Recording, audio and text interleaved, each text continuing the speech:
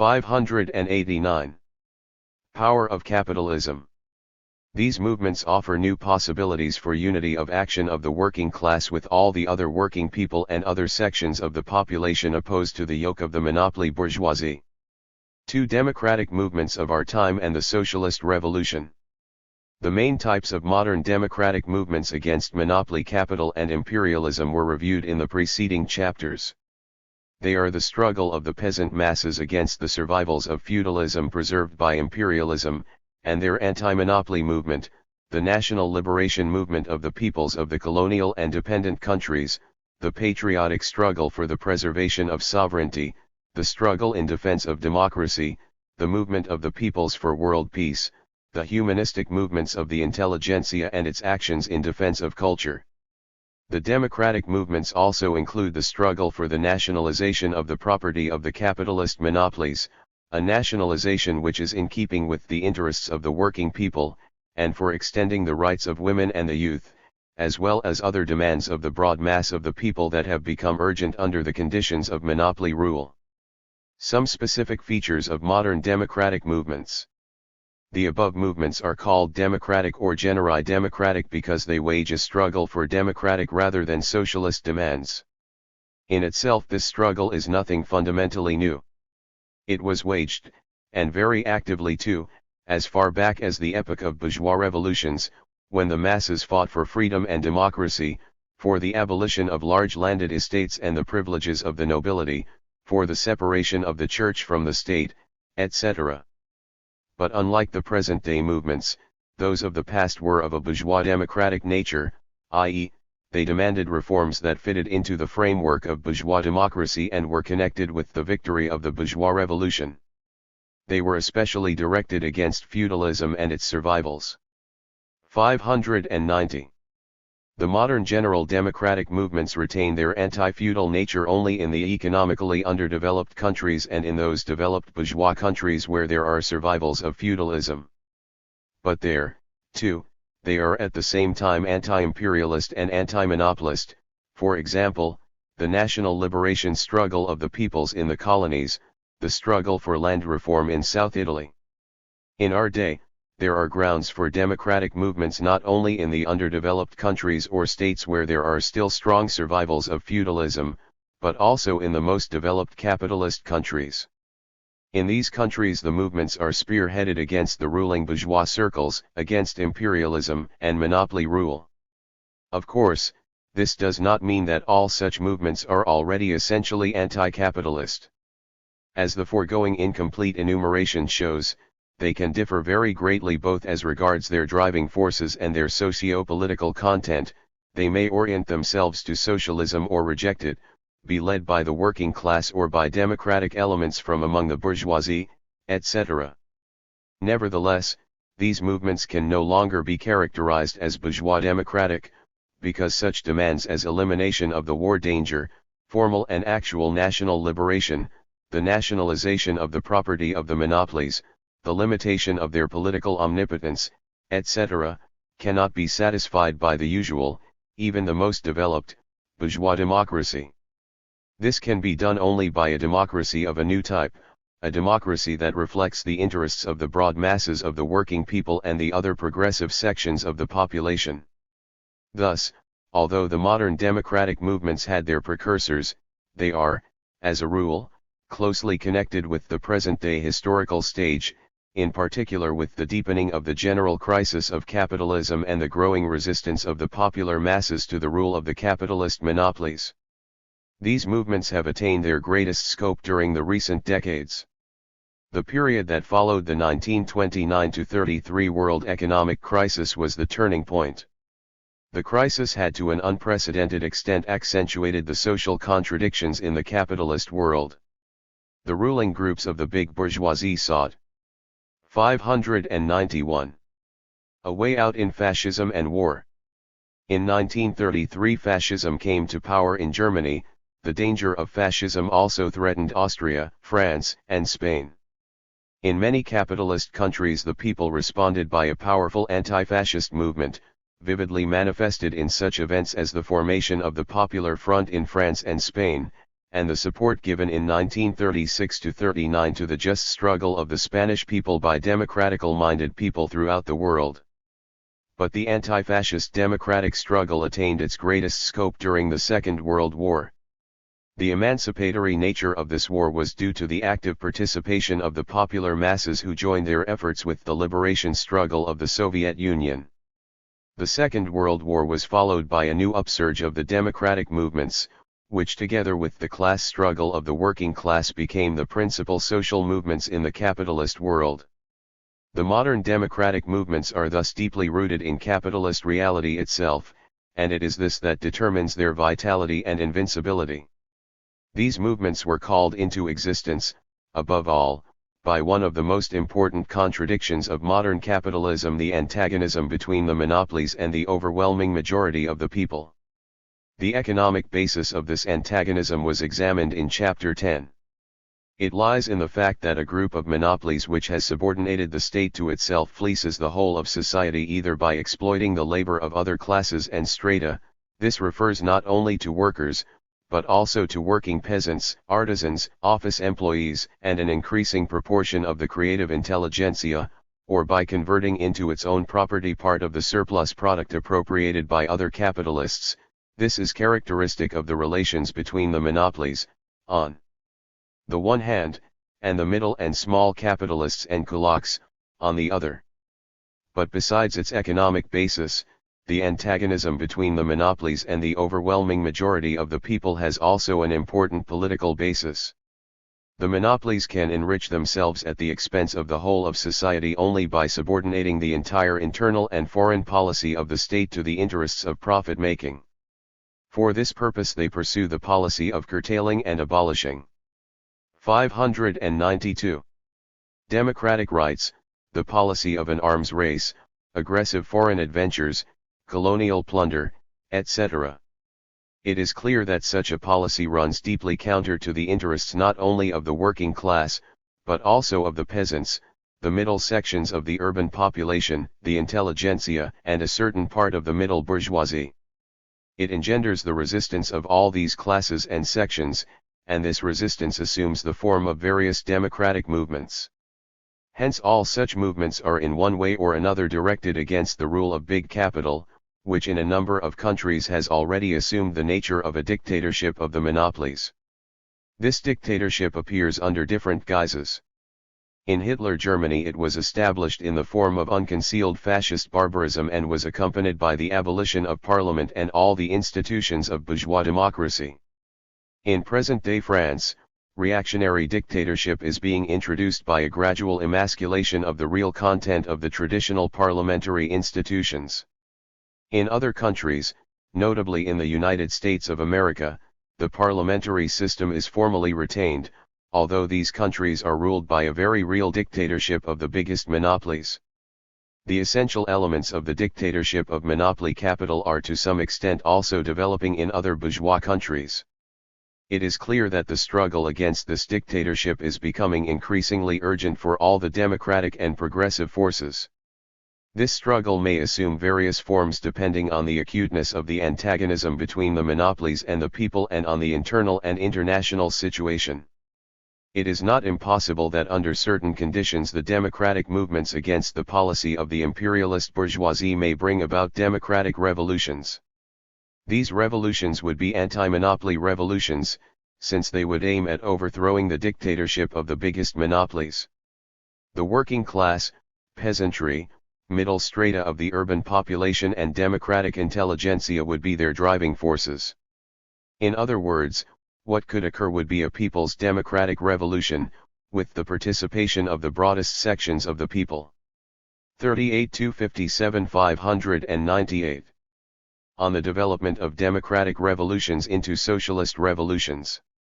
In the era of imperialism, as historical experience has shown, democratic revolutions do not confine themselves to solving purely democratic tasks, but tend to develop further, to rise to a higher stage. This tendency was brilliantly grasped by V. I. Lenin, who, during the First Russian Revolution, 1905, advanced the scientifically substantiated theory of the development of the bourgeois democratic revolution into a socialist revolution. Lenin based himself on the valuable indications to be found in the works of the founders of Marxism.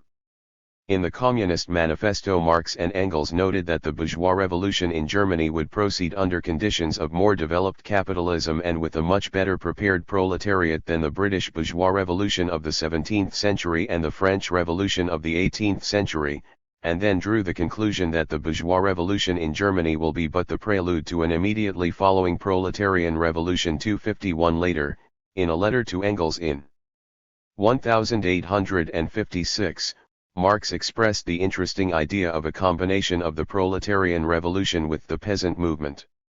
He wrote, "The whole thing in Germany will depend on the possibility of backing the proletarian revolution by some second edition of the Peasant War." 252 The opportunists of the Second International attached no importance to these ideas of Marx. Only Lenin discerned in them a germ of new revolutionary tactics. Basing himself on an analysis of reality and on Marx's idea, he elaborated his own theory of the development of the bourgeois democratic revolution into a socialist revolution. The main thing in this theory is the idea of the hegemony, the leading role, of the working class in the bourgeois democratic revolution. This was a new idea that ran counter to habitual conceptions. The West European Social Democrats, and then the Russian Mensheviks, reasoned in the conventional manner, i.e., as long as it is a bourgeois democratic revolution, it should be led by the bourgeoisie. Since it was thus in Western Europe, it will be thus in all the bourgeois revolutions wherever they may occur. 594. Kerr.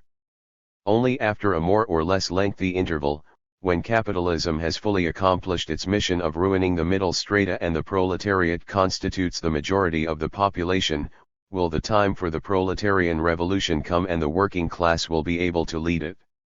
Lenin smashed this petrified scheme which did not meet the requirements of the time and did not correspond to the possibilities of the working class movement. He demonstrated that in the imperialist era a period of bourgeois rule between the bourgeois and proletarian revolutions was not obligatory and that in a more or less developed country the bourgeois democratic revolution could develop into a proletarian revolution. The imperialist era gave adequate grounds for this conclusion. Firstly, the world capitalist system as a whole had matured for the transition to socialism. Under those conditions a certain backwardness of the countries of the East could not be an insurmountable obstacle to the transition to socialism. Secondly, every struggle against the survivals of feudalism in a situation in which imperialism preserves and supports the outdated feudal relations sooner or later develops into a decisive struggle against imperialism, i.e., it leads to a socialist revolution. Thirdly, a new factor that did not exist at the time of the bourgeois democratic revolutions in the West has made its appearance in the era of imperialism. A numerous and militant working class with its own independent political party has come into being in a number of countries which are on the eve of an anti-feudal revolution. If the working class takes the lead in a bourgeois democratic revolution under these conditions, the latter may develop into a socialist revolution. Lenin held that in a certain sense the workers were more interested in a bourgeois democratic revolution than the bourgeoisie itself, which in its struggle against the proletariat found it advantageous to lean on some survivals of the past, such as the monarchy. According to Lenin's theory, the new type of bourgeois democratic revolution led by the working class gives rise to a new type of state power, the revolutionary democratic dicta.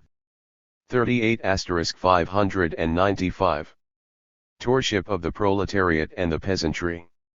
This new power carries into effect measures that correspond to the common interests of these classes, viz., it abolishes the monarchy and proclaims a democratic republic, turns the land over to the peasants, introduces an 8-hour day, etc. At the same time, while in power, the working class takes all the necessary measures to ensure that the democratic revolution develops into a socialist revolution. In Russia, this required a regrouping of the class forces. The working class no longer carried out the socialist revolution in alliance with the whole of the peasantry, but only with the poor peasants, who were interested, no less than the workers, in the transition to socialism. Later Lenin wrote that the development of the revolution in Russia had confirmed the theory of the Bolsheviks. The bourgeois democratic revolution in Russia did actually develop into a socialist revolution. By and large, Lenin's theory of the development of the bourgeois democratic revolution into a socialist revolution is applicable to all democratic revolutions of our time. Of course, this does not mean that every democratic revolution necessarily grows into a socialist revolution, but merely that it can grow into it if the working class is able to take the leadership in it. This is attested, in particular, by the experience of the anti-fascist popular democratic revolutions, which occurred in the countries of Central and Southeast Europe at the end of the Second World War, as well as the experience of the national liberation democratic revolutions in such Asian countries as China, Korea, and Vietnam. Neither in Europe nor Asia did the revolutions, which began on a general democratic basis, stop at the democratic stage, but developed more or less rapidly and with greater or lesser difficulties into socialist revolutions. This shows once more the importance of Lenin's theory of this development that gave free rein to the revolutionary activity of the working class and opened extensive prospects for the transition to socialism in the economically backward, as well as the developed capitalist countries. It should be borne in mind, of course, that the modern era has brought with it much that is new compared with the time. 596. Of the First Russian Revolution. At that time a revolution of a democratic type was essentially of an anti-feudal nature. In a number of countries today it is directed from the very outset not only and not so much against the survivals of feudalism as against the extremely reactionary, monopolistic wing of the bourgeoisie itself. In other words, a democratic revolution is now essentially directed against the same enemy as is the socialist revolution of the working class. This means that the two types of revolution have drawn still closer. Under these conditions the struggle for the solution of democratic and socialist tasks may not take the form of two separate revolutions but will merely constitute two stages of a single revolutionary process. This was precisely what happened in the popular democratic revolutions in the countries of Central and Eastern Europe. Here the struggle against the survivals of feudalism had no independent significance and did not determine the character of the revolution. The revolution was directed mainly against foreign imperialism and the local big bourgeoisie and landlords who had joined forces with it. This gave it a new character from the very outset and created particularly favorable conditions for its development into a socialist revolution. This is why it is possible in some countries clearly to trace the replacement of the democratic stage by the socialist stage, whereas other countries show no such clear distinction. In some countries the development towards socialism proceeded more smoothly and encountered less resistance, in others it was attended with a sharp aggravation of the class struggle. But at the same time, too, the general laws of development of the revolution, discovered by Marxism-Leninism, manifested themselves clearly. A democratic power of the people came into being in the European people's democracies during the first stage and was directed against fascism, the national traitors from among the big bourgeoisie, the landlords, and higher officials. The leading force in the people's power was the working class. Firstly, the people's power completely liquidated the consequences of the Hitlerite occupation and abolished the political dominance of the invaders' accomplices, the landlords and monopoly bourgeoisie. It thus completely liberated these countries from the yoke of imperialism, ensured national independence and carried out extensive democratic reforms. Secondly, 597. In a number of countries the people's power abolished the survivals of feudalism and carried out a democratic land reform, as a result of which the class of landlords was done away with and the conditions of the working peasants were considerably improved. Although this first stage consisted mainly of changes of a general democratic nature, certain measures that went beyond them were carried out in the very first days of the people's power. These measures included some degree of nationalization of the enterprises formerly in the hands of the invaders and the monopoly bourgeoisie that had been closely connected with them. As soon as the democratic tasks had been achieved, the working class and the communist parties began the transition from the democratic stage of the revolution to the socialist stage. The transition in those countries was facilitated by the fact that they had strong communist parties steeled during many years of underground struggle. In the European people's democracies the revolution proceeded uninterruptedly, the democratic and socialist stages constituting two phases of a single revolutionary process led throughout by the working class. A characteristic feature of the transition to a socialist revolution was that no radical regrouping of the class forces took place. The overwhelming majority of those who advanced side by side with the working class during the democratic stage of the revolution, the majority of the peasantry, the middle urban strata, a considerable part of the intelligentsia, and in some countries even certain sections of the bourgeoisie, supported the course taken for building socialism. Here no such political measures as neutralization of the middle strata of the peasantry were required. Owing to this peculiarity, the transition from the democratic to the socialist stage in the European people's democracies in the main proceeded peacefully, without an armed uprising or civil war. This does not mean there were no differences in the ranks of the general democratic bloc.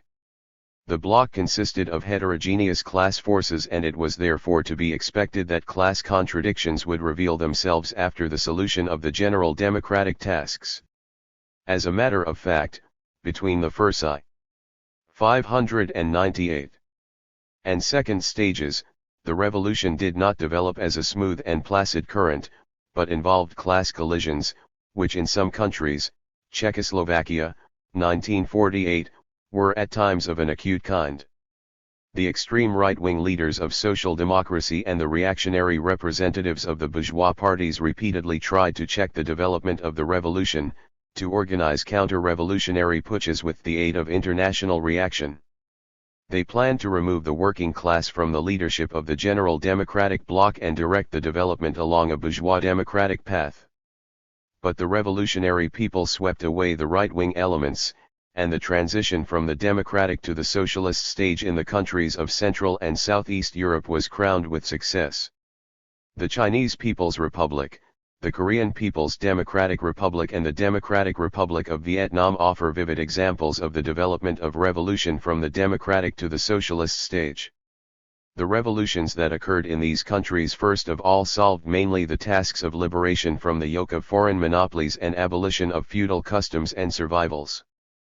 But since the democratic bloc in these countries was headed by the working class, rather than the national bourgeoisie, the revolution did not stop at the bourgeois democratic stage, and the peoples immediately passed from democratic to socialist changes.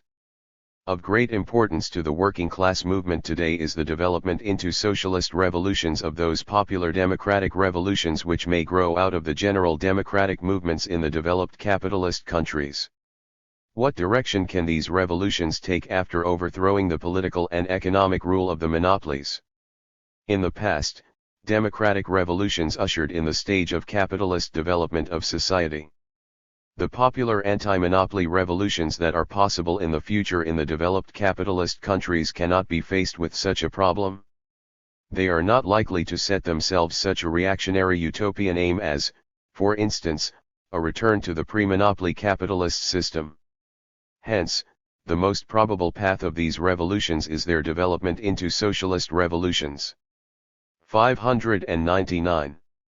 The overthrow of the dictatorship of the capitalist monopolies in the course of the democratic revolution would, in the first place, remove the henchmen of the big monopolies from power and turn the power over to the people, i.e., to a coalition of democratic forces which could include the working class, all strata of the peasantry, the middle strata of the urban population, and the democratic intelligentsia. This would mean the isolation and overthrow of the main forces of reaction during the very first, democratic stage.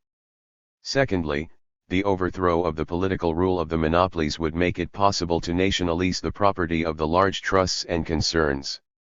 In the developed capitalist countries, this would result in the creation of a powerful state-owned sector of the national economy with about 60 to 80% of the industrial enterprises as early as the democratic stage of the revolution. Thus at the very outset the democratic anti-monopoly revolution in the countries of developed capitalism would lay a firm foundation for the transition to socialism. This means that the democratic and socialist revolutions, which even before were not separated by any Chinese wall, draw still closer. The development of the democratic revolution into the socialist revolution would also be facilitated by other objective and subjective factors that have come into being in the countries of developed capitalism, These include the more or less ready-made material basis for socialism, the developed working class movement, etc. In addition, the relationship of forces in the international arena, which is now incomparably more favorable than ever before, must also be taken into consideration. The existence of strong Marxist-Leninist parties enjoying the broad support of all sections of the population, as well as the flexible and skillful policy of these parties, are of decisive importance for the development of the popular democratic revolutions into socialist revolutions. However close the democratic and socialist stages may draw, the transition from one stage to the other cannot come about without a conscious leadership, without the active participation of the Marxist-Leninist Party. Of course, all this is no reason for shutting one's eyes to the specific difficulties which a democratic and socialist revolution 600 may encounter in developed capitalist countries. To begin with, it will have a stronger adversary than did the former revolutions. The big capitalist monopolies now have a powerful military and police machine at their disposal and numerous means of influencing the masses ideologically. They have accumulated no little experience in political combinations and duping the masses, via Lenin's conclusion, that for us, i.e., Russia, it was easier to begin and harder to continue, whereas for them, i.e., the countries of the West, it is harder to begin, but will be easier to continue, therefore still holds good. 253. Other forms of transition of the masses from the struggle for democratic demands to the socialist revolution. A democratic anti-monopoly revolution is a possible but not inevitable stage of the struggle for socialism in modern capitalist countries. It is possible that the general democratic movements will not lead to such revolutions, at any rate, not in all countries, and the socialist revolution may occur at once, skipping the general democratic stage. How, then, should the modern democratic movements be appraised in the light of this possibility? Will they not be a hindrance to the struggle for socialism? Would it not be better to fight at once for the overthrow of the bourgeoisie and for the dictatorship of the proletariat, which at the same time will be the most reliable guarantee for satisfying the general democratic interests of the working class and all the working people? Such assertions are usually made by dogmatists and sectarians. In actual fact, the struggle for general democratic aims does not weaken, but, on the contrary, strengthens the positions of the working people in the struggle for socialism. It strengthens them primarily because the victories won by the working people in the struggle for democracy, peace, etc., create more favorable conditions for the struggle for socialism.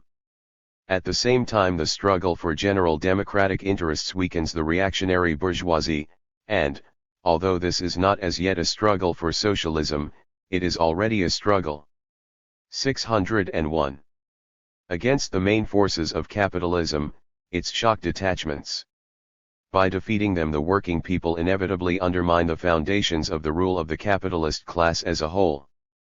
Furthermore, the struggle for general democratic aims is the easiest way to raise and rally the broadest masses of the people against imperialism, to establish a firm alliance with them and to win the prestige essential to the working class and its revolutionary vanguard if they are to be at the head of the masses. And, lastly, the struggle for general democratic aims is a good school for the political organization, rallying and steeling of the masses of working people. This struggle enables the broadest masses to gain a real insight into the significance of the question of power, of the control of the state. And this, as is well known, is the main question in the socialist revolution.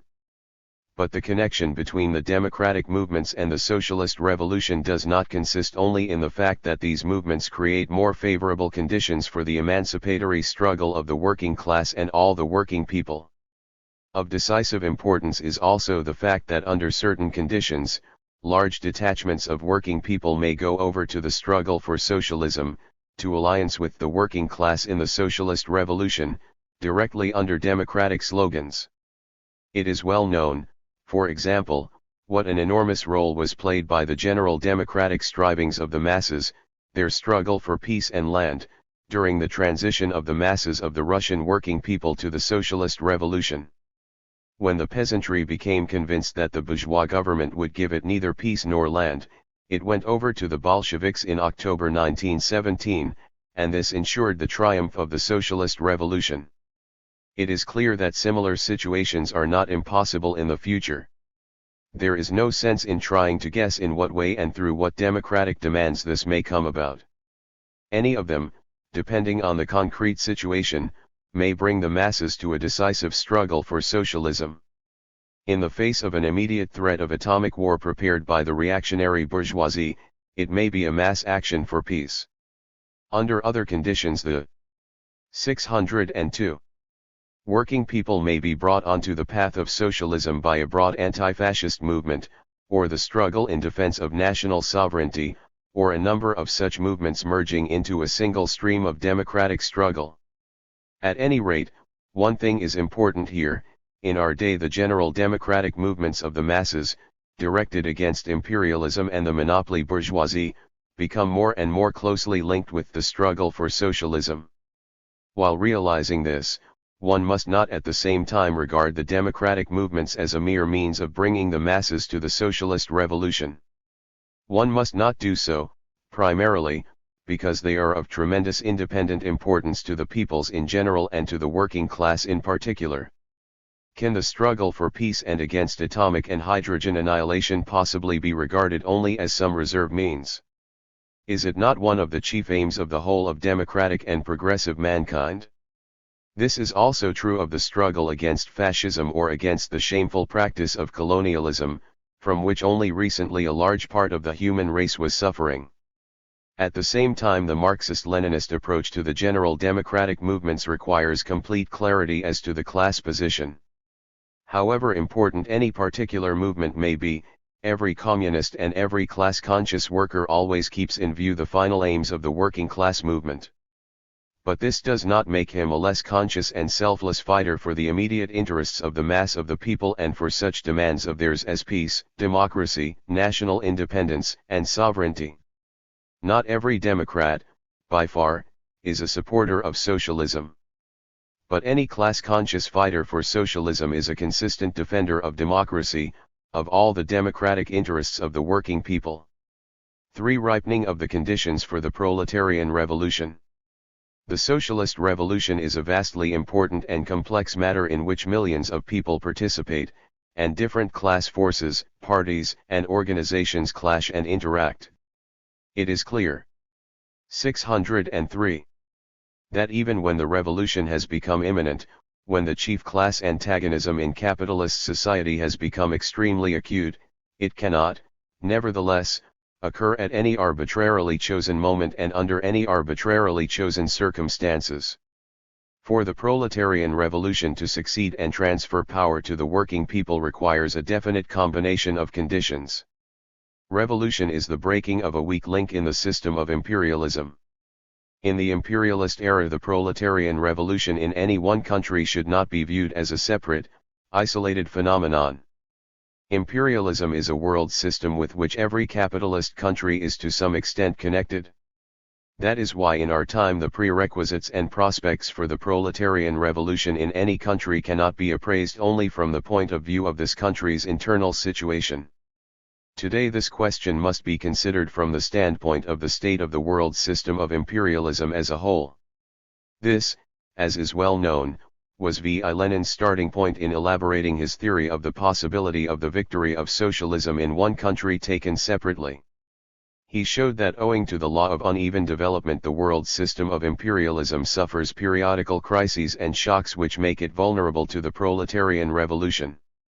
This offers the working people of individual countries an opportunity to break the front of world imperialism at its weakest point.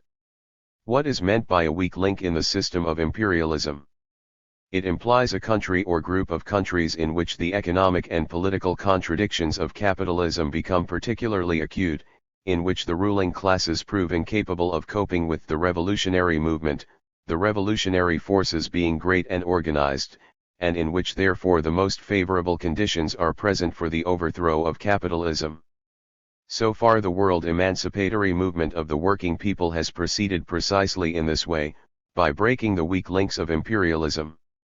There can be no doubt that, however the concrete situation may change in the future in any particular country or through 604.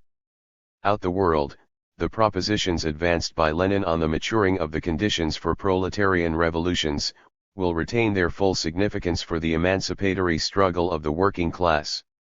The transition from capitalism to socialism is not an act of simultaneous liberation of all countries from the rule of capitalism, but a process of defection of individual countries from the world capitalist system.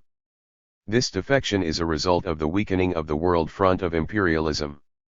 This means that the sphere for the socialist revolution has become enormously extended. Now that the system of imperialism as a whole has matured for the transition to socialism, there are no countries which, owing to their economic backwardness or any other internal reasons, cannot take the path of socialist revolution. With the aid of the socialist states, these countries too have the opportunity of beginning their movement towards socialism. Is revolution necessarily connected with war? Hitherto historical development has been such that the revolutionary overthrow of capitalism and the defection of countries from the capitalist system were always connected with world wars. Both the First and Second World Wars served as powerful accelerators of revolutionary explosion. Lenin said that the First World War was a great, mighty, and all-powerful stage manager, capable, on the one hand, of vastly accelerating the course of world history and, on the other, of engendering worldwide crises of unparalleled intensity, economic, political, national, and international. 254. The weakening of the capitalist system as a result of the First World War made it possible to break the front of imperialism in Tsarist Russia Malo.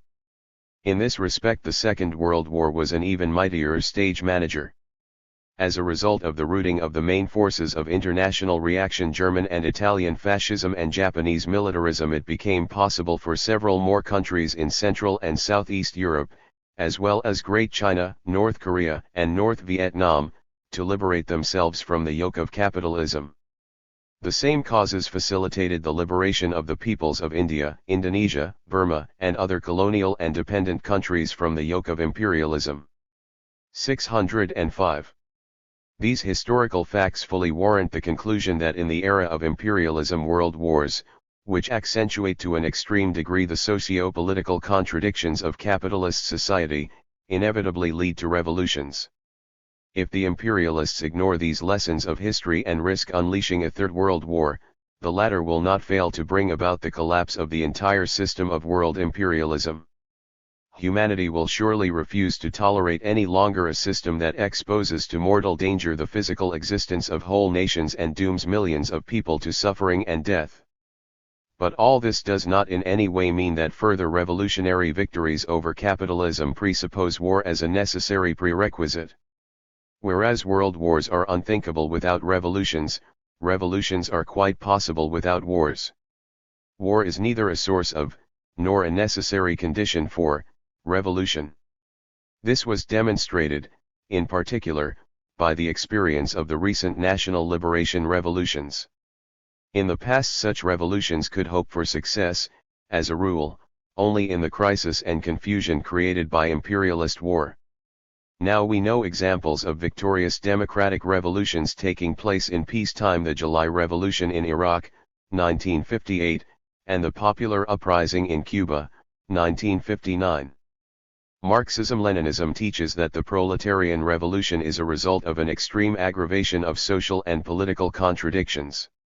Meanwhile, as already mentioned, such an aggravation has become chronic in our time in most of the countries of modern capitalism, which is experiencing a very deep general crisis. For the internal contradictions of capitalism to break out with enormous power at the surface, we do not now have to wait for wars or any other external shocks. In view of the high level of political consciousness and organization achieved by the revolutionary working class movement in our day, under favorable international conditions a revolutionary outbreak may occur also as a result of the processes taking place in the economic and political life of the capitalist countries. The progressive internal weakening of capitalism is the final and basic reason that the working people under the yoke of capital may hope for more and more successes in their great movement for social emancipation. 606. What a revolutionary situation is. Any revolution worthy of the name is the action of broad masses of people who have risen to a selfless struggle and are determined to change the social order and the conditions of their existence. But when it is a question of the struggle of whole classes and peoples, it would be naive to think that they can be set in motion by anybody's whim. Nations and classes rise to a struggle, prompted by profound motives which spring from the objective conditions of their life. Leninism elaborated general criteria for judging whether or not the conditions are ripe for revolution, whether or not the objective situation favors the struggle of the masses for power. In political language, such a favorable situation is called a revolutionary situation. V.I. Lenin pointed out that a revolutionary situation was characterized by three principal signs: 1. When it is impossible for the ruling classes to maintain their rule in an unchanged form, when there is a crisis, in one form or another, among the upper classes, a crisis in the policy of the ruling class which causes a fissure, through which the discontent and indignation of the oppressed classes burst forth. Usually, for a revolution to break out, it is not enough for the lower classes not to want to live in the old way, it is necessary also that the upper classes should be unable to live in the old way. 2. When the want and suffering of the oppressed classes have become more acute than usual. 3. When, as a consequence of the above causes, there is a considerable increase in the activity of the masses, who in peacetime quietly allow themselves to be robbed, but who in turbulent times are drawn both by all the circumstances of the crisis and by the upper classes themselves into independent historical action. Without these objective changes, which are independent not only of the will of separate groups and parties, but even of separate classes, a revolution, as a general rule, is impossible. The sum total of all these objective changes is called a revolutionary situation. 255 Lenin's remark that for a revolutionary situation it is not enough that the masses should be discontented and resentful is of particular importance. For a revolution it is additionally 607 necessary that the ruling classes should be unable to live and rule as of old. In other words, a revolution is impossible without a national crisis, i.e., one that affects the lower as well as the upper strata of the people. It follows that the revolutionary party of the working class cannot base its tactics only on the sentiments of the masses, it must also take into account the behavior of the ruling classes.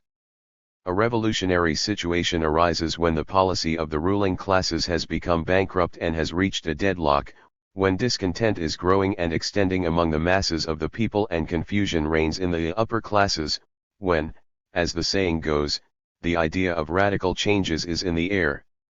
This usually takes place during turbulent periods in history, when the fate of classes and whole nations not infrequently depends on some particular turn of events. At such a moment the masses have to choose between the alternative, either or, there is no third course. They rise for the overthrow of the existing power because they learn from experience that there is no other way to achieve the satisfaction of their vital interests. Even the most non-class conscious sections of the working people at such moments sense the general meaning of the events and are inspired with the resolution to act vigorously. This is what Marx meant when he wrote about days concentrating in themselves 20 years each. Of the objective causes that serve to inflame the situation, the decisive role is, as a rule, played by economic factors, such as a serious aggravation of the want and suffering of the oppressed classes. An unusual increase in exploitation, mass unemployment, a rapid rise in the cost of living, an economic slump which robs the masses of their confidence in the future all undoubtedly make an outbreak of revolutionary activity on the part of the masses particularly probable. However, Marxists have never regarded material causes as the sole factors that revolutionize the consciousness and will of the working masses. The question of the factors which give rise to a revolutionary situation, especially under present-day conditions, requires a broad view and appraisal of the various processes operating in the capitalist world. For example, the increasing danger of military adventures and of the revival of fascism leads to the accumulation of material for a revolutionary outbreak in the 608 capitalist countries. The danger of the involvement of a country in an atomic catastrophe may fully suffice for rapidly making the masses determined on open action against the power of the political adventurists who do the bidding of a small group of armament monopolies. Unbridled political reaction may also bring about a revolutionary situation. The danger that the country may be occupied by foreign troops, as well as other factors, may have the same effect. Vain therefore are the hopes of those who think they can buy themselves off from revolution in our time with halfway social reforms and partial improvement of the living conditions of the working people. Those who labor under such illusions cannot or will not understand that today the class contradictions in any country may become aggravated to the point of creating a revolutionary situation not only from economic but also from political causes. Lenin pointed out, however, that a revolution does not arise out of every revolutionary situation, but only when subjective conditions are added to the necessary objective conditions. A tremendously important part is played by the ability and readiness of the revolutionary class to carry out decisive action strong enough to smash or impair the existing power, which will never fall of itself, even during a crisis, if it is not thrown. The political maturity and fighting efficiency of the working class parties are tested precisely during revolutionary crises. A tremendous responsibility devolves on the party. It must not miss any favorable opportunities, must properly choose the moment when its call for decisive action will be supported by the broadest masses. Lenin repeatedly emphasized that at such moments the leaders of the working class must not only be able to analyze the situation scientifically, but that they must also have a special revolutionary intuition. In particular, Lenin warned the revolutionary parties against one danger that may arise during the periods when events develop stormily. It is the danger of relying only on one's own forces, of mistaking the moods and resolution of the vanguard for those of the whole people. A revolution without the guidance of the party is impossible, but the party cannot accomplish it only by its own forces. Lenin. 39-25-71-609. Warned that victory cannot be won with the vanguard alone. To throw the vanguard alone into the decisive battle, before the whole class, before the broad masses have taken up a position either of direct support of the vanguard, or at least a benevolent neutrality towards it, and one in which they cannot possibly support the enemy, would be not merely folly but a crime. And in order that actually the whole class, that actually the broad masses of the working people and those oppressed by capital may take up such a position, propaganda and agitation alone are not enough. For this the masses must have their own political experience. Such is the fundamental law of all great revolutions. 256 Such, in brief, are the Marxist-Leninist views of a revolutionary situation, which is brought about by objective causes but can be successfully utilized for revolutionary action only by a party which understands the requirements of the historical moment, is closely connected with the masses and can lead these masses. Under different conditions a revolutionary situation may give rise to different types of revolutions. A democratic revolution creates a favorable situation for the coming to power of a broad popular coalition. A proletarian revolution brings to power the working class and its allies. The form in which the revolution will occur and the ways by which a popular coalition or the working class will come to power depend on many factors. For the transfer of power to the working class. The central problem of every revolution is the problem of power. To seize the power from the feudal lords and hand it over to the rising class, the bourgeoisie, was the aim of the bourgeois revolutions in the past.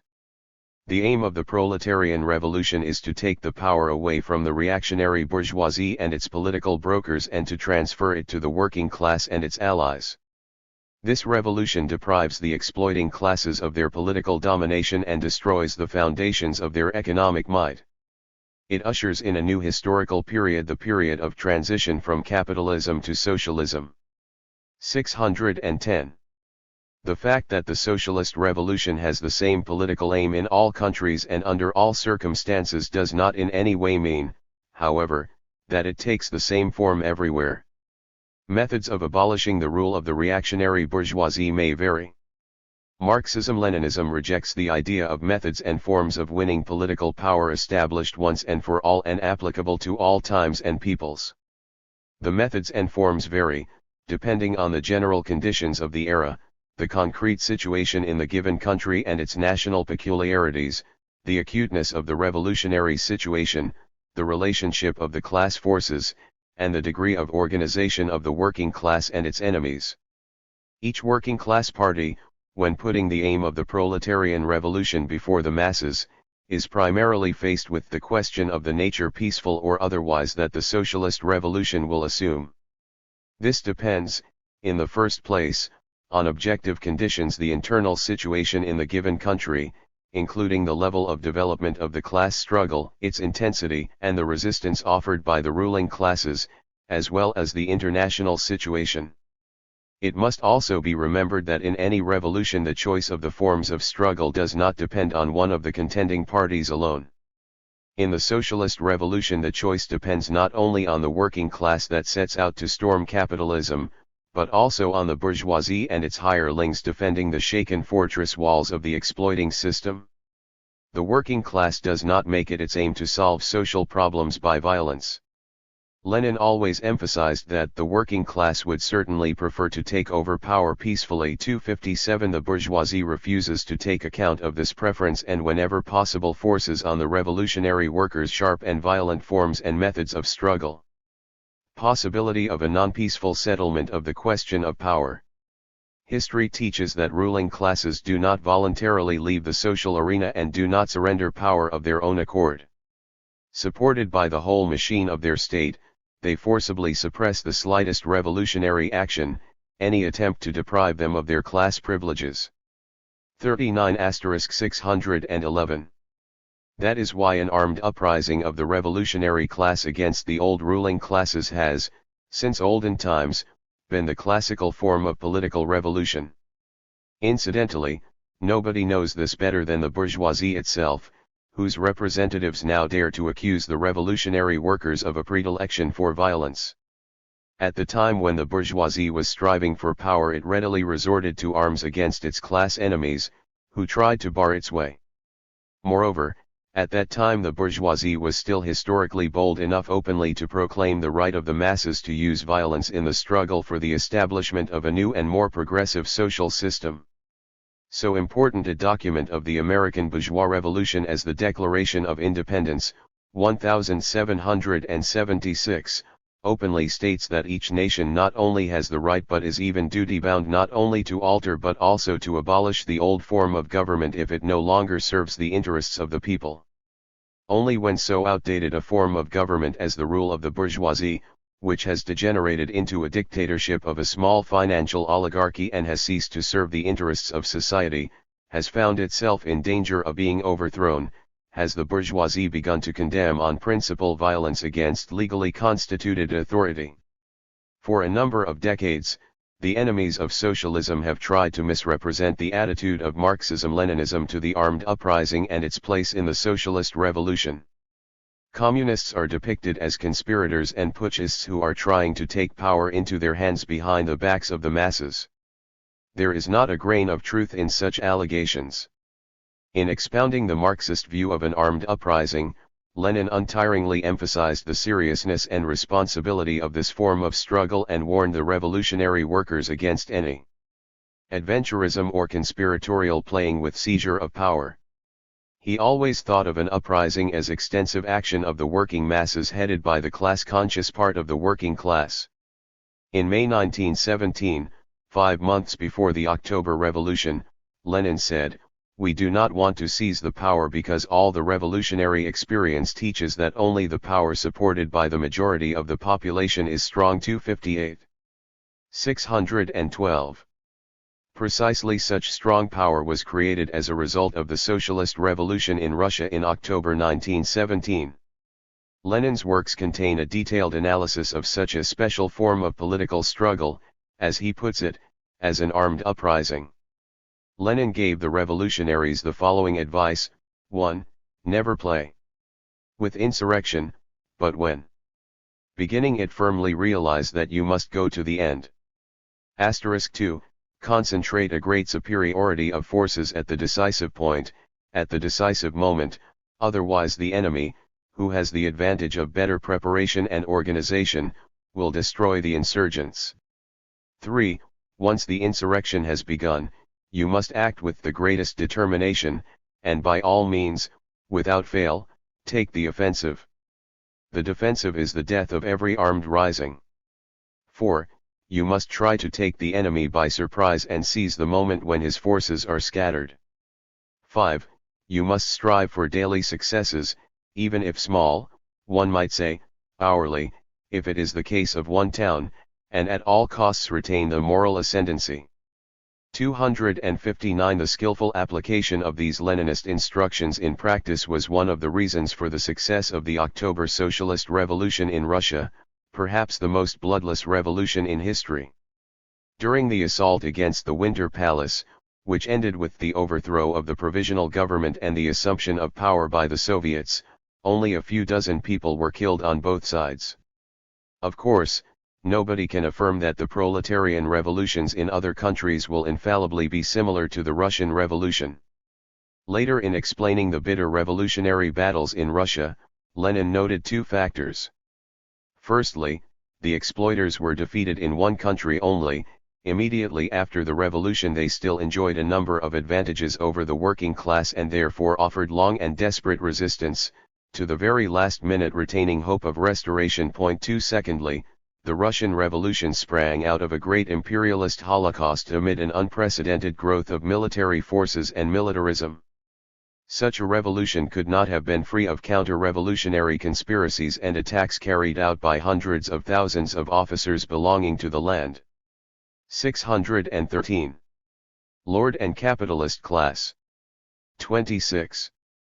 And this could not fail to evoke countermeasures on the part of the revolutionary people. Lenin pointed out that for other countries the path to socialism would be easier. Possibility of a peaceful revolutionary path. A peaceful transition to socialism has great advantages. It makes it possible to bring about a radical transformation of society with the least losses on the part of the working people and minimal destruction of the productive forces of society or interruptions in the production process. In this case, the working class takes over the production machine from the capitalist monopolies almost intact and, after the necessary reorganization, immediately puts it into operation in order that all sections of the population may rapidly convince themselves of the advantages of the new mode of production and distribution. The peaceful assumption of power is more in keeping with the whole world outlook of the working class.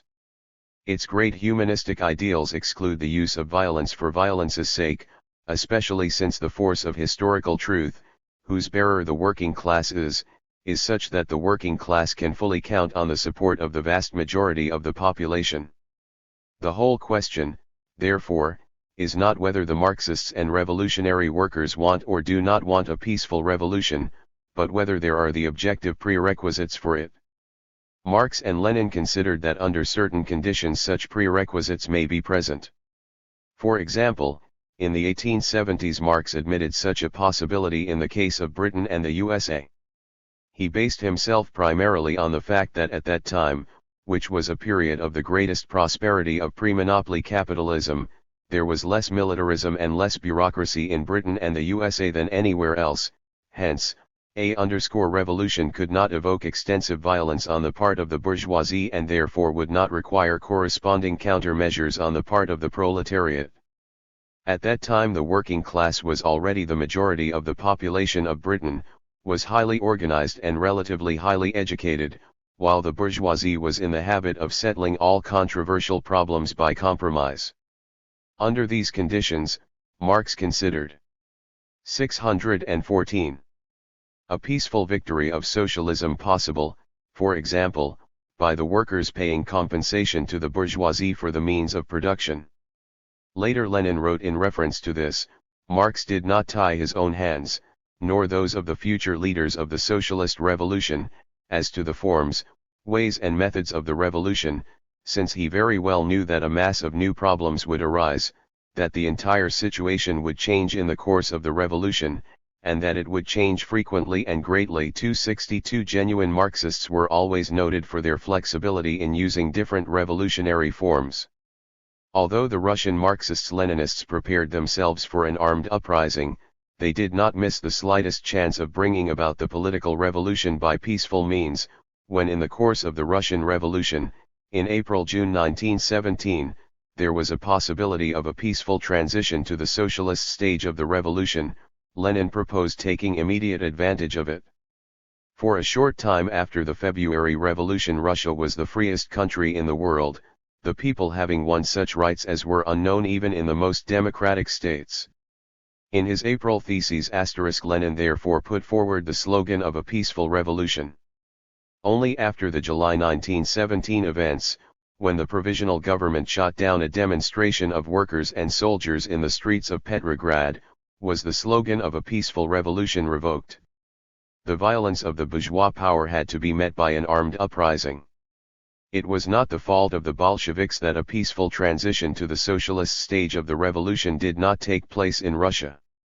After the establishment of Soviet power, the workers and peasants had to suffer heavy loss of life in the Civil War. As far as the Bolsheviks were concerned, there was no need for such a war. On behalf of the Soviet power, Lenin offered to conclude an agreement with the Russian and foreign April theses or V.I. Lenin's theses on the tasks of the proletariat in the present revolution, which he discussed in his speech at the meeting of the Bolshevik delegates to the All-Russian Conference of Soviets on April 4, 1917. In these theses Lenin outlined the plan of the struggle for the transition from the bourgeois democratic revolution to the socialist revolution ed. 615. Capitalists, to grant them concessions and to create state capitalist enterprises. But the capitalists would not agree, and with the support of international imperialism they unleashed a bloody internecine war in the country. During the period between the First and Second World Wars, the reactionary bourgeoisie in many European countries, which continuously expanded and developed its police and bureaucratic machine, savagely suppressed the mass movements of the working people and left no chance of the socialist revolution being accomplished peacefully. Such a chance came about only in recent years as a result of the historic changes that occurred after the Second World War. These changes, which have left their imprint on the life of all peoples and all social classes, and the experience of the struggle of the fraternal communist parties, were summed up by N.S. Khrushchev in his report to the 20th Congress of the Communist Party of the Soviet Union. The Congress came to the conclusion that in our day the possibility has arisen of the transition of individual countries to socialism without an armed uprising and civil war. This conclusion was later confirmed in the declaration of the meeting of Communist and Workers' parties and has thus become a common property of the world communist movement. A peaceful development of the revolution has become possible because of a number of new factors. Firstly, the relation of forces between socialism and capitalism has changed on an international scale. The imperialists no longer exercise undivided rule in the world arena. They are opposed by the powerful camp of socialist states, the strengthened international working class movement and the democratic forces of the whole world.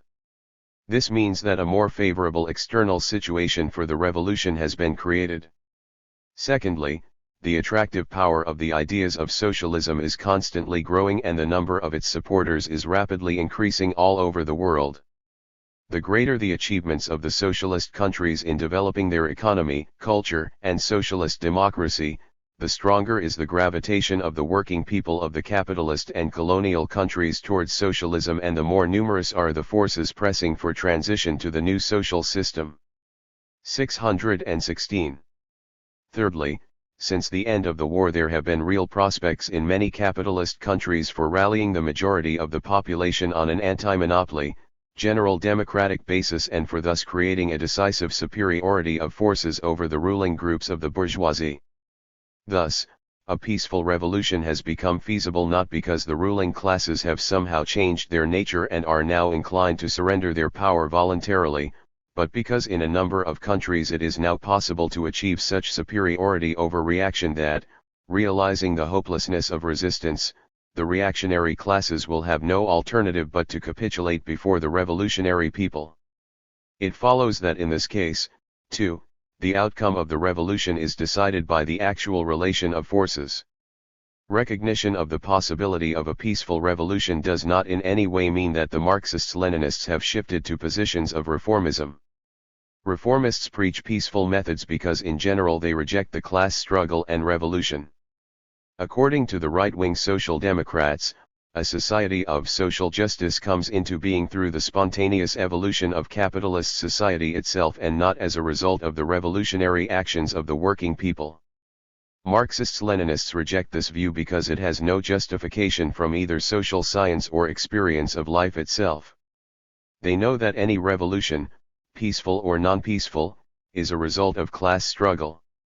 This is especially true of the socialist revolution, which whether peaceful or not remains a revolution, since it decides the question of the passage of power from the hands of the reactionary classes into the hands of the people. Furthermore, reformists believe the peaceful way to be the only way to socialism. While noting that the possibility of a peaceful revolution has appeared, Marxists-Leninists are at the same time aware of the fact that in a number of cases a sharp accentuation of the class struggle is inevitable. Wherever the reactionary bourgeoisie has a strong army and police force at its disposal, the working class will encounter fierce resistance. There can be no doubt that in a number of capitalist countries the overthrow of the bourgeois dictatorship will inevitably take place through an armed class struggle. 617. Lenin repeatedly warned us that in the last, desperate fight the reactionary forces may try to make use of all their advantages.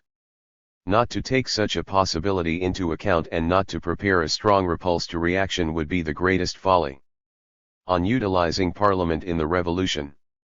The assumption of power by the working class through winning a majority in parliament is one of the possible forms of peaceful transition to socialism. The communists have for decades persistently exposed the parliamentary illusions which the reformists sowed among the workers. This does not mean that the communist parties wholly rejected the parliamentary struggle. They recognized its significance for the defense of the day-to-day interests and democratic rights of the people. At the same time, however, they pointed out that by means of the parliamentary struggle the working class could not achieve its fundamental aims, could not wrest power from the hands of the bourgeoisie. This position was correct for its time because it was dictated by the historical conditions which then prevailed. But the situation has now changed and the revolutionary parties have a different attitude to the parliamentary struggle. Analyzing the conditions of the working class struggle in our day, the 20th Congress of the CPSU arrived at the conclusion that the working class can now make use of the machinery of parliamentary democracy to win power. The resolution of the Congress reads: in a number of capitalist countries the working class, headed by its vanguard, has, in present conditions, a real opportunity to unite the overwhelming majority of the people under its leadership and ensure the transfer of the basic means of production into the hands of the people. The right-wing bourgeois parties and the governments formed by them are suffering bankruptcy more frequently. In these conditions the working class, uniting around itself the toiling peasantry, big sections of the intelligentsia, all the patriotic forces, and resolutely rebuffing the opportunist elements, who are incapable of giving up the policy of compromise with the capitalists and landlords, is in a position to defeat the reactionary, anti-pop. 618. Polar forces, to win a solid majority in parliament and turn it from an organ of bourgeois democracy into a genuine instrument of the people's will. 263. This thesis of the 20th Congress of the CPSU took into consideration the opinions of a number of other communist parties who arrived at the same conclusions on the basis of their own experience. It is quite clear why Marxism has tackled this problem. Broad anti-monopoly, anti-imperialist coalitions, uniting the majority of the nations, are now in process of formation in the capitalist world. These coalitions may give rise to new types of popular power, and Parliament as a nationwide representative institution may serve as their organizational form and as a means of developing a wide struggle against monopoly rule. The parliamentary method of transition to socialism would give the working class a number of advantages. The formation of a new power by so traditional an institution as Parliament is for many countries, would at once endow it with the necessary authority, facilitating the subsequent socialist transformations. Any resistance to the socialist revolution would in this case be illegal, not only de facto but also de jure, and aimed against the will of the nation expressed by the parliament. Of course, it would be wrong to think that power can be won by parliamentary means on any election day. Only reformists who are convinced that profound social changes are decided by a mere vote could believe this. Marxists-Leninists do not have so primitive a conception of the coming of the working class to power through the parliament. The fundamental issues of social life are always decided by a struggle of the popular masses and by the actual relation of class forces. The parliamentary struggle ensures transition to socialism only if it is supported by the mass revolutionary movement of the working class, and of broad sections of the population. To reduce the whole thing to the free play of forces in parliament, to parliamentary combinations, would mean to succumb to just that incurable parliamentary cretinism from which the right-wing reformist leaders suffer. Constant contact with the broad masses, with the people's revolutionary movement outside the parliament, is the chief condition for SUC 619. Cess in carrying out any socialist transformations by parliamentary means. Underscore when general discontent is rapidly increasing in a country, when a real coalition of the democratic forces has been formed and the masses are demanding that the left-wing parties should form a revolutionary government, only then will the reactionary classes be deprived of the possibility of putting up any serious resistance and will be forced to give in to the will of the people. The revolutionary workers' parties will not use a majority in parliament in order to get soft jobs. They will make use of the power vested in them to legislate democratic and socialist changes, nationalization of the property of the big monopolies, etc. Parliament itself will then be turned into a real instrument of the people's will. The new revolutionary power will not only preserve the existing democratic rights of the people, but will extend them in every possible way. It is impossible to foresee the concrete details of the parliamentary way to socialism in a particular country, although one possibility should be taken into consideration from the very outset. It is not impossible, that where a coalition of the democratic parties wins a majority in the elections, the ruling reactionary classes will refuse to submit to the will of the nation and try by force to prevent the left-wing parties from assuming power. In this case, the democratic parties will be compelled to accept the challenge. The peaceful course of the revolution may become non-peaceful. The sharpness and forms of the subsequent struggle will be determined by the relation of the class forces and the international situation. Experience shows that the capitalist class is skillful enough to make it difficult for the left-wing parties to win a majority some time before the question of their coming to power arises. When the ruling parties find their positions endangered, they introduce crafty electoral systems, curtail the rights of the parliament, etc. Taking all this into consideration, the revolutionary parties of the working class strive to master all forms of struggle, peaceful and non-peaceful, parliamentary and non-parliamentary, so that they may be ready at need to resort to the one most in accordance with the situation and the interests of the working people. 620. 5 basic regularities of the socialist revolution and their specific manifestations in different countries. The question of the interrelation between the general regularities of the revolution and the national peculiarities of the latter has a prominent place in the Marxist-Leninist theory of the socialist revolution. The success of the revolution largely depends on the correct solution of this question. Small wonder that it is the subject of a sharp ideological struggle. Revisionists are opposed to recognizing any general regularities of the revolution and exaggerate the national peculiarities, since an attempt is made to impose this point of view on the parties in those countries where the revolution has not yet taken place. This standpoint is equivalent in fact to rejecting revolution. The dogmatists, on the other hand, ignore the need to take national conditions into account in the course of the revolution. They demand that the socialist revolution should be carried out everywhere according to schemes established once and for all. This position, too, can do considerable harm to the revolutionary movement. The great power of socialism lies in the fact that it becomes established as a result of the creative revolutionary activities of the masses and enters the life of every nation in forms closely connected with and intelligible to the people and organically bound up with the whole character of their national life. The dogmatists, however, by ignoring national peculiarities and mechanically duplicating the experience of other countries, fetter the creative activities of the masses, weaken the attractive power of socialism and put additional obstacles in its way. Taking into consideration the danger of both revisionism and dogmatism, the declaration of the meeting of representatives of Communist and Workers' parties emphasized the necessity of simultaneously waging a struggle against both these tendencies. Marxism-Leninism takes as its starting point the fact that, despite differences in concrete conditions and national traditions, socialist revolutions in different countries must have certain fundamentally important features and regularities in common. 621. Mon. This stands to reason since the replacement of capitalism by socialism is basically the same process in all countries. It begins with two fundamental transformations: 1. The exploiting classes are removed from political power, and the power of the working people headed by the working class, a dictatorship of the proletariat, is established. 2.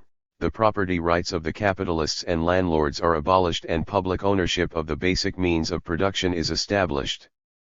These two transformations may, as already mentioned, take different forms. But in all cases, when the working class effects the transition to socialism, it must bring them about. Without this there is not and cannot be any socialism. The fullest formulation of the principles which must be observed for the socialist revolution to triumph is given in the declaration of the meeting of representatives of Communist and Workers' parties. This declaration enumerates the following principles and chief regularities embracing the whole period of transition from capitalism to socialism. The working class, with the Marxist-Leninist party as its core, leads the masses of working people in carrying out the proletarian revolution in one form or another and in establishing a dictatorship of the proletariat in one form or another. Alliance of the working class with the bulk of the peasantry and the other sections of the working people. Liquidation of capitalist property and establishment of public ownership of the basic means of production. Gradual socialist transformation of agriculture. Planned development of the national economy aimed at building socialism and communism and at raising the living standards of the working people, carrying out the socialist revolution in ideology and culture and creating a numerous intelligentsia devoted to the working class, the working people and the cause of socialism. Abolition of national oppression and establishment of equality and fraternal friendship among the peoples, defense of the gains of socialism from the encroachments of internal and external enemies, solidarity of the working class of the given country with the working class of the other countries, viz., proletarian internationalism. 622. These general principles and regularities are but the briefly formulated basic conclusions drawn from the Marxist-Leninist theory of the proletarian revolution and the building of socialism. The Marxist-Leninist parties in no way seek to carry their principles into effect everywhere in the same form and by the same methods. They take into account the concrete conditions and national peculiarities of their countries. Leninism teaches that the key to the success of socialist policy is the creative application of general principles to the concrete conditions of the country in accordance with the specific features of its economy, policies, and culture, the traditions of its working class movement, the customs and psychology of its people, etc. Lenin pointed out that as long as there are national and political differences between peoples and countries, the unity of the international tactics of the communist working class movement demands not the elimination of the diversity or the destruction of national differences, but such an application of the basic principles of communism as would correctly modify these principles in certain particulars, correctly adapt and apply them to national and national state differences. 264 to divine. Find, grasp, investigate, and master the special national, the national specific in the concrete approach of every country to the solution of the common international problem, is one of the most important tasks of communists. The development of human society from capitalism to socialism is a universal historical process. But the socialist revolution in individual countries, when the social development puts it on the agenda, is an independent creative activity of the working masses who live in a definite environment and have gone through their own school of life. This leaves an indelible imprint on the course of the revolutionary processes. The aggregate of forms and methods by which a given country effects the revolutionary transformations common to all countries constitutes the special character of its transition to socialism.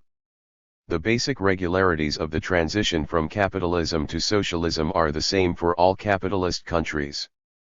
The features that the different capitalist countries have in common on their way to socialism predominate over the national peculiarities. The specific conditions of a particular country may 623.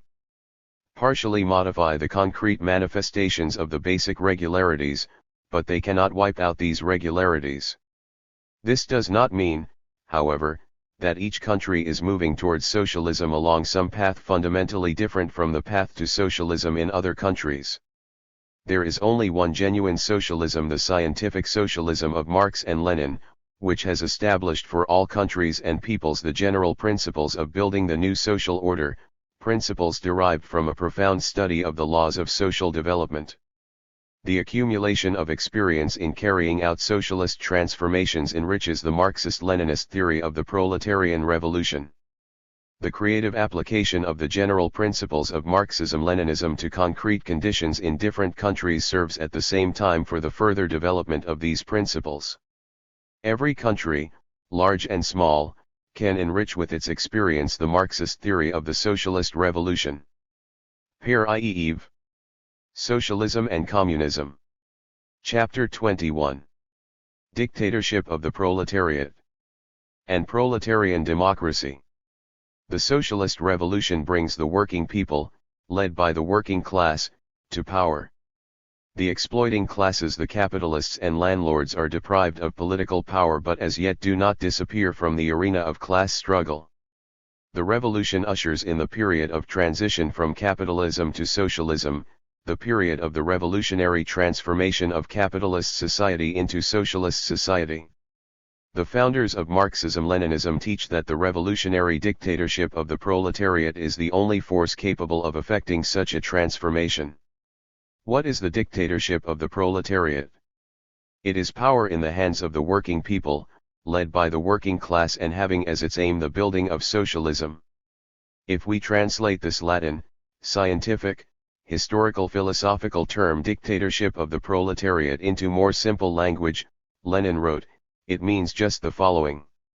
Only a definite class, namely, that of the urban and industrial workers in general, is able to lead the whole mass of the toilers and exploited in the struggle for the overthrow of the yoke of capital, in the process of this overthrow, in the struggle to maintain and consolidate the victory, in the work of creating the new, socialist, social system, in the whole struggle for the complete abolition of classes 26. 40 25 71 625. 1. The historical necessity for the dictatorship of the proletariat in the transition period.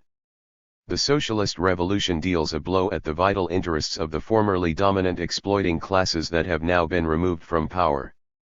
Therefore, the advent of the working class to power and its policy of socialist construction meet with fierce resistance from the overthrown exploiting classes.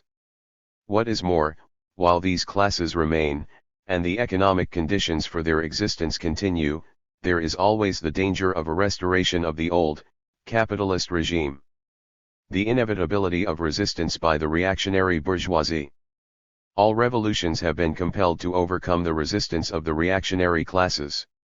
The rising classes have generally broken free from the clutches of the old society by establishing their revolutionary dictatorship.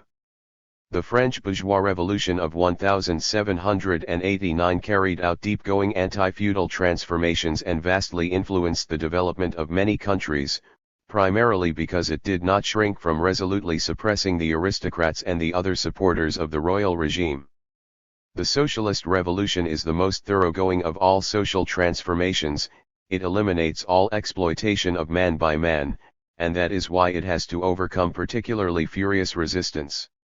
After all, the ruling bourgeoisie has so long and freely enjoyed the privileges that come with power, wealth, and education, it has become so accustomed to its position and so convinced of the indestructibility of the system under which it commands and others obey.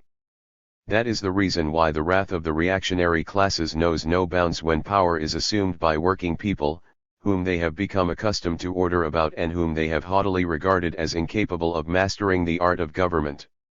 And so, when the ordinary working people encroach on what the exploiters hold most sacred, their private property, when the very possibility of their parasitic existence is imperiled, the overthrown oppressors increase their resistance tenfold. While the transition period continues, Lenin said, the exploit 626 Ters inevitably cherish the hope of restoration, and this hope is converted into attempts at restoration. And after their first serious defeat, the overthrown exploiters who had not expected their overthrow, never believed it possible, never conceded the thought of it, throw themselves with energy grown tenfold, with furious passion and hatred grown 100-fold, into the battle for the recovery of the paradise, of which they have been deprived, on behalf of their families, who had been leading such a sweet and easy life and whom now the common herd is condemning to ruin and poverty, or to common labor. 266 workers, peasants, and intellectuals are proud of their labor, which maintains the whole of society. But the exploiters, who are accustomed to appropriating the fruit of other people's labor, consider work the greatest of misfortunes and a humiliation. The reactionary bourgeoisie's hopes of restoration are kept alive by the fact that it still disposes of considerable strength despite the loss of political power. At the beginning it still enjoys a number of advantages over the victorious working class. The big bourgeoisie is in a position to rely on the support of international capital.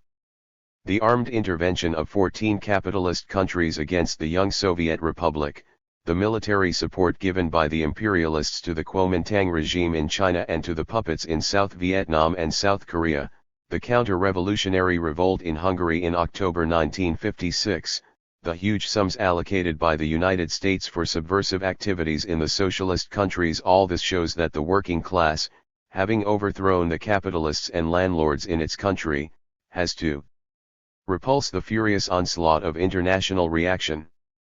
One of the duties of any government is to ensure its country's defense against an attack from without. But when power passes into the hands of the working people, defense acquires a new meaning. It becomes the continuation of the class struggle that the proletariat has to wage against the counter-revolutionary bourgeoisie inside the country.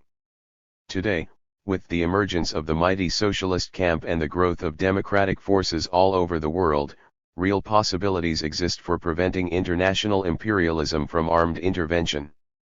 40*627 In the domestic affairs of any country carrying out a democratic or socialist revolution.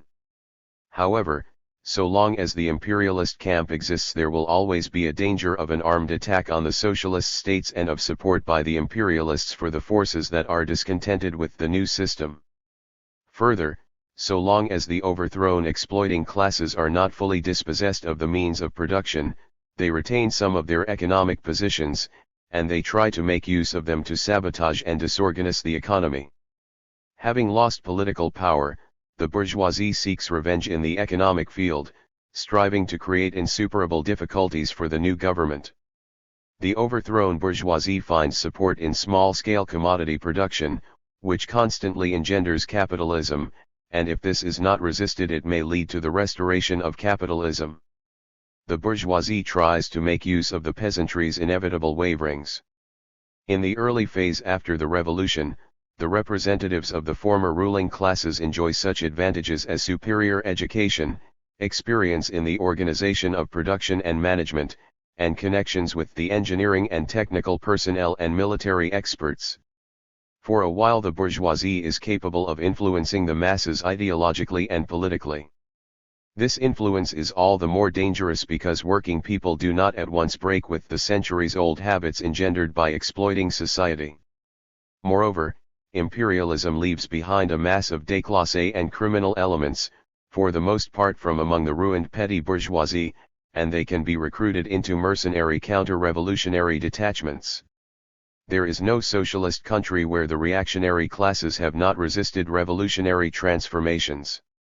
The nature of this resistance differs, depending on the relationship of the class forces. In Russia, assisted by foreign imperialists, the reactionary classes imposed a bitter civil war on the people, a civil war that lasted several years and exacted a great many sacrifices from the workers and peasants.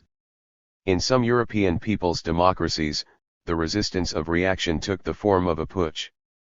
Consequently, to consolidate the victory of the revolution and paralyze the resistance of the deposed classes, it was necessary everywhere to set up powerful and resolute govern. 628. Ments which would not stop short of applying methods of coercion if need be. This confirmed the Marxist-Leninist thesis of the necessity for dictatorship in any transition from capitalism to socialism. It is necessary for crushing the resistance of the exploiters and suppressing the activities of bandits, thieves, robbers, and other criminals, all the corrupt elements of the old society who, like scum, rise to the surface in this period. Therefore, the class struggle of the proletariat against the exploiters does not end with its seizure of power. It continues in the transition period too, at times becoming very embittered. But it takes place in new conditions and assumes new forms. The new element is that the working classes now, for the first time, have the political power which previously was wielded only by the exploiters. The dictatorship of the proletariat, Lenin wrote, is the class struggle of the proletariat, which has emerged victorious and has assumed political power, against the bourgeoisie, which, although vanquished, has not been annihilated, has not disappeared, has not stopped resisting, against the bourgeoisie which has intensified its resistance. 267. The attitude of the working class to force. There is no question about which the enemies of communism have concocted so many lies and malicious inventions as that of the dictatorship of the proletariat. In their effort to intimidate the working people and take advantage of the latter's democratic aspirations, they depict the dictatorship of the proletariat as the negation of democracy, as the dictatorship of individual groups or persons, as totalitarianism, as political tyranny, and so on and so forth. They direct especially violent attacks against the fact that communists admit the necessity of force in certain cases. On this basis, they try to represent the dictatorship of the proletariat as being nothing but violence, which is alleged to follow necessarily from the communist world outlook. And yet, as Lenin said, in our ideal there is no place for violence against people. The class that had itself for centuries been the object of suppression, fierce reprisals, and persecution, deeply hates the system which makes possible violence against people, their oppression and humiliation. Nor does the working class cherish a desire to avenge itself on those who had 629. Exploited it. It does not take power into its hands to avenge itself, but to build a new society that frees people from exploitation and all forms of oppression. In achieving its humane, lofty aims, the working class seeks appropriate means of struggle. The end justifies the means is the slogan of Jesuits, not communists. The latter take advantage of every opportunity of avoiding the use of force both in the struggle for power and in the period of building socialism. And if the working class is compelled to resort to force, the reason for it is the resistance of the outgoing classes. Consequently, the responsibility lies not with the new, socialist society, but with the old, capitalist society. Those people make a mistake who think that the dictatorship of the proletariat and the use of force against oppressors are contrary to humanism. It is the other way round. The more resolute the new government is, the less ground is there for the reactionaries' hopes of restoration, the less need is there to use force. And, conversely, the weaker and the more irresolute the working class government is, the more furious are the bourgeoisie's counter-revolutionary attacks, and the more severe the consequences of the class struggle. There will be less bloodshed in the future if the handful of counter-revolutionary plotters are suppressed in time. Bourgeois propaganda seeks to represent political suppression as consisting only in terror, reprisals, and unconcealed restriction of democratic rights. But such extreme measures are applied only in response to the active resistance of the bourgeoisie itself. If the overthrown reactionary classes resort to arms, they encounter resolute action on the part of the working class government, which deprives them of their capacity to resist.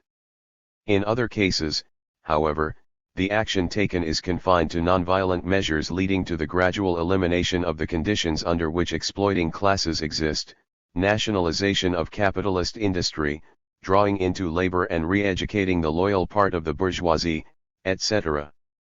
But, whatever the conditions, the dictatorship of the proletariat is not based on tyranny and lawlessness. On the contrary, it establishes firm revolutionary legality and law and order in the country, demanding absolute observance of the laws both by the citizens and by the officials of the new government. 630.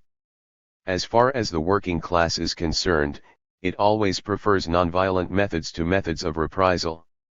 For the broader the stratum of the bourgeoisie ready to cooperate with the working class, the easier are the socialist transformations to carry out, the less are human and material sacrifices they entail, and the faster will application be found for the knowledge and organizational abilities of the loyal part of the former capitalists and the groups of the intelligentsia formerly close to them.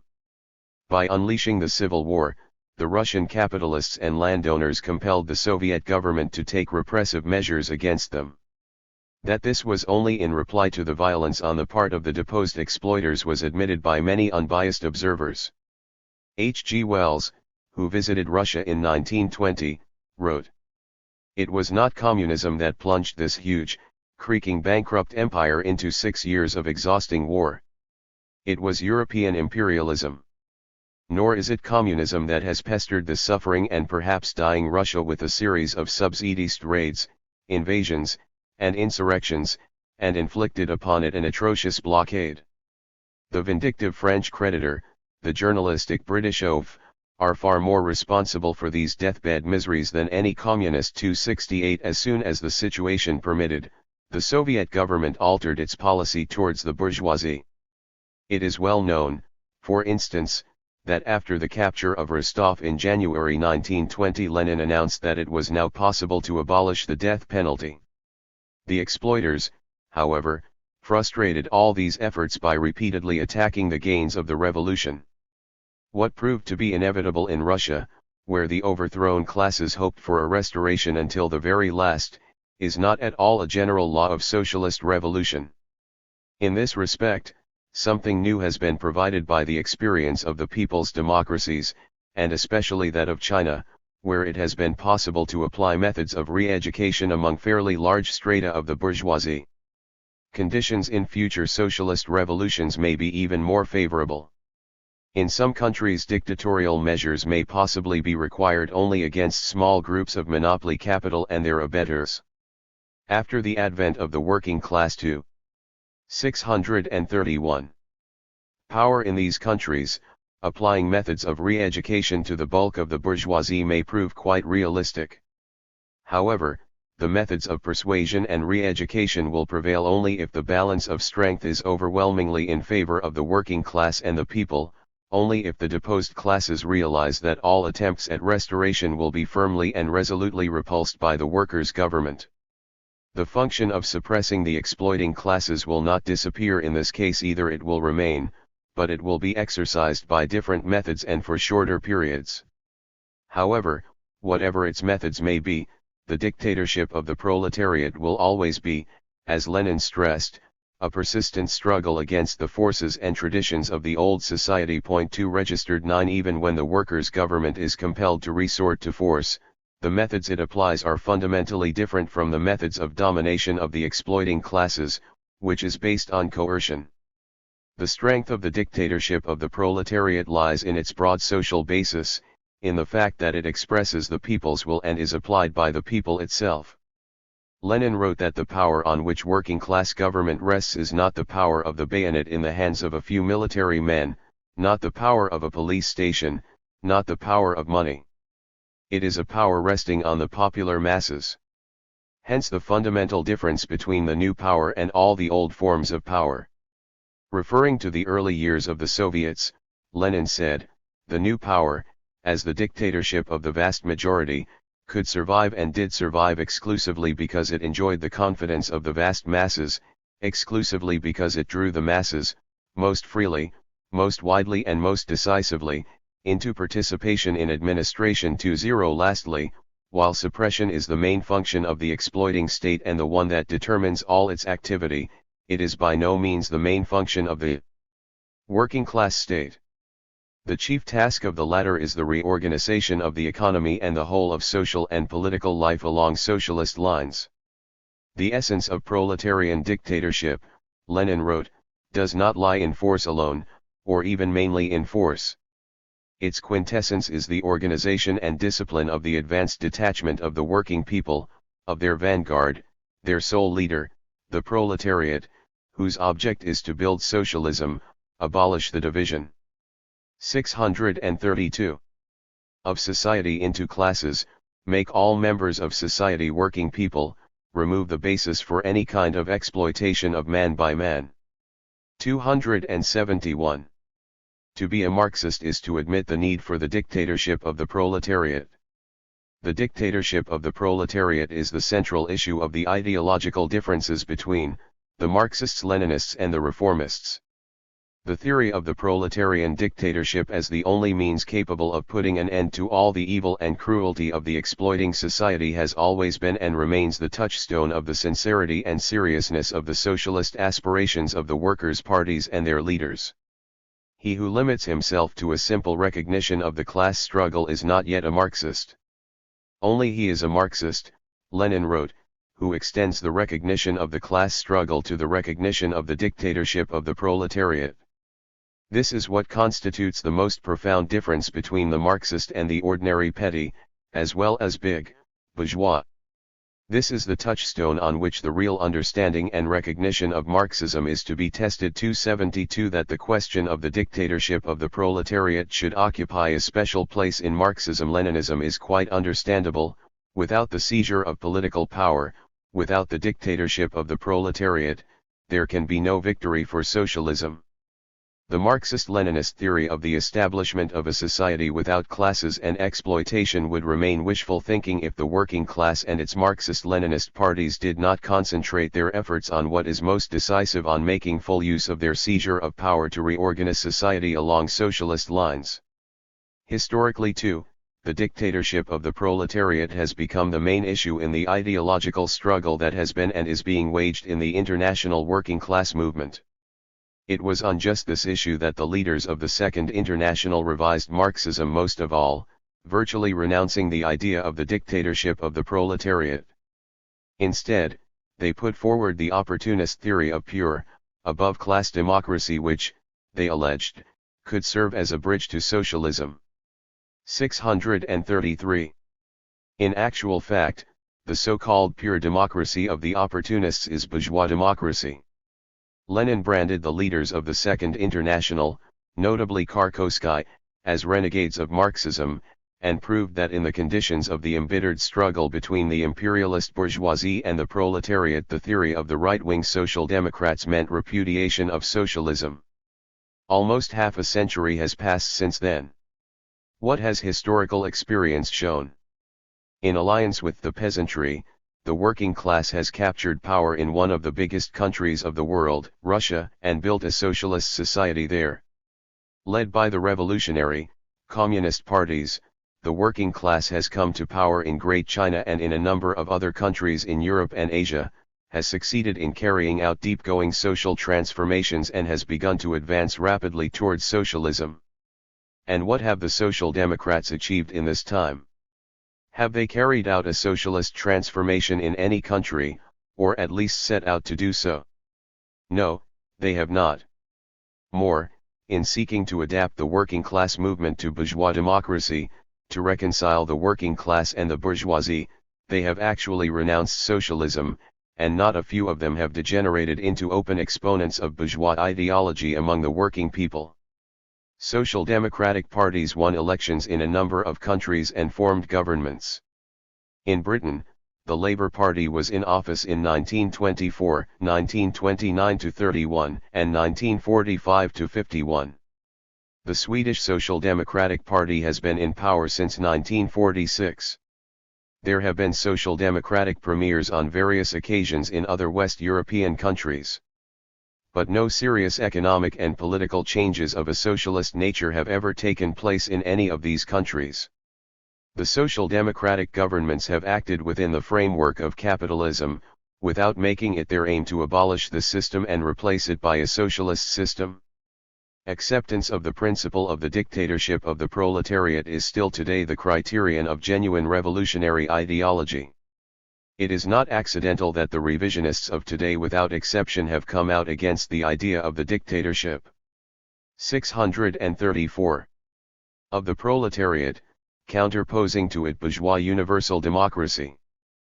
But now that the successes of the ruling working class in the USSR and the other socialist countries have become obvious, many opportunists are resorting to more subtle methods of refuting the need for the dictatorship of the proletariat.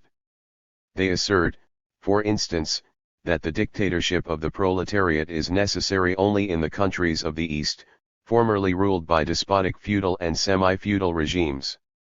In the Western countries with their highly developed parliamentary traditions, the bourgeoisie, they claim, will submit to the people's will without a dictatorship of the proletariat. These claims are groundless. The bourgeoisie in the highly developed capitalist countries is many times stronger and more experienced than the ruling classes were, say, in old Russia or China. It is better organized, has long been in power, and has behind it a century of experience in governing the state and deceiving the masses. The process of monopolization has advanced very far in the countries of the West, and monopoly capital is accustomed to settle all issues by force. It is ready to go to any lengths for the sake of its selfish interests, even to unleash a world war.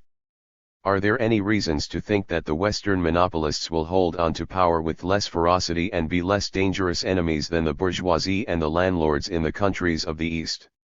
The historical experience of the proletarian revolutions in a number of West European countries, France, Germany, Hungary, Finland, has shown that the exploiting classes there resort to the most extreme forms of violence in order to maintain themselves in power. The working class pays dearly when it underestimates this and does not take steps to curb the bourgeoisie. One of the reasons for the fall of the Paris Commune in 1871 was that the proletariat gave the bourgeoisie a chance to muster its forces and drown the workers' revolution in blood. It was for the same reason that the bourgeoisie was able to crush the Hungarian Revolution in 1919 and the revolutionary actions of the German proletariat after the First World War. Savage reprisals were meted out by the democratic bourgeoisie in the West. In Little Finland, where the revolution was 635 crushed with the help of the German interventionists, some 20,000 people, according to official statistics, were either shot or done to death in the concentration camps, and tens of thousands, women included, were sent to prison or sentenced to hard labor. In admitting that it is possible to assume power peacefully, the Marxist-Leninist parties have by no means come to this conclusion because they expect the bourgeoisie to be submissive and mild.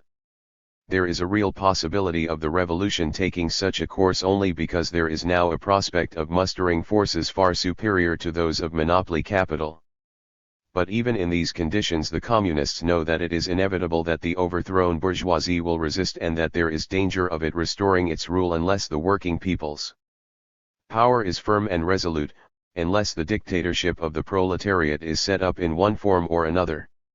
2. Proletarian democracy is a new type of democracy. The victory of the working class marks the end of the era of domination of a privileged minority and ushers in an era of genuine democracy.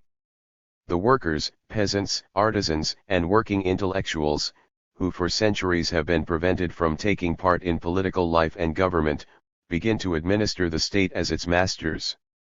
This makes the proletarian democracy a new type of democracy, one that is superior to bourgeois democracy. Democracy for the working people. In its time, bourgeois democracy was a major step forward. But with the advent of the era of socialist revolutions it is being replaced by a new political system. In Lenin's words, this system provides the maximum of democracy for the workers and peasants, at the same time it marks a break with bourgeois democracy and the rise of a new type of democracy of world historic importance, viz., proletarian democracy, or the dictatorship of the proletariat. 273 Influenced by bourgeois propaganda and social democratic pronouncements, some people in the capitalist countries think 636g. That dictatorship and democracy are mutually exclusive. Either there is democracy, they reason, which applies equally to all, and then there is no dictatorship, or there is the dictatorship of one class and then there is no democracy. Such arguments can only be advanced by those who are under the delusion that there is such a thing as above class, universal or, as it is sometimes called, integral democracy. In actual fact, in every society with opposing classes, political power, however democratic it may look, is always of a class nature and serves the ruling class. In bourgeois democratic countries, power is often disguised by a democratic appearance, there are regular general elections, the government is responsible to parliament, etc. But the real face of this power is revealed as soon as the working masses become conscious of their class interests and begin to present demands to the capitalists. Then even the most democratic power sides with the employers and does not shrink from sending troops and police against the workers, opening fire on peaceful demonstrations, arresting workers' leaders, etc. And when the struggle of the working people attains such dimensions that it begins to threaten the rule of big capital, the ruling power completely discards its democratic mask and resorts to openly terroristic methods. It means that democracy in the imperialist countries is a screen for the very real dictatorship of the big capitalist monopolies, directed against the working class, against the working people.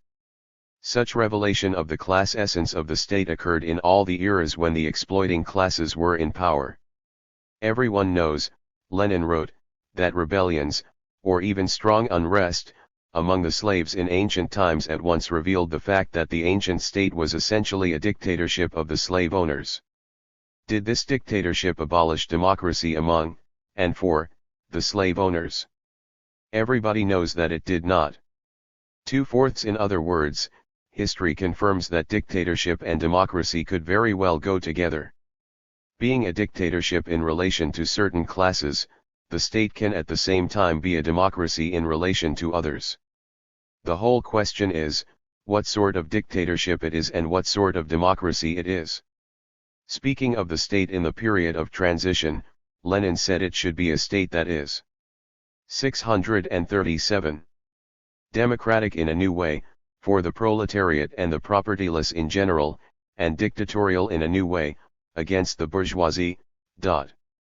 275 The very nature of the dictatorship of the working class makes it a profoundly democratic power because it means the rule of the majority over the minority, while the dictatorship of the big bourgeoisie is the rule of the minority over the majority. Therefore, there is no contradiction in saying that the dictatorship of the proletariat is at the same time a new type of democracy. One and the same power, the power of the working class, is a dictatorship as regards the enemies of socialism, and employs dictatorial measures, Lenin, and genuine democracy as regards the working people, and employs democratic methods. The dictatorship of the proletariat and proletarian democracy are thus the two sides of one medal. Lenin regarded the concepts proletarian democracy and dictatorship of the proletariat as synonymous. It is very important for the proletarian state to observe the correct relationship of dictatorial and democratic methods in its policy, applying the former to the counter-revolutionary bourgeoisie and the latter to the working people. Giving freedom of action to the reactionary forces and narrowing down democracy for the toilers are both equally inadmissible. The 1956 events in Hungary give an idea of the consequences that may result from a violation of this principle. Reactionary onslaughts there were not suppressed resolutely enough, while at the same time the democratic rights of the working people were seriously infringed. Not infrequently, bourgeois scientists and publicists put forward the following argument. Democracy, they declare, definitely presupposes the struggle of parties, a parliamentary opposition, etc. Having enumerated these formal signs of bourgeois democracy and failed to find one or the other of them in the socialist states, they triumphantly proclaim that the system of the proletarian dictatorship is an undemocratic system. The Marxists judge the democratic character of a political system in a different way. The criterion that must be applied is, whose interests does the state power defend, whom does it serve, what policy does it pursue? From this the only scientific angle, it is impossible to find any genuine democracy in 638. The bourgeois states.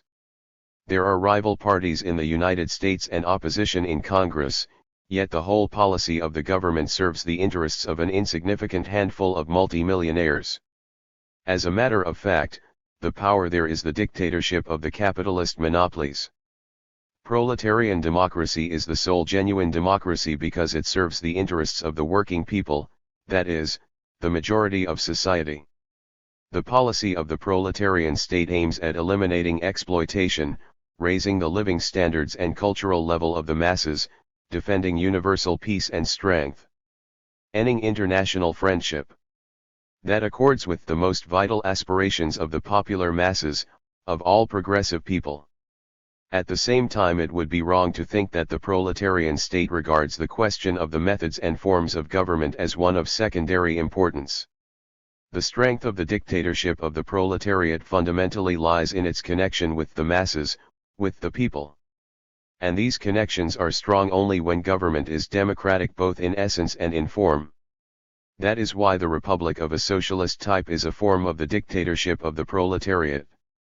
Enhancing democracy for the working people on an unprecedented scale, proletarian democracy, however, cannot be extended to include the overthrown reactionary forces of the bourgeoisie and all the other elements fighting for the restoration of capitalism.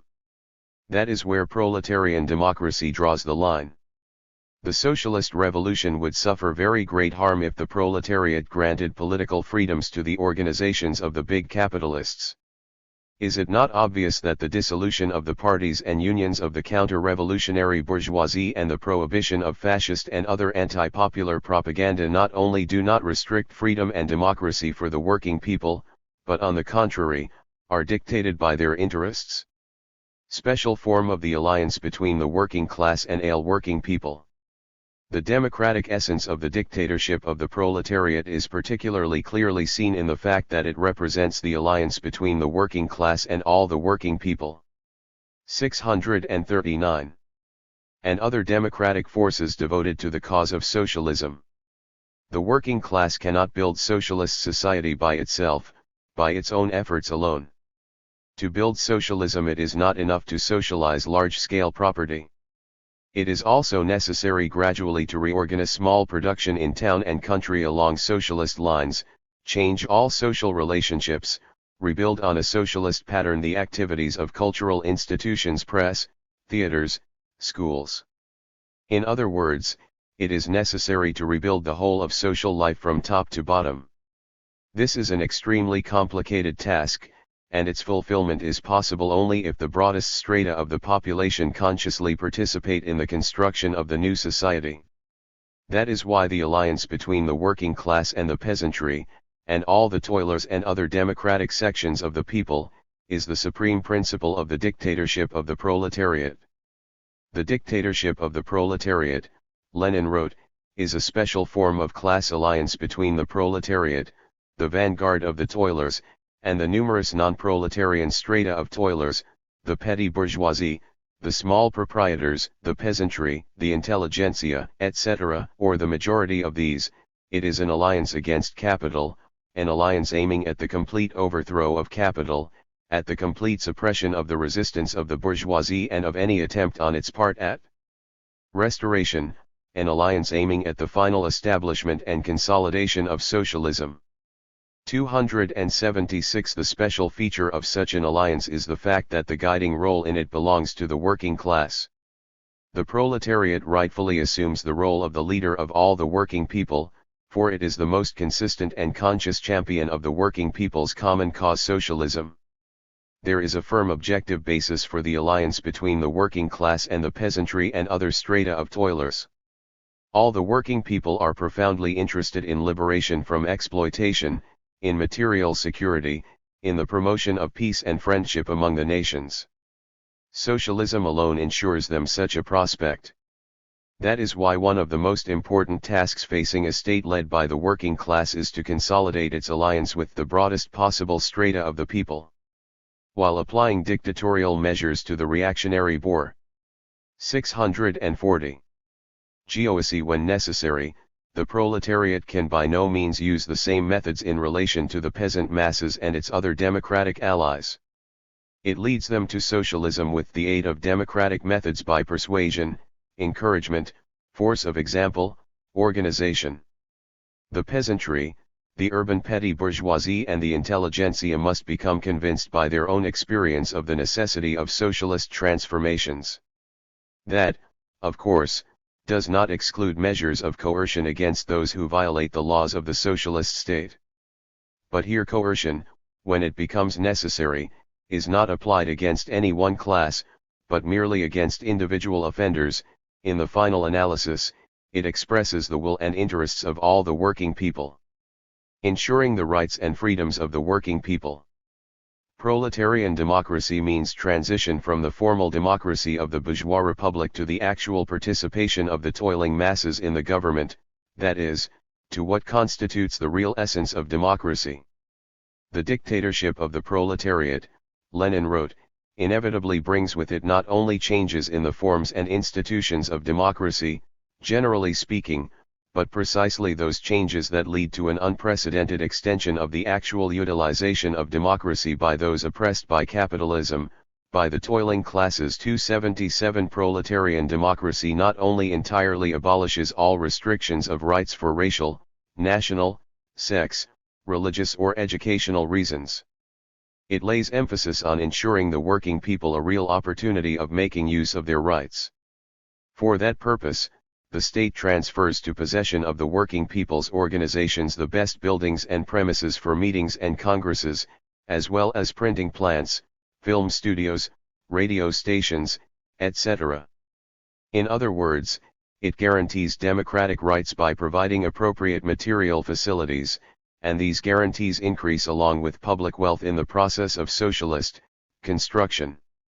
Universal suffrage is the utmost that bourgeois democracy can give. The masses obtain the right to vote, but actually they continue to be debarred from participation in government. After the socialist revolution, the broad popular masses have every opportunity for daily practical participation in state. 41-25-71 641.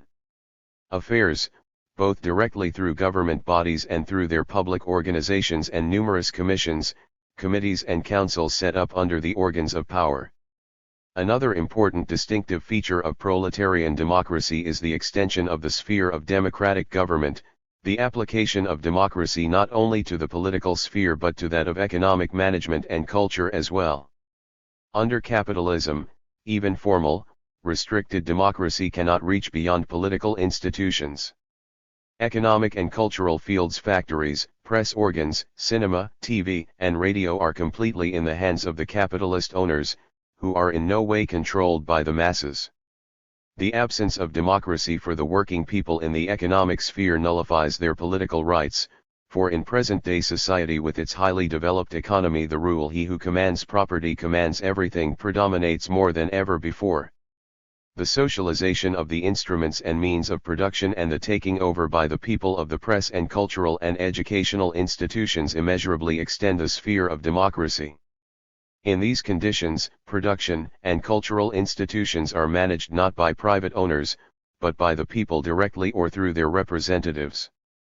Democracy is thus diffused through all political, economic, and cultural life. The system of democratic government. The working class creates a new, democratic government apparatus which accords with the needs of the society-building socialism. The new power resolutely repudiates the bourgeois state's principle of bureaucratic centralism, which is hated by the people. But the working class by no means denies the need for centralization, on the contrary, it stands for centralization because it is necessary for socialized production.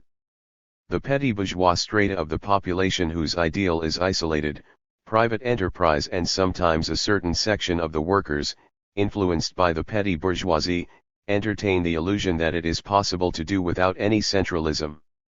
These are anarchical ideas, and they run counter to the real needs of present-day productive forces. The working class is for centralism, but for democratic centralism.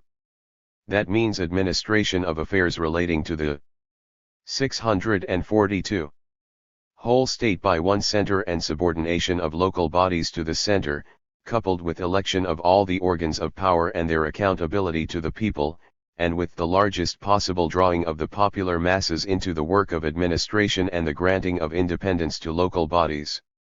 Giving grounds for this main principle of socialist government, Lenin wrote, "We stand for democratic centralism." And it should be clearly understood how much democratic centralism differs from bureaucratic centralism, on the one hand, and from anarchism, on the other.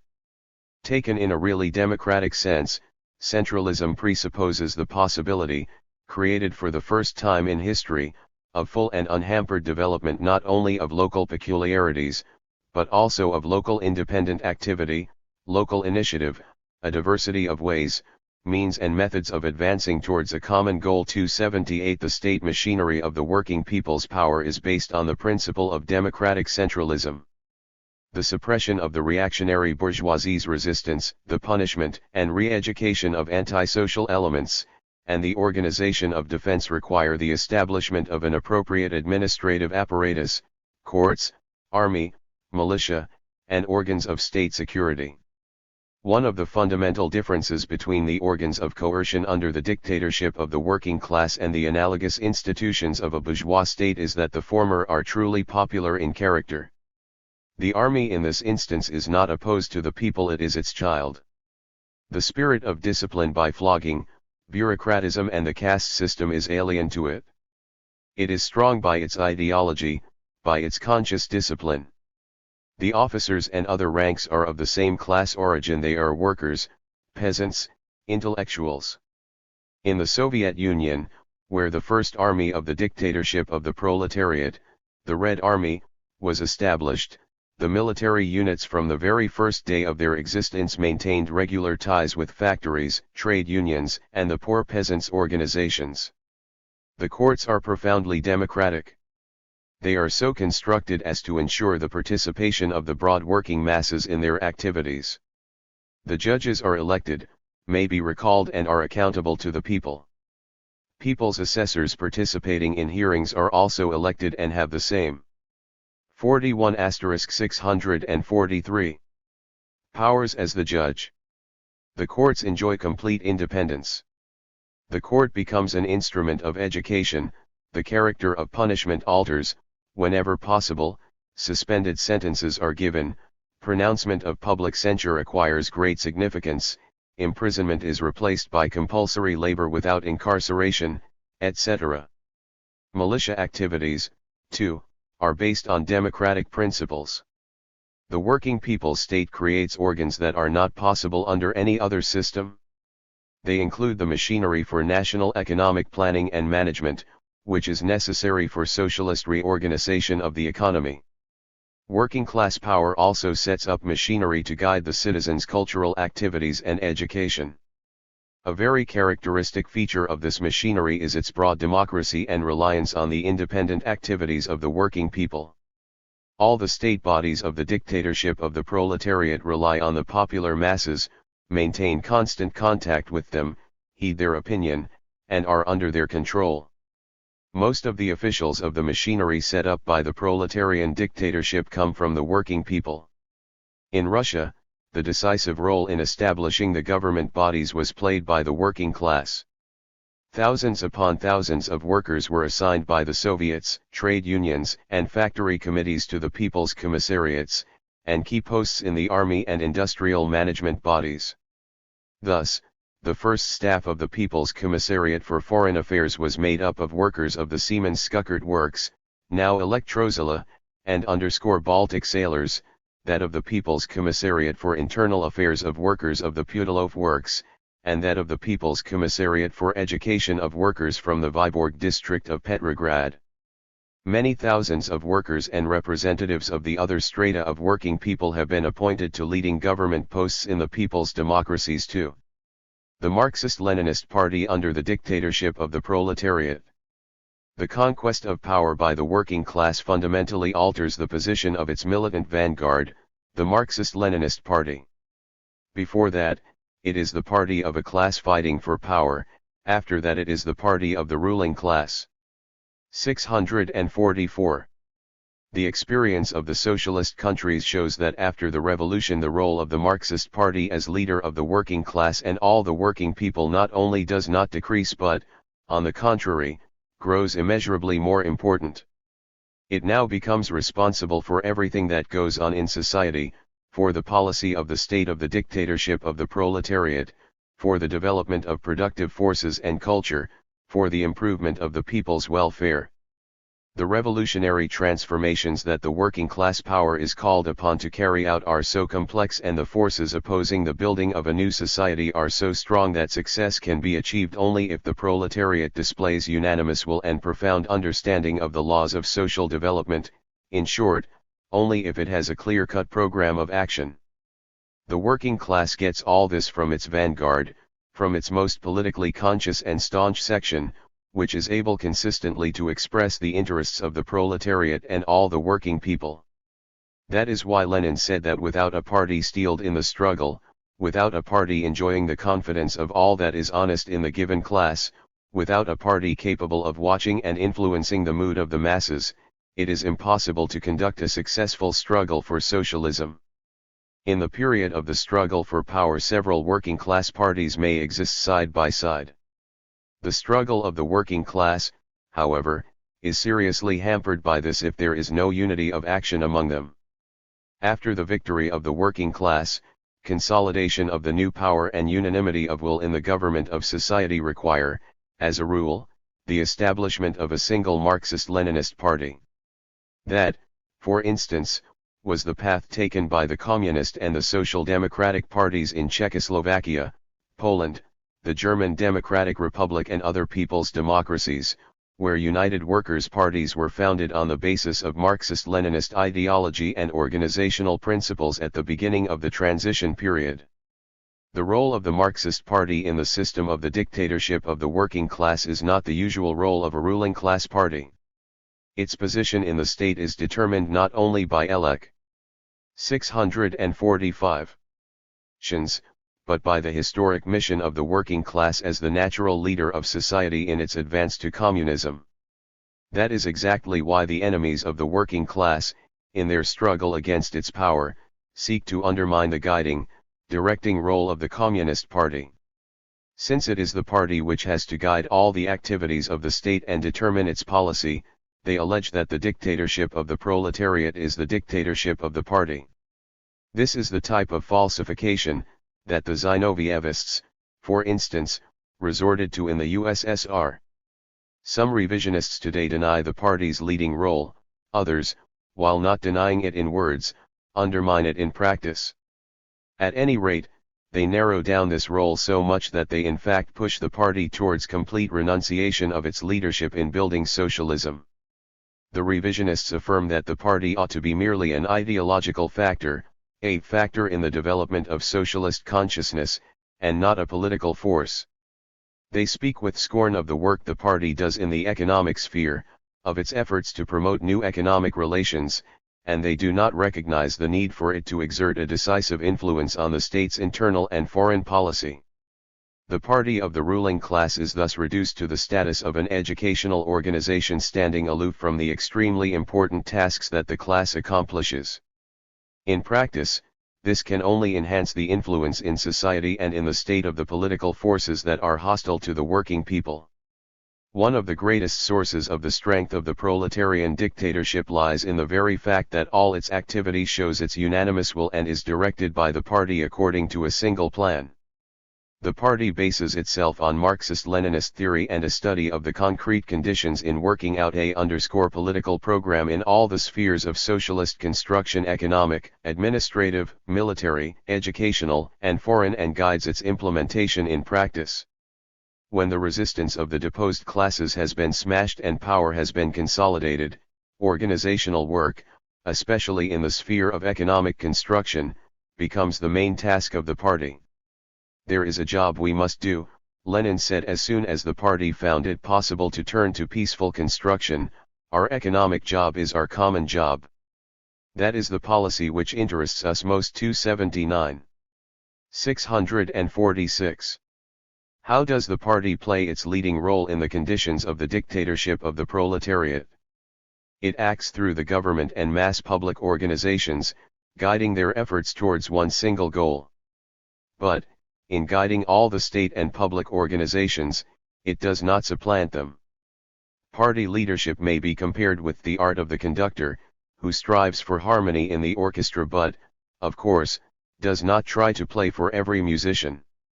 The party ensures the implementation of its policy, acting through its members working in the state apparatus and public organizations. The principles of the relations between party and government bodies were worked out by Lenin, and found expression in the decisions of party congresses. The Eighth Congress in 1919 pointed out, the functions of party collectives and the functions of state organs, such as the Soviets, should never be confused. The party should implement its decisions through Soviet organs, within the framework of the Soviet Constitution. The party tries to guide the activity of the Soviets, not to be a substitute for them. The party follows this principle with regard to public organizations too, without allowing itself to command them or exercising petty tutelage. The party relies on the working masses in all its activities. The communists are few compared with the people, and the party can lead the people only if it correctly expresses what they are conscious of, if it is able to persuade them. That is why Lenin said the party should be able unerringly, on any question, and at any time, to judge the mood, the real aspirations, needs and thoughts of the masses. It should be able without a shadow of false idealization to define the degree of their class consciousness and the extent to which they are influenced by various prejudices and survivals of the past, and it should be able to win the boundless confidence of the masses by comradeship and concern for their needs. 28 The Marxist Leninist parties in power enjoy the undivided support of the people. That gives them vast strength and prestige, but is also fraught with the danger of the ruling party becoming conceited, thinking that it is infallible, which could lead to it becoming divorced from the masses. That is the reason why, after the victory of the revolution, the communist parties attach particular importance to criticism and self-crit. 647. Icism, regarding them as an unfailing weapon against ossification and stagnation, and why they promote inter-party democracy and are concerned to enhance the vanguard role of the communists. When the communist parties come to power, the danger arises of an influx of careerist elements, who join the party in the hope of securing advantages for themselves and not because of ideological motives. The composition of the party cannot but influence its work, hence the parties in the countries taking the socialist path regulate their composition, introduce probationary periods for new members and take other measures to protect their ranks against unworthy people. To regulate its composition in the transition years, the CPSU established various rules of admission that facilitated the entry of workers and rendered it difficult for people of petty bourgeois origin. That helped the party to resist petty bourgeois influences. Moreover, there were periodical purges that enabled the party to rid itself of alien elements that had penetrated into it. In most European people's democracies, admission to the party was temporarily restricted, starting with 1947 to 48. By taking care of the purity of their ranks, the communist parties create the conditions necessary for strengthening their unity.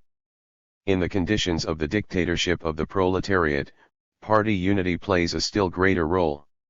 Since the class struggle does not cease but assumes more complicated forms, the party constantly experiences not only the pressure of the remnants of the capitalist classes who continue to resist socialist construction, but also the waverings of the unstable elements among the working people. In the conditions where the party acts as the guiding, cementing force of the proletarian dictatorship, violation of its unity may undermine the dictatorship and split the class alliance on which the party relies. Whoever weakens even to the smallest degree the iron discipline of the party of the proletariat, especially during the time of its dictatorship, actually aids the bourgeoisie against the proletariat. Lenin, point 281. In the USSR, the acute class struggle in the transition period from capitalism to socialism was also reflected in the inter-party struggle.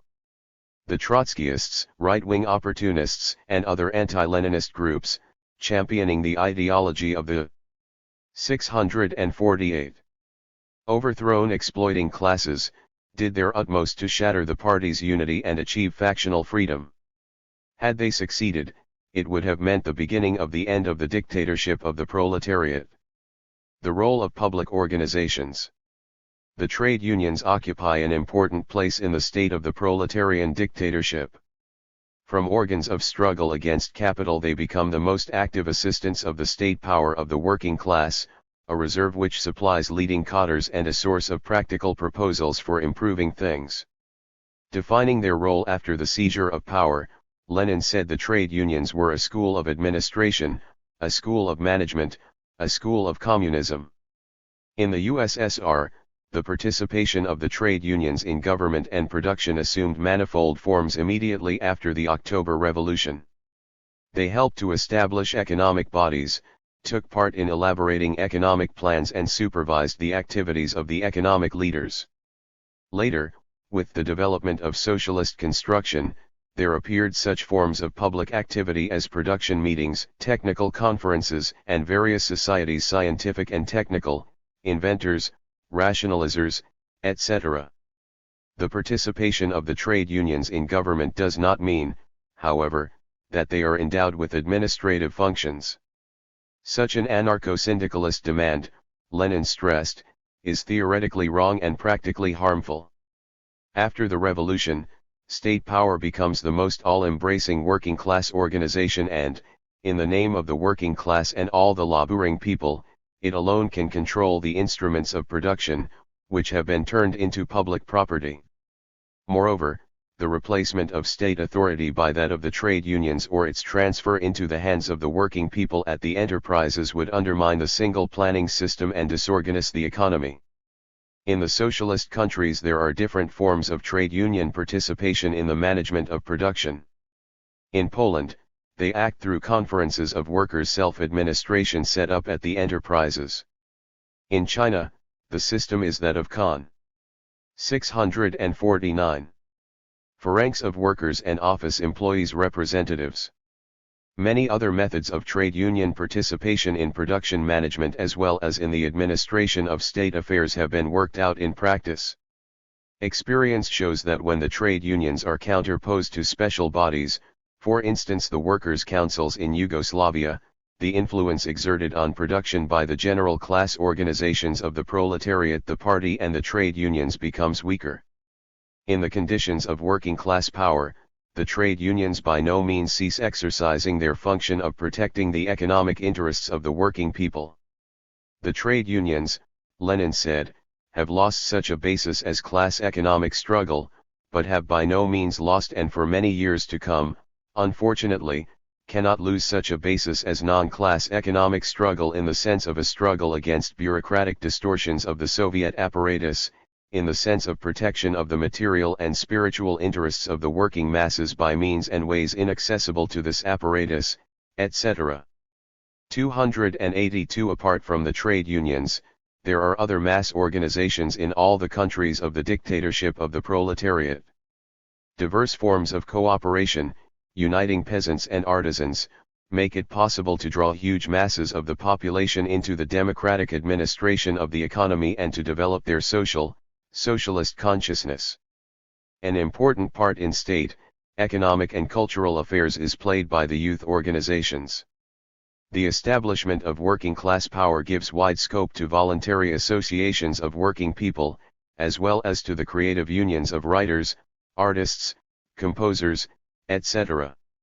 The dictatorship of the proletariat thus creates a whole system of democratic government based on the activity and independent initiative of the broad masses. For the first time the government apparatus ceases to be divorced from the people, a feature inherent in the exploiting state and which inevitably engenders such a social phenomenon as bureaucracy. The bourgeois state is bureaucratic by its very nature.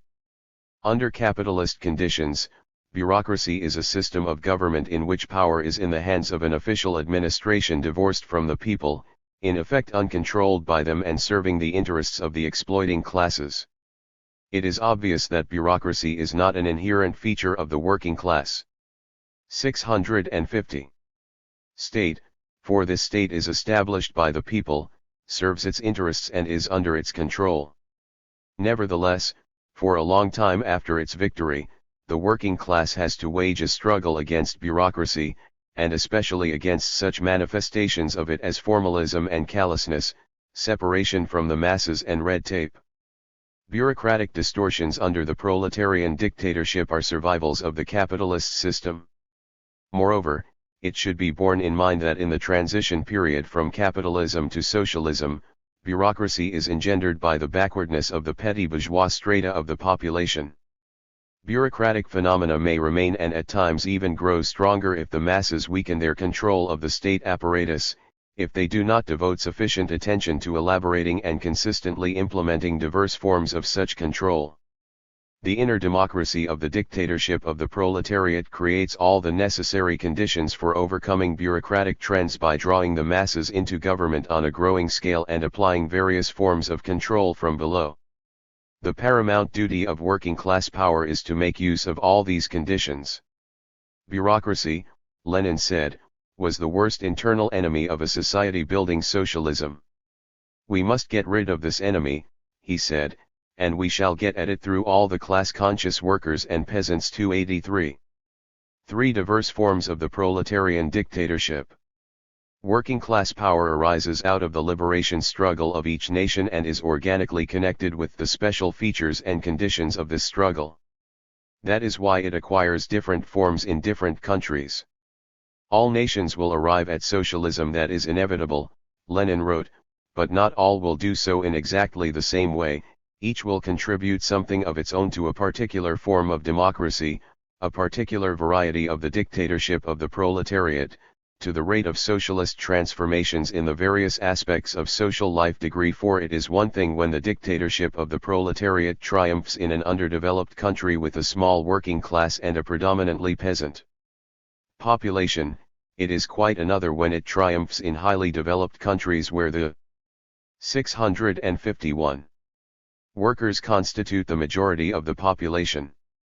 Dictatorship of the proletariat in a country which had a monarchical regime is one thing, in a country with century-old traditions of parliamentary democracy it is another. The forms of the dictatorship of the proletariat depend on the relationship of class forces in the revolution and the sharpness of their struggle.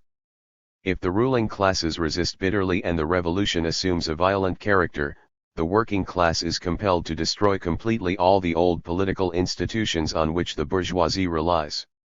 If, on the other hand, in the course of the revolution the superiority of the forces over reaction is such that power passes into the hands of the working class peacefully, it is possible to make use of some of the old organs of power, parliament, for instance, reorganizing them to conform to the interests of socialist construction. The forms of political democracy established after victory depend on the nature of the driving forces of the revolution. The broader the front of the allies of the working class, i.e., the broader the social base of the revolution, the narrower is the stratum against which coercion is applied and the broader is the development of proletarian democracy. But, however important these objective factors may be, the revolutionary creative activity of the masses and the class-conscious activity of the Marxist-Leninist parties play a very big part.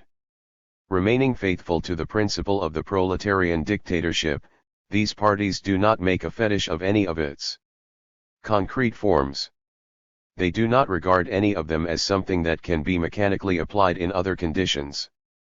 In working out the forms of working people's political power, the revolutionary working class parties carefully take into consideration both the conditions and national peculiarities of their own countries and the experience of the international working class movement. Soviet power. The world's first dictatorship of the proletariat was established in Russia in the form of the Soviets of Workers, Soldiers, and Peasants' Deputies. This form of state organization arose out of the needs of the working class struggle and was created by the masses themselves. 652. Soviets came into being during the First Russian Revolution of 1905-07. They were reborn immediately after the victory of the February bourgeois democratic revolution of 1917, this time not in a few towns, but throughout the country, and not only as Soviets of Workers' Deputies, but as Soviets of Workers, Soldiers, and Peasants' Deputies. After the October Revolution in 1917 they took all power into their hands. Soviet power was the first to implement the general principles of the dictatorship of the working class elaborated by Marxism-Leninism and to reveal the typical features that distinguish the proletarian state from the bourgeois state. At the same time it reflected a number of special features due to the conditions of socialist construction in the USSR. The activity of Soviet power could not fail to be influenced by the fact that it came into existence in an economically backward country, a country for many centuries dominated by a feudal monarchical regime. The Russian working class, the first to overthrow the rule of capitalism, was confronted with especially bitter resistance from the classes that had been overthrown. For a long time, the Soviet Union faced the hostile capitalist world alone. That was why, as Lenin said, the dictatorship of the proletariat in Russia had to be established in its most rigid form.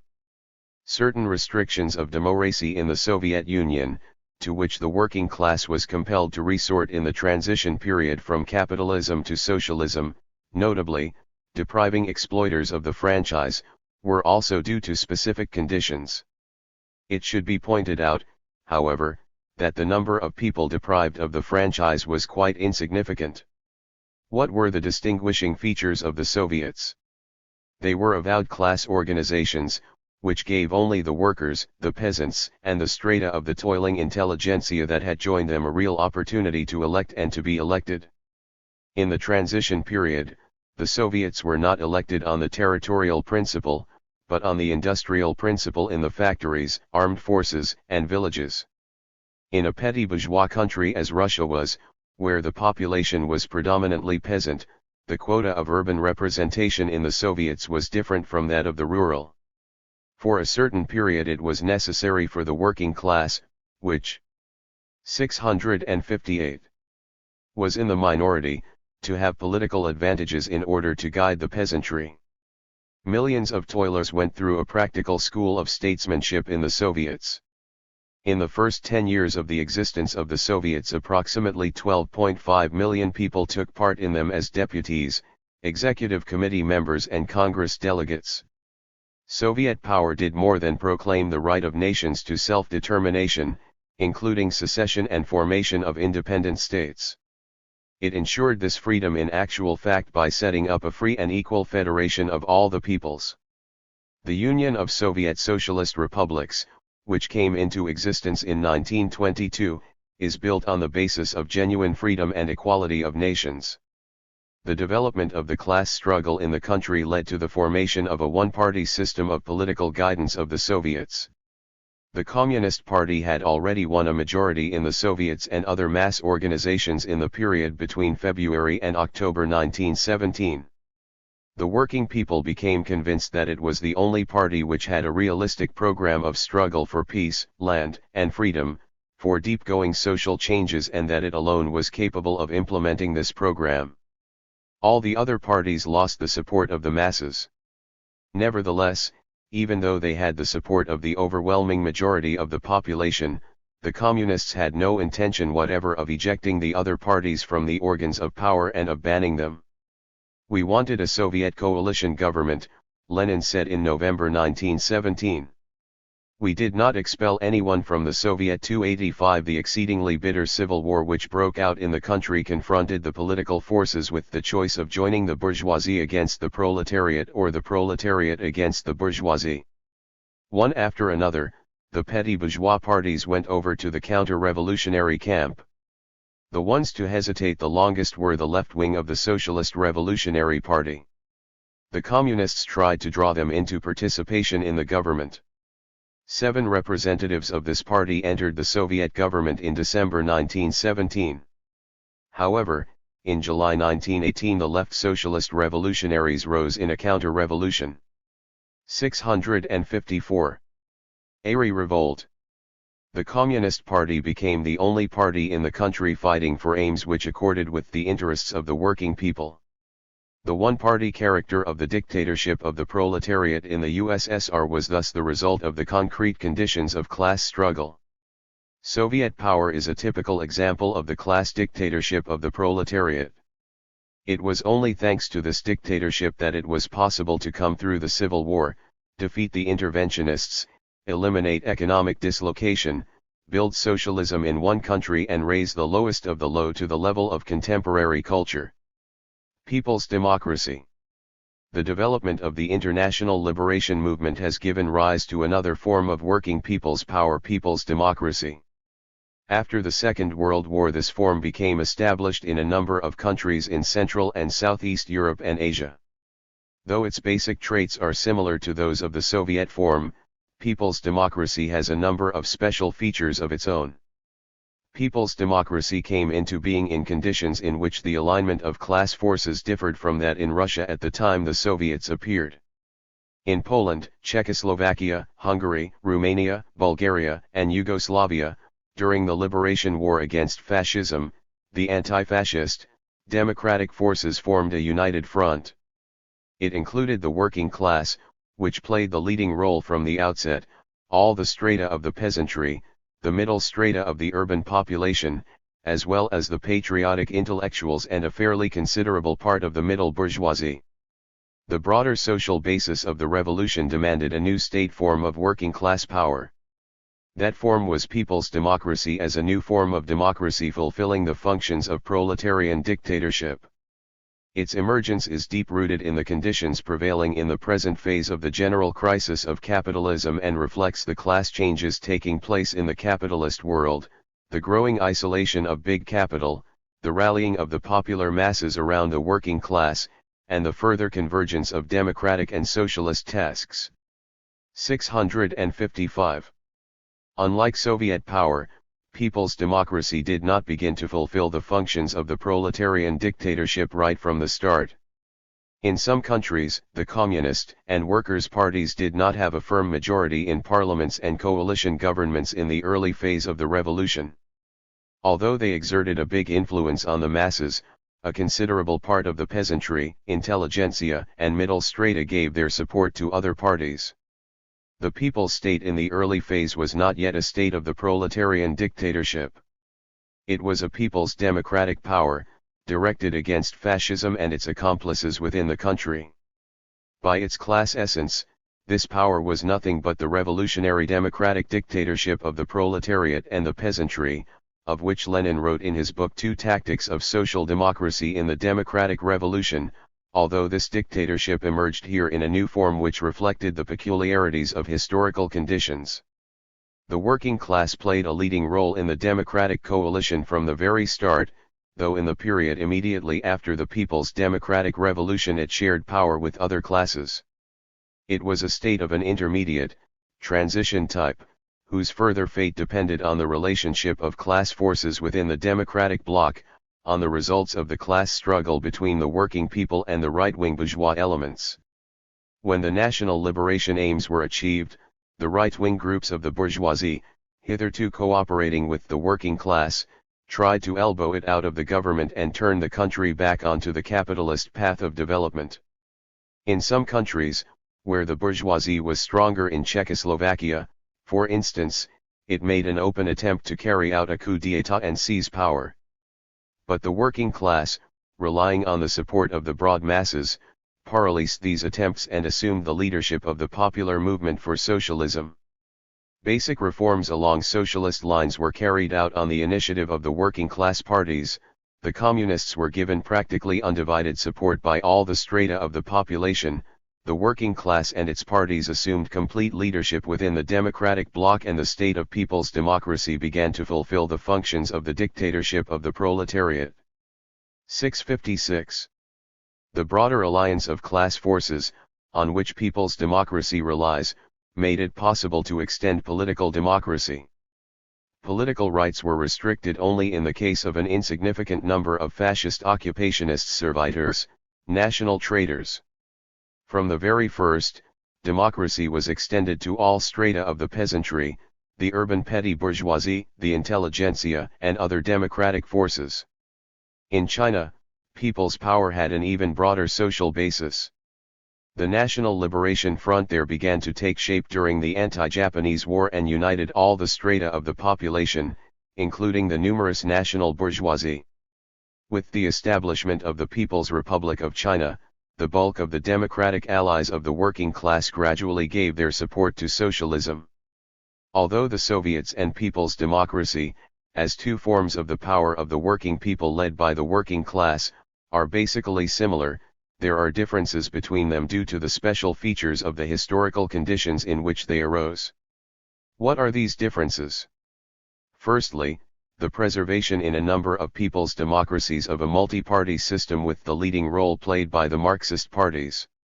Whereas in Russia the proletarian revolution was opposed not only by the bourgeois and landlords parties but by the petty bourgeois parties as well, in China and in a number of other people's democracies many of these parties have supported the advance to the socialist phase of the revolution.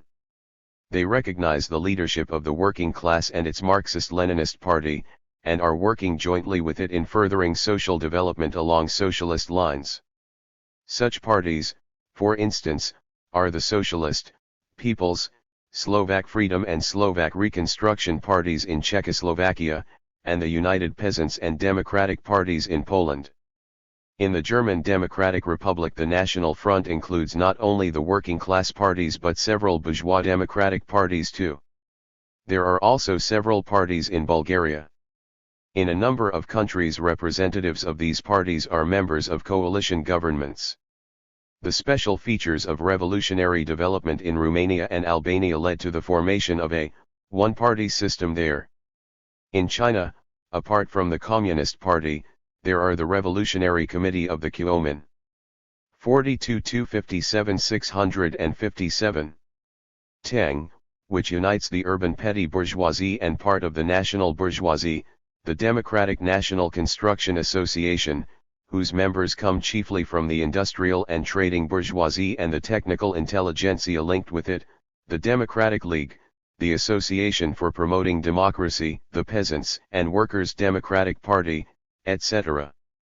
Secondly, the Communist and Workers' parties in the people's democracies perform their leading role not only through the organs of power, the trade unions and other public organizations, as in the USSR, but also through the Popular Front as a new organizational form of the alliance of the working class, peasantry, petty bourgeoisie, and intelligentsia.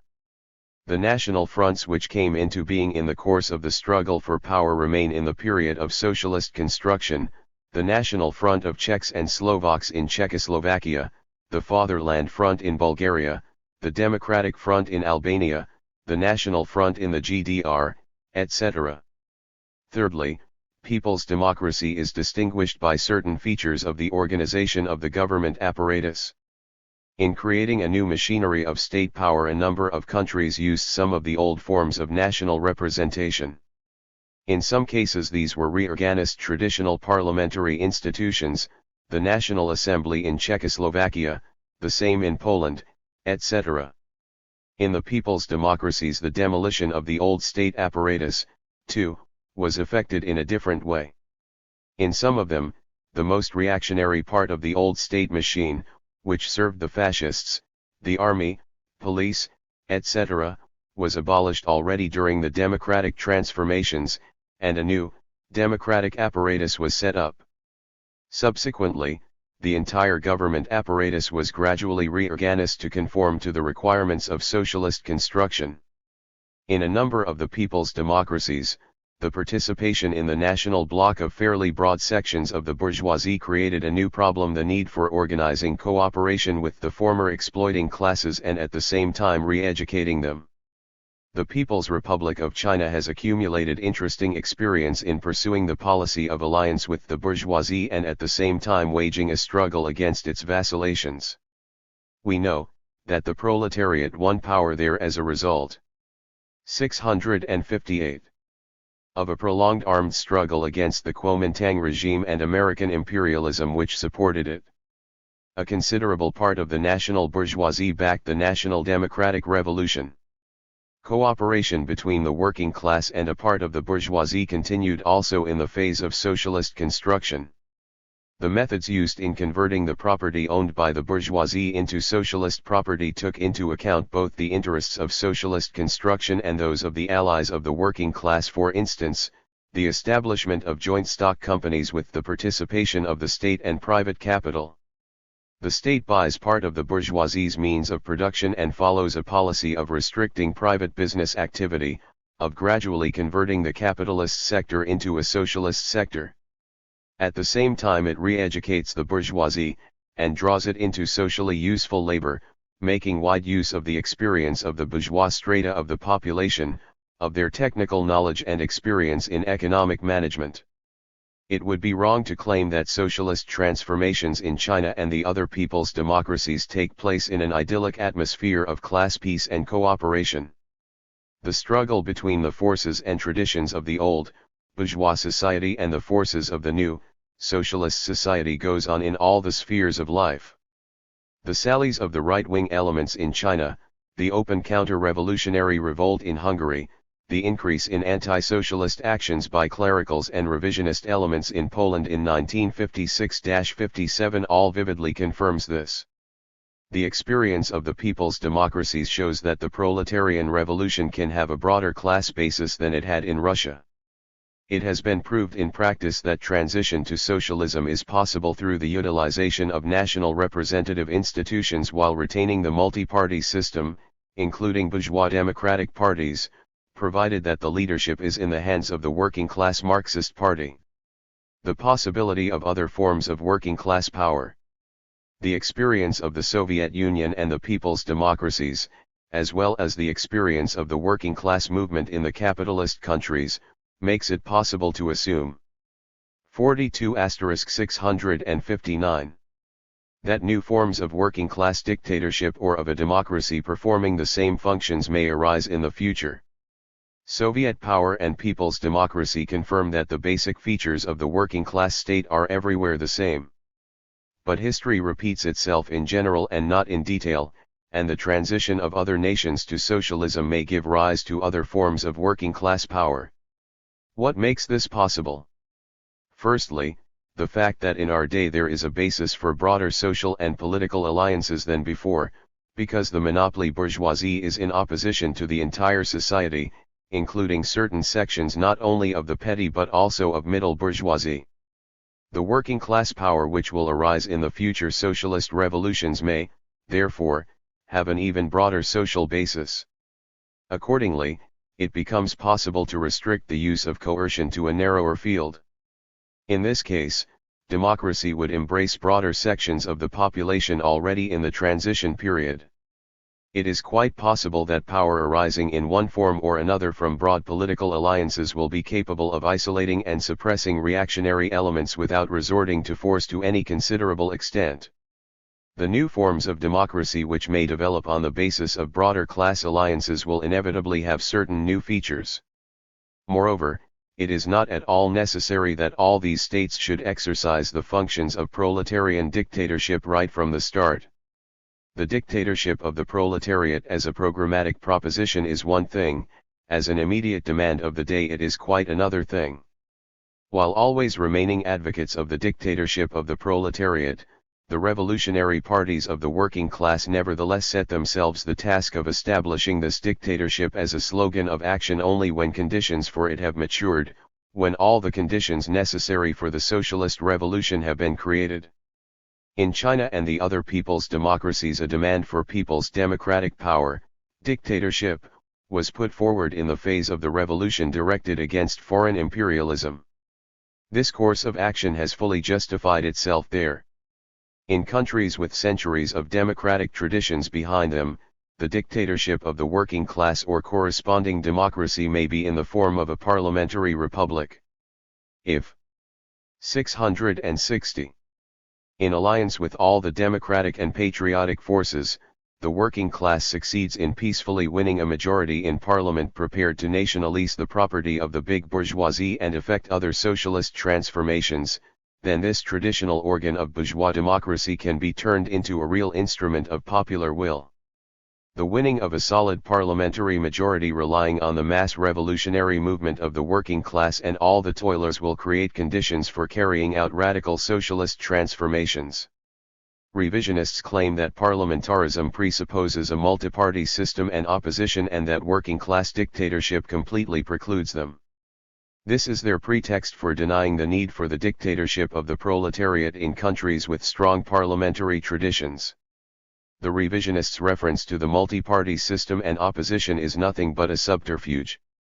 The experience of the people's democracies has already shown that it is possible to retain a multi-party system during the period of socialist construction. And although it has revealed that it is expedient to amalgamate the parties of the working class, it nevertheless should not be thought that this is the only path of development for the political parties under the conditions of the socialist revolution. Other political parties can exist side by side with the Marxist-Leninist party during the transition period, provided that they stand for the abolition of monopoly capital rule and support the policy of socialist construction. In that case, the task of the working class party is to draw all the parties and the sections of the population they represent into active participation in socialist construction, and to pursue a flexible policy of cooperation with them. It is quite possible, of course, that, despite their unanimity on basic issues, the parties may develop political differences, but these can be settled by democratic means. There is no doubt that the liberation movement in the countries of Asia, South America, Africa, and the Middle East, which differ considerably from one another in their special features and national traditions, will give rise to new forms of working people's political power. Lenin wrote that the subsequent revolutions in Oriental countries, which possess much vaster populations and a much vaster diversity of social conditions, will 661. Undoubtedly display even greater peculiarities than the Russian Revolution 286. Carefully studying the possible new path of the revolution and new forms of working-class state, the Marxists-Leninists never forget that the march of history may compel the proletariat to apply more rigid methods of class struggle, to which it would prefer not to resort but which it must always be prepared to use. But whatever form transition from capitalism to socialism may assume in one or another country, it is subject to certain general laws. Of these, the main, as the declaration of the meeting of representatives of the Communist and Workers' parties points out, are the leadership of the working class and its Marxist-Leninist party in carrying out the proletarian revolution and establishing the dictatorship of the proletariat, the alliance of the working class with the basic mass of the peasantry and other sections of the working people, and the defense of the gains of socialism against the attacks of internal and external enemies. The laws on the basis of which the dictatorship of the proletariat reorganizes the economy along socialist lines are dealt with in the following chapter. CMSAIREIR, 18I. The main economic tasks in the transition period from capitalism to socialism. The working class captures power in order to use its political supremacy to abolish capitalism and build socialism. And that requires, first and foremost, a radical reorganization of the economy. The tasks arising in the course of such reorganization are extremely complex. Unlike the revolutions of the past, the socialist revolution is not carried out to replace one form of exploiting system by another, but to abolish the exploitation of man by man. That is the reason why the socialist mode of production cannot arise by itself, spontaneously, in the womb of the old society, as did those before it. Its creation requires conscious and purposeful efforts on the part of the ruling working class and its allies. The socialist reorganization of the economy demands a special, transition period in any country. It cannot be skipped over or evaded even if all the material prerequisites for socialism have fully matured, and even if the internal and external conditions for building socialism are most favorable. But while the necessity of a transition period is a general law holding good for all countries, its special features may differ considerably in different countries. In highly developed countries, for instance, socialist industrialization, which, as we shall see, constitutes one of the main conditions for achieving the economic tasks of the transition period, requires much less effort. The form and rate of the socialist reorganization of agriculture, as well as of the medium and small capitalist enterprises, etc., may be different too. 663. Lastly, there are also essential differences during the transition period in the well-being of the working people. That is understandable. The dictatorship of the proletariat is capable of ensuring economic development in the fastest and most economical manner. It abolishes social injustice in the distribution of wealth. But it cannot create abundance with a wave of the hand.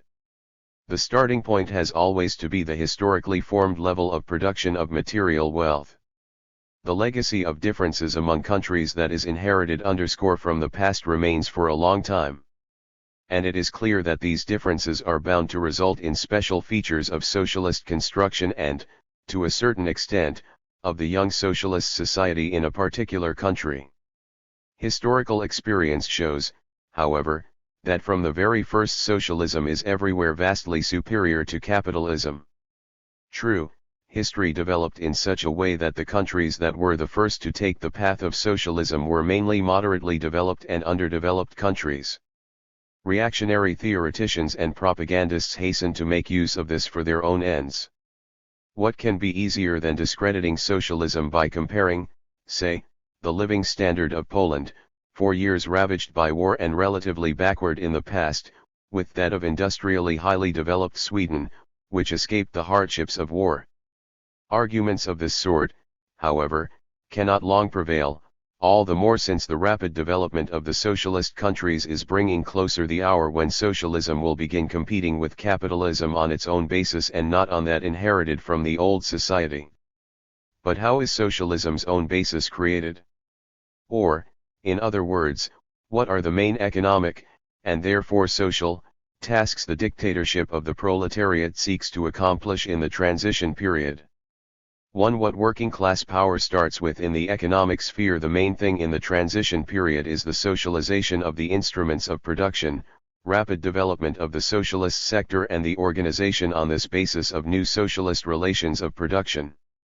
The first act in the transformation of the economy is the nationalization of big capitalist enterprises. 664. Nationalization of big industry, transport, and banks. The Communist Manifesto says, the proletariat will use its political supremacy to wrest, by degrees, all capital from the bourgeoisie, to centralize all instruments of production in the hands of the state, i.e., of the proletariat organized as the ruling class, and to increase the total of productive forces as rapidly as possible. 287. The big bourgeoisie, of course, depicts socialist nationalization as lawlessness and robbery. In actual fact, however, it is an absolutely fair measure which Marx rightfully called expropriation of the expropriators. Big capitalist property arose as a result of the most ruthless plunder of millions of people, dispossession of peasants of their land, ruin of artisans, colonial pillage, embezzlement of state funds. Capitalist wealth always grows at the expense of the labor of the working class and the ruin of small producers. That is why the socialist revolution merely rights a wrong by converting into public property what has been created by the people's labor and rightly belongs to the working people. The aim of socialist nationalization is to create a new mode of production by undermining the economic might of the bourgeoisie and putting the key positions in the national economy in the hands of the proletarian state. As history has already confirmed, the forms and methods of nationalization in different countries may be substantially different. The Russian working class was the first to achieve the socialist nationalization of the basic means of production. Before proceeding to nationalization, the Soviet power introduced workers' control. Production, trade, and finance were put under the control of staffs of workers and office employees. The bourgeoisie retaliated to the establishment of workers' control and economic management measures by sabotage and embittered resistance. This compelled the Soviet government to accelerate nationalization. The banks were nationalized in December 1917, and then the railways, communication services, marine and inland water transport, as well as some of the industrial establishments. The nationalization of all large industrial establishments and private railways was proclaimed in June. 665. 1918 nationalization was carried out by confiscation, without any compensation. In the European people's democracies, the same law-governed process of the formation of the socialist sector in the economy was different in many respects. At first the people's democratic governments nationalized only enterprises belonging to war criminals, traitors who had collaborated with German fascism, and also the enterprises of the capitalist monopolies. The other enterprises were nationalized much later, in reply to the bourgeoisie's anti-socialist intrigues. Nationalization in the People's Republic of China had important distinguishing features of its own. There the people's government at first restricted nationalization to the heavy industries of the comprador and bureaucratic top section of the bourgeoisie, it took over the bigger banks and railways, and established control over foreign trade and currency operations. The property of a considerable section of the national bourgeoisie which had cooperated with the working class in the Liberation War and People's Revolution was not affected by nationalization. Various forms of state capitalism were widely applied in the subsequent peaceful transformation of capitalist property in China, starting with simple supervision and control and ending with the establishment of joint state and private enterprises. The capitalists taking part in joint enterprises are annually paid compensation amounting to 5% of the capital they had invested. These payments will terminate by 1962. No matter how socialist nationalization is carried out, it always infringes the interests of a negligible minority of society and at the same time accords with the interests of the overwhelming majority. Capitalist development, concentrating the ownership of the means of production in the hands of an ever-diminishing handful of big capitalists, itself paves the way to a painless transfer of the basic means of production to their lawful owner, society. Socialist nationalization in no way affects the property of small industrialists, tradesmen, and artisans.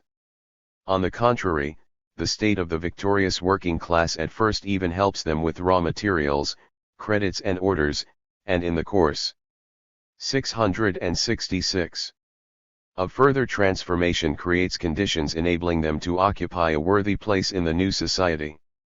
In a letter to Georgian communists in March 1921, immediately after the establishment of Soviet power in Georgia, Lenin wrote the following about small traders: "It should be realized that it is not only imprudent to nationalize them, but that we must even make certain sacrifices in order to improve their position and enable them to continue their small trade." 288 The interests of small shareholders will undoubtedly be taken into consideration when big capitalist establishments are nationalized in the countries of advanced capitalism.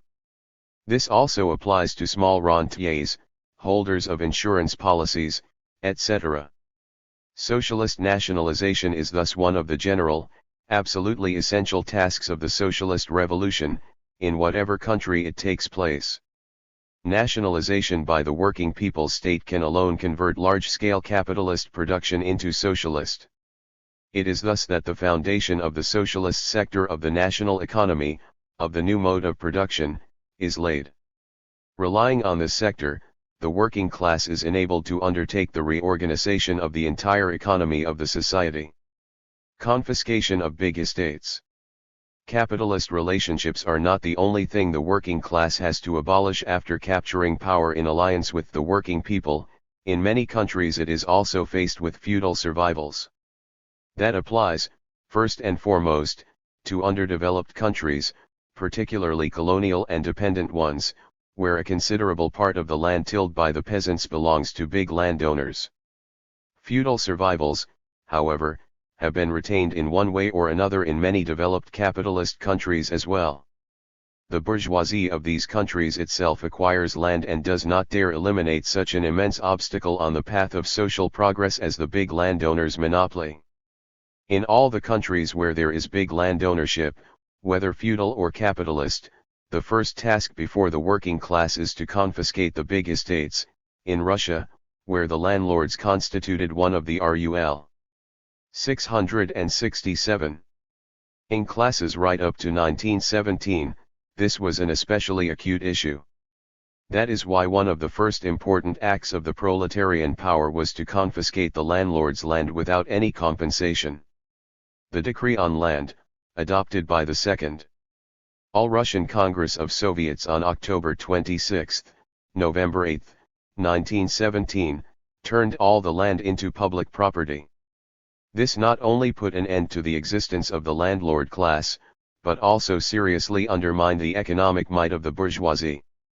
At the same time it strengthened the alliance between the working class and the peasantry, the mass of the working people in the countryside cast in their lot with Soviet power. The abolition of private ownership of all land in Russia was called for by concrete historical conditions. The tradition of private ownership of land was weaker among the peasants in Russia than in Western Europe. Communal land ownership with periodical redistribution of peasant allotments had long prevailed in the Russian countryside. The majority of peasants supported the demand for the abolition of private ownership of land. Matters were different in most of the European people's democracies. The traditions of private land ownership there were strong. The peasants distrusted the slogan of nationalization. The nationalization of all the land would only have made the relations between the working class and the peasantry more difficult. For that reason the People's State confined itself to the nationalization of big landed estates. The greater part of the confiscated land was turned over to farm laborers, poor peasants and, in part, to middle peasants at low prices in installments extended over 10 to 20 years, but mostly gratis. The land remained private property, but its disposal was restricted, its sale, except in special cases, lease, partition, endowment, that is, anything which might serve to turn the land into a means of exploitation and speculative enrichment, was prohibited. The size of the allotments was calculated for cultivation by the peasants' own labor. The area of the farms set up as a result of agrarian reform generally did not exceed 5 hectares and only rarely reached 10 to 15 hectares. Both in Russia and in the people's democracies, the confiscation of big landed estates contributed enormously to the po. 668. Political consolidation of the new power. Historical experience shows that big landed estates are everywhere the mainstay of reaction and that the landlord class is the backbone of counter-revolution. The confiscation of big landed estates is not by itself a socialist measure, since it does not destroy the basis of capitalist relationships. In a number of countries, landowners' estates were confiscated during the bourgeois revolutions of the 18th and 19th centuries, and this only hastened the development of capitalism in agriculture. But when power is in the hands of the working people, the abolition of big land ownership becomes an important precondition for further socialist transformations. What the working people receive immediately after assuming power. The socialist revolution not only ushers in the era of the tempestuous development of productive forces, but also leads to the redistribution of society's material wealth in favor of the working people. This by itself immediately gives tangible gains to the workers and peasants. The volume of wealth they receive does not depend, of course, on the wishes of the revolutionary power, but on concrete possibilities. The richer the country and the higher the level of its productive forces, the more wealth do the working people receive immediately after the revolution. On the eve of the October Socialist Revolution, Russia was a ruined country. Nevertheless, despite the extremely difficult conditions, the working class and the peasantry received material advantages immediately after the revolution. One of them was the introduction of the 8-hour day, for which the working class had fought for many decades. The working day for juvenile workers was limited to 6 hours, labor protection was introduced, and it was forbidden to employ women in arduous work. For Russia, which until then had had the longest working day in Europe, that was a major achievement. The 8-hour working day was introduced after the revolution in all the European people's democracies too. 669. In the capitalist countries which have reached a higher level of productive forces, there is not only every possibility of switching to a still shorter working day immediately after the overthrow of monopoly capital rule, but also of considerably raising the living standard of all the working people. The working class state immediately establishes paid annual holidays. The people take over the health centers and resorts, where toilers can spend their holidays free of charge or at reduced prices. No fees are charged by medical institutions. Physical culture and sports cease to be the privilege of the well-to-do and the idle rich, and are turned into a mass health-building instrument. The socialist revolution paves the way for a great cultural revolution. Education is gradually made compulsory and universal not only at primary but also at secondary schools. Tuition in higher educational establishments becomes free. What is more, most of the students receive state stipends. An end is put to the inequality of women. Not only are they paid the same wages as men for the same work, but they are also accorded equal rights in all spheres of economic, cultural, and political activity. The workers' state immediately begins to create a widespread network of child institutions and public catering establishments in order gradually to free women from household drudgery. The working class state takes resolute and effective measures to do away with unemployment, to achieve full employment in the briefest possible historical span. The feeling of uncertainty about the morrow, which haunts the worker of a capitalist country all his life, vanishes at last. The working people are freed from having to contribute to the unemployment fund and from the necessity of saving for a rainy day. In these conditions, the social insurance system acquires a different meaning. In the working class state it ensures pensions to the aged and benefits to temporarily disabled workers. The required funds are made up of contributions from enterprises and state budget allocations. The socialist revolution changes the housing conditions of the working people. In Russia, millions of workers were moved from cellars and garrets into flats and houses formerly occupied by the bourgeoisie. There was a redistribution of house. 670. As a result of the people's democratic revolutions in the European and Asian countries too. After the revolution, rents are greatly reduced and their increase prohibited by law. Instead of the former 15 to 30% of the working family's budget, the rent now amounts to only 4 to 5% of wages. The working people are no longer humiliated and insulted. They lose the freedom of being subject to dismissal at the capitalist's will. For the first time, society respects and appreciates the human rights of the worker. In many people's democracies, the workers experienced a considerable improvement in their material welfare already in 2 or 3 years. The working family's budget increases also as a result of the rise of real wages. The peasantry, too, immediately sees the beneficent results of the revolution. The October Revolution gave the peasants, free of charge, more than 150 million hectares of land that previously belonged to the landowners, capitalists, the Tsar's family, monasteries, and the church. Moreover, the peasants were released from paying debts for land acquired from the landlords prior to the revolution, from having to pay high rents and from having to spend enormous sums on the purchase of land. Agrarian reform in the POP's democracies likewise gave additional land to the peasants and released them from the fetters of debt. The centuries-old dream of farm laborers and landless peasants came true. They began to till their own land and not that of kulaks and landlords.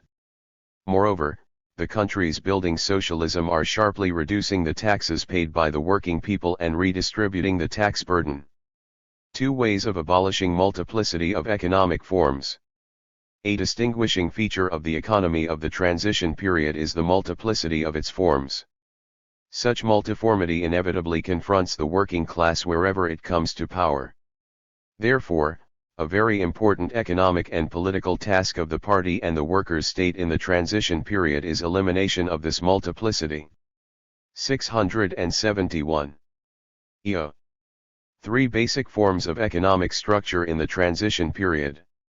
In the initial period after the victory of the revolution there are usually 3 forms of economic structure: socialism, small commodity production, and private capitalism. Corresponding to these economic forms are the following classes: the working class, the peasantry, and the bourgeoisie that has been overthrown but has not yet disappeared. The share of the socialist sector is at first determined by the degree to which big capitalist production, nationalist in the given country, has been developed. In the Soviet Union, for instance, the output of the socialized sector in 1923-24 constituted 38.5% of the total. In China in 1949 it was 34.7%. In such an industrially developed country as Czechoslovakia, the nationalization of large-scale industry made the state sector predominant from the very first. Some 60% of the industrial establishments and all the banks were already concentrated in the hands of the state in October 1945. It is quite understandable, therefore, that the conditions for subsequent socialist transformations in Czechoslovakia were more favorable. Small commodity production is represented chiefly by peasant farms, as well as by craftsmen, artisans, and other small producers who do not employ hired labor. In the Soviet Union, this economic form predominated in 1923-24 and accounted for 51% of total output. It played an even bigger role in China's economy. In the highly developed capitalist countries, the share of small commodity production is relatively low. Private capitalism as one of the economic forms in the transition period is made up mainly of small and medium-sized industrial enterprises owned by the urban bourgeoisie and of kulak farms. In the USSR in 1923-24, private capitalism accounted for 8.9% of gross output. In China and some of the European people's democracies, the capitalist sector was at first relatively large, for the property of the patriotically minded bourgeoisie was not nationalist. The roots of capitalism within the country and conditions for its restoration remain as long as there exist economic forms. 672. Based on private ownership of the means of production. In that case, there is a basis for class struggle, for the resistance of the propertied classes and elements to the policy of socialist reforms. And if these classes and elements are supported from without, a danger arises of the restoration of capitalist relationships. This danger cannot be eliminated by political measures alone: consolidation of the proletarian state, dissolution of counter-revolutionary parties, etc. To settle the issue of who will win, definitely in favor of socialism, it is necessary to take radical economic steps, to convert the private ownership forms of economy into socialist forms. The elimination of the multiplicity of economic forms is, however, a very complicated matter, and it cannot be done by snap measures, by a decree or an order. The first, and the main, thing one must take into consideration is the strengthening of the positions of the new power, the consolidation of the new system. The relationship of class forces, the sharpness of the struggle between them, that is what primarily determines the lines and the duration of the process of eliminating multiformity. It is clear, for instance, that in conditions of embittered class struggle and active resistance by the capitalist elements, the dictatorship of the proletariat will be compelled to accelerate this process in order to undermine more speedily the economic positions of its class enemies. At the same time, economic considerations play a big part in this. After all, to a large extent the situation in the transition period is such that the proletarian state cannot for a while satisfy all the requirements of society without making use of the private ownership forms of economic structure. The small peasant farms account for a considerable share of agricultural output, while numerous establishments of the light industry, trading establishments, and services are in private hands. Generally speaking, at its inception the state cannot assume the role played, whether badly or well, by the small commodity producers. Hence, to avoid economic and political difficulties, it is necessary to create, in one degree or another, economic conditions for the abolition of the other economic sectors.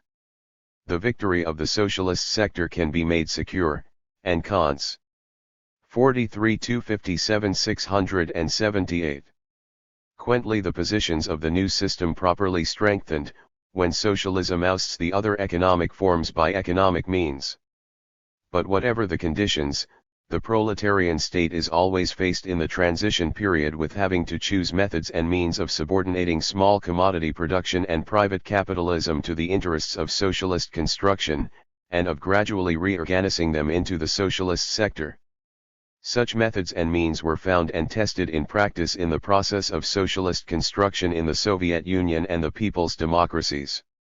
The experience thus accumulated is of permanent and universal importance. Its main feature is skillful utilization of market relationships with the aim of consolidating and enlarging the socialist sector and of economically ousting private capitalist elements. The proletarian state develops such relationships because small commodity production does not admit of other forms of economic ties. Experience has shown that the state of the proletarian dictatorship can safely risk developing market relations, for it has in its hands all the decisive branches of the national economy: heavy industry, large enterprises of light industry, transport facilities, banks, foreign trade. All the other forms of economy depend in one way or another on the state sector, from which they receive machinery, raw materials, and power, and to which they sell their output. This allows the workers' state by using economic levers to control the situation in the other sectors and to ensure their development in the direction it desires. It is clear that the more powerful the industrial basis inherited by the proletarian state, the more opportunities it has to control and regulate the market, and the bolder it can be in allowing market connections. That does not mean that in the conditions of embittered class struggle the dictatorship of the proletariat renounces administrative and control measures. In practice, leadership of the national economy by the proletarian dictatorship usually includes both economic and political measures, which complement one another and add up to what is called the economic policy of the proletarian state. 674. Economic bond between town and country. The most difficult economic task of the transition period is the socialization of scattered, dispersed small commodity economy. The difficulties of the socialist transformation of this sector of the economy are due to the fact that small commodity production is the least amenable to direct control by the proletarian state. The chief point, however, is that the peasantry is the main ally of the working class, and the working people's state not only cannot apply expropriation measures against it, but on the contrary is interested in establishing strong economic ties with it. Without such ties there can be no strengthening the political alliance of the working class and the peasantry, which constitutes, as is known, one of the underlying principles of the dictatorship of the proletariat. As Lenin time and again pointed out, the most correct policy is to give the countryside all the products of socialist industry that it needs in return for grain and raw materials. It is not a surplus appropriation system, not a tax, he said, but the exchange of products of the big, socialized, industry for peasant products that is the economic essence of socialism. It's base 289 in Russia. A peasant, economically backward country, which was forced to build socialism single-handed. The economic policy of the dictatorship of the proletariat had distinguishing features of its own. Although Lenin had worked out the principles of economic policy based on the establishment of market ties with the peasant economy as far back as the spring of 1918, the civil war and foreign intervention, which put the country in the position of a besieged fortress, compelled the Soviet government to switch to the policy of war communism. Free trade was forbidden. The basic foodstuffs and manufactures were strictly rationed, according to the class principle. All surplus produce in the countryside was taken under the surplus appropriation system, also according to the class principle, nothing from the poor peasant, a moderate amount from the middle peasant, and much from the kulak. Industry was fully centralized and wholly subordinated to the needs of the battle fronts. The industrial enterprises received raw materials, equipment, etc., from government bodies and turned in all they produced to them, getting coupons instead of cash in. 43*675. Return. Money ceased to play any important role. Economic life was regulated by purely administrative methods. War communism was a policy imposed by the exceptionally difficult conditions of the Civil War. It helped to mobilize the then scanty resources of Russia for victory over the enemy, and therein lay its indisputable significance. As Lenin wrote, this policy accomplished its historical task. But war communism was not and could not be a policy making for closer economic alliance with the peasantry. As soon as the conditions changed, the dictatorship of the proletariat switched to the new economic policy, NEP.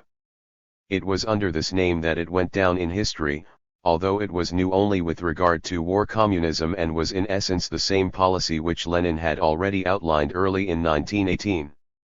The ban on private trade was lifted after the introduction of the new economic policy. The peasants began to sell their surplus produce in the market. Capitalists were given access to both retail and wholesale trade.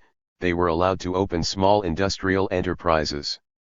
What is more, part of the state enterprises were denationalist and leased to the capitalists. The enterprises in the socialist sector were put on a self-supporting basis, henceforth they bought their raw materials and sold their products. The rationing of foodstuffs was replaced by open sales. Lenin urged the communists to learn to trade in order to oust private traders and replace private trade by state and cooperative trade. The re-establishment of market relations, of course, could not but temporarily revive the capitalist elements. The kulaks raised their heads again. They tried to increase their holdings by renting land and began to employ farm laborers on a fairly large scale. Considerable reserves of grain began to accumulate in the hands of the village rich. Differentiation in the countryside, which in the early period after the revolution had given way to the establishment of a middle peasant level throughout the rural areas, revived. The proletarian state could not be indifferent to all these processes. If the kulak element became powerful, it would be a serious danger to socialist construction. That is why the policy of an economic bond with the peasantry was accompanied by measures aimed at curbing the capitalist elements in the 676 village. The state strove to help the poor and middle peasants to rehabilitate their farms. It granted them credits on favorable terms, assisted with machines and tools through hire agencies, etc. The policy towards the kulaks was one of restriction. Rigid limits were fixed with regard to leasing land and hiring labor. The labor of farm workers was regulated by law, and higher taxes were established for kulak farms. In a country like Russia, the question of alliance between the working class and the peasantry was of decisive importance for the fate of socialism. Little wonder, then, that an acute class struggle went on around this issue and that this struggle found reflection within the party too. The Trotskyists denied the dual nature of the peasantry and claimed it was a wholly reactionary mass incapable of taking part in building socialism. They tried to foist upon the party a policy that meant deliberately ruining the peasantry and exploiting it for the sake of industrial development. Such a policy would have meant the downfall of the dictatorship of the proletariat. The right-wing opportunists, followers of Bukharin, also in effect denied the dual nature of the peasants, asserting that the peasantry, the kulak element included, would grow into socialism of itself. Their policy meant renunciation of the struggle with the capitalist elements, a policy of drift. In other words, it paved the way for the restoration of capitalism. Without the ideological and organizational defeat of the Trotskyists and Bukharinists, it would have been impossible to solve the contradictions of the transition period in favor of socialism. Hence the Communist Party resolutely fought every attempt to undermine the worker-peasant alliance or to deprive this alliance of its socialist content. It was in the course of this struggle that correct political methods, which later became a potent tool in the hands of all the communist and workers' parties, were forged and tested. When NEP was introduced, Lenin stressed its universal importance. The task that we are now tackling, for the time being temporarily alone, he wrote, looks like a purely Russian task, but in actual fact it is a task that will confront all the socialists. The new society, built on the basis of the alliance of workers and peasants, is inevitable.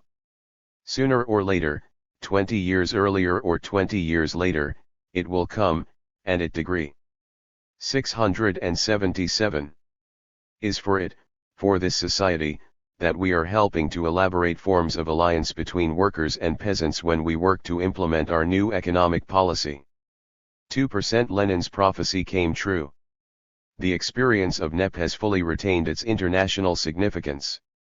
The people's democracies going through the transition period are implementing an economic policy which essentially amounts to applying in practice Leninist principles regarding the use of market and value relationships in the interests of socialist economic construction.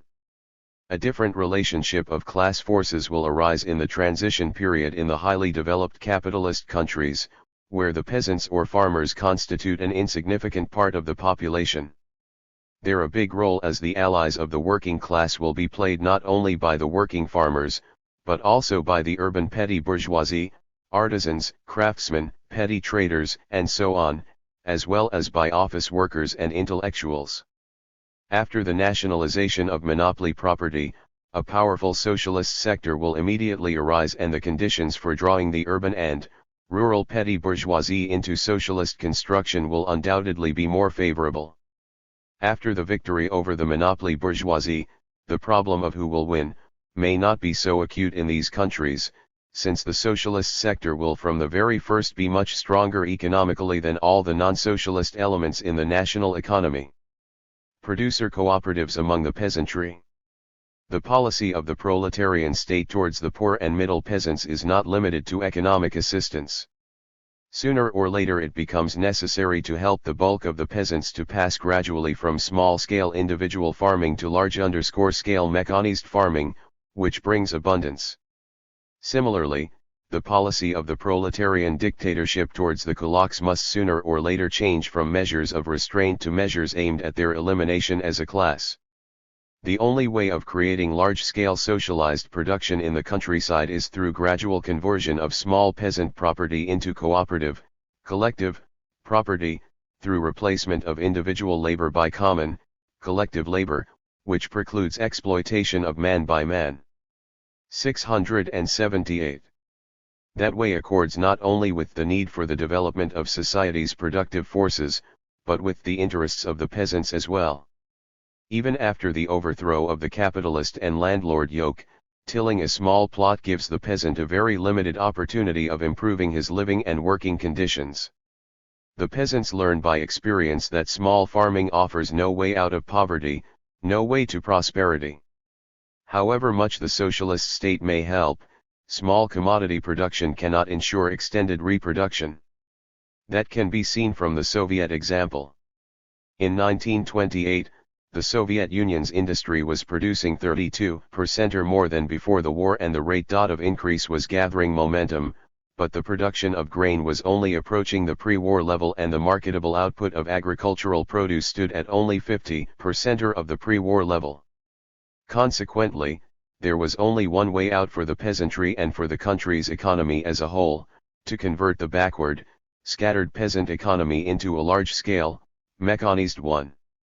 Under capitalism, large-scale agricultural production is built at the expense of small producers. Its organizers are bourgeoisified landlords, big capitalists, kulaks 4&D merchants. This capitalist method of promoting large-scale agricultural production is naturally inadmissible in the conditions of proletarian democracy. The socialist method of reorganizing agriculture is by voluntary cooperation of the peasants. It was clearly foreseen by the founders of Marxism. When we are in possession of state power, Engels wrote, we shall not even think of forcibly expropriating the small peasants, regardless of whether with or without compensation, as we shall have to do in the case of the big landowners. Our task relative to the small peasant consists, in the first place, in effecting a transition of his private enterprise and private possession to cooperative ones, not forcibly but by dint of example and the proffer of social assistance for this purpose. 294 There are diverse forms of agricultural cooperation in the capitalist countries too. A rather important role is played by cooperative trade in agricultural produce in Denmark, Holland, and Finland. But although such cooperation can to a certain extent protect the toiling peasantry from the tyranny of 679. Monopoly capital, it does not alter the production relations in the countryside. Under capitalist conditions, cooperation serves individual peasants and capitalist farmers chiefly in regard to marketing and supplies. More often than not it is dominated by capitalist elements. Under these circumstances a cooperative is a collective capitalist institution. When the land, industry, and banks become public property, cooperative development of agriculture follows a totally different path and has a very different social significance. A system of civilized cooperators under the social ownership of the means of production, with the class victory of the proletariat over the bourgeoisie, is the system of socialism. Lenin, Dutt. 9. For the peasants, cooperation is the simplest, the most intelligible and advantageous form of association. That was Lenin's starting point in putting forward his celebrated cooperative plan. Although this plan was elaborated to conform to the conditions in Russia, it retains its universal value as a program for directing the million-strong peasant masses to the path of socialism. Lenin proposed to start with the organization of the simplest forms of cooperation, first of all in the sphere of marketing peasant produce and supplying the countryside with goods, as well as in regard to the organization of agricultural credit. These very simple forms of cooperation accustom peasants to social, cooperative forms of farming and open their eyes to the advantages offered not only by collective marketing and supply methods, but by collective production too. The peasants, Lenin suggested, should convince themselves in practice of the advantages of collective farming. Only after that would it be possible to pass gradually to cooperation in agricultural production, first by organizing simple associations for joint cultivation of land and then by passing to higher forms of agricultural cooperation. Any attempt to disrupt this natural process and especially to violate the Leninist principle of complete voluntariness in cooperation is apt to do enormous harm to the cause of cooperation and discredit it in the eyes of the peasants. That does not mean that the system of producer cooperatives in the countryside can develop of its own accord. No, it requires constant and all-round assistance from the party and 680. The government, financial and organizational, especially with cadres capable of helping the peasants to organize collective farms. The working peasantry needs also political assistance, for its transition to collective farming is attended, as a rule, by a class struggle that at times becomes extremely acute. The reason is that the process of agricultural cooperation decides the fate of the last exploiting class, the kulaks. Their economic positions are undermined by cooperative farming becoming the chief purveyor of agricultural produce and successfully ousting the kulak speculators from the market. The kulaks' political positions collapse as soon as the bulk of the peasants firmly and irrevocably adopt the path of socialism. That creates the prerequisites for eliminating the kulaks as a class. There is no question, of course, of physical destruction of the representatives of this class, but only of the elimination of the social and economic conditions that permit the rural bourgeoisie to exploit poor peasants and farm laborers. As for the former kulaks themselves, their fate depends on their attitude to the social changes taking place. In the Soviet Union, where they bitterly opposed collectivization, agitated against the collective farms and at times rose in arms against them, the peasant masses and the proletarian government were compelled to take measures to suppress them. Under different conditions such drastic measures may not be necessary if the representatives of the kulak class are sensible and prove ready to live by their own labor. In this case, they have the prospect of becoming equal members of socialist society. One of the most important factors in the successful reorganization of the countryside is the development of large-scale socialist industry, capable of assisting cooperative farms with machinery, mineral fertilizers, and technicians. Socialist industrialization makes it possible to mechanize agriculture most successfully and effectively. In the period after collective farms were organized in the USSR, when they were economically weak, the state undertook responsibility for the mechanization of agriculture. It set up special machine and tractor stations and trained machine operators. Later, when the collective farms became stronger, the MTS equipment was sold to them and the stations themselves were reorganized into maintenance and repair stations. 681. The experience of the USSR and the people's democracies shows that organization of producer cooperatives, collectivization, is objectively essential for the socialist transformation of the countryside. At the same time, practice shows that the concrete forms of such cooperation may vary. In the Soviet Union, the agricultural artel rapidly became the basic form of collective farming. In the people's democracies, on the other hand, cooperative organization of the bulk of the peasant farms went through a series of intermediate stages. There were formed everywhere cooperatives of a lower type, of various grades, and cooperatives of a higher type, differing in the degree of socialization of the means of production.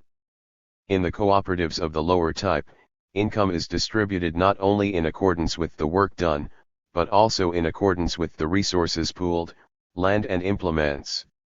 In China and some other countries, the bulk of the peasantry gradually rose from the elementary forms of mutual aid to producer cooperatives of the higher type. This gave the peasants time and opportunity to convince themselves of the advantages of collective farming. After China, the Korean People's Democratic Republic was the next country to complete the socialist transformation of the countryside. The first European people's democracy to achieve this was Bulgaria. Although the forms of agricultural cooperation vary in the different socialist countries, they have one thing in common: their socialist type of economy. The agricultural artel in the USSR, the farm labor cooperatives in Bulgaria and the agricultural producer cooperatives in other countries are all organized in such a way as to combine the private and public interests of the peasants, helping to re-educate the individual farmers of yesterday into class-conscious collectivists.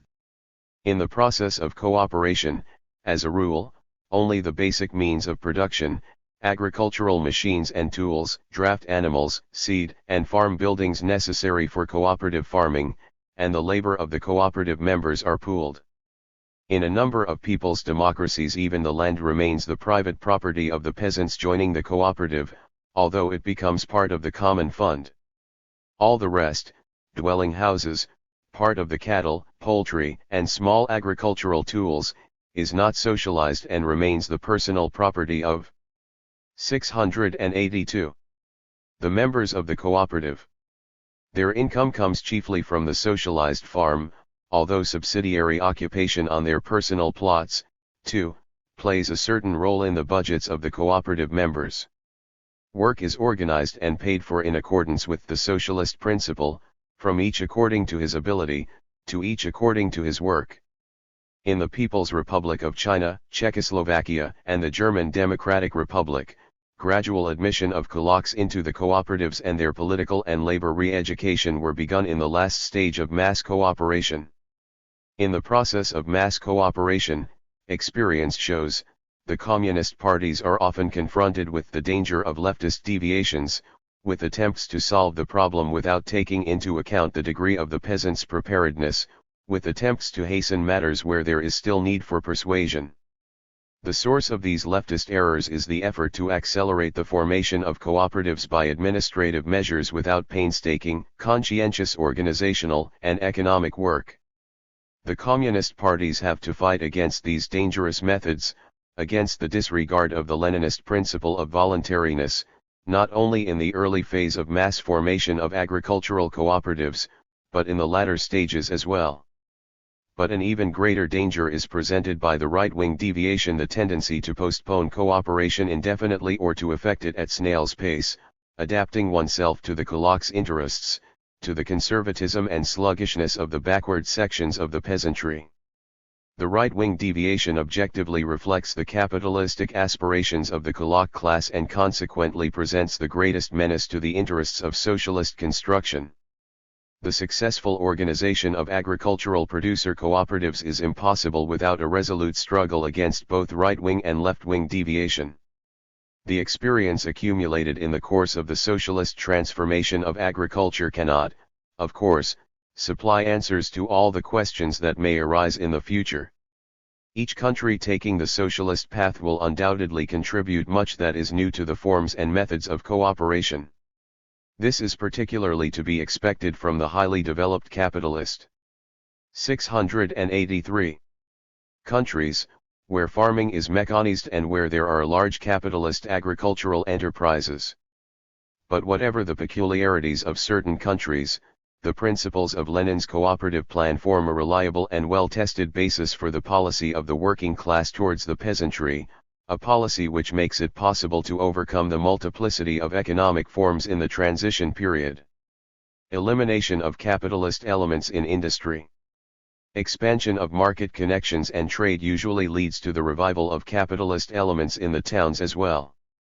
As already mentioned, the proletarian state in the USSR temporarily allowed economic activity by bourgeoisie in certain industries within the framework determined by the new economic policy, NEP. In the countries where a democratic bloc of various classes and sections of the population has come to power, the national bourgeoisie retains fairly important economic positions. In fact, these positions may even become stronger at first. The proletarian state's subsequent policy towards the bourgeoisie depends largely on the Jotter's behavior. It is one thing if the bourgeoisie loyally supports the new system and is prepared to take part in economic construction. In that case it can count on the state's assistance, certain privileges, credits, guaranteed sales, etc.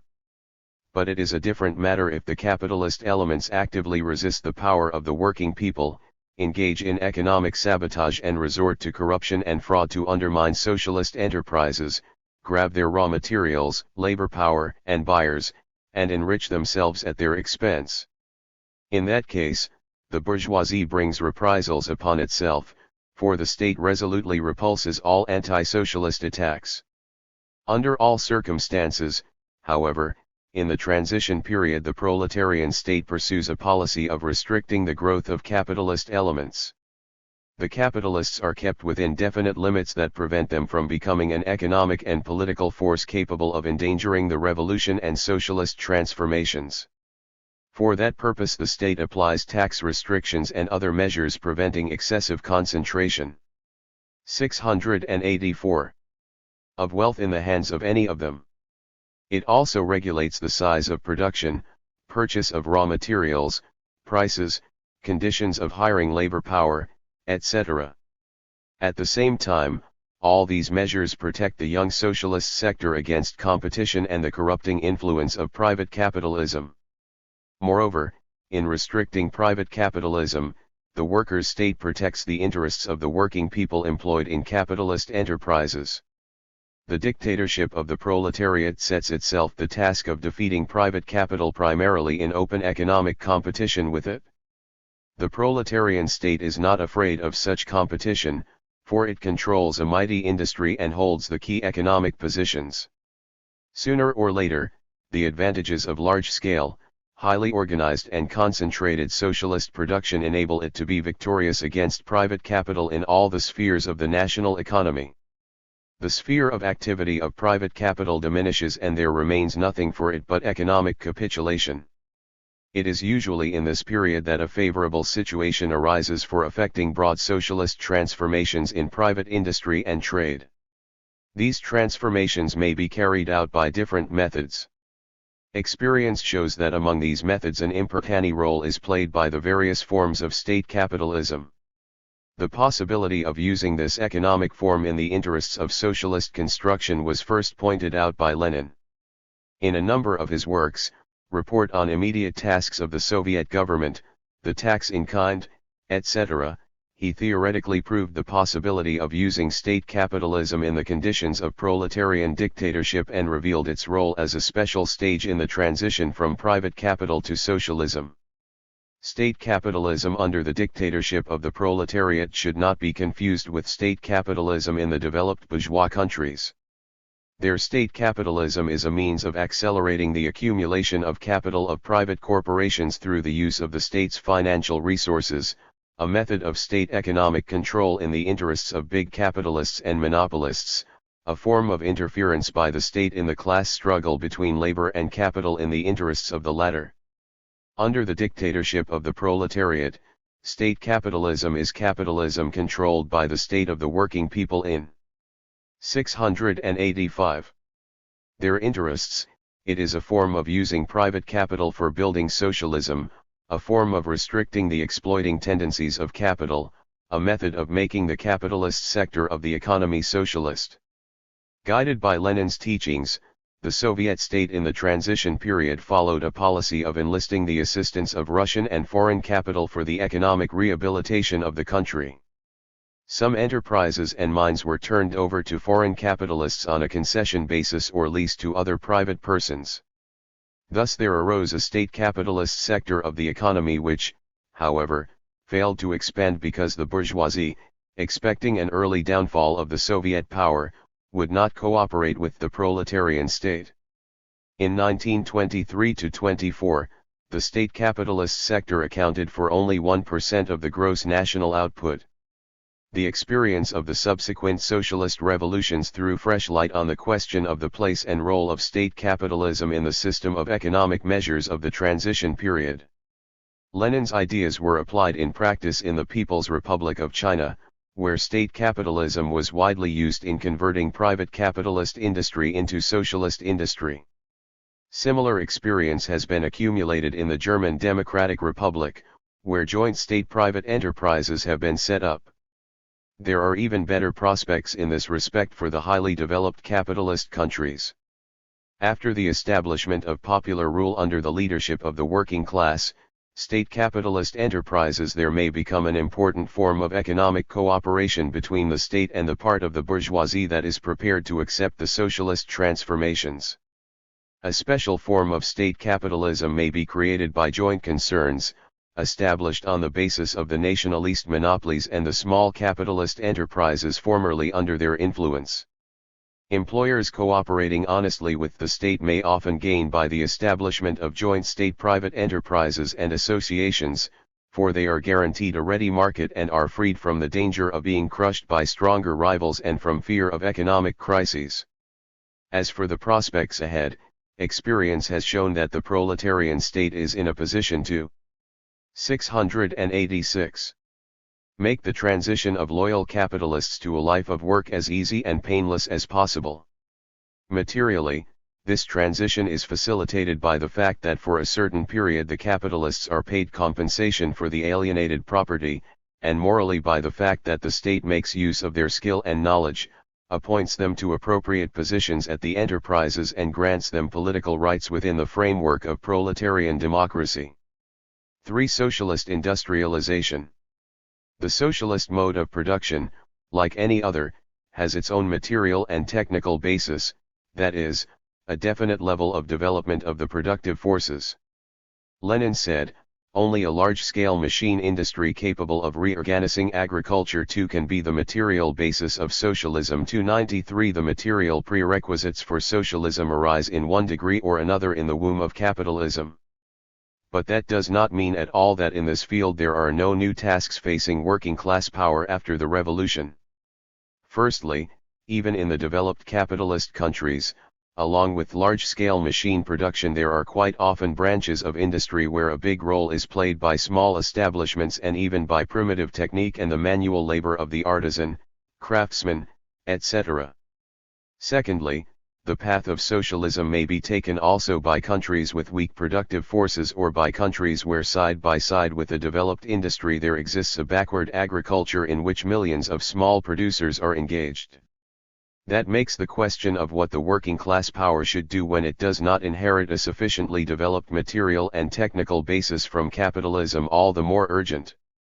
The right-wing socialists claim that the seizure of power should not be contemplated until the national economy as a whole has attained the highest level characteristic of developed state monopoly capitalism.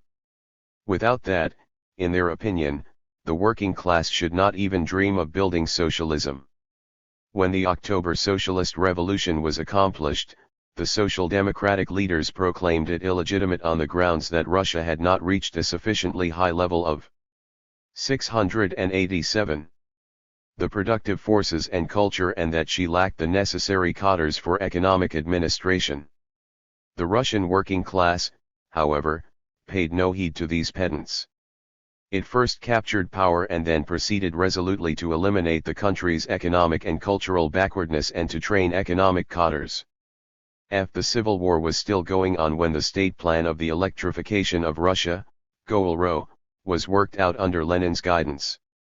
It was the first scientifically based plan for the development of the national economy during 10 to 15 years. It envisaged the development, on the basis of the most advanced technique, of such decisive branches of heavy industry as the power industry, metallurgy, engineering, chemical industry, and transport. Lenin's ideas embodied in the Goal-Ro plan were made the basis of the socialist industrialization policy, which enabled the Soviet state to create the material and technical basis essential for socialist society. Economic and technical backwardness, therefore, did not become an insuperable obstacle to building socialism. But the working class was confronted by a tremendous and difficult task, that of creating the material and technical basis of socialism and developing all the branches of industry, first and foremost, production of the means of production. This task confronts all the countries taking the path of socialism, and particularly those which did not have a sufficiently developed industry in the past. In other words, they are faced with the necessity of carrying out socialist industrialization.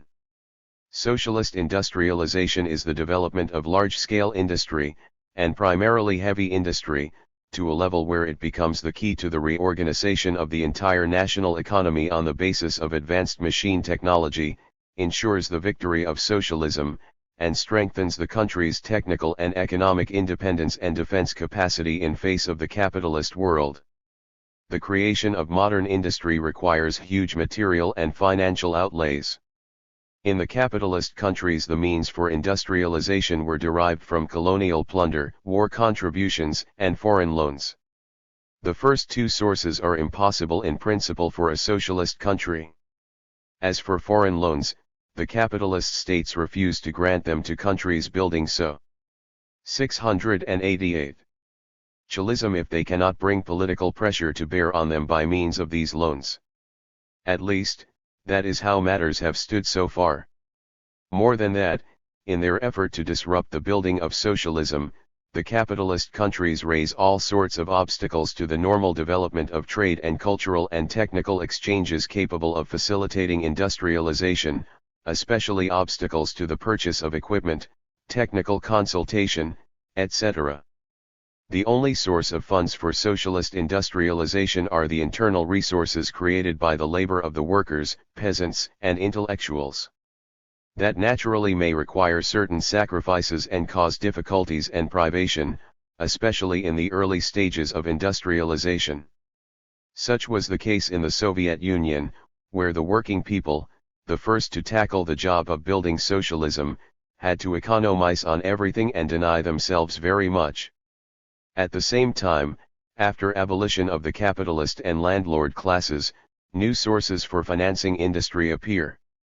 The share of the national income previously devoted to the parasitical consumption of the exploiting classes, is used for socialist accumulation. In Russia, China, and a number of other countries building socialism, huge sums were paid out in the past to foreign capitalists. The socialist revolution puts an end to this bondage. The peasantry is released from paying mortgage debts and land rents. That enhances the possibility of enlisting the financial assistance of the countryside for industrial development. The revenue of state enterprises, foreign and domestic trade, and banks is also used for industrialization. Having mobilized all the internal resources, Soviet power succeeded in effecting industrialization at a pace unknown to any capitalist country. More than 1,500 new plants and factories were built and put into operation in the first five-year plan period, 1929-32, and 4,500 in the second, 1933-37. During this time the volume of industrial output increased 4.5-fold. Such expansion of industry within one decade is a leap unexampled in the economic history of the world. To achieve that it took the United States almost 40 years, approximately from 1890 to 1929. The people's democracies also displayed a high rate of industrial growth in the transition period. This high rate is Viv. 44 25 71 689. ID proof of the advantages offered by the new, socialist system. For the Soviet Union, the first socialist state in the world, the rate of industrial growth was a question of life or death. We are 50 or 100 years behind the advanced countries, Stalin said in 1931. We must make good this distance in 10 years. Either we do it, or we shall go under. And it was only because the USSR had succeeded in building up a powerful industrial basis before 1941 that the Soviet people were able to rout fascist Germany. The necessity of such a rate was also dictated by the fact that it was essential for speeding up the creation of conditions for the socialist transformation of agriculture and elimination of the kulaks. In some 13 to 15 years the Soviet Union was changed from an agrarian into an industrial country and became one of the leading industrial powers of the world.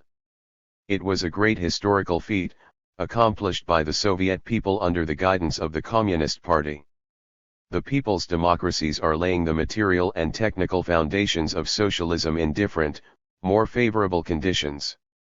Unlike the USSR, which had to rely only on its own strength, they can depend on the large-scale mutual assistance of all the countries of the socialist camp. The industrially developed socialist states help the less developed countries to establish modern industries. Much assistance in credits, loans, technical documentation, equipment and raw materials is rendered the people's democracies by the Soviet Union. Now, when a world socialist system exists, its member countries do not necessarily have to establish all branches of industry, as the USSR had to do. The international division of labor within the socialist camp permits a wide degree of specialization and cooperation in production. Some of the socialist countries are able to develop primarily those branches of industry for which they have the most favorable economic and natural conditions and which are most in accord with their national traditions and industrial experience. Thus, the tasks different countries have to solve in establishing the material and technical basis of socialism are not identical. In agrarian countries, the primary task is intensified in 690. Industrial development. In the countries that had already attained a high level of industry under capitalism, the main task is the reorganization of the industrial structure, establishing new economic relations and eliminating the disproportions inherited from the past. For the results of the transition period. The entire economic policy of the proletarian state in the transition period has in view the struggle of the socialist against the capitalist elements with the aim of restricting and ousting the latter and of achieving the complete victory of socialist forms in all the spheres of the national economy. The methods and means applied in this struggle are essentially economic, and it culminates in the ending of the multiplicity of economic forms and the elimination of the bourgeoisie and kulaks as a class. The main result of the transition period is the victory of the socialist mode of production. The socialist sector, which is already the leading sector at the beginning of this period, becomes predominant and eventually the only sector.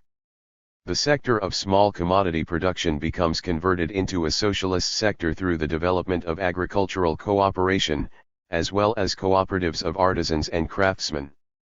The capitalist sector disappears completely as a result of the restriction and ousting of the capitalist elements in the economy, or by its transformation. It is in this way that the basic contradiction of the transition period, the contradiction between the newly born and developing socialist economic structure and capitalism, overthrown but not yet completely eliminated, is solved. What the transition period can yield is vividly illustrated by the Soviet Union, the first country in the world to build socialist society. The socialist reorganization of the evict economy was in the main completed in the mid-30s. By 1937, 98.7% of the production facilities were public property, that is, belonged to the socialist state or to the collective farms and cooperatives. By that time the socialist enterprises accounted for 99.8% of the total industrial output. The share of the A691 socialist sector in the total volume of agricultural production came to 98.5% and in retail trade to 100%. It indicated that the whole of the national economy was developing on a single socialist basis. The class composition of Soviet society changed radically. The proportion of the capitalist elements had already dropped to 4.6% by 1928. In 1937 this class group disappeared completely. The historical experience not only of the Soviet Union, but also of the people's democracies, has fully confirmed the Marxist-Leninist thesis that socialism cannot arise spontaneously, of itself, either before or after the proletarian revolution. It must be built, and is built, by the hands of the workers, peasants, and other working people organized in a state and led by a revolutionary Marxist-Leninist party. Recognition of this, that is, recognition of the objective need for actively building socialism, is precisely what distinguishes communists from social democrats, from reformists and revisionists of every shade, who allege that capitalism will develop spontaneously into socialism and deny the organizing and guiding role of the state and public bodies of the proletarian dictatorship. Some of the leaders of the Yugoslav League of Communists, for instance, claim that the basic contradiction of the transition period is not the struggle between growing socialism and the remnants of capitalism, but the contradiction between centralist state administration and the needs of localities and enterprises. They see the way out of this imaginary contradiction in speeding up the withering away of the state already in the transition period. and yet the working class can successfully cope with its gigantic organizational, creative tasks only if it learns to use its state power as a most powerful economic force. The worker and peasant state, Lenin pointed out, has a special economic role to play. Whatever form the socialist state may assume in one country or another, it must actively carry out economic transformations, manage the national economy, plan it, and direct the entire process of extended reproduction in the interests of socialism. The role of the socialist state is particularly important as long as the imperialist camp exists. In the transition period, new, socialist relations are formed in the sphere of distribution too. With the elimination of the 692 parasitic classes, the whole of the national income becomes the property of the working people. The fulfillment of the economic tasks of the transition period puts an end to unemployment, the scourge of the working class under capitalism, even before the complete triumph of socialist relationships. The causes of impoverishment in the countryside are eradicated forever. For the first time, the right to work is secured in practice and ensured by the planned development of the socialist national economy. The duration of the transition period from capitalism to socialism is bound to vary in different countries. Much depends here on the internal and international conditions. It is natural that society as a whole and all the working people individually should be interested in the socialist transformations being completed as soon as possible. Hence, one of the most urgent tasks facing the party and the state is to discover and utilize all the reserves capable of accelerating the transition to socialism. But there should be no skipping essential phases, no undue haste. Unjustified haste in building socialism is harmful, as in any big undertaking affecting the interests of the broad masses. The Commune, i.e., the Soviets of Workers' and Peasants' Deputies, Lenin wrote, does not introduce, does not intend to introduce, and must not introduce any reforms which have not absolutely matured both in economic reality and in the consciousness of the overwhelming majority of the people. 2% in their organizational and explanatory work, the Marxist-Leninist parties are guided by this behest of Lenin's. Chapter 23. Main features of the socialist mode of production. The establishment of social ownership in all branches of the national economy completes the transition from capitalism to socialism. Socialism now develops on the basis of large-scale industry and highly mechanized collective farming. Society itself, the working people themselves, have the opportunity of planning and controlling the production process of the entire national economy on a country-wide scale. Under capitalism, the organization of production in a more or less planned way can be achieved only within the limits of an individual enterprise or at most within a single monopoly.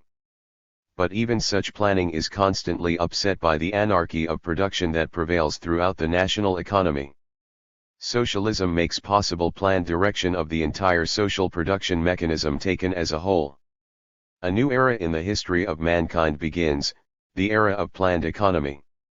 The volume of social production and its structure, the distribution of labor and means of production among various branches of the national economy, commodity prices and wage rates, all those no longer come into existence spontaneously. They are planned by society itself, which aims at achieving the greatest possible satisfaction of the needs of its members. This does not mean, however, that objective laws cease to operate in the economic sphere. On the contrary, if conscious management of economy is to be most effective, socialist society must be guided by the objective laws governing its development and must organize its economy in accordance with these laws. 694. The laws of the new economic formation cannot be mastered at once.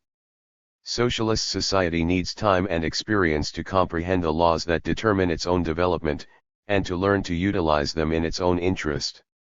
The responsibility which under these circumstances rests on the leading bodies in society, both party and state bodies, is obvious.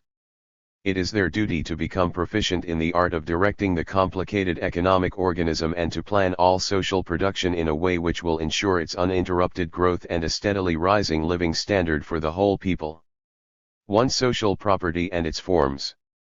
Marx considered that the manner in which the main elements of the production process, labor, power and means of production combine, forms the basis of any social system. In socialist society, these elements are combined in such a way that those taking part in the production process collectively own the instruments of labor which they employ. This totally excludes the possibility of the means of production being converted by one part of society into a means of exploitation of the other part of society. Since they jointly own social property and jointly participate in the social production process, all people are equal and their relations are based on the principles of comradely cooperation and mutual assistance. Social property in socialist society corresponds to the level of development reached by the productive forces. Accordingly, it has certain features and characteristics peculiar to socialism, the first phase of communist society. Foremost among these is the fact that at this stage social property does not exist in a single form. As the experience of the Soviet Union and the people's democracies has shown, it has two forms: public, state, property, and cooperative and collective farm property. State property in socialist society. As already mentioned, state socialist property comes into being as a result of the nationalization of large-scale industry, transport, and banking, and the confiscation of the landlords. 695. Estates by the proletarian state. Subsequent economic development leads to a rapid growth of the state sector. Only a small, often even an insignificant, part of the means of production at the disposal of socialist society consists of property nationaliste. Directly the working class comes to power, all the rest is created by the people in the course of building socialism. In the Soviet Union, for example, the fixed productive stock of industry and building increased nearly 33 times between 1913 and 1956. The property nationaliste in 1917-18 thus constituted only a little more than 3% of the publicly owned means of production in 1956. At the time when the socialist system in the USSR was only coming into being, Lenin pointed out that the most difficult task was not the confiscation of the means of production held by the bourgeoisie. He said, the organization of accounting, the control of large enterprises, the transformation of the whole of the state economic mechanism into a single huge machine, into an economic organism that will work in such a way as to enable hundreds of millions of people to be guided by a single plan. Such was the enormous organizational problem that rested on our shoulders. 296 When nationalization takes place, industry, transport, and banking are still separate, uncoordinated enterprises. It requires time and much effort to unite them into a single whole and organize their work in accordance with a common plan. This task is solved during the transition period. Large-scale socialist production, operating on a country-wide scale and directed from one center, possesses advantages of a kind capitalism cannot even dream of. In socialist society, public property is state property, since at this stage of development society as a whole, to whom the means of production belong, is represented by the state. On behalf of society, the state directs the whole of social production as a single process. While the state remains the owner of the means of production, it places them at the disposal of various collective bodies for their use. In saying that under socialism people consciously direct their own social development, one has in mind that they do this through the party and state, whose function it is to lead and organize socialist economy. 696. Distortions of the nature of social property by reformists and revisionists. Lately it has become the fashion among revisionists to represent the growth of state property and the state sector in socialist countries as a manifestation of bureaucratic centralism. According to them, state property is merely a source of bureaucratic distortions. What do they suggest instead of state property? First and foremost, they propose to replace it by various forms of group property: municipal, cooperative and communal. At first glance it may seem to some people that this is also socialism. In fact, however, it is petty bourgeois anarcho-syndicalism, the bankruptcy of which was already proved by the founders of Marxism-Leninism and has been confirmed by all historical experience. State property as a necessary form of social or common ownership is not the product of someone's idle fancy, but is the direct result of the trend of development of modern productive forces. The communists have merely consciously expressed what has been inherent in these trends, namely that the laws governing the further advance of the productive forces in any developed capitalist country require that the national economy be transformed into a single integrated organism controlled from one center. Only socialism can satisfy the urgent requirements of the productive forces and create a fully integrated system of national economy directed by the state. The forerunners of the present-day anarcho-syndicalists derived their ideas from the past. They idealized labor carried on by isolated groups which, in its most primitive form, can be found in the self-contained natural economy of the peasant household and the petty commodity production of the artisan. Their theories were reactionary utopias, directed against scientific socialism. The revival of these ideas, even though in a renovated and modernized form, is still the same reactionary utopia. The working class cannot possibly agree with such ideas. Socialism is a product of large-scale production. Salvation from monopolist oppression cannot be found in the return to scattered small-scale production, but on the contrary in transition to centralized social production on an even larger scale, under the rule of the working people. 697. Under conditions of modern large-scale machine production, it is clearly impossible to build socialism on the basis of individual isolated cooperatives, communities, or communes without undermining the very foundations of the production process which rests on the latest techniques. When group ownership is the rule, it is inevitable that local interests will prevail over public interests. The work of the separate enterprises is, in that case, carried on blindly, without taking into account the needs of the national economy as a whole. Usually there is but one result: anarchy of production will be re-established, despite the fact that capitalist private ownership has been abolished. Once again, disproportions will continually arise, which have to be balanced on the speculative market, and capitalist elements will be inevitably revived in the troubled waters of speculation and the blind forces of the market. Closely connected with efforts to belittle the role of state property are revisionist attacks against the economic and organizational function of the socialist state, and in particular state planning. The revisionists try to depict the socialist state as an unnecessary bureaucratic excrescence on the social body, which, they allege, impedes free economic development. But this distorted picture of the role of the socialist state merely proves their unwillingness to understand that the new function of the state is organically related to the predominance of social ownership and the specific way in which the economic laws in socialist society operate. When the state acts as the representative of society as a whole, it must obviously be the state and its central agencies which, on behalf of society, determine the direction, the proportions, and rates of development of the national economy. All the objectively existing possibilities and advantages of socialism become reality only through the economic and organizational activity of the state. The revisionists' approach to this problem reveals once again their petty bourgeois nature. While socialism has at last enabled society consciously to control economic life and thereby achieve a rapid rise in the well-being of the people, the revisionists are attempting to return to the times of the free play of economic forces which, incidentally, vanished long ago even in capitalist countries. The revisionists are moving backwards, from Marx to Pro. 698. Dutt and the other precursors of anarcho-syndicalists.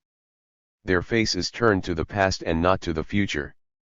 Hence it is not surprising that every advance in the development of large-scale socialist production refutes all their arguments. The attempts to apply anarcho-syndicalist dogmas in economic practice result from a failure to grasp the advantages of the state form of social property and the inability to utilize these advantages. Public ownership as a form of social property in no way fetters the creative activity of individual producer collectives. On the contrary, the fruitful work of these collectives can be properly developed only within the framework of a well-organized national economy, all the components of which are properly integrated. The state form of social property, and this is particularly important, causes people to be guided by public interests and not by local or group interests. Thereby it raises the consciousness of the producers to a national level, compelling them to be primarily concerned with public interests and not merely with those of their own collective. For this reason Lenin said that state or public property was consistently socialist property, i.e., the most perfect form of socialist property, representing the highest level of socialized production. Cooperative and collective farm property. Side by side with state property, Marxists-Leninists recognize cooperative or group property as entirely legitimate in socialist society, and they are developing and improving it in every way. But they do not think that socialism comes into existence by merely setting up cooperatives. The utopian socialists of the last century, who were hoping to reach socialism merely by organizing cooperatives, could hold this view. They did not understand that cooperatives as such do not determine the mode of production. On the contrary, the prevailing mode of production determines the nature of the cooperatives. Historical experience shows that under capitalism, cooperation of small producers, in most cases, assumes a bourgeois character. In socialist society, when the working class and peasantry are in power and the state sector predominates in the country's economy, the cooperatives become socialist in character. 699. In socialist society, cooperative property develops historically as a result of the particular path along which the peasantry and other sections of the population, connected in the past with small commodity production, move towards new, collective forms of economy. As a result of the cooperative organization of small commodity producers, collective property arises, which is the cooperative and collective farm form of socialist property. It is the group property of the agricultural artels, collective farms, producer cooperatives, and other cooperative associations. In the majority of socialist countries, agricultural producer cooperatives begin with simple pooling of the means of production owned by the peasants: draft animals, plows, harrows, and certain buildings used for productive purposes. But cooperative property is subsequently augmented by the joint labor of the peasants with technical assistance from state industry. The cooperatives become owners of modern technical equipment. By uniting their forces they build electric power stations, irrigation canals, water reservoirs, roads, schools, and hospitals, i.e., structures which are essentially of public importance. In the Soviet Union, the collective farm's non-distributable assets, i.e., that part of cooperative property and income, which is not distributed among the members of the artel, rose between 1932 and 1958 from 4,700 million to 102,000 million rubles, i.e., over 21-fold. An important part of these assets consists of modern agricultural machines, tractors, and complex technical equipment. Compared with public or state property, cooperative property is a less mature form of socialist ownership. For in its case the means of production and the finished product belong to an individual collective body and not to the whole of society. There are however no basic differences between cooperative and collective farm property on the one hand and public or state property on the other. Both exclude the exploitation of man by man, and presuppose collective labor performed in the public interest. Cooperative as well as state property offers wide scope for a steady growth of socialist production and the raising of the living standard of the working people. Furthermore, cooperative property is not something immutable or rigid. It passes through various stages of evolution. 700. Rising from lower to higher forms. The scale of cooperative production is constantly increasing as a result of the amalgamation of collective farms into bigger units, of their technical re-equipment, and the establishment of enterprises jointly run by a number of cooperatives. In their level of socialization, the character of labor, its form of organization, and the implements used, the producer cooperatives are gradually approaching public or state enterprises.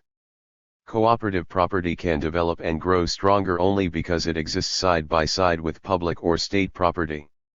The socialist state is doing everything to raise cooperative and collective farm property to the level of public property, in order to provide the peasants and other cooperative strata of the population with still greater opportunities to expand and improve production and to raise their living standard. 2. The main purpose of socialist production. The purpose of capitalist production is the extraction of profit. The manufacture of a commodity for its own sake hardly interests the capitalist. The question whether the needs of all the members of society are satisfied interests him even less. How to turn the production of any given commodity into a source of profit, that is the capitalist's real preoccupation. The actuating motives and aim of production radically change when the means of production become public property.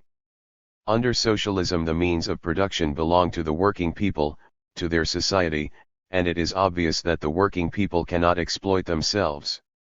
Consequently, surplus value, the result of exploitation, does not exist either. Now, as Lenin pointed out, the surplus product does not go to the propertied class, but to all the working people, and to them alone. 297 The whole social product produced every year in the socialist economy belongs to the owner of the means of production, to society, i.e., to the working people, taken as a single national producer collective. Later we will show that this gross annual product can be used only for the satisfaction, direct or indirect, of the needs of the working people. The labor of the working people, who have won supreme power and have organized socialized production, can have no 701 other purpose but the satisfaction of their social and personal needs.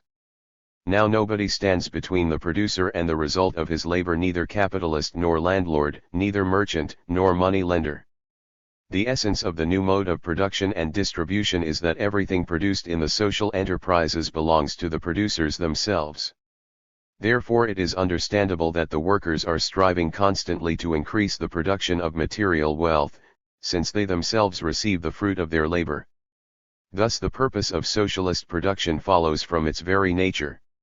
Lenin defined this purpose as the planned organization of the social production process to ensure the well-being and all-round development of all members of society. 298 One must also take into account that the needs of people, their living standard, are not rigidly fixed. They are bound to change, since with the development of social wealth and culture man's material and spiritual demands also grow, and new needs arise. To ensure the fullest satisfaction of the constantly rising material and cultural requirements of all its members is the object of society in a socialist country. The fullest possible satisfaction of man's needs, the purpose of socialist production, has an objectively necessary or law-governed character. In other words, the very laws of production based on social property objectively impose this purpose on socialist society. If production did not serve the satisfaction of the growing material and cultural requirements of the working people, it would lose the main stimulus of its development. Hence the socialist state considers that its main purpose is the expansion of production in order to provide a continuously rising living standard for the population. This is merely the conscious expression of the objective economic law inherent in socialist production. In Soviet economic literature this law has been called the basic economic law of socialism and has been formulated thus: the fullest satisfaction of the constantly growing requirements and the all-round development of all members of society through the continuous expansion and perfection of production on the basis of the most advanced techniques. The steady rise of the material well-being of the working people in the socialist countries vividly demonstrates the 702 operation of this law. Between 1940 and 1958, the real earnings of manual and brain workers in the Soviet Union nearly doubled, and the real income of the peasants, calculated per working collective farmer, more than doubled during the same period. For historical reasons, the majority of the socialist countries that were the first to enter into competition with capitalism had not belonged to the economically most advanced countries in the past. To win this competition they have to achieve a high rate of growth of production, they have to make a great jabur effort and overcome numerous difficulties connected with their former backwardness. A high rate of growth cannot be achieved unless all branches of production are supplied with up-to-date technical equipment, and that requires a high rate of accumulation, which means that a large part of the national income must be allocated to the expansion of production. The consumption fund has also been limited up to now by the fact that the socialist countries have to spend considerable amounts on defense. But for these reasons, the consumption fund would by now be much bigger. At the present time, however, the economic and defensive power of the socialist camp has grown to such an extent that the countries constituting it can assign ever-increasing amounts to improve the living conditions of the population. A high rate of development of heavy industry and expenditure on defense are now quite compatible with the rapid progress of light industry and a steep advance in agriculture. This has enabled the Soviet Union and the other socialist countries to undertake with full confidence the task of reaching in a historically short period a level of consumption surpassing in every respect the most highly developed capitalist countries. 3. Planned development of the national economy. With the establishment of common ownership, the laws of capitalist economy cease to operate. As already stated, the new form of property creates its own, new objective laws. The most important of these is the law of planned, proportional development of the national economy. 703.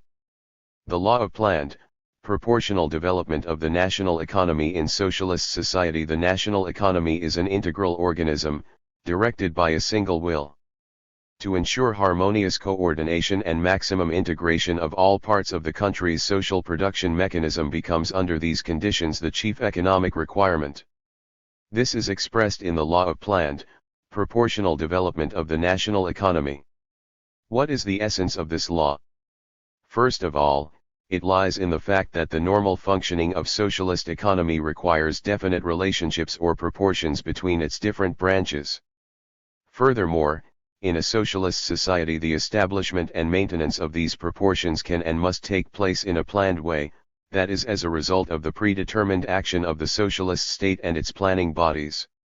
The objective character of the law of planned, proportional development lies in the fact that these proportions in the national economy cannot be arbitrarily established according to someone's wish or fancy, but are governed by definite laws, the infringement of which leads inevitably to the disorganization of the social production process. This has already been pointed out by Marx, who wrote that the necessity of the distribution of social labor in definite proportions cannot possibly be done away with by a particular form of social production but can only change the mode of its appearance. No natural laws can be done away with. 299. This means that socialist society cannot disregard the real position of the national economy and the existing resources and change by a wave of the wand the relationships between production and consumption, and between accumulation and consumption. Let us consider for a moment that society or its state organs, guided by the best intentions, wanted suddenly to increase sharply the volume of consumption, omitting however to arrange in good time for a corresponding increase in production. As a result, the existing stocks of commodities would be rapidly exhausted. The same would happen if the relationship between consumption and accumulation of resources earmarked for the expansion of production were to be arbitrarily changed. A re. 704. Reduction in the share of accumulation will inevitably slow down economic development and subsequently bring it to a halt, leading to a rapid consumption of basic capital and to the disorganization and decline of the whole of economic life. An excessive increase in the rate of accumulation, however, may weaken the material incentive of those engaged in production and ultimately affect the rate of growth of labor productivity. Nor can one disturb with impunity the proportions between wage rates and the level of labor productivity, between the total monetary income of the population and the volume of trade, etc. In addition to those already enumerated, many other branches of production and distribution exist which cannot function normally unless certain proportions are observed. Thus a balance must be maintained between the basic branches of the national economy, such as industry, agriculture, and transport. Incalculable difficulties threaten if any one of them falls behind. Definite relationships are required in the development of the heavy and light, the extractive and manufacturing industries. A faster rate of development of heavy industry ensures the advance of all branches of the economy. Similarly, the raw material and power industries must expand faster than the manufacturing industries, and create the necessary reserves for their advance. The economy will not work smoothly either unless a correct ratio is established between the number of skilled personnel required in the national economy and the country's training facilities. Proper proportions have to be maintained also with regard to the distribution of industry among separate economic districts, the division of labor and specialization and cooperation of production. Hence it is an important task of socialist society to maintain the wide range of proportions in the national economy. Someone may say that a certain proportionality in the development of production is required in any economic system, including capitalism. That is in fact so. But under capitalism the necessary economic relationships are established spontaneously by way of abnormal fluctuations and disproportions, crises, and recessions. The position becomes still more complicated because monopolies impede the spontaneous flow of capital from R45 257 705. One branch to another. Capitalist economy staggers blindly, stumbling and falling, incurring enormous expenses while it gropes its way towards the proportionality demanded by the objective laws of economy. How great these losses can be, is evident from the figures quoted by Walter Reuter, U.S. trade union leader, at the Conference on Unemployment held in Washington in April 1959. He declared that, because of mass unemployment and the incomplete utilization of productive capacity in the USA, during the last 5 years, the American people lost forever $152 billions of the country's gross product, or approximately $3,000 per family. And it could not be otherwise under a system of exploitation with its anarchy of production, competition, and squandering of social labor. Matters are entirely different in a socialist society, where the law of planned, proportional development has come into effect, where in Engels' words, socialized production upon a predetermined plan becomes henceforth possible. 2°0 For the first time in history people possess everything required to achieve the maximum coordination of the social production process and to control it in a rational way. The fact that all the means of production are social property and production is planned and directed from a single center, has created unprecedented opportunities for the maximum economy in the expenditure of material and labor and for a high productivity of social labor. Socialist society gains enormous advantages from mastering the economic law of planned, proportional development. This applies to the national economy as a whole as well as to each of its parts, to any industrial enterprise, mine or collective farm. The smooth functioning of each link, each part of the apparatus of production is a condition for the smooth working of the whole economic machinery of socialism. That is why in socialist economy each worker plays such an important part, whatever job he is doing. This is the more important because the law of planned development, as already stated, does not operate spontaneously or automatically. In planned, socialist economy there is not and cannot be spontaneous distribution of labor power and capital among the branches of economy. All this is effected delib. 706. Aridly by the socialist state and in accordance with the basic purpose of socialist production. But this places a special responsibility on the state organs in charge of planning and directing the development of the national economy. Their task is the more complicated because in a socialist society, too, there are no eternal proportions. There can never be any permanently fixed proportions between the branches of the national economy. Stability in this sphere would not be a sign of health but an alarm signal, for it would mean that the volume of social production remains constant, that production is moving within the same circle and is not expanding at all. But technology does not stand still, revolutions in the organization of production are taking place, society's needs are changing. All this drives the national economy forward, altering the relationships between its branches. New and more promising branches make their appearance and some of the older ones are pushed into the background. In the same way there cannot be any permanently fixed unchangeable relationship between production and consumption or consumption and accumulation. On the basis of the growth of labor productivity consumption increases. With the emergence of new tasks set by socialist construction or changes in the international situation, the previous rate of accumulation may prove to be too small or, on the contrary, too large. It is the task of the socialist system of planning to take into account in good time the changes which are taking place, to introduce the necessary corrections into the economic plans, and to forestall the appearance of disproportions in the economy, or at any rate to eliminate them speedily should they still occur. Tasks and methods of planning. Planning in the socialist state is a process in which elements of scientific research and economic organization are closely interwoven. Correct planning demands a thorough knowledge of the economy, of the objective laws governing its development, and the ability to look ahead. Nor is an effective guidance of the economy possible without a well-established system of economic accounting and statistics. Lenin wrote, "Accounting and control, that is the main thing required for arranging the 45*707. Smooth working, the correct functioning of the first phase of communist society. 9. The demands of the law of planned development have found their expression in the economic plans drawn up by the state planning bodies in accordance with directives issued by the Communist Party and the government. Planning bodies exist in the center as well as the administrative and economic districts and directly at the enterprises. Proceeding from the tasks confronting the society and carefully taking stock of existing resources and possibilities, the planning bodies work out current and long-term, prospective plans for 5, 7, or 15 years. After these plans have been widely discussed by the population and confirmed by the supreme organ of the socialist state, they become law. The participation of the workers themselves and the fact that the plans are compiled on the basis of the general experience accumulated in the course of productive work guarantee that the national economy is guided along correct lines. The economic activity of the socialist state rests on Lenin's principles of democratic senioralism. This means that planning proceeds not only from the top downwards but also from the bottom upwards.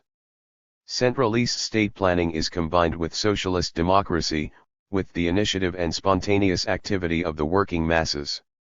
So-called counterplans, i.e., plans amplified by proposals introduced by the workers, engineers, and technicians of the enterprises and supplemented in accordance with their wishes, were widely current in the Soviet Union as far back as the first 5-year plan periods. After the reorganization of management in industry and agriculture carried through in 1957, local experience, initiative and suggestions are more than ever taken into consideration in planning practice. Matters are moving towards a situation when the national economic plans will be compiled on the basis of development plans worked out by producer collectives. Here, of course, there is a danger that narrow local views might prevail to the detriment of the public interests. But the Communist Party's leading role in directing the work of the central state organs enables society to reduce such danger to a minimum. It would, however, be wrong to assume that the great ad. 708. Advantages inherent in socialist, planned economy automatically ensure its success. The law of planned development of the national economy must not be confused with the actual planning itself. Though the economic law unfailingly operates in the sense that its effect will be felt inevitably, planning may be correct or incorrect, precise or very approximate. Hence the method and system of planning must be continuously improved and proposed plans constantly checked in the light of experience, of the most advanced practice. The historic success of the Soviet economic plans and the results achieved by the people's democracies in conducting their planned economy, prove that socialist society is mastering the law of planned, proportional development to an ever-increasing extent and following it more closely in its day-to-day practice. It is self-evident that the objective advantages which socialism obtains on the basis of the law of planned development only become reality through the practical activity of the working people in socialist society. To compile a good plan for economic development is not enough, it will remain a scrap of paper unless implemented by selfless labor. It is not sufficient to know that socialism is the most economical system. Without a daily struggle for economy, the advantages of socialism will not be fully utilized. They can even be completely wasted in case of gross negligence. Only the creative work of all members of society can transform the enormous potentialities of socialism into reality. The economic and organizational activity of the socialist state and its organs plays a decisive part in this respect. Not only are the production targets for the collectives of working people set by the state, it also organizes their work to ensure that these aims are reached. For commodity production and the law of value in socialist society. At the stage of development of the productive forces and social property characteristic of socialism, the main economic operations, such as planned distribution of labor among different branches of the national economy and distribution of the means of production and consumer goods, cannot take place. 709. without utilizing commodity money relations or forms of value. This in no way contradicts the principles of socialism, it does not hinder but, on the contrary, helps to develop the great advantages and intrinsic strength inherent in the socialist system of economy. Special features of socialist commodity production. It is well known that commodity production is dependent on the fact that the diverse forms of concrete labor are reduced to their equivalent in abstract labor, which creates the value of the commodity. This great advantage of commodity production retains its importance so long as there is a distinction between the labor of the worker and of the collective farmer, between skilled and unskilled labor, between mental and physical labor, and as long as society cannot simply measure the labor expended in the manufacture of a given commodity in hours of labor time. Value relations, i.e., relations of buying and selling, give those engaged in production a pecuniary incentive to economize labor and raw materials, to reduce costs, to introduce new techniques and the most advanced methods of production. This important trait of commodity production fully corresponds to the interests of socialist society and is widely utilized by it. When socialist society is fixing the volume of output of any given product, it matters a great deal what the cost of production will be, in other words, how much labor will be expended per unit of output. Society is vitally interested in reducing the cost of production as much as possible, since an economy of labor achieved in one place will permit an expansion of production somewhere else. However, this does not imply that socialist commodity production is just the same as simple or capitalist commodity production discussed in Chapter 8. On the contrary, it is essentially different and should on no account be identified with them. Socialist commodity production is a commodity production without private ownership, without capitalists, and without small commodity producers. It is carried on by state enterprises, agricultural cooperatives, artisans, and handicraftsmen's cooperatives, etc., i.e., associated socialist producers. The means of production cannot be turned into capital since they 710 are collective property. The land, this important means of production, cannot be sold or bought at all, hence it is no longer a commodity. Nor can labor power become a commodity in socialist economy. The working people, who collectively own the means of production, obviously cannot sell their labor power to themselves. However, all the rest means of production and consumer goods manufactured in state enterprises, agricultural produce and raw materials, whether supplied by the cooperative sector to the state or sold by the cooperatives and their members on the collective farm market, consists of commodities, which have value, i.e., the socially necessary labor that has been embodied in them. The price of a commodity expresses its value in monetary form. State enterprises and agricultural cooperatives sell their products to each other and do not simply transfer them as, for instance, different departments of the same factory do. This is a very significant fact, indicating that every enterprise must replace the expenses it inevitably incurs in the production process. This assists in bringing about a normal flow of production in each enterprise, and at the same time facilitates the planning of the national economy as a whole and the maintenance of the required proportions within it. Exchange, by which the costs of production are replaced, is of particular importance in the mutual economic relations of the state and cooperative sectors, for in this case the products belong to different owners, the state and the cooperatives. The commodities manufactured by industry belong to the state and those produced by collective farms are collective farm or cooperative property. Under these conditions, the exchange by means of purchase and sale provides the necessary economic link between industry and agriculture. One of the chief measures, introduced in the Soviet Union during the last few years, in order to achieve a steep rise in agriculture, was the changeover from state procurements of collective farm produce to purchases at prices permitting collective farms to replace their outlay incurred in the production of agricultural produce as fully as possible. Distribution of consumer goods in socialist society is also based on commodity money relations. The socialist state N. 711 ensures the satisfaction of both the social and personal requirements of members of the society engaged in state enterprises and establishments. To satisfy his basic personal requirements, everyone receives wages with which he subsequently buys the means of subsistence he needs. Under socialism, money as a remuneration for work gives rise to trade as a means of distributing consumer goods. In socialist society, trade remains the only possible mechanism for the distribution of consumer goods and serves as a link between production and consumption.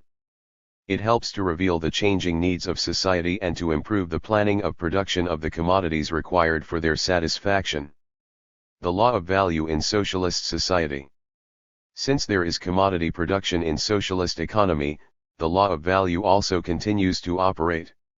However, its role differs radically from that in capitalist economy. Under capitalism, the law of value serves as a spontaneous regulator of the distribution of labor and means of production.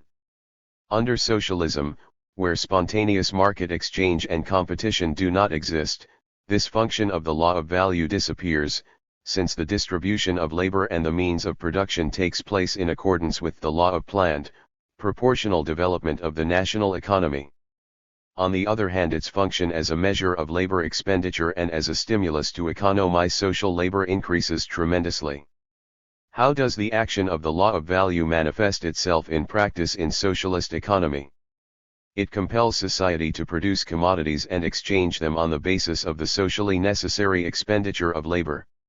Not the market but production itself becomes the chief sphere of operation of the law of value in socialist society. Engels pointed out that once private property is superseded, there can no longer be any question of exchange as it exists at present. The practical application of the concept of value will then be increasingly confined to the decision about production, and that is its proper sphere. 02 Confirming this conception, Marx wrote, even when exchange value has disappeared, labor time will always remain the creative essence of wealth and the standard of the cost required to produce it. 303. In the first place, the effect of the law of value is taken into account by the state in the planned fixing of prices. Under capitalist conditions, prices are formed on the market, but in socialist economy planned prices obtain. These cannot be derived from the market, but are fixed in accordance with the conditions of labor prevailing in production, since the exchange value is simply a measure for the socially necessary labor contained in a commodity.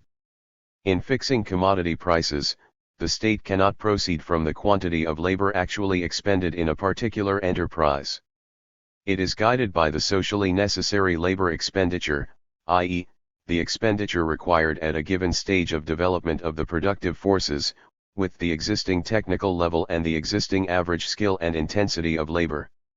In other words, commodity prices are fixed by the state on the basis of their value. This method of fixing prices, which links them to value, is a reliable basis for their economic validity. And this has a most important bearing on the development of the national economy.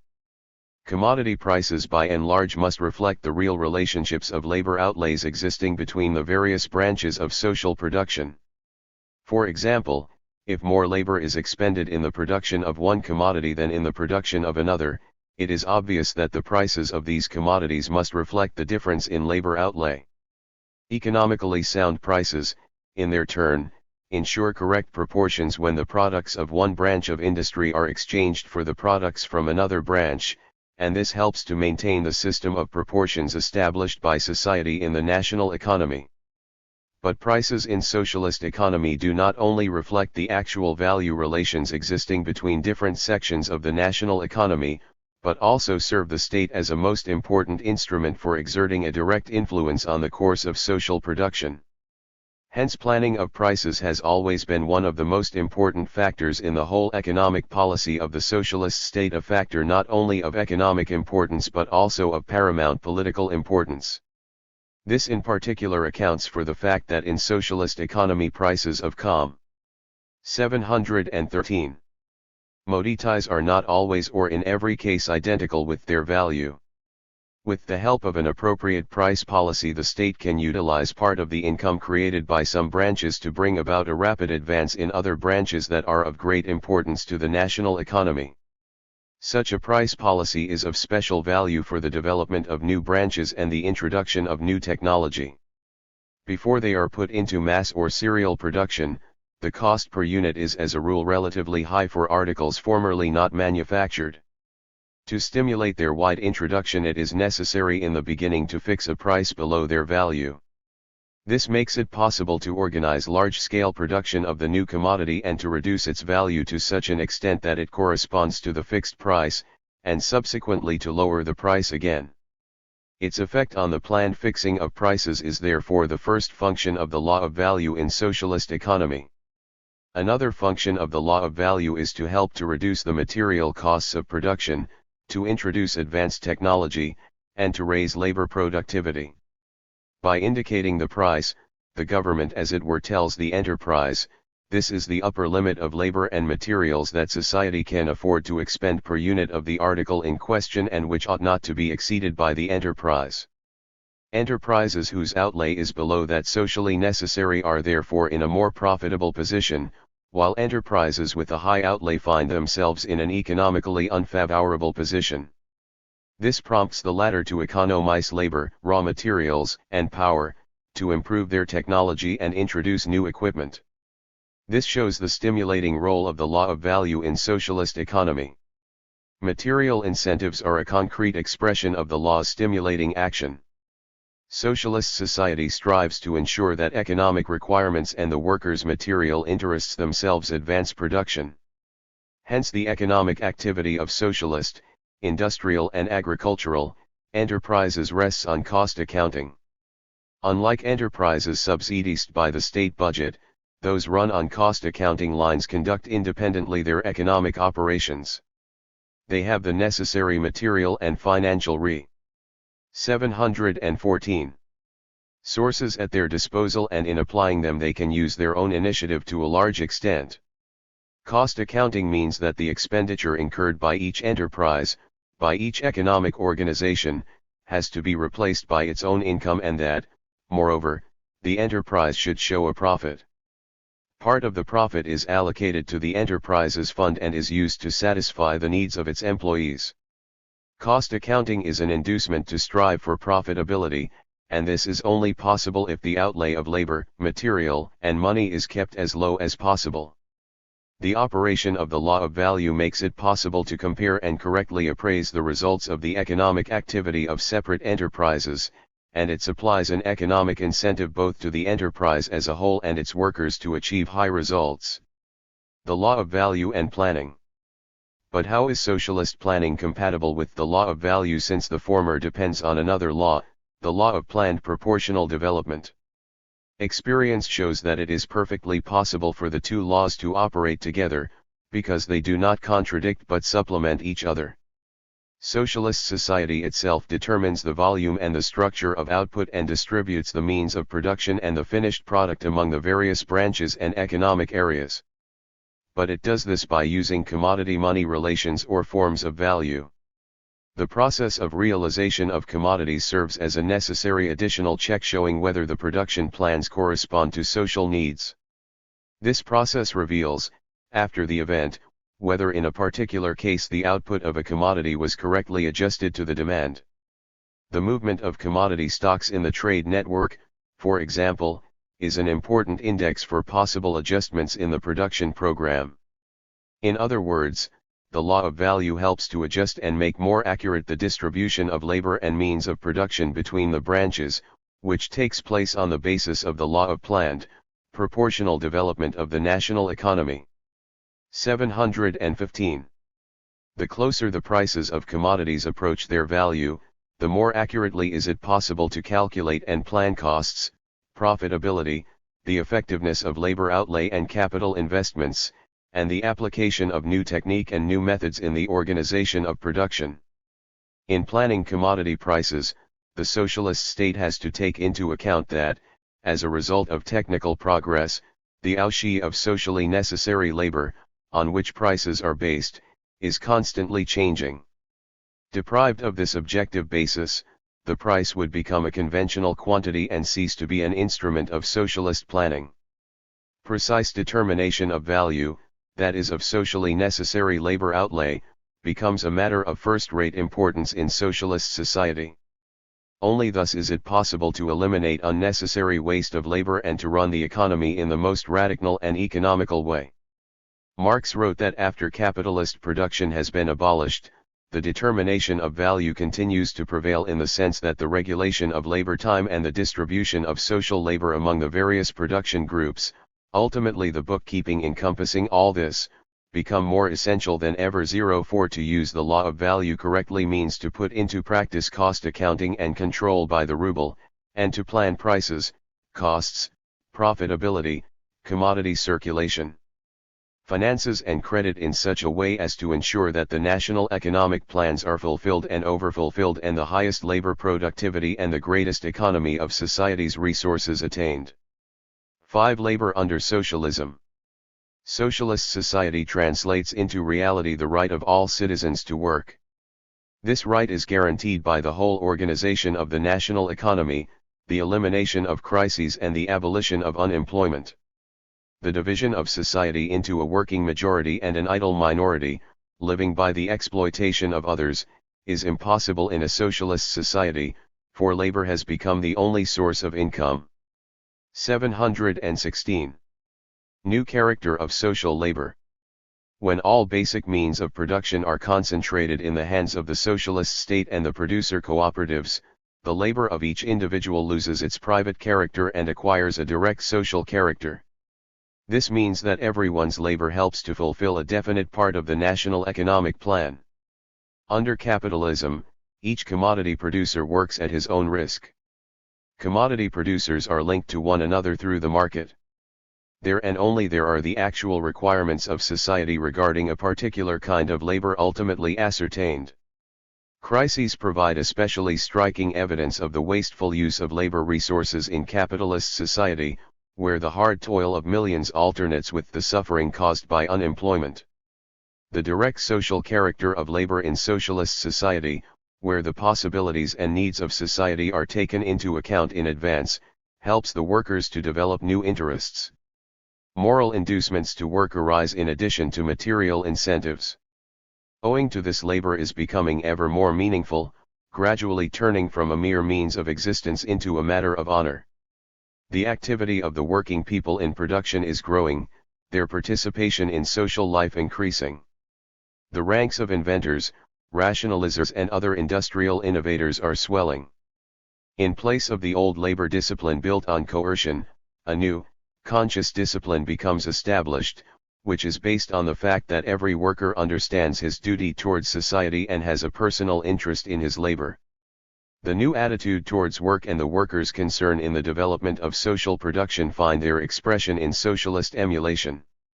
In the course of emulation, practical solutions are found to remove deficiencies in the organization of production, and hitherto unknown reserves are discovered and utilized.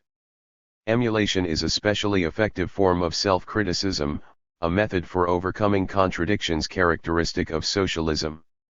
The spirit of rivalry is alien to emulation, which presupposes comradely assistance by the foremost to the laggards, so as to achieve an advance of all. CME. Communist Subotniks * came into being in Soviet Russia already during the first formative years of the new order. Lenin perspicaciously discerned in them the first signs of a new attitude towards work. In 1919, he wrote, "It is the beginning of a revolution that is more difficult, more material, more radical and more decisive than the overthrow of the bourgeoisie, for it is a victory over our own conservatism, indiscipline, petty bourgeois egoism, a victory over the habits that accursed capitalism left as a heritage to the worker and peasant. Only when this victory is consolidated will the new social discipline, socialist discipline, be created, then and only then will a reversion to capitalism become impossible, will communism become really invincible." 30. Steady growth of labor productivity is an economic law of socialism. Every new social economic formation conquers because it creates a higher productivity of labor. The ability to ensure a higher labor productivity is the decisive condition for the final victory of socialism and communism.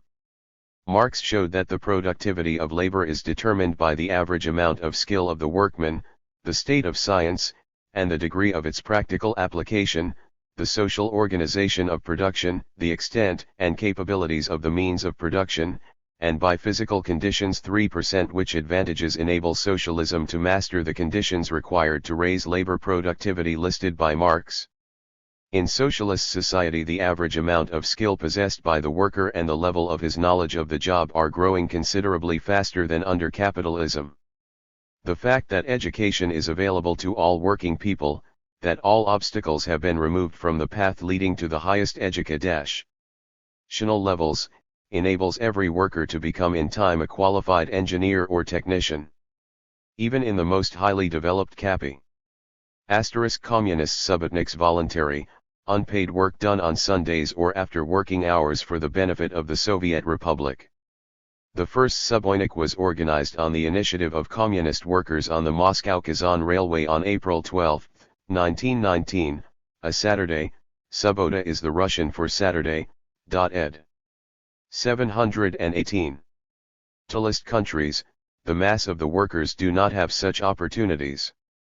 The importance of science grows tremendously in socialist society. Its unlimited possibilities are for the first time utilized in the interests of the whole of society and are placed at the service of progress. Hence the extensive application of scientific achievements in production. Of particular importance are the potentialities of socialism with regard to the social organization of production, i.e., division and cooperation of labor mentioned by Marx. Under capitalism, spontaneous market relations regulate the division of labor on a national scale. Crises, unemployment, impoverishment, and the physical and moral degradation of whole sections of the working people are the costs of this adjustment. As already stated, socialism makes it possible to carry through in a planned way both the organization of labor in individual enterprises and the cooperation of labor in society as a whole. Socialist cooperation of labor is the comradely collaboration of workers free from exploitation, based on the social ownership of the means of production and the most advanced technology. Socialist cooperation enables society to organize all branches of social production in the most rational way. Improved socialist cooperation of labor in all its parts, beginning with the team, shop, or individual enterprise and ending with the entire economy of a country and the whole system of socialist states, is an inexhaustible source for the steady growth of labor productivity.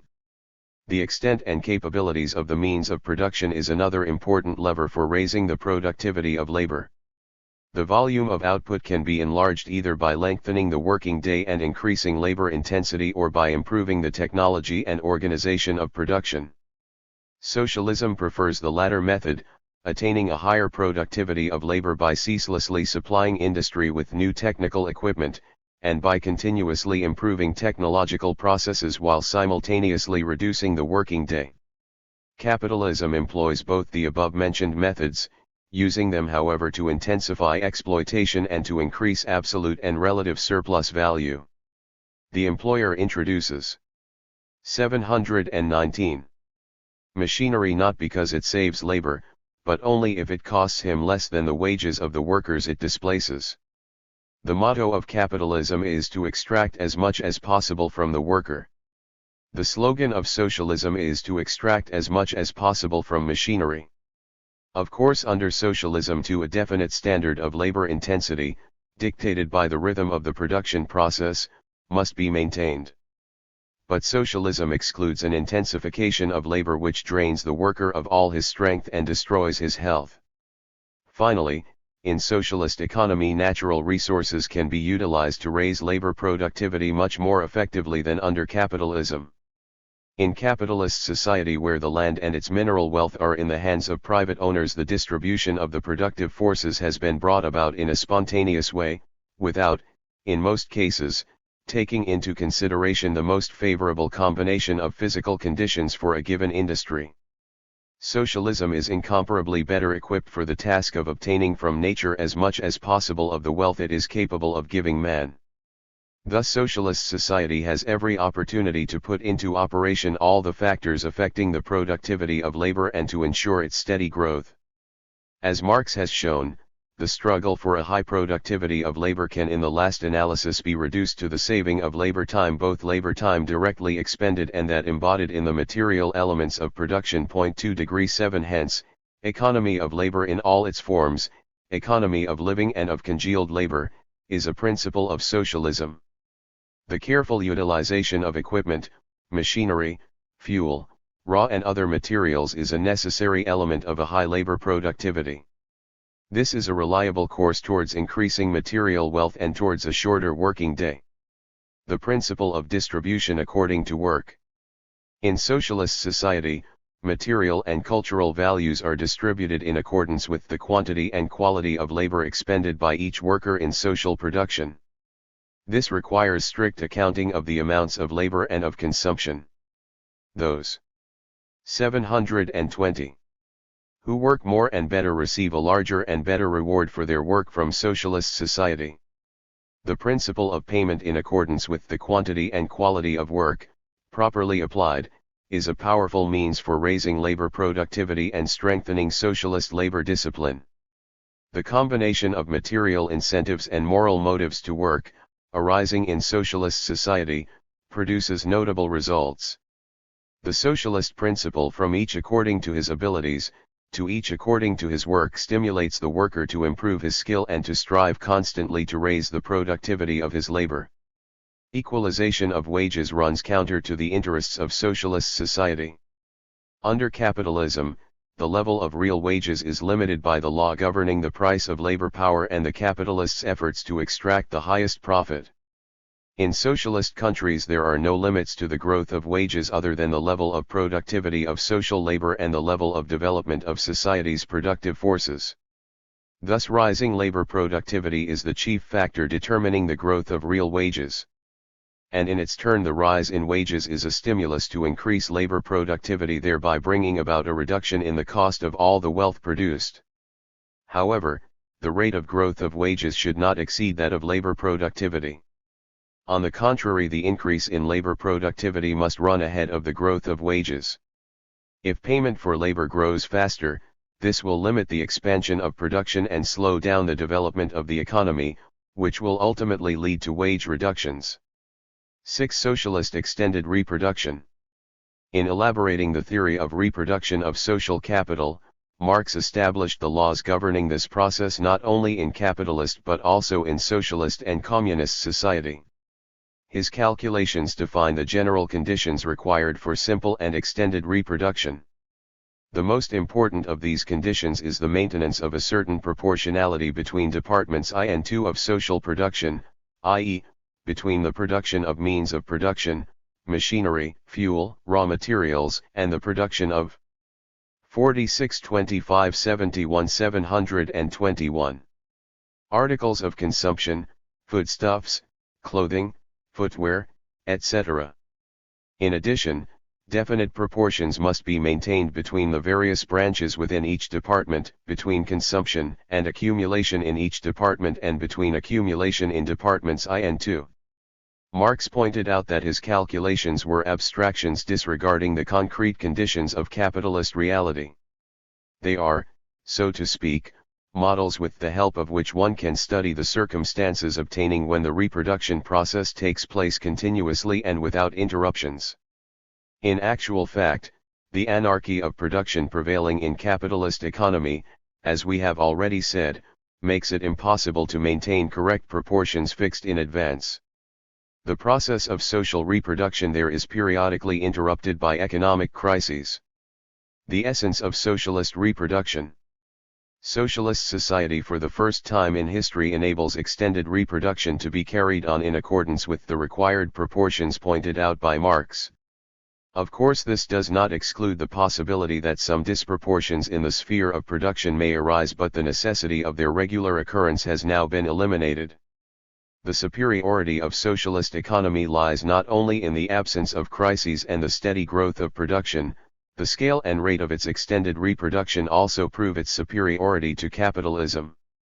The effect of these advantages will be the more striking, the closer socialist society adheres to the conditions required for extended reproduction. What are these conditions?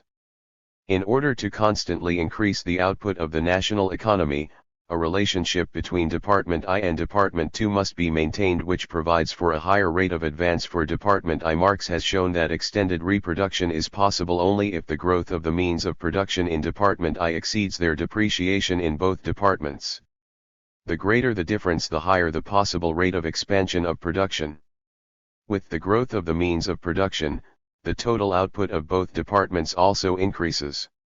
The priority development of production of the means of production ensures an in 722. Increasing supply of technical equipment for all branches of the national economy, and, consequently, a rise in labor productivity.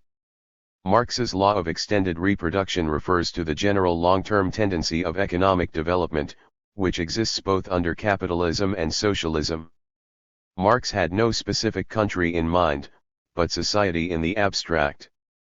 This has to be taken into consideration when defining the laws governing extended socialist reproduction. In applying them, the conditions of the particular socialist country must, of course, be taken into account. It is obvious that the actual ratio of the rates of development in departments I and II cannot be the same in all countries and at all stages when a world socialist system exists. It depends on the economic conditions of the country, its position in the world socialist system, the character of its natural wealth, the production experience of its population, and so on. But these particular features do not alter the general rule governing socialist reproduction: the priority growth of heavy industry. Socialist production continuously raises labor productivity if it relies on the rapid advance of technology and science. It does not have to wait till the existing equipment is worn out in order to introduce new machinery in good time. Equipment, which is physically still in working order, is replaced if it has become obsolete because new improved designs have appeared. Such obsolescence is called the moral depreciation of machinery. Under capitalist conditions, morally obsolete machinery is ousted as a result of the competitive struggle. A firm which introduces new machinery while the majority of enterprises still use old equipment will receive extra surplus value. Striving to retain this position as long as possible, the firm will usually keep its technical innovation secret. But as a rule, the secret will sooner or later be discovered by competitors, who will also introduce the new plant in place of the old. Every opportunity exists in socialist society to utilize on a wide scale any new machine immediately it has proved satisfactory. The only obstacles that might be encountered are the indolence and conservatism of the administration of an enterprise, who wish to avoid the trouble that is inevitably connected with the introduction of new equipment. But socialist society 46*7283 has sufficient strength to cope with harmful conservative tendencies. Extended socialist reproduction demands not only a planned increase in the means of production and articles of consumption but also in the number of skilled workers employed in production. Socialist society does not have to struggle with the problem of unemployment, which gives such a headache to bourgeois economists and politicians. Thanks to extended reproduction, it can fully utilize its labor resources and distribute them in a planned way among the various branches of national economy and culture. Finally, one of the greatest advantages of socialism is the fact that it does not have a sales problem, which fetters capitalist economy. The continuous planned expansion of all branches of production ensures a ready market to each of them. The unhampered technical advance, the systematic raising of the income of the working people, and the absence of unemployment make the market of each socialist country, and of the entire socialist system taken as a whole, practically unlimited. How the total social product is used. The sum total of material values at the disposal of socialist society constitutes its national wealth. The material values created in all branches of production in the course of a year form the total social product. How is it distributed in socialist society? Part of it goes to replace the means of production used up during the year. The remaining part constitutes the national income. In other words, the national income is the total value newly created in the course of the year, i.e., the total of the personal income of the working people employed in material production, and the net income of society, surplus product, created by them, which is used for the further development of the national economy and for the satisfaction of the needs of society and the state, public health services, education, defense, etc. The main index of the rate of extended reproduction is the growth of the national income. The average annual rate of 724. Growth of the national income in the USSR, calculated for the full period of the existence of the world's first socialist state, has been approximately 3 to 5 times higher than that of the most highly developed capitalist countries. The national income of socialist society is divided into the consumption fund and accumulation fund. In the USSR, up to 75% of the national income is allocated to the consumption fund. Absence of the parasitic consumption of exploiting classes and their attending menials and the elimination of losses connected with crises and the anarchy of production have enabled socialist society considerably to increase also the share of the national income assigned to accumulation. In the USA, for example, accumulation has on the average not exceeded 12% during the most favorable years of the post-war period, while in the USSR the accumulation fund has for many years amounted to approximately 25% of the national income. Even disregarding all the other advantages of planned economy, this alone is sufficient to explain why in the socialist countries the rate of growth of output and labor productivity is several times higher than the rate of development of capitalist economy. For it is the rapidly growing accumulation fund which enables the socialist state to create new and expand old factories, power stations, and mines, to set up state farms, to improve the transport network, to build houses, schools, hospitals, children's institutions, and so on. Large-scale capital construction is also carried out by cooperatives and collective farms and financed from their accumulation funds. Part of the capital investments is earmarked to replace worn-out fixed stock, amortization of buildings, machinery, equipment, etc., and another part to expand it. The working people, who have taken over the means of production and the management of the economy, prove to be much more judicious, zealous, and careful managers than the capitalists. The old bourgeois slander levelled against the working class which alleged that the workers, if they became the masters, would not develop and expand production, but merely consume everything they inherited from the capitalists has burst like a soap bubble. The triumph and progress of the So. 725. Socialist system have confirmed the Marxist tenet that the liberation of the means of production from the fetters of private ownership results in the uninterrupted development of the productive forces at an ever-increasing rate, and a sharp rise of production. Accumulation, one of the most important progressive functions of society, is accomplished by the working people themselves incomparably better than by the exploiters. In capitalist economy an antagonistic contradiction exists between production and consumption.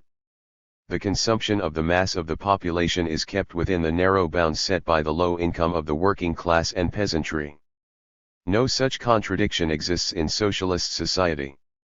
By ensuring the priority development of industries manufacturing the means of production, extended reproduction creates the conditions for a steady rise in the production of consumer goods, thereby providing for the ever fuller satisfaction of the growing material and cultural needs of the population. Bourgeois economists and reformists have spread a story that in the socialist countries all efforts are devoted to the development of the heavy and war industries and not to the production of consumer goods. However, this slander against socialism is refuted by the fact that in the socialist countries consumption of the most important commodities per head of the population has been rapidly growing. Historical experience has proved that the faster growth of the production of the means of production in socialist countries is not an end in itself but a necessary means for the realization of the main purpose of socialist production, namely to raise the living standard of the population. Indeed, only by improving the technical equipment of the branches of economy serving the needs of the population, agriculture, the food and light industries, etc., can their output be raised. And there is only one way of doing this: priority development of production of the means of production. It has been shown that socialism creates an economy radically different from those of all previously existing formations, one which gives the widest scope for developing the productive forces and for continuously raising the living standard of the working people.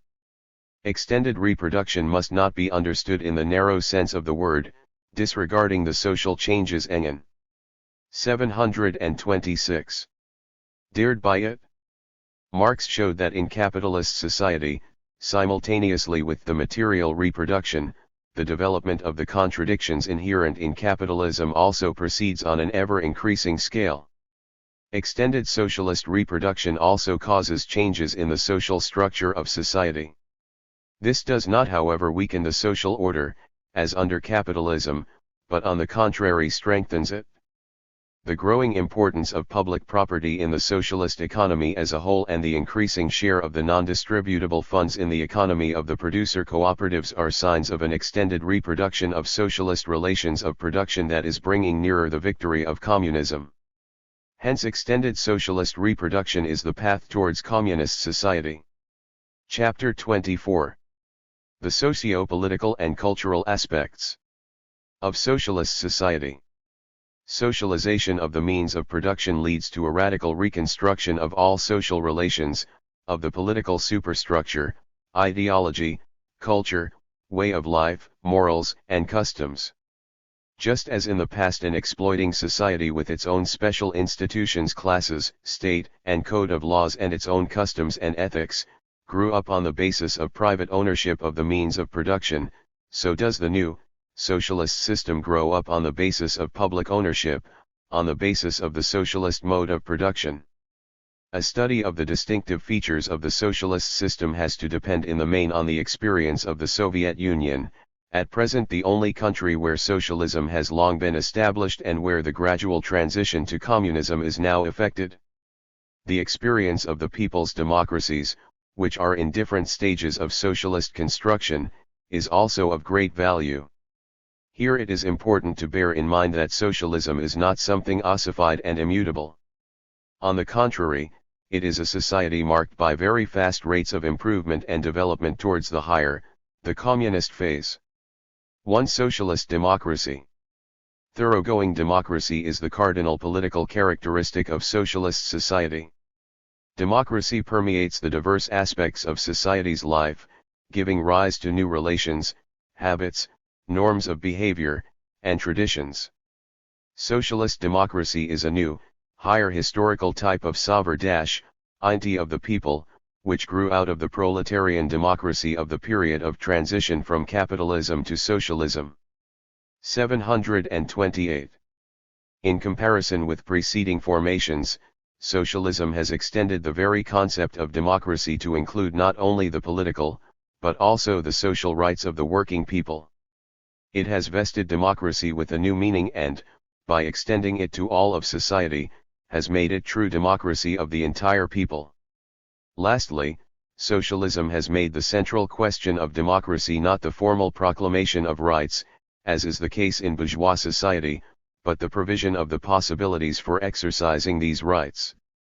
We shall examine now the most important aspects of socialist democracy associated with the specific features of the class structure of society, the state, and the social and political rights of the citizens. Subsequent sections of this chapter will cover some of its other aspects pertaining to national relations, culture, and the position of the individual.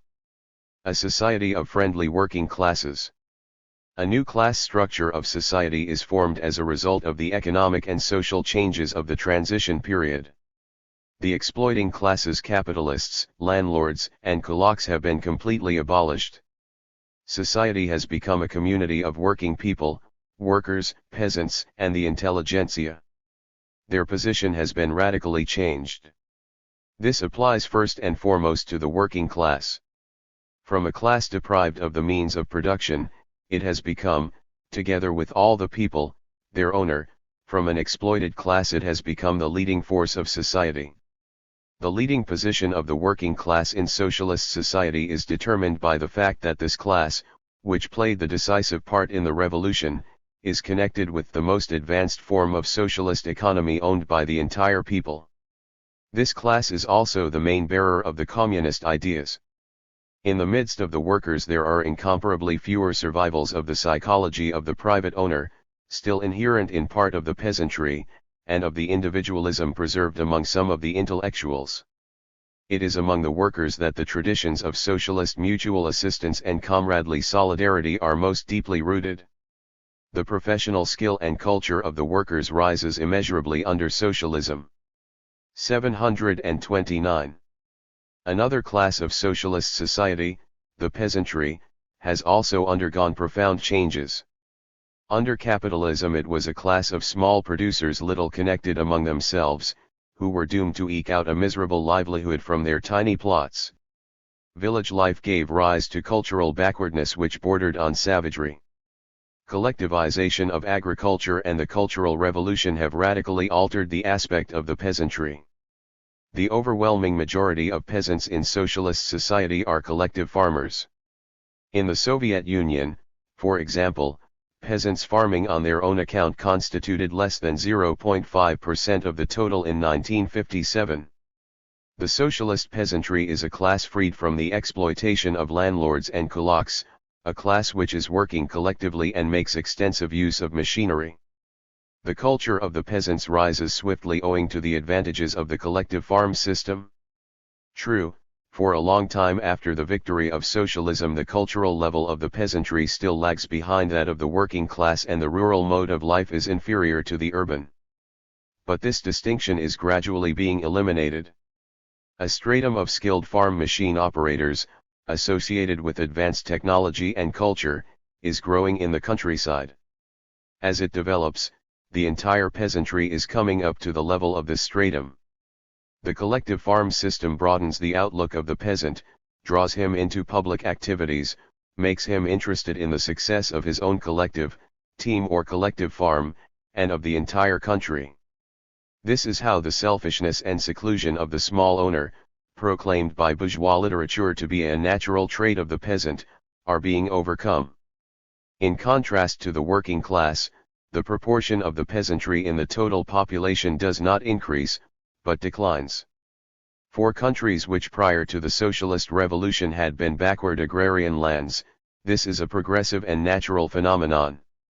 Mechanization of agriculture makes it possible to reduce considerably the number of people engaged in it, who are needed for the development of other branches of the economy, industry in the first place. The intelligentsia, the brain workers, comprises an important section of the working people in socialist society. It cannot be grouped either with the working class or with the peasantry. Nor does it form a special class, because it does not. 730. Hold an independent position in social production, although it plays a big part in the life of socialist society. The engineering and technical intelligentsia holds an important place in material production. Writers, painters, actors, and scientists contribute to the treasury of intellectual creation and enrich culture.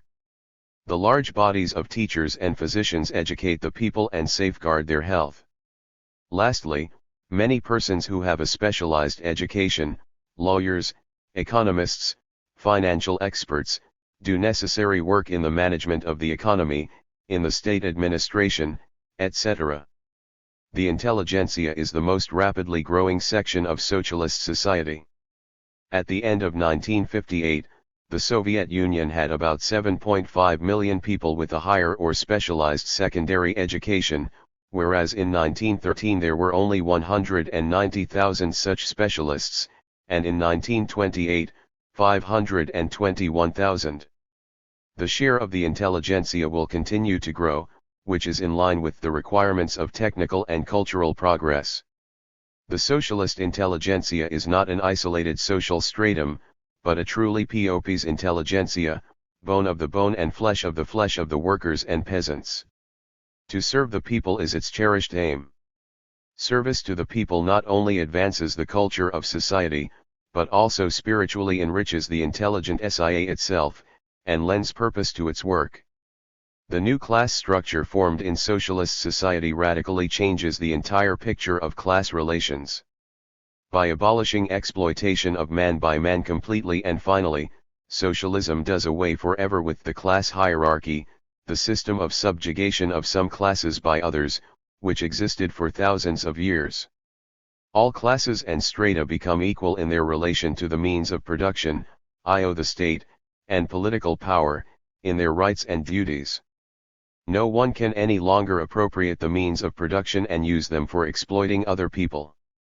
All social and political privileges and restrictions are abolished, including also those which were introduced in a number of countries during the period of transition from capitalism to socialism to protect the gains of the working people, preferential rates of representation for workers and poor peasants, disfranchisement of some social groups, etc. Solid foundations are laid for social equality and justice in all spheres of life. 731. This is not in the least affected by the preservation of the leading role of the working class under socialism. This role is based not on some kind of exclusive rights, acquired and maintained at the expense of other classes and strata, but on the high moral and political prestige of the working class. It follows from the above that although social distinctions do not vanish under socialism, their nature is radically altered. They are already no longer connected with relations of domination and subordination, but represent distinctions between separate groups of the working people which have equal rights, distinctions resulting from the different forms of one and the same socialist property, state property and cooperative collective farm property. This is a distinction between people engaged in different branches of one socialist national economy, engaged in different forms of labor. Thus, the distinctions between classes still existing under socialism are of a different nature in principle than under capitalism. They are of a non-antagonistic character and, as society develops, steadily decrease, a process that is actively promoted by the policy of the party and the state. Under capitalism, on the contrary, social barriers are not demolished but are raised higher. Social injustice, far from declining, becomes more flagrant. Lastly, under socialism class distinctions no longer affect the lives of people as they do under capitalism. In any bourgeois country it is enough for a person to be born into the family of a banker or manufacturer to be ensured comforts and a high income, opportunities for an education and an enviable social position, with very little merit or effort on his own part. On the other hand, the son of a worker, despite the legends spread by the bourgeoisie that any bootblack can become a millionaire, finds it almost impossible to escape from the grip of poverty and make good. In socialist society differences in the position of people depend on their personal qualities, capabilities, knowledge and industry, and not on social origin or position. Let us consider, specifically, the question of incomes. The still existing differences in living standards under socialism are increasingly losing their class nature. There are entire categories of workers, miners, metallurgical workers, etc., who are earning more than certain groups of the intelligentsia. In many collective farms, the incomes of the front-ranking collective. 732. Farmers are higher than the average earnings of a factory or office worker, etc. In socialist society prestige and fame also cease to be the monopoly of particular classes and sections and become an inalienable attribute of honest service to society, of honest work in any sphere of life.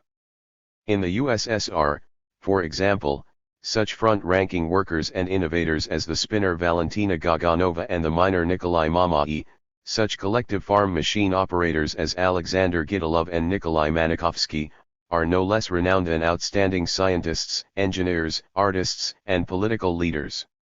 The obliteration of class distinctions is also facilitated by the fluidity and relative nature of the very boundaries between classes in socialist society, the ease of passing from one class or section into another. This is true not only of the boundary between the working class and the peasantry, but also of that separating these classes, manual workers, from the intelligentsia, brain workers. The new, socialist intelligentsia in its overwhelming majority is of working class or peasant origin. But that is not the only thing that matters.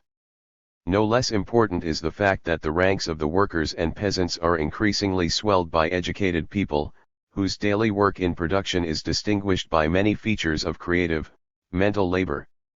It goes without saying that to master certain trades one must study a great deal, must have an education. But under socialism a higher education entirely loses the nature of a social privilege.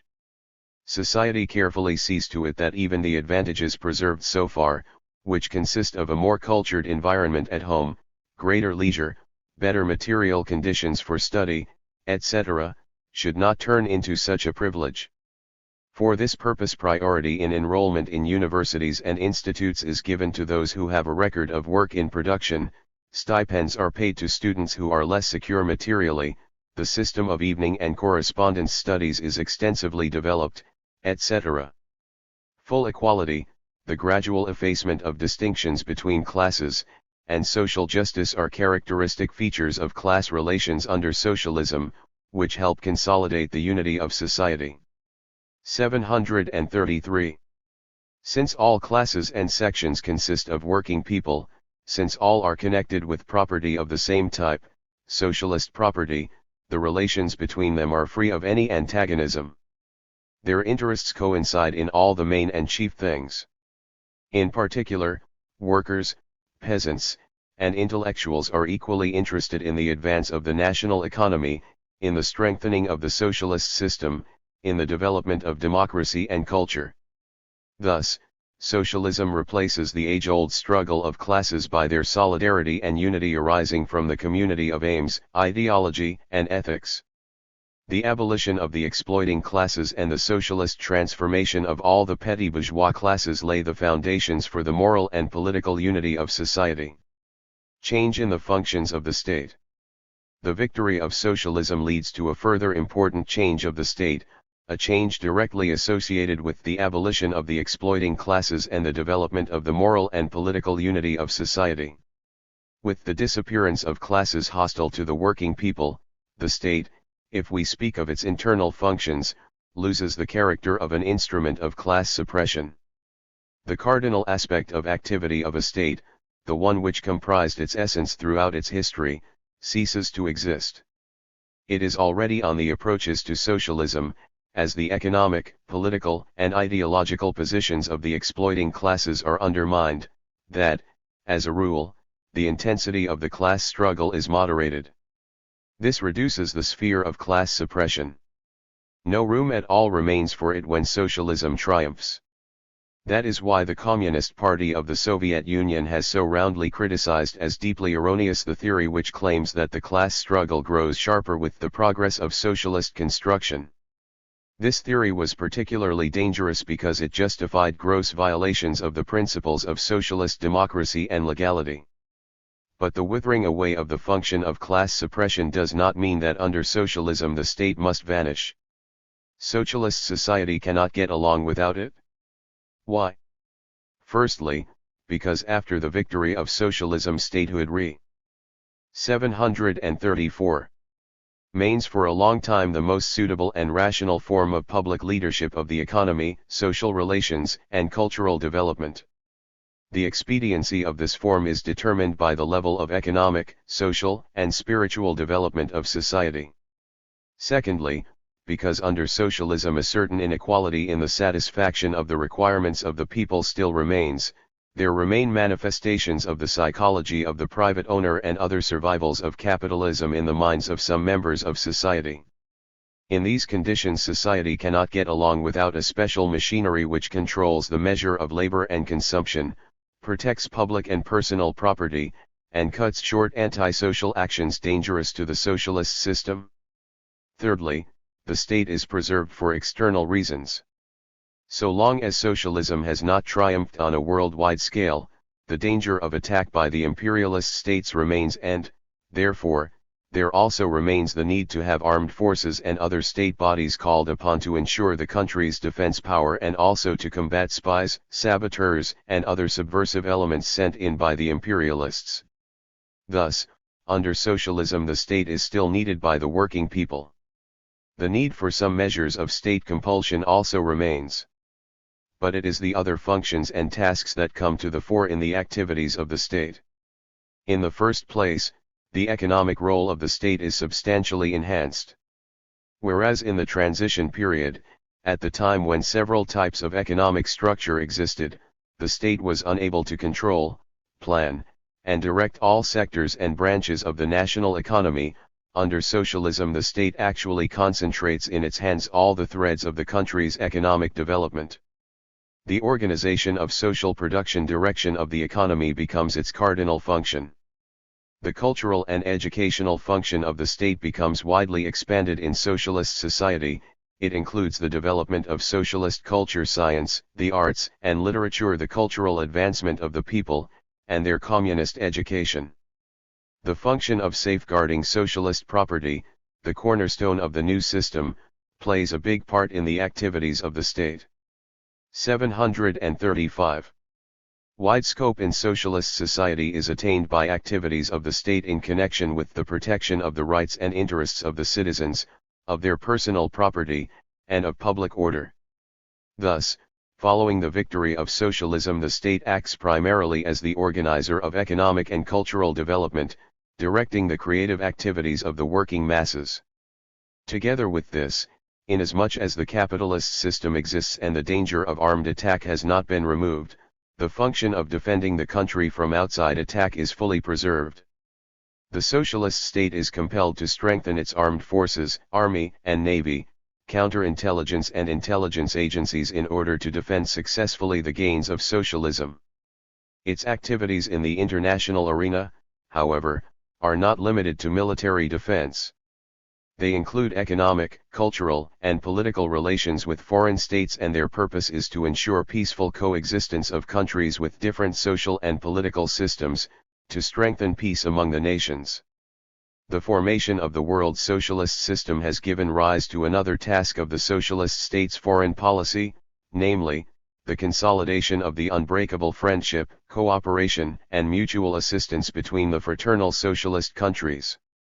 The change in the functions and tasks of the state under socialism, as compared with the transition period from capitalism to socialism, cannot but affect the methods of its activities as well. First of all, the sphere of application of administrative compulsory measures is sharply curtailed, and these measures are increasingly replaced by methods of persuasion of people, the organization of their collective endeavors. Improvement of the methods of leadership by the state is an important problem that arises following the victory of socialism. On its successful solution largely depend both the rate of economic growth and progress in the social, cultural, and other spheres. Elaboration of proper methods and forms of state activities, conforming to the new class structure and the new type of the economy, is not an easy task. Here socialist society is not immune from mistakes. That is why the Communist Party is devoting unflagging attention to problems of developing the state. 736. Improvement of the socialist state demands determined eradication of bureaucracy. In conditions of victorious socialism, its manifestations are even more intolerable than in the transition period. For the state now handles an incomparably greater volume of affairs. In particular, the socialist state guides all industries and trade, except cooperative trade. It directs the activities of most institutions which serve the daily needs of the citizens, health services, social maintenance, education, etc. The state also is the main contractor of the collective farms. In these conditions, bureaucracy can inflict great harm on society, both economically and politically. Taking this into account, the party wages a consistent struggle against bureaucracy, for the consolidation of the bonds between the machinery of state and the masses. It develops and strengthens socialist democracy. Extension of the political and social rights of the working people. Socialism for the first time creates the economic, social, and political requisites for achieving real nationwide democracy. Only socialism creates such unity of interests of all sections of society that under it all political problems can be settled without any class coercion, in a democratic way. Genuine political equality of the citizens is achieved only under socialism. It is ensured by the fact that the people are actually equal in relation to the means of production and hence have an equal right to participate, as real masters, in taking decisions which affect all of society. Under socialism, the members of society receive not only formal rights and freedoms, but also the actual opportunity to enjoy them. Nor is it accidental that socialist constitutions, proclaiming the basic freedoms, freedom of speech, press, assembly, street processions, etc. lay special emphasis on the guarantees which ensure the actual opportunity to enjoy these freedoms and stipulate that all stocks of paper, printing presses, meeting halls, etc., be placed at the disposal of the working people. It goes without saying that even in conditions of socialism unlimited freedom of the individual is out of the question. Unlimited freedom of the individual would be not freedom but 47 25 71 737. Arbitrariness, since it would infringe the interests of other people, of society as a whole. Granting man the broadest freedoms, the socialist state at the same time prohibits any activity which is harmful to other people. For example, it metes out punishment for spreading racialist and fascist views, or for advocating war. In contrast to the bourgeois state, the socialist state does not allow the circulation of books, magazines, and films which corrupt youth and extol immorality, brutality, and violence. Such restriction is undoubtedly in the interest of the people and therefore does not undermine but, on the contrary, reinforces the democratic nature of the new system. Hence socialist democracy differs essentially from the unlimited, directionless freedom, of which anarchists love to chatter. Such freedom, incidentally, exists only in their heated imagination, but not in society. As for socialist democracy, it is not directionless democracy, but directed democracy, i.e., democracy directed by the party and the state in the interest of the further development of socialism and the building of communism. This is stated by the communists straightforwardly and openly. This fact infuriates the revisionists. They keep on asserting that democracy is incompatible with any restriction or direction, and on these grounds call for socialist democracy to be replaced by unrestricted democracy, or, putting the same thing more hazily, by integral democracy. The bombastic words of the advocates of such views conceal a very definite political aim to push socialism back to bourgeois democracy, which means not to any sort of unlimited democracy, but to democracy directed by the bourgeoisie, with the introduction of various limitations conforming to the interests of capitalism.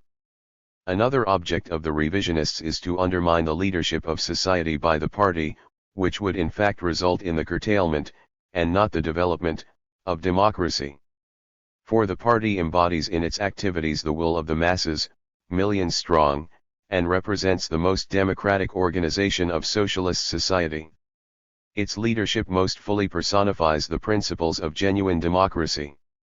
While sweeping aside the theories of the revisionists, and particularly their recipes for democratization, Marxist-Leninist parties at the same time regard the consistent development. 738.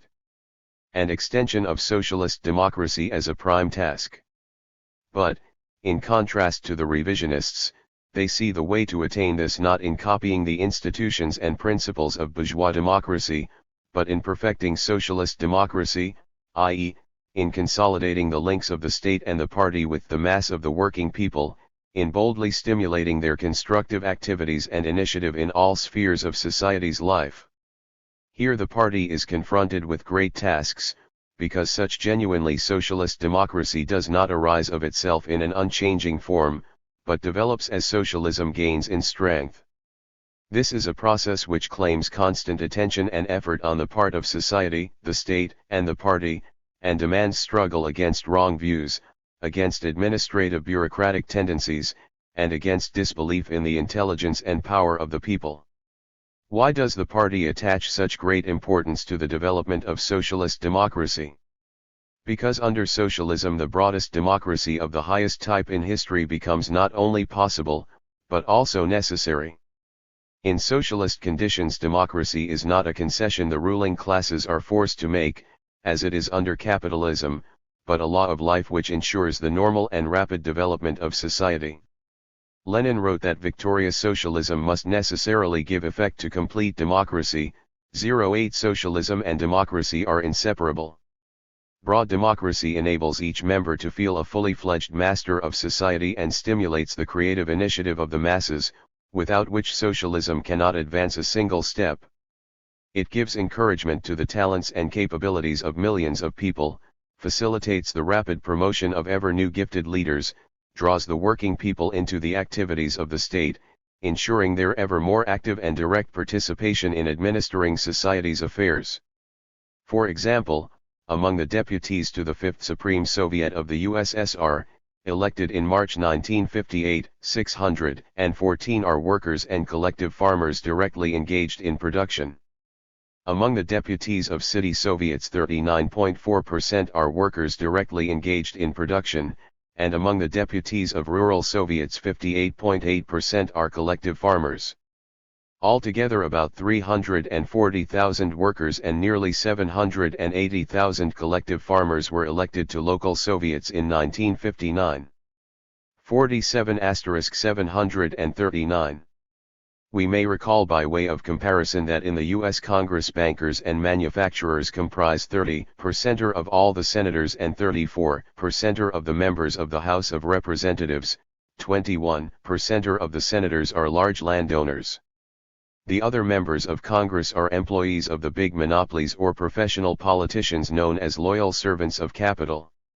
It is not by chance that the following saying is current in the United States: some are senators because they are rich, while others are rich because they are senators.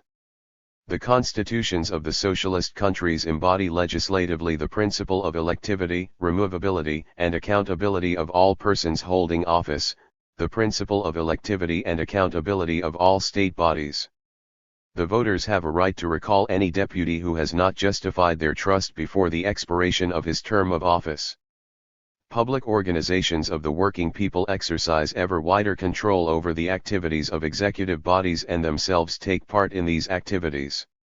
State bodies of a socialist country enjoy the assistance of activists, a vast number of public-spirited citizens who work in factories and collective farms, in cultural and educational establishments. In the USSR, from 14 to 15 million people take part in canvassing and organizational work during election campaigns.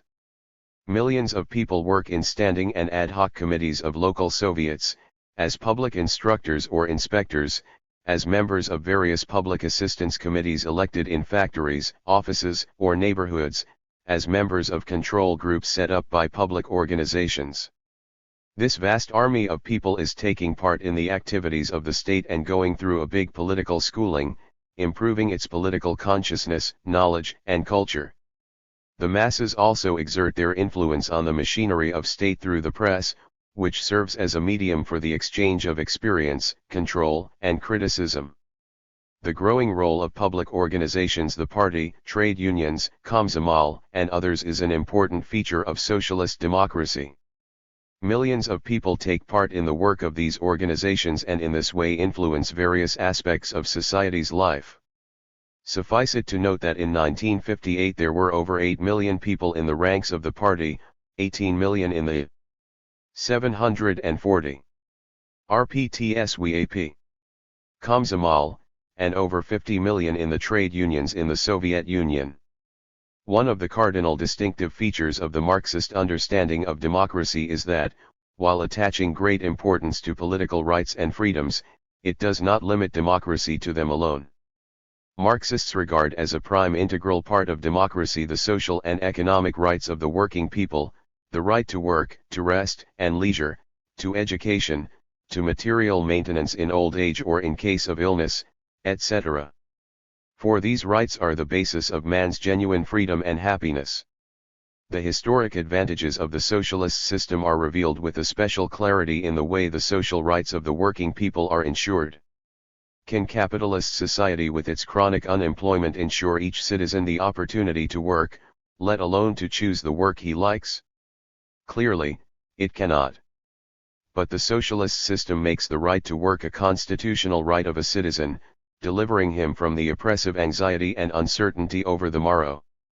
Free labor becomes not only a means of subsistence, but also the chief measure of the social value of man, a matter of honor and valor for him. Can capitalist society guarantee its citizens the right to rest and leisure? Again, the answer is no. What does the capitalist care for the health of his workers or the provision of holiday and recreation facilities for them? He sees in them merely a source of profit. Graphic proof of this is furnished by the high cost of medical service in most bourgeois countries, which makes it ruinous for the working people. Under capitalism, limitation of the working day by law, paid vacations, and other social rights of the working class are won only through prolonged struggle by the laboring people, who have to exert great efforts to preserve and extend these gains. On the contrary, in socialist society where both the means of production and political power belong to the working people themselves, concern for the health and welfare of the people are in the focus of attention of public and state organizations. Can capitalist society guarantee its citizens the right to education? No, and not only because it takes no interest in the cultural requirements of the working people, at any rate in the 741 requirements that go beyond the level necessary for work at a factory.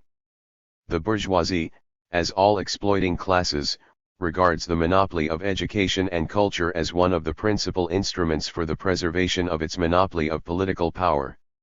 It is much easier to keep the working people in check so long as they are illiterate, uneducated, and are held in the grip of all kinds of prejudices and superstitions.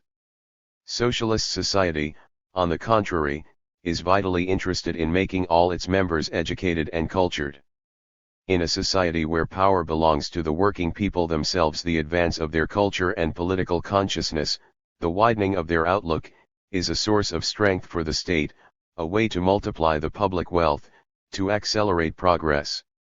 Socialist society devotes special attention to the political and cultural advancement of that part of the population which in the past was the most downtrodden socially and suffered the greatest oppression.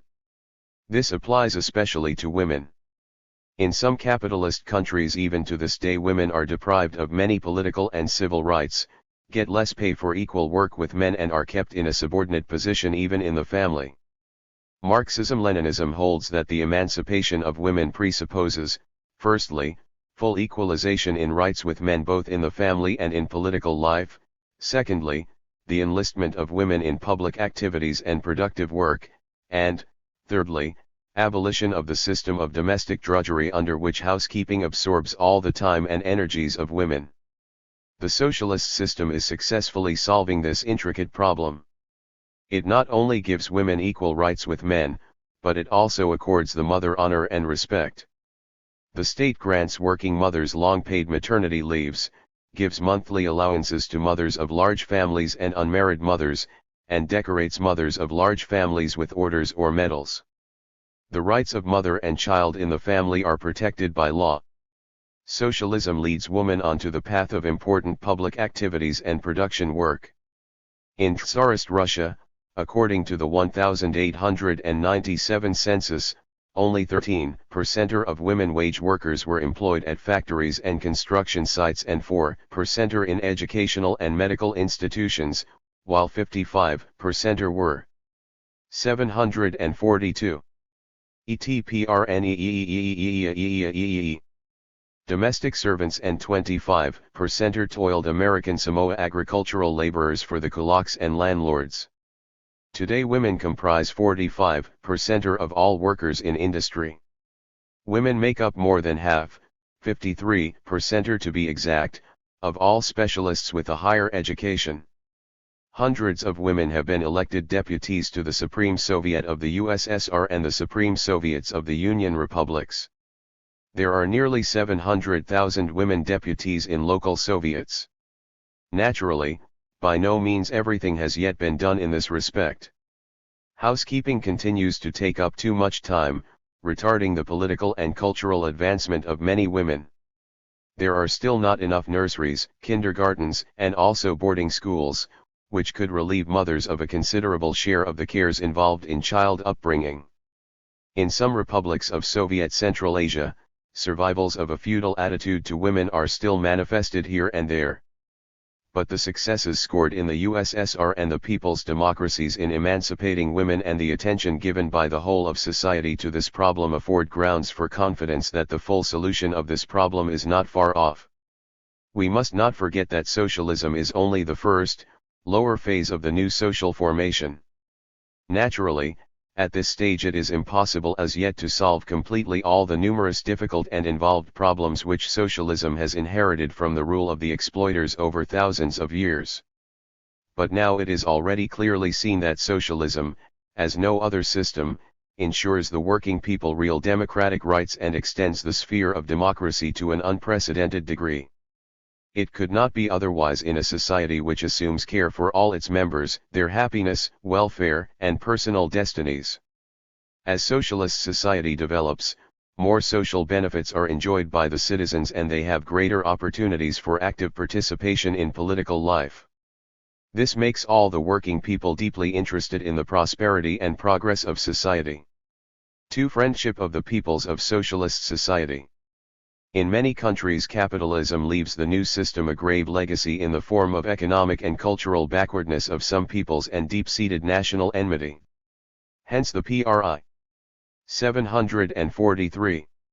Merry task confronting the victorious working class in the sphere of national relations is to abolish all national oppression and inequality, and to emancipate completely and finally all nations and nationalities.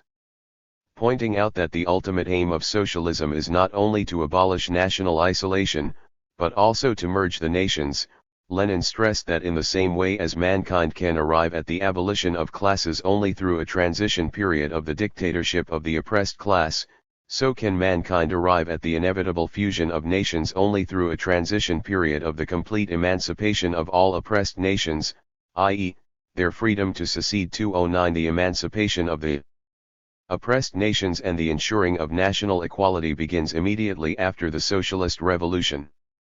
The basic principle in the programs of the communist parties on the national question is that each nation has the right to self-determination, including secession and the formation of an independent state.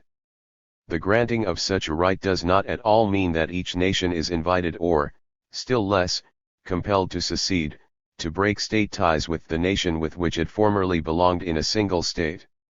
Such an interpretation of the right to self-determination would merely play into the hands of international capital, which is interested in dividing the nations of the socialist countries and then crushing them one by one.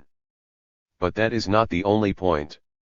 The very need for further developing the productive forces makes it imperative for the socialist nations to draw closer together. That is why separatist tendencies can only inflict considerable harm on the cause of socialism. Communist parties always take into account the danger of such tendencies in determining their attitude to the question whether a given nation under given conditions should exercise its right to secession or not. But it is only the formerly oppressed nations themselves that can decide on the expediency of secession or union. Only liberation, complete to the end, enables them to forget old insults and humiliation and thus brings about a turn in national relations. That is why communists in solving problems of relations between nations attach such importance to the principle of voluntariness, abolishing all types and forms of national oppression, recognizing the right of each people to their own state. 744. Hood, their national language, their own culture and national traditions. The socialist system thereby establishes genuine internationalism which is irreconcilable with any chauvinist tendencies. The liberation of nations, of course, does not consist in the simple abolition of national oppression and establishment of legal equality. Imperialism leaves the economic and cultural backwardness of the oppressed peoples as a legacy to the new social system. That is why, Lenin stressed, internationalism on the part of oppressing, or great nations as they are called, must consist not only in observing formal equality of nations, but in an inequality that would make up, as far as the oppressing nation the great nation is concerned, for the inequality which obtains in actual life. Whoever does not understand this has not grasped the real proletarian attitude to the national question. He is still essentially on the standpoint of the petty bourgeoisie and therefore cannot but slip continually into the bourgeois point of view. 10. That is why Marxists-Leninists proceed from the premise that the socialist system must not only give the formerly oppressed peoples the right to free development, but also create real opportunities for this, helping them to overcome their backwardness which arose in the course of history. Thanks to the assistance of the advanced socialist nations. The Russian people in the first place, the economy of the non-Russian republics of the Soviet Union, which were underdeveloped in the past, is growing on the average at a faster rate than that of the Soviet Union as a whole. While total industrial output in the USSR rose 36 times between 1913 and 1958, in the Kazakh SSR it grew 44 times, in the Kyrgyz SSR 50 times, and in the Armenian SSR 55 times. The policy of accelerated industrialization of the backward territories is pursued in the people's democracies as well, an example being the industrialization of Slovakia. The more even distribution of the productive forces, taking local conditions into account, and the accelerated training of specialists result in the rapid development of national personnel and the elimination of cultural backwardness. This is seen in the case of every Soviet republic. For example, pre-revolutionary Turkmenia had altogether 58 schools attended by 6,780. 745 children, the sons of the rich, clergy, and government officials. Today the Republic has 1,200 schools with a total enrollment of over 225,000 children, a university, a medical institute, an agricultural and 3 teachers' institutes and also 32 secondary specialized educational establishments. 65 newspapers and 13 magazines are published in the Republic, most of them in the Turkmen language. The situation is similar as regards the other formerly backward nations and nationalities in the Soviet Union and the people's democracies. Abolition of national oppression and the achievement of economic and cultural progress promote the formation of nations out of nationalities which formerly were deprived of such a possibility owing to economic backwardness, administrative division, or other causes. On the other hand, the aspect of nations formed in the bourgeois epoch becomes radically changed. Internal class antagonism is characteristic of a bourgeois nation, in which capitalist private property is the economic basis and the bourgeoisie is the dominating force. In its national culture, 2 cultures actually exist and oppose each other, the democratic culture of the mass of the people and the reactionary culture of the exploiting top section of society. Nationalism, based on contrasting the interests of one's own nation to the interests of all other nations, is the typical world outlook of a bourgeois nation, imposed upon it by its exploiting top section. Frequently bourgeois nationalism assumes fiendish forms of bellicose national and racial hatred assiduously fanned by the exploiters. That was the case in Tsarist Russia. In Germany the vilest racialism was part and parcel of the ideology and policy of the Nazis, who organized brutal terroristic persecution of Jews, Slavs, and other non-Aryans. Racial discrimination against Negroes is widespread in the United States today. Such abominable, disgraceful phenomena are deeply alien to socialist nations, in which public property is the basis of economic life and the working class is the leading class. Inasmuch as a socialist nation is free from class antagonism, it is unusually monolithic. For the first time a single national culture arises that most fully expresses the thoughts and aspirations of the masses and the distinctive features of their historical development. Since the socialist system shapes the entire life of the 746 people, it is natural that their national culture becomes socialist in content. The culture of all the socialist nations, clothed in the richest and most diverse national forms, is at the same time international, integral in its ideological content. This strengthens the relations of fraternal friendship and mutual assistance between the peoples, relations formed in the process of joint work in building the new society. Socialist internationalism becomes the world outlook typical of a socialist nation. It goes without saying that this world outlook, like the establishment of new relations between nations, based on socialist internationalism, strikes root not of itself, but as a result of persistent work in overcoming the survivals of nationalism. Such survivals are very tenacious, and if the political work to eliminate them ceases, they swiftly grow. That is why Marxist-Leninist parties attach such great importance to struggle against all distortions in relations between nations. The flowering of socialist nations, far from running counter to the task of drawing the nations closer together, on the contrary facilitates its accomplishment. The tendency to break down national barriers, to strengthen ties between nations and draw them closer together economically, politically, and culturally, which had already arisen under capitalism, does not disappear under socialism but grows much stronger. Now, however, this tendency is realized not through the enslavement of some peoples by others but through the voluntary drawing together of equal peoples. This is true not only of economic development. Simultaneously a process of mutual enrichment of national cultures, and of their drawing closer together, takes place. Socialism enriches the attributes of a nation with new content and new qualities, resulting in a closer community in economic, political, ideological, and cultural life. 3. Culture of socialist society. When the revolution occurred in Russia, its enemies maliciously predicted that the awakening of the dark and ignorant masses threatened to destroy culture, that the rude bast-shoe wearers would not be able to preserve the old cultural treasures, let alone create new ones. Not a few gloomy prophecies. 747. Of such a nature were heard by the working people of other countries who took the path of socialism. Today the absurdity of such assertions is obvious to all. The socialist revolution has resulted not in a decline of culture, but in its full flowering. It has brought about the greatest cultural revolution in scope and significance. Cultural revolution, a major component part of socialist reconstruction. The socialist reconstruction of society is inconceivable without deep-going changes in culture, rightly called a cultural revolution. The purpose of these changes is to create a new, socialist culture.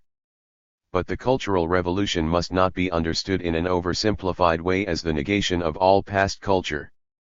Socialist culture does not arise out of nothing, it is the legitimate successor to all the best that was created in the conditions of an exploiting society. Lenin said, "We must take the entire culture left by capitalism and build socialism out of it. We must take all science, technology, all knowledge, and art. Without this we cannot build life in communist society." 3. For to choose from the cultural heritage such imperishable treasures and to cast aside everything unnecessary which runs counter to the nature of socialist society, and especially what is harmful and reactionary, such is one of the definite tasks of the cultural revolution. This is the basis for the development of genuine socialist culture, socialist in its content, i.e., reflecting the life and ideals of the new society, and permeated with the latter's ideology and a desire to serve the people, to help them actively in building socialism and then communism. To turn culture from a possession of the few into a possession of all is another central task of the cultural revolution. The need for it inevitably arises in any country, even the most civilized according to bourgeois standards. In the final count, capitalism always gives the working people only the minimum of knowledge needed for participation in production and no more. The advance of education in the Soviet Union has been of particularly great importance. In pre-revolutionary Russia over 748. 75% of the population, of 9 years of age and older, were illiterate. Among the Kyrgyz only 0.6% were able to read and write, among the Turkmens and Yakuts 0.7%, among the Kazakhs 2.0%, and so on. Many nationalities even had no written language of their own. The Soviet state had to begin from the most elementary things, teaching the ABC to tens of millions of people, teaching them how to read a newspaper and a book, bringing them the rudiments of knowledge. This task was accomplished with a truly revolutionary sweep. More than 30 million adults learned to read and write between 1929 and 1932. Universal compulsory elementary education was introduced already in the first 5-year plan period. All this made it possible to wipe out illiteracy by the end of the transition period. Still greater effort is required to eradicate illiteracy in the people's democracies of Asia, where over 90% of the population were illiterate. In the European people's democracies, the cultural revolution has its own distinctive features. In some of them, where the cultural level of the population is relatively high, no such tasks as the abolition of mass illiteracy had to be solved. But problems of the struggle against the bourgeois ideology, that had struck deep roots in the minds of people, and the liberation of the working people from the reactionary influence of the church often become very acute in these countries. The conversion of the school from an instrument of class domination of the bourgeoisie into an instrument of socialist re-education is an indispensable part of the cultural revolution in all countries. The school is separated from the church and freed from the influence of bourgeois ideology. Instruction is gradually rearranged on the basis of scientific knowledge verified by experience. A new system of education is built up. This system produces educated people equipped with basic knowledge in science and technology, capable of consciously taking part in socialist construction. At the same time, extramural education becomes widespread after the revolution. Clubs, libraries, palaces of culture, theaters, museums, cinema, radio, television, press, and a ramified network of evening and correspondence schools become part and parcel of the people's life. 749. The working class and the peasantry rapidly advance culturally and technically as a direct result of industrialization, the collectivization of agriculture and the tremendous educational activities of the socialist state. To achieve such progress, to ensure the advance of society's productive forces and culture, the cultural revolution must solve yet another important problem, the development of a new, genuinely people's intelligentsia, closely linked with the working class and the peasantry. Prior to the victory of the socialist revolution, the proletariat did not have any substantial number of intellectuals of its own. The bourgeoisie barred the workers and peasants from universities and colleges. The problem of creating a new intelligentsia is solved in two ways, through the enlistment and re-education of the bourgeois intelligentsia and through the accelerated james of specialists from among the workers and peasants. The enlistment of the old intelligentsia in sociemlich construction, naturally, is not an easy matter. Particularly difficult was it for the working class of Russia, where the intense sharpening of the class struggle, which had assumed the most extreme forms, pushed a considerable part of the old intelligentsia for a time, at any rate into the camp of the enemies of the revolution, of its ill-wishers. Nevertheless, the Soviet Communists on the whole succeeded in coping with the problem of the intelligentsia, indicating the main methods of its solution to the working people of other countries who have taken the path of socialism. Speaking in 1958, in the Academy of Sciences of Hungary, N.S. Khrushchev said, "Our party has much experience in working with the intelligentsia. After getting not a few knocks, we gained a correct understanding of many questions. We share this experience with you as friends." 3. Experience teaches us that above all great attention, tact, and tolerance must be displayed towards the old intelligentsia. If at times some of its groups, even large ones, do not at once understand the meaning of, and need for, revolutionary changes, if they remain ideologically remote from the revolution, one should not be in a hurry to rank them as enemies. Real intellectuals cannot remain long on such erroneous positions and will inevitably look for ways to be with the people. By 750. Being tolerant, by assisting them and allowing them time to realize their mistakes, we can make it much easier for them to side with socialism. Such a broad approach, however, has nothing in common with a position of non-interference, a passive or indifferent attitude to the ideological and political processes taking place among the old intelligentsia. To leave it to its own devices means to allow the enemies of the revolution to lure the unstable representatives of the old intelligentsia into their nets. Lenin paid great attention to work with the intelligentsia, with the old-time specialists. He said that it was necessary to arrange things so that they should live better than under capitalism, not only materially, but also as regards legal status, comradely collaboration with the workers and peasants, and spiritual requirements, i.e., as regards finding satisfaction in their work, realizing that it is socially useful and independent of the sordid interests of the capitalist class. 313 Such an approach to the old intelligentsia has proved fully justified. It may be assumed that in many countries which still have to take the road of socialism, the enlistment and socialist re-education of the intelligentsia will be a much easier process. As pointed out earlier, the growing oppression of the monopolies impels ever wider sections of the intelligentsia to seek alliance with the working class even before the revolution. The experience of the socialist countries, in which unparalleled vistas for creative work and genuine service to the people are open to the intelligentsia, also has an effect on the intelligentsia in the capitalist countries. But whatever the successes achieved by the party and the dictatorship of the proletariat in work with the old intelligentsia, this cannot satisfy all the requirements of socialist society. From its very first days the state of the working class is confronted with the task of organizing the large-scale training of engineers, technicians, scientists, and cultural personnel, in the first place from among the workers and peasants. The work which the party and the state of the working class have to accomplish in the course of the Cultural Revolution is truly immense. Lenin said, of all the writings by socialists on 751.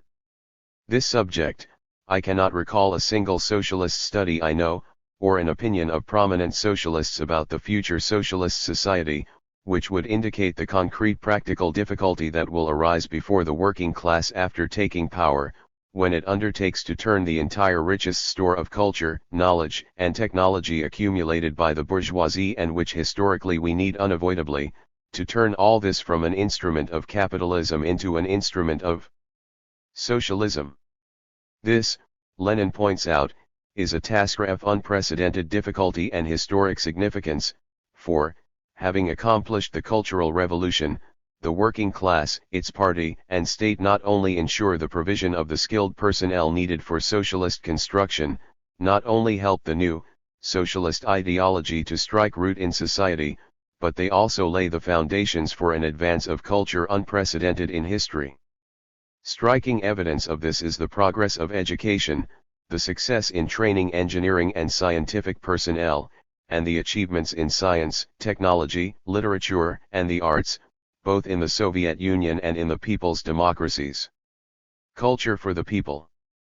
The socialist system radically democratizes culture, making it accessible not only to a narrow stratum of the intelligentsia, but to the whole of society. This has a favorable effect first of all on the development of culture itself. In socialist society, writers, painters, and actors have no cause for complaint about inadequate public attention. Foreigners visiting the socialist countries are often surprised at the speed with which all more or less successful books are bought up, and at the great attendance at museums, theaters, and concert halls. This steady growth of the spiritual requirements of the people creates favorable conditions for artistic creative work and stimulates its further development. The democratization of culture facilitates the advance of talents in all spheres of scientific and artistic endeavor from the very heart of the masses. Would the miner's son Pavel Bazhov, or the son of a village smith Alexander Tvardovsky have had any chance of becoming a renowned writer prior to 752? The October Revolution? Thousands upon thousands of talented people in the capitalist world perish without being able to break their way through poverty, privation, and society's indifference. Socialism, on the other hand, creates the necessary conditions for bringing talent to light and supporting it. Scientific technical societies, literary associations at factories and offices of newspapers and magazines, amateur talent circles, and many other organizations help to bring out and develop the abilities of people, enriching socialist culture with fresh, young forces. What is important is not only the material facilities, but also the spiritual atmosphere, which differs radically from that in capitalist society. A writer or artist held in the grip of bourgeois ideology has no source from which to draw a positive ideal in life, in the light of which he could assess the processes taking place. Life often seems to him dark and meaningless, and people petty and worthless. But he does not see a way out of this situation and, depicting the abominations of capitalist reality, he, at the same time, often directly or indirectly justifies them, regarding them as features of human nature, of human life as it is. Such a view fully suits the reactionary ruling top section, which seeks to prevent people from fighting for a change of the inhuman conditions of capitalism. In the West there is, of course, also a progressive democratic culture which represents a considerable force. But it does not prevail in the capitalist world and its leaders have to wage an intense struggle against reaction. In socialist society, where all culture belongs to the people, the situation is different. The atmosphere of rapid social progress, the steady rise in the cultural and material standards of the people, scientifically grounded confidence in the future, all this provides exceptionally favorable conditions for creative work. Naturally, this imposes great responsibility on workers in culture. Literature and art not only reflect the life of the people, but also mold the human mind. The idea of the indivisible bond of literature and art with the interests and the struggle of social classes and, in socialist society, with the life of the entire people, was theoretically substantiated by Lenin, who put forward the principle of the partisanship of literature. Bor. 48-25-71-753. GOS propagandists viciously attack this principle, seeking to prove that serving the interests of a definite class and conscious pursuance of a definite political line are incompatible with freedom of artistic creation. But this is a futile attempt. Artistic creation cannot remain outside the struggle of classes, outside politics, for each writer and artist, whether he wants it or not, expresses in his creative work the interests of some one class. Does not contemporary bourgeois art reflect the sentiments of the ruling bourgeoisie, and does it not serve as an instrument for ideologically influencing the masses? Do not bourgeois publishing houses, film companies, directors of art exhibitions and, lastly, the influential press dictate their will to the intelligentsia, and do they not bring the strongest material and moral pressure to bear on those who resist this dictation? The persecution of progressive scientists, writers, painters, and actors in bourgeois countries over many years offers a graphic example. Socialism is the first social system which frees culture from the oppression of the money bags, affording the artist the opportunity to create not in order to pander to the depraved tastes of a small handful of the big pots, but for the masses. Does this infringe the freedom of the artist? Not in the least. Each real artist searches for the truth, seeks to depict the truth. But this is exactly what socialist society is interested in as well. The main demand of socialist realism is to portray life truthfully, in its progressive development. In socialist society, where the people are really free, where they are the true masters of their destinies and the creators of a new life, it is stated in the highly important party document for closer ties of literature and art with the life of the people, the question of whether he is free or not in his creative work simply does not exist for any artist who faithfully serves his people. For such a creative worker, the question of the approach to the facts of reality is clear. He does not have to adapt or coerce himself. The truthful presentation of life from the positions of Communist Party partisanship is his heart's necessity. He firmly adheres to these positions, upholds and defends them in his creative work. 315. That is how representatives of the socialist intelligentsia understand their role. 754. ESOE. For socialism and the individual.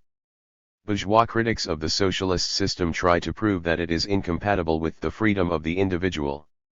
Revolutionary Marxism, they allege, does not regard human personality as having any value. Hundreds of books and thousands of articles have been written about the totalitarianism of the socialist system, the submerging of the individual in the collective, and the leveling of people. Nothing could be falser than this conception. Emancipation of the individual through the emancipation of the working masses. The spiritual aspect of man, his relations with the people around him and his personal consciousness depend on the nature of the society in which he lives. Bourgeois propaganda depicts the capitalist system as a realm of freedom of the individual and presents the formal legal equality of people as the only possible form of equality. But actually the rule of capital is the greatest mockery of the freedom of the individual. Capital bases relations between people on selfish calculation. Money replaces all personal traits of man. In capitalist society, Marx wrote, "What I am and am capable of is by no means determined by my individuality. I am ugly, but I can buy for myself the most beautiful of women. Therefore I am not ugly, for the effect of ugliness, its deterrent power, is nullified by money. I, in my character as an individual, am lame, but money furnishes me with 24 feet. Therefore I am not lame. I am bad, dishonest, unscrupulous, stupid, but money is honored, and therefore so is its possessor. Money is the supreme good, therefore its possessor is good. 316 At one pole, man is worn out and benumbed by exhausting toil and the all-absorbing concern for daily bread. At the other pole, a surfeit of the good things of life and the absence of fruitful social activity lead man to confine himself to the intimate emotions of his ego.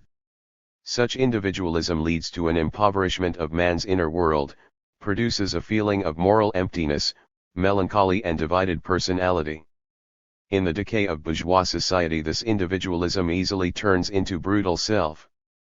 48*755. Ishness, the ideology of the Superman, so clearly expressed in the philosophy of Nietzsche, which became one of the cornerstones of the fascist world outlook. All this represents the real destruction of the personality. Only the socialist revolution provides a way out. If man is shaped by his surroundings, Marx wrote, his surroundings must be made human too. 7 There can be no freedom of man from society, freedom is possible only in society. To free the individual it is necessary to free the entire mass of people, by changing the social relations which enslave them. Emancipation of the individual through the emancipation of the working masses. This is the substance of the communists' position, the cornerstone of their collectivist ideology. When bourgeois propaganda accuses Marxists of destruction of the personality, it tacitly proceeds from the assumption that private property is the basis of the personality. But the abolition of private property is horrifying only to those whose entire social position, beginning with their comforts and ending with their prestige among the people around them, is based not on personal abilities and personal merits, but on the privileges of wealth.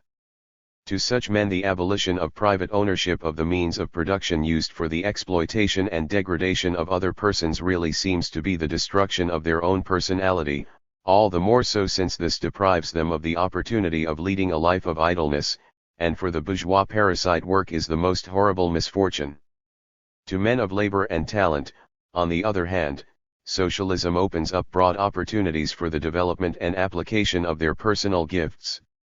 Only the socialist system allows for, actually drawing the majority of toilers into an arena of such labor in which they can display their abilities, develop their capacities, reveal their talents, of which there is an untapped spring among the people, and which capitalism crushed, suppressed, and strangled in thousands and millions. 8. Lenin. Socialism for the first time recognizes the right to development and independent creative endeavor of ordinary working people, whom bourgeois ideologists have always scornfully regarded as a colorless mass. It at the same time guarantees this right, placing in the hands of society all the material means which make it possible to develop the talents and abilities of 756 people. As the socialist system grows stronger, as the material and spiritual good things of life are produced in greater abundance and social relations are improved, all members of society have ever greater opportunities for development and creative effort, for the all-round development of their personality. Combination of personal and social interests. The antithesis of personal and social interests arose together with private property, under the domination of which man, regarding society as a hostile, oppressing force, seeks to give society as little as possible and grab for himself as much as possible. The socialist system is concerned first of all for the common interests. For on them depends the welfare not only of the entire society, but also of each of its members.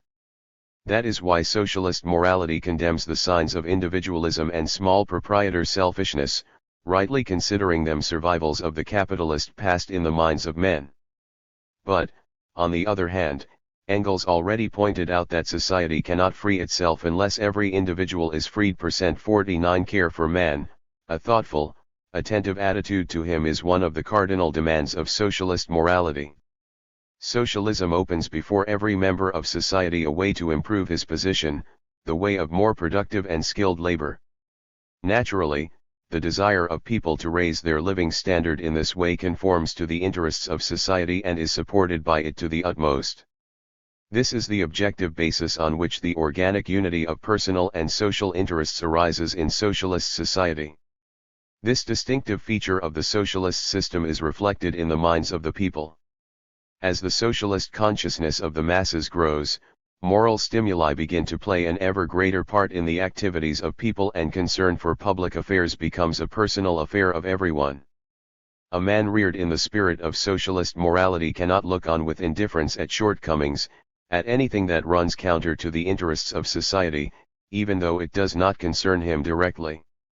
The feeling of being master and the sense of responsibility for the common cause inseparably associated with it constitute a major feature of the spiritual makeup of the new. 737. Man. Members of socialist society have not only great rights, but great duties as well. But these are the duties of masters, of real citizens of their country, and not the obligations of downtrodden subjects. It is understandable that in the course of a few decades it is impossible fully to eradicate all the conceptions and habits which struck deep root during the domination of private property for thousands of years. Various traits of the old morality and way of life still survive in the minds of some members of socialist society: a dishonest attitude to work, money grabbing, selfishness, nationalistic prejudices, a wrong attitude to women, drunkenness, and antisocial views which at times lead to hooliganism and crime. We speak of all such phenomena as being survivals of capitalism. Thereby we also stress that these phenomena are alien to socialism, and that in themselves social relations in socialist society, far from producing such ugly phenomena, on the contrary, gradually oust them. The survivals of capitalism persist tenaciously in the minds of some members of society. We must not forget that there are large spheres of human relations in which antisocial habits, views, and customs exert a particularly great influence, for example, family relations and the general way of life. Such relations, undoubtedly, can be affected not only by advanced socialist morality and ideology, which is gaining a dominating position in society, but also by backward views and customs preserved among some of society's members. If such views and customs are not opposed properly, they can have a harmful influence on the minds of other people, especially the younger generation. That is why even after the victory of socialism there remains the need for patient and constant educational work. Socialism is inconceivable without social discipline which obliges the citizen to abide by the demands of society and to observe the norms of behavior of the socialist community. This also conforms to the interests of each person, if these interests are understood correctly and their dependence on the prosperity of society as a whole is appreciated. The developing unity of personal and social interests is a very important moral advantage of the socialist system which 758 removes the old tragedy of the divided human mind, and brings up harmonious, cheerful, and courageous people who are not daunted by difficulties. The victory of socialism is a tremendous moral revolution. It goes without saying, the great French writer Romain Rolland wrote on this score, that this moral revolution has not been completed as yet, but is being made, and its consequences will be immeasurable. It may already now be said that it is saving civilization from desperate bankruptcy, in which the human spirit would land in the impasse of its feudal and proud solitude. A new age of a mighty uplift and joyous forward movement is opening for all mankind. 5 driving forces of the development of socialist society. The development of society does not stop with the victory of socialism, but on the contrary is accelerated. The development of industry and agriculture, of social and political relations, of the entire social superstructure, and their improvement along the lines leading to communism, proceed with a rapidity without precedent in any earlier social system. This process is based on objective laws governing the development of socialist social production. This gives the development of socialist society entirely new features, radically distinguishing it from the exploiting system. Society is rid of antagonisms for all time. The contradictions in its development have become non-antagonistic. These are mainly contradictions and difficulties of growth connected with the rapid advance of the socialist economy and the still faster rise in the requirements of the people, contradictions which arise in the clash of the new and the obsolete, the advanced and the backward. Such contradictions are resolved not through class struggle. In socialist society there are no social sections or classes interested in retarding development and upholding the old, backward order of things, but on the basis of the cooperation of all classes and sections equally interested in consolidating socialism and building communism. Criticism and self-criticism is the main instrument for bringing to light and resolving these contradictions. Extensive criticism and self-criticism is needed. 759.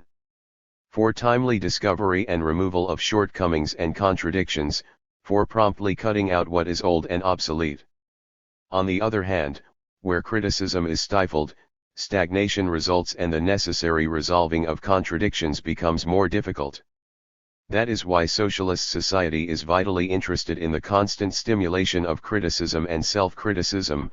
It sees in them an important means of rallying the creative energies and political activities of the people to overcome difficulties, to accomplish new tasks in building communism.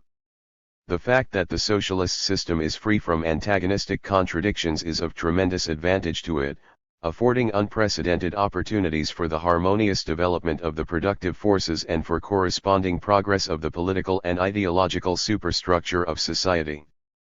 Forces which do not divide people and do not set them at loggerheads, but unite them and concentrate their energies on the achievement of common aims and tasks, play an ever greater part in the development of society. It is these new driving forces of development that enable society to advance faster and with smaller social outlays than in the past. Collective labor on the basis of socialist property becomes the main driving force of social development. Such labor, which brings people together and unites them, is the primary source of progress. From a means of enriching the exploiters, labor becomes a social function encouraged by society with the help of material and moral stimuli. It becomes a matter of honor and valor, a service for the common good. Collective labor, relations of comradely mutual assistance and cooperation, give rise to a new form of constructive cooperation of people, socialist emulation that helps to bring out and develop their capabilities.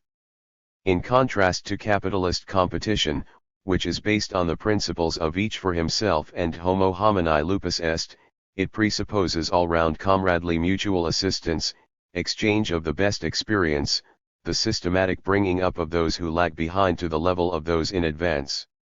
It is in conscious collective labor that such a trait in the spiritual make-up of man in socialist society as care for the common good, and concern for the affairs of society as for one's own affairs, is most strikingly manifested.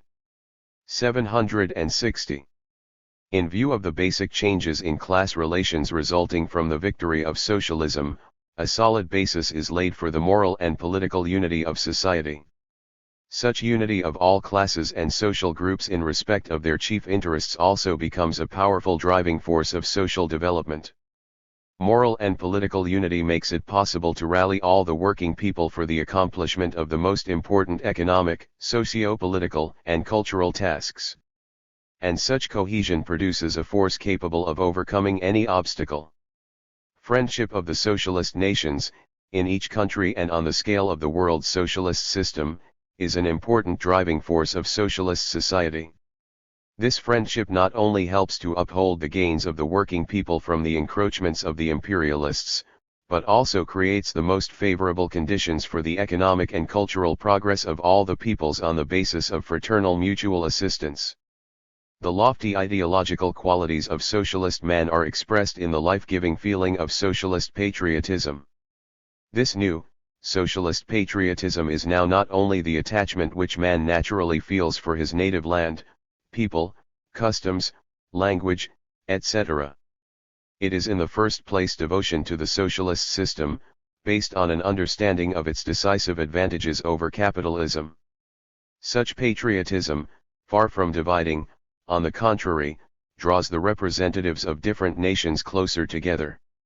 The natural outcome of socialist patriotism is not national estrangement, but a feeling of deep international solidarity and friendship with the working class and all the working people of other countries. Socialist patriotism is an active, dynamic feeling. It prompts people to give their country all their energies and abilities and, if need be, their life. This was vividly shown in the feats of the Soviet people during the Great Patriotic War. The driving forces of development of socialist society are not something fixed once and for all. They themselves develop as the socialist system grows stronger and improves. To stimulate such development, to consolidate the new driving forces of socialism is one of the cardinal tasks confronting society. That is why under socialism so much attention is given, specifically, to improving the forms of collective labor through 761. The development of material and moral stimuli. Great importance also attaches to the further consolidation of the moral and political unity of the people, i.e., the unity, solidarity, and unbreakable alliance between the working class, the peasantry, and the intelligentsia. Aware of the importance of this task for the successful development of socialism towards communism, society, and its leading force, the party, vigilantly watch that no phenomena detrimental to the moral and political unity of the people should arise in the economy, politics, and ideology. The party, the state, and socialist society as a whole devote much attention to strengthening friendship among the peoples. Economic, political, and cultural and educational measures are all being used to this end. Experience shows that for this purpose it is necessary consistently to combat all manifestations of relapses into nationalism. Lastly, of great importance for the entire development of socialist society is the consolidation of socialist patriotism, the devotion of the people to their socialist homeland, their readiness selflessly to work, and, if need be, to fight, in defense of their gains and the security of their country. Socialist society, therefore, possesses mighty driving forces which ensure steady and rapid progress in all spheres of life. The socialist system opens up unparalleled opportunities for the development of society and for solving the most complex social problems in the interests of working mankind, and it creates the necessary conditions for this. But naturally it does not solve, nor can it solve, any problems without the people. A very important feature of social development under socialism is that it loses its spontaneous character and becomes a process in which the planned conscious activities of men play an ever greater part. In these conditions tremendous importance attaches to the activities of the Marxist-Leninist Party, the vanguard of the working people, in which the collective intellect and will of socialist society are expressed most fully and comprehensively.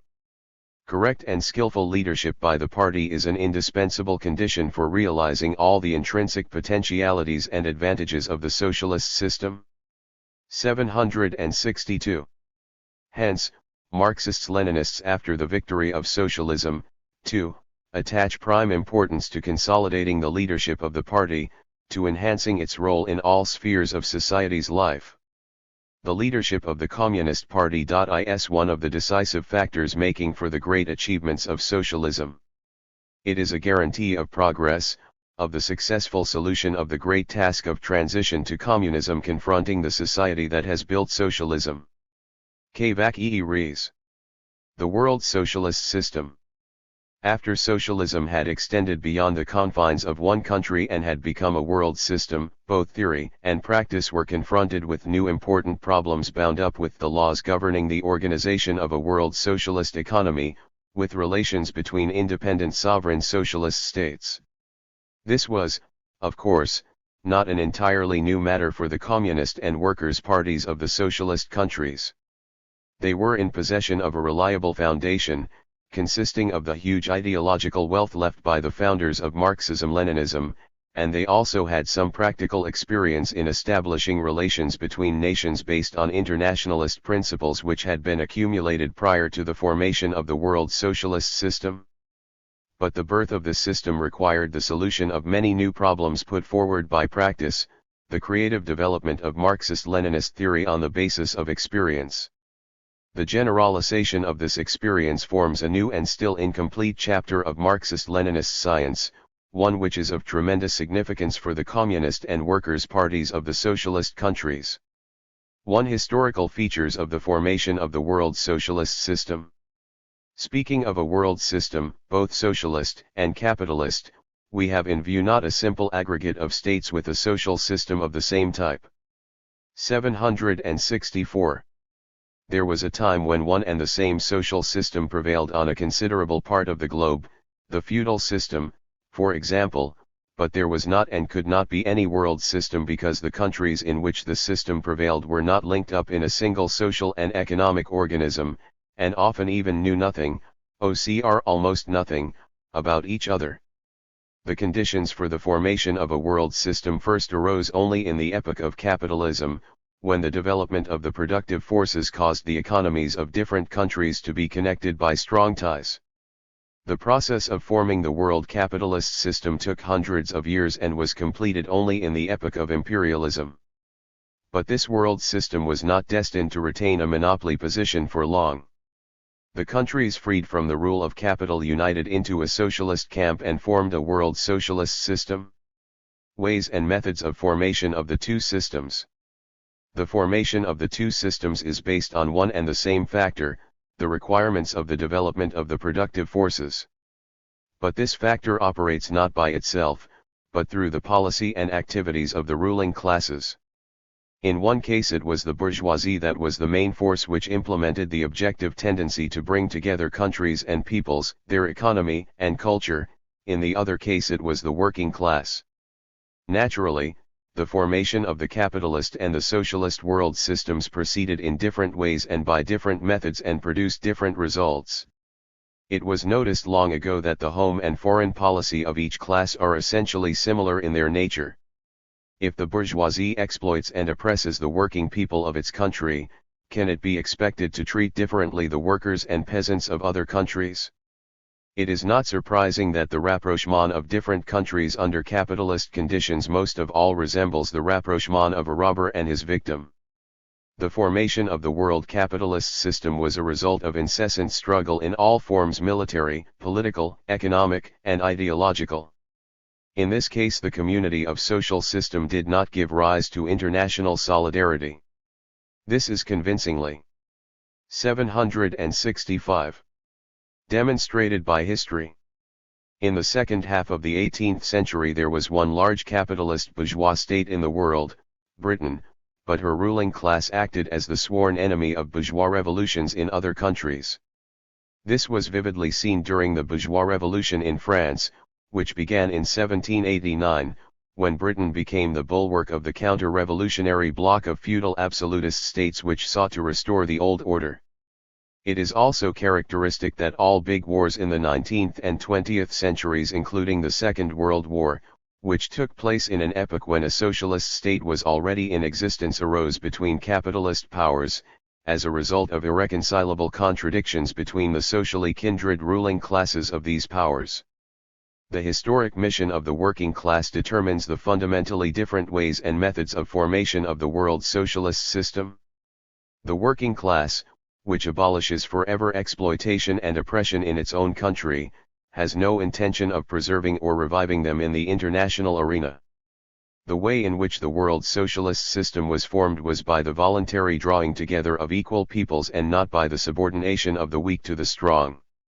Deep social solidarity and unity become the basis for relations between the members of the system. The social nature of the two world systems explains also other fundamental distinctions between them. The world capitalist system has a rigid hierarchy that has come into being through the actual correlation of forces and is often legally sanctioned as well. It resembles a pyramid, at the top of which is a small group of developed countries, while at the bottom is a huge mass of backward and oppressed peoples. The world socialist system looks entirely different. It is not a hierarchy based on subordination and dependence, but a commonwealth of free and equal states. The world capitalist system by its very nature is adapted not for removing, but for preserving and deepening the differences in the economic, social, and cultural position of the countries belonging to it, the unevenness of their development.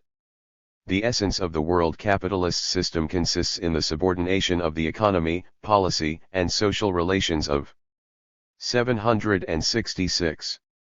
7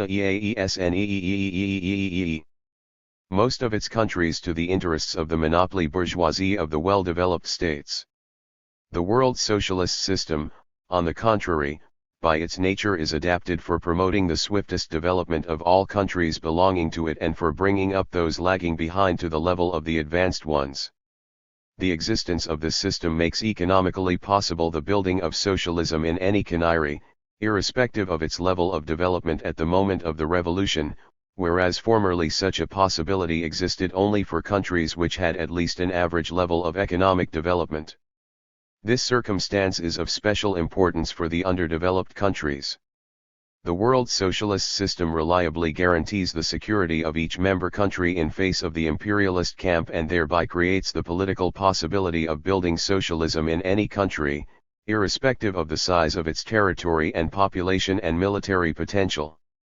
This is particularly important for small countries which by themselves would never be able to defend their socialist gains from imperialist encroachments.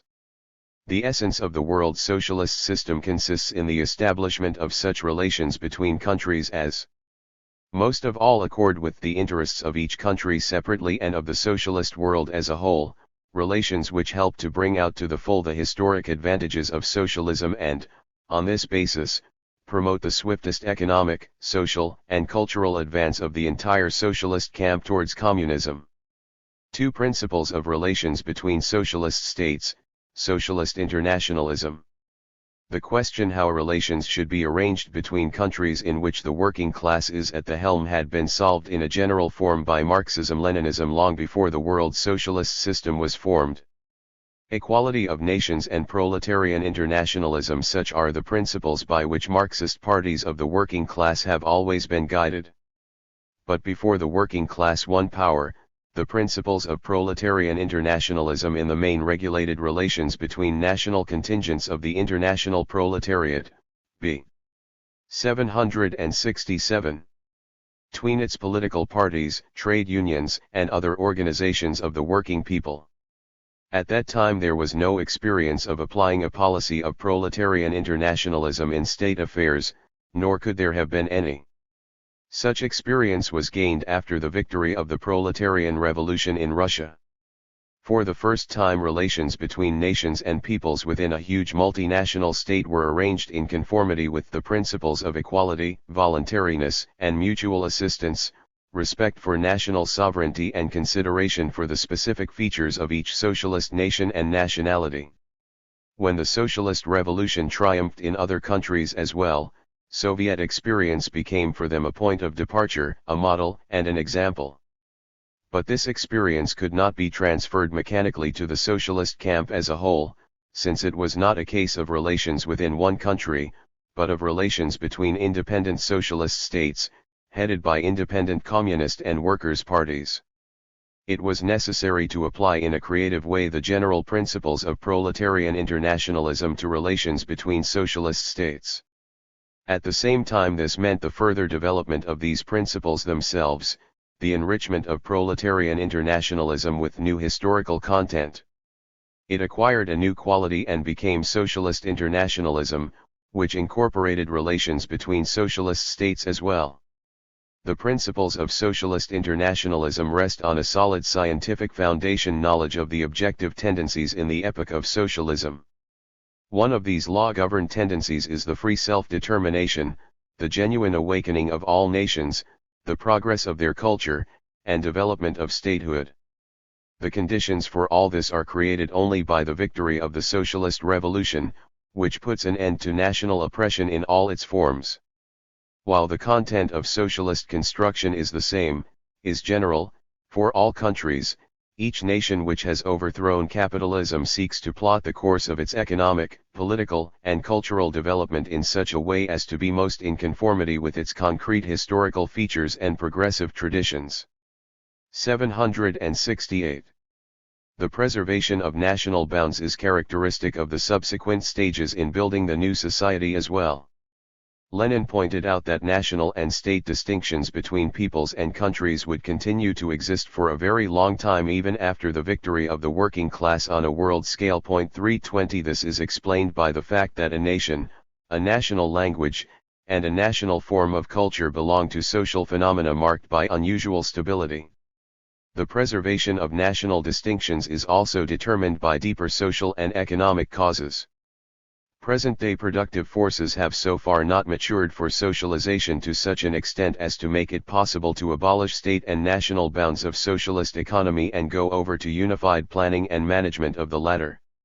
The economy of each socialist country develops as an independent national economy with its own proportions and correlations which are determined by the historically formed branches of the economy, the special features of the production experience of the population, the character of the natural resources and the geographical location of the given country, etc.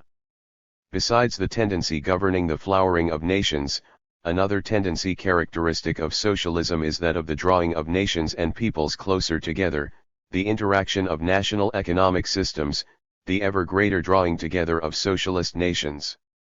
As socialism develops, this law-governed tendency constantly grows in strength. It is based primarily on the requirements of the development of the productive forces.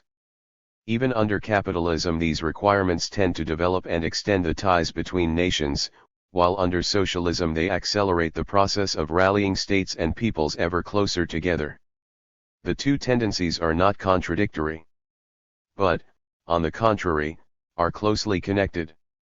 Only the full development and flowering of national forms of life open the way to the voluntary, genuinely internationalist rapprochement and unity of the socialist nations.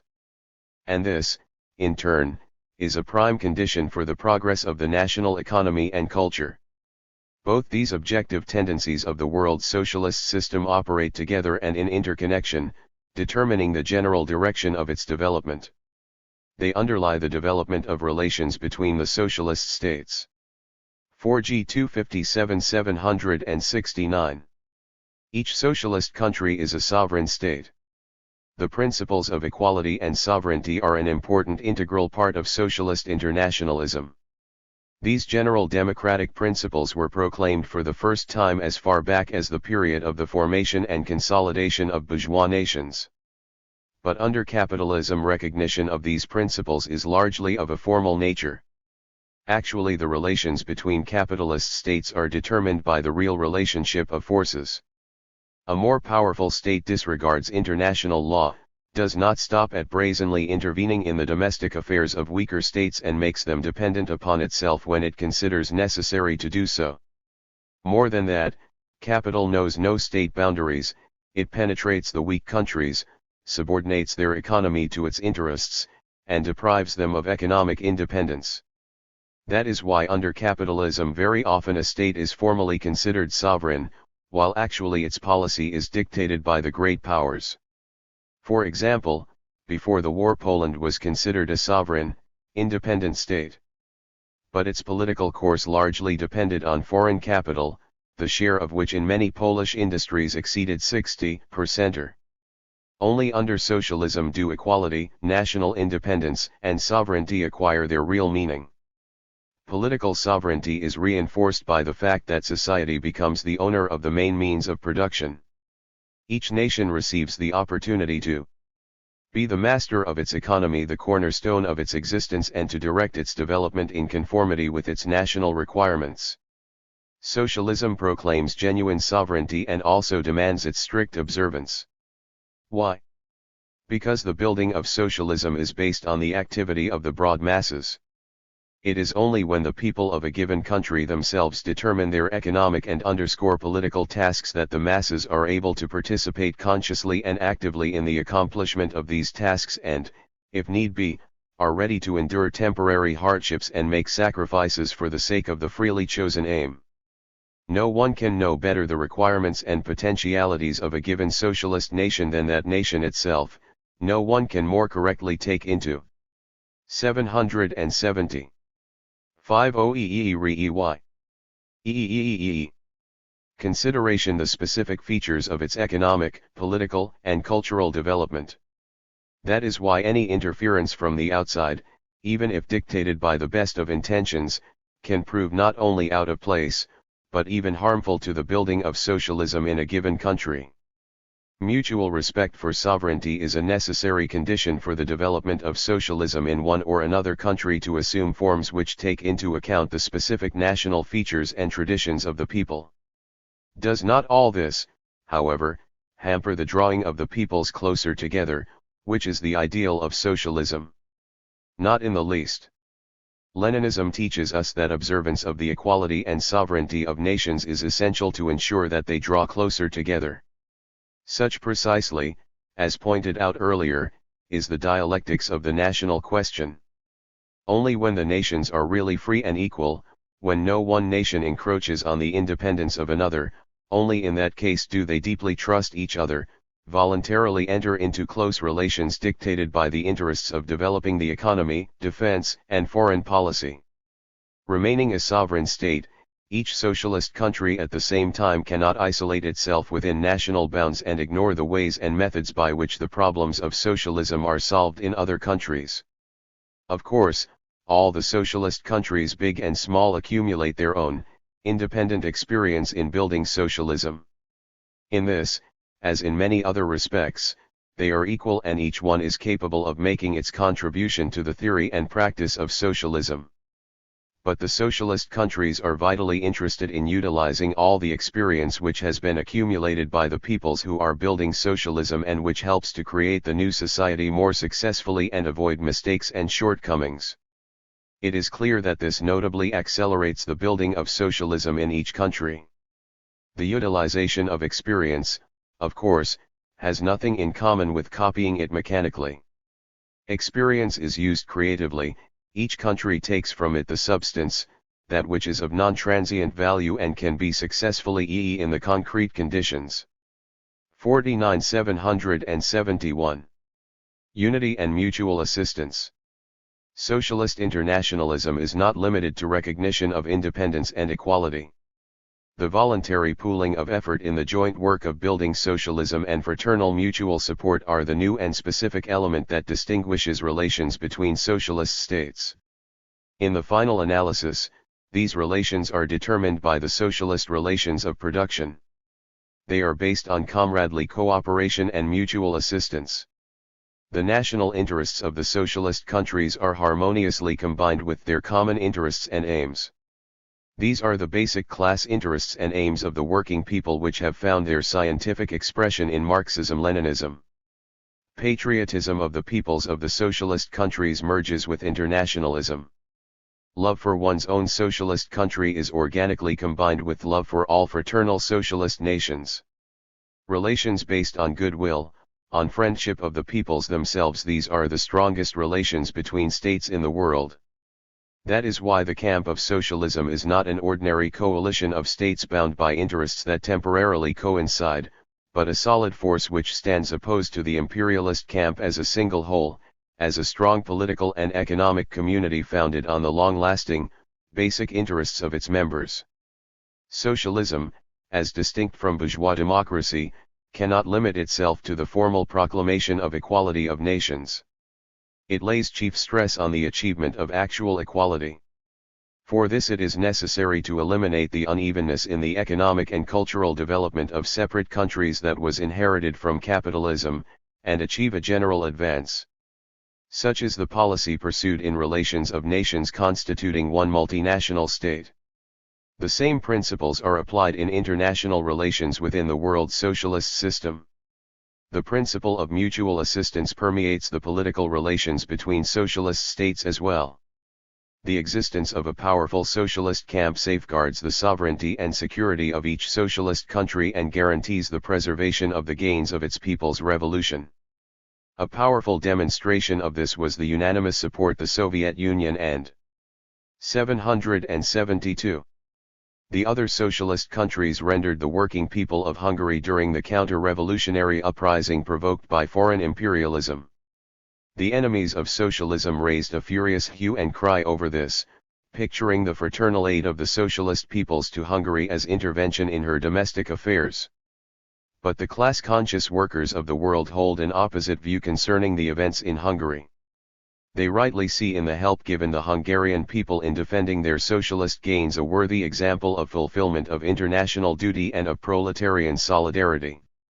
Acting in a united and solid front in the world arena, the socialist countries enhance manifold the efficacy of their foreign policy, whose aim is the maintenance and consolidation of world peace, peaceful coexistence, and economic competition with capitalism.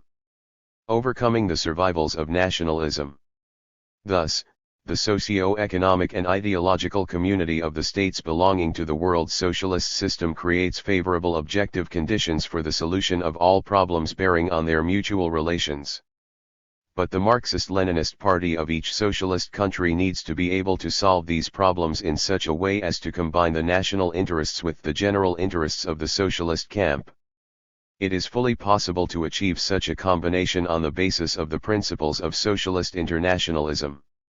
The experience of the world socialist system shows that the application of these principles in relations between states yields remarkable results. No friction or incidental misunderstandings, inevitable during the development of new international relations, detract in the least from the historic significance of this experience. But the principles of socialist internationalism, just as the forms of their application, are something new in international relations, whereas the relations of the old type have existed throughout the long history of exploiting society. Between separate countries, including those which have now become socialist, there were in the past quarrels and clashes which left bitter memories. To get rid of them quickly, to remove the AC. 778. Cumulations of the past, is not always easy, because nationalistic prejudices are particularly persistent. It is no accident that imperialist reaction, which seeks to weaken the world socialist camp, pins its hopes on a revival of nationalistic elements in the socialist countries. Nor is it accidental that the most poisonous flowers of revisionism blossom in the nationalist morass. Nationalist prejudices, as a rule, form the common platform on which the remnants of the exploiting classes, direct agents of imperialist intelligence services and traitors to the cause of socialism unite for struggle against the new system. Was not this demonstrated in Hungary, where the counter-revolutionary putsch in the autumn of 1956 was a result of just such a combination of the dark forces supported by world imperialism? In recent years, revisionist elements, seeking to pave the way for nationalism in the international working class movement, took up the slogan of national communism invented by imperialist reaction. They pretend that there is a recipe for communism that is fully compatible with national isolation and exclusiveness, that can allegedly be built by a country standing apart from other socialist countries and even being in hostility to them, renouncing all loyalty to the principles of proletarian internationalism and class solidarity. It is clear, however, that such recipes have nothing in common with communism and are an attempt to revive under a new label the old opportunist policy of adapting the working class movement to the interests of the reactionary bourgeoisie. Anyone who speaks in favor of national communism, who encroaches on the unity of IHE world socialist system, in fact renounces the ideas of socialism. Nationalism is one of the weapons that reaction has recourse to first of all in its attempts to break the unity and solidarity of the socialist countries. But it can count on success only where the leaders of the state forget about internationalism, are inclined to over-exaggerate national distinctions and to close their eyes to the general laws of socialist construction, and where the narrowly understood interests of their country are counterposed to the interests of all other fraternal peoples. This happened in Yugoslavia, where narrow nationalistic tendencies came to the surface in the policy of the country's leaders. 774. EEYYESE. But that lesson has not been in vain. The Marxist-Leninist parties in all the socialist states have intensified their struggle against nationalistic survivals. They proceed from the premise that such hangovers and prejudices cannot be eliminated by methods of compulsion and scolding. Alongside patient explanation and criticism of nationalistic errors, a decisive part in overcoming these is played by the consistent practical application of the principles of socialist internationalism.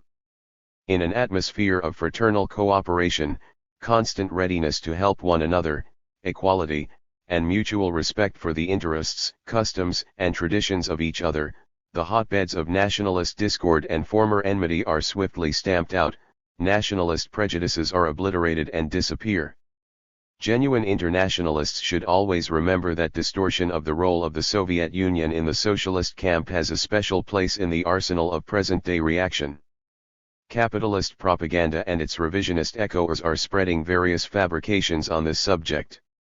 They assert, for example, that the Soviet Union domineers over the other socialist countries, the communist parties of which are dependent on the CPSU.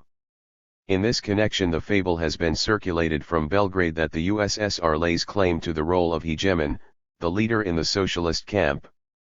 Such gossip and rumors are spread in the hope of somehow discrediting the Soviet Union and the entire socialist system, of stirring up nationalist prejudices among backward and uninformed people, of undermining the trust of the masses in Soviet policy.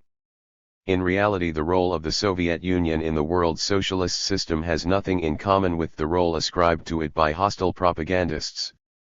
In the communist movement there are no superior and no subordinated parties at all, just as there are no hegemon states or satellite states in the socialist camp. All the socialist countries are fully independent in solving their national problems, and each one has an equal voice in solving the common problems of the socialist camp. Similarly, the communist and workers' parties of these countries are fully independent and equal.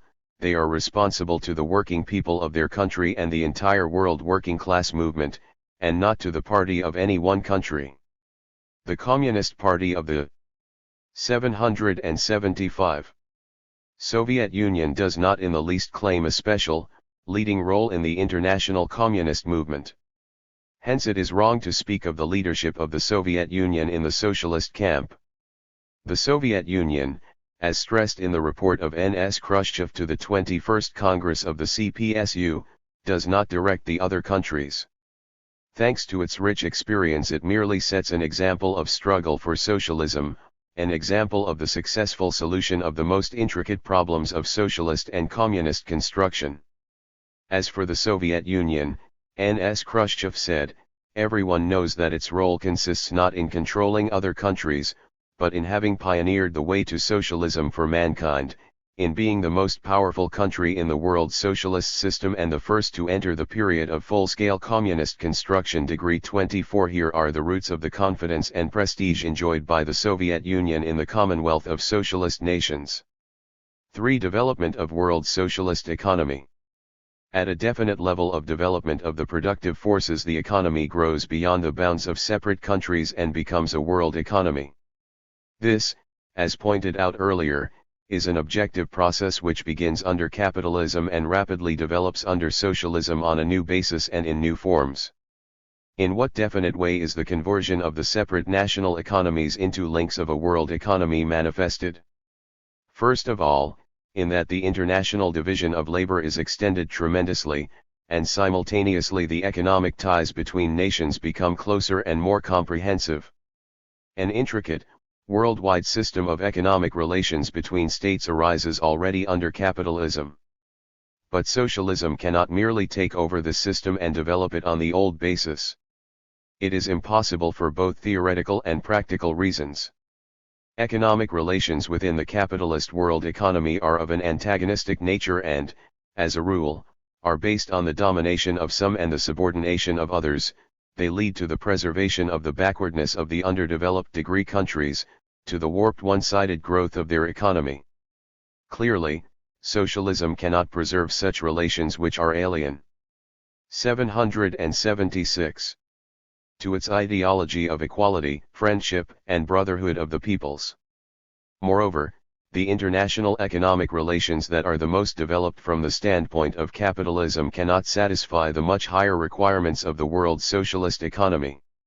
We should add to this that capitalism itself, in a futile attempt to hinder the building of the new society, frequently breaks economic relations with the countries where a socialist revolution has occurred and organizes a blockade and economic war against them.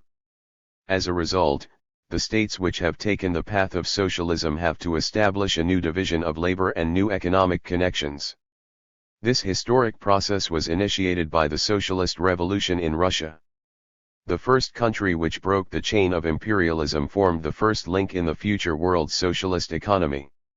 That is why Lenin wrote in 1920 about the need to have in mind, in solving problems of socialist construction, the tendency towards the creation of a single world economy, regulated by the proletariat of all nations as an integral whole and according to a common plan. This tendency is already quite clearly revealed under capitalism and should certainly be further developed and fully consummated under socialism. #22 Nearly 3 decades were required for this tendency pointed out by Lenin to triumph on a wide international scale. The world socialist system began to take shape only in the second half of the 40s, when a number of European and Asian countries took the path of socialism. In these conditions, the economic structure of the Soviet Union, which had built up a powerful and integrated economic system, was well adapted to becoming the core of the world's socialist economy. The process of the economic drawing together of the socialist countries, the gradual shaping of a world socialist economic system, has been underway ever since the socialist camp was formed. It is not only a new process but also an intricate one, requiring much time and effort.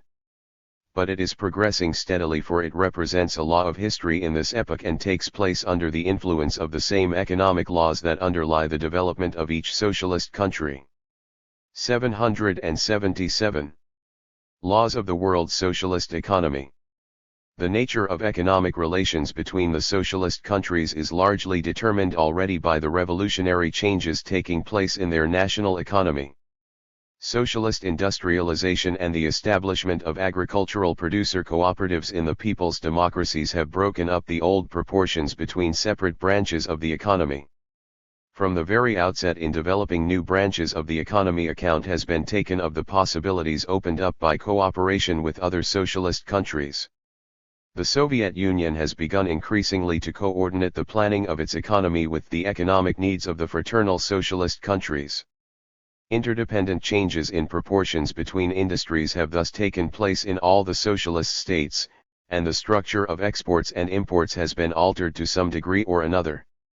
The new economic relations between states have become a necessary element of the process of extended socialist reproduction in each country. The economic law of planned, proportional development, inherent in socialism, has thus begun to operate on an international scale, and the cooperation of socialist countries is effected in conformity with this law. At present, no socialist country develops its economy in isolation, but regards it as an integral part of the world's socialist system. In these conditions, the conscious application by each country of the law of planned, proportional development and the law of value acquires extremely great importance. The application of these laws in each socialist country brings to light additional potentialities for raising the productivity of social labor and ensures the most rational use of labor resources and natural wealth. When the Soviet Union was building socialism while encircled by capitalist states, it had to develop an integrated industrial system, to develop its economy relying solely on internal sources and the division of labor within one country. This determined the specific type of Soviet socialist industrialization. The new socialist countries are relieved of the need to strive for such autarky. They are able to enjoy the tremendous advantages offered by the international socialist division of labor. 778. SE. International Socialist Division of Labor. At the initial stage, the division of labor in the socialist camp was determined by the need for the earliest possible restoration of the war-wrecked economy. It also had to eliminate the consequences of the blockade, with the help of which the imperialists expected to frustrate, or in any case retard for a long time, the economic development of the socialist states. The Soviet Union supplied the people's democracies with the raw material, fuel, equipment, and food they needed. Among themselves, these countries exchanged the goods in which they usually traded and of which they had a surplus. They delivered the same goods to the Soviet Union as well. The initial measures for establishing the International Socialist Division of Labor were based primarily on bilateral agreements. But the rapidly growing diverse economic ties could not for long be regulated and coordinated only by bilateral agreements, which were proving inadequate. The development of the productive forces of socialism demanded a wider and many-sided coordination of economic activity, which became especially necessary in view of the successes of socialist industrialization. To avoid unnecessary parallelism and waste of resources, the socialist countries started increasingly to take account of each other's requirements and potentialities. For example, taking account of the needs of other countries, Poland, the German Democratic Republic, and Czechoslovakia developed shipbuilding, the Soviet Union expanded the mining of iron ore to meet the requirements of friendly countries. Hungary, reckoning with the demands of her neighbors, increased the production of aluminium, etc. Experience demonstrated the inexpediency of building up a full range of industries in each of the European people's democracies.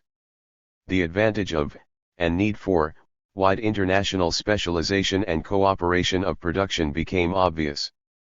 Measures of this nature have been applied on a particularly wide scale since 1955 to 56, in engineering in the first place. Specialization has made it possible to reduce to a minimum duplication both in production and designing, to reduce relatively the range of items produced by each country, while at the same 779 time increasing the volume of production. Thus, the joint decisions on specialization in the manufacture of machine tools, adopted in 1956, reduced the number of models of machine tools produced in each country. Specialization in the production of motor vehicles, railway wagons, farm machinery, ships, power equipment, ball bearings, and some other items has substantially contributed to a rise in labor productivity and a saving of resources. The Conference of Representatives of Communist and Workers' Parties of the Socialist countries, held in Moscow in May 1958, pronounced in favor of a still closer dovetailing of economic plans. It was decided to draw up in all socialist countries long-range economic development plans for 10 to 15 years, to effect more far-reaching specialization and cooperation of interrelated branches of the economy on the basis of international division of labor. These programmatic principles are being implemented successfully. Coordination of plans in interrelated branches of the national economy is a new form of international economic relations possible only in the socialist system. It greatly extends the scale and sphere of cooperation between states.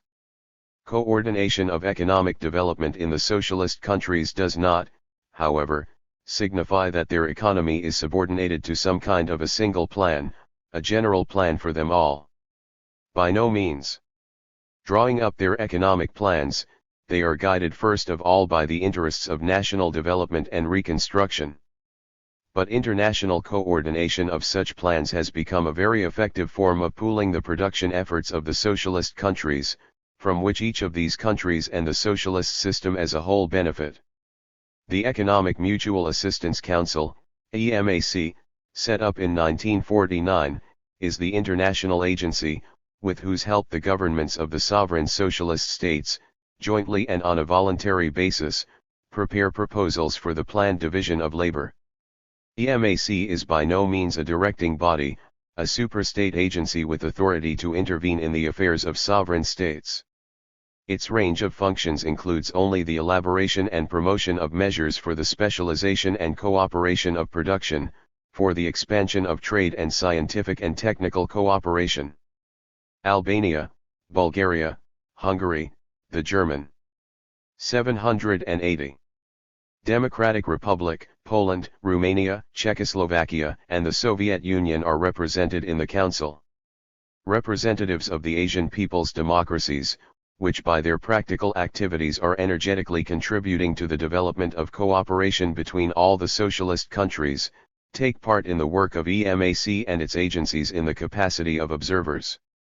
The pooling of production efforts by socialist countries is realized not only through EMAC, but also through direct contacts between state planning bodies.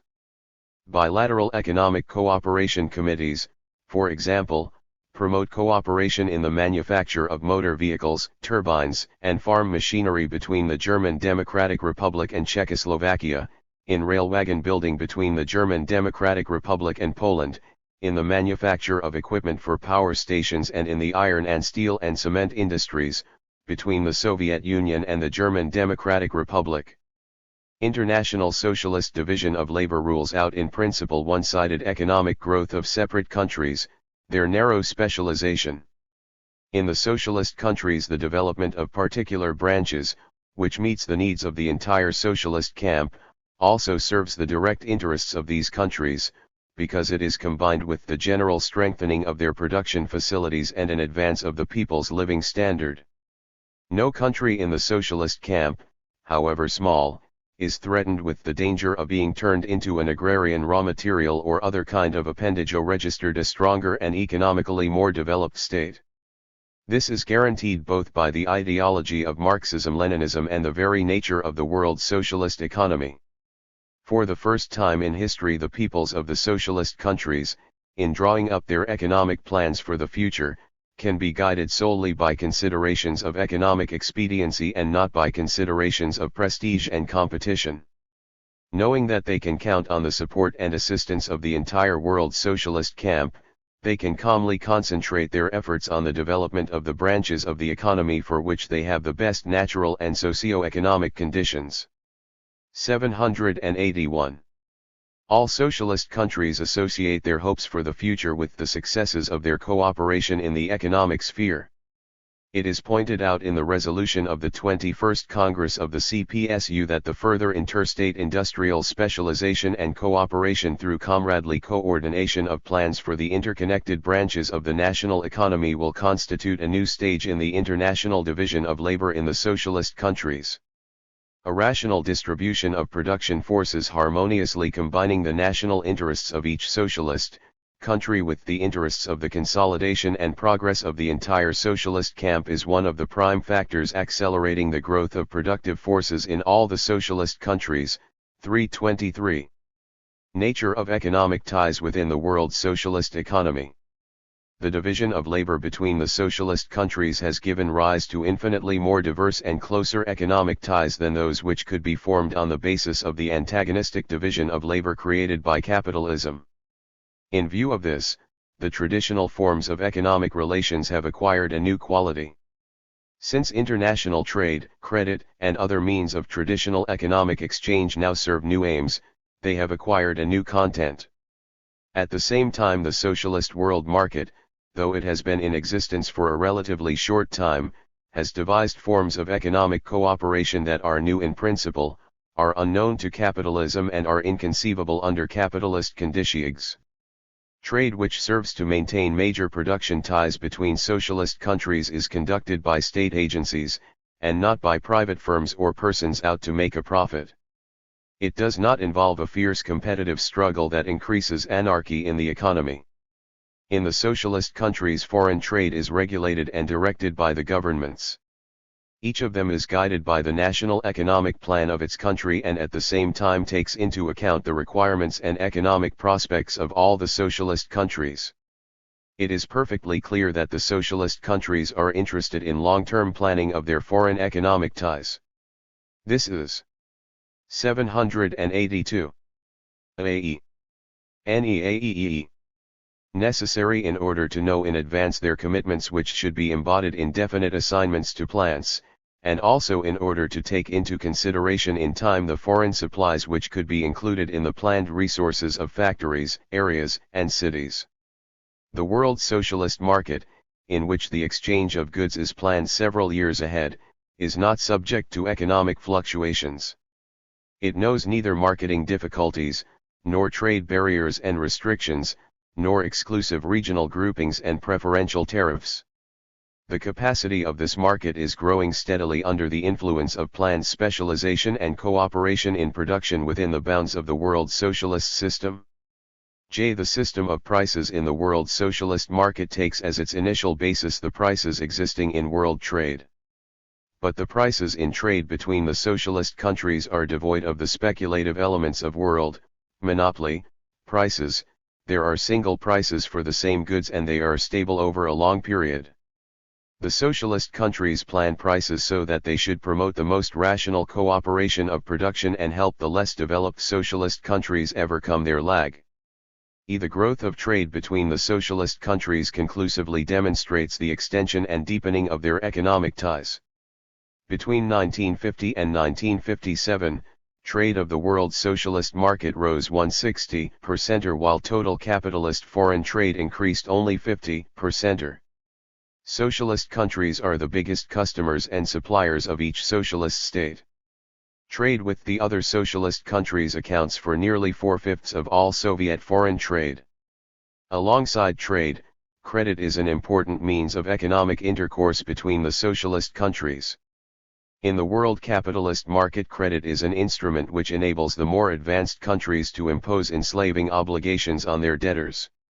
It is not accidental that a creditor country is most often portrayed as Shylock.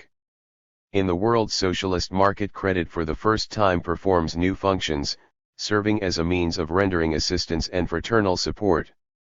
Credits and loans are granted on the most favorable terms and at the lowest interest rates. A large part of the Soviet Union's deliveries of 783 equipment to socialist countries are on credit.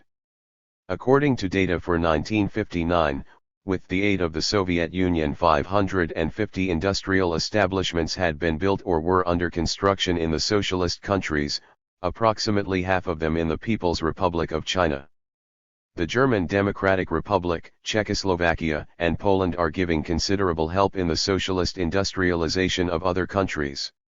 China, which is rapidly building up her own socialist industry, is assisting the Democratic Republic of Vietnam. The free exchange of scientific and technical data has become a new phenomenon characteristic only of international socialist relations. In the world capitalist market, the achievements of science, inventions, and discoveries are objects of purchase and sale.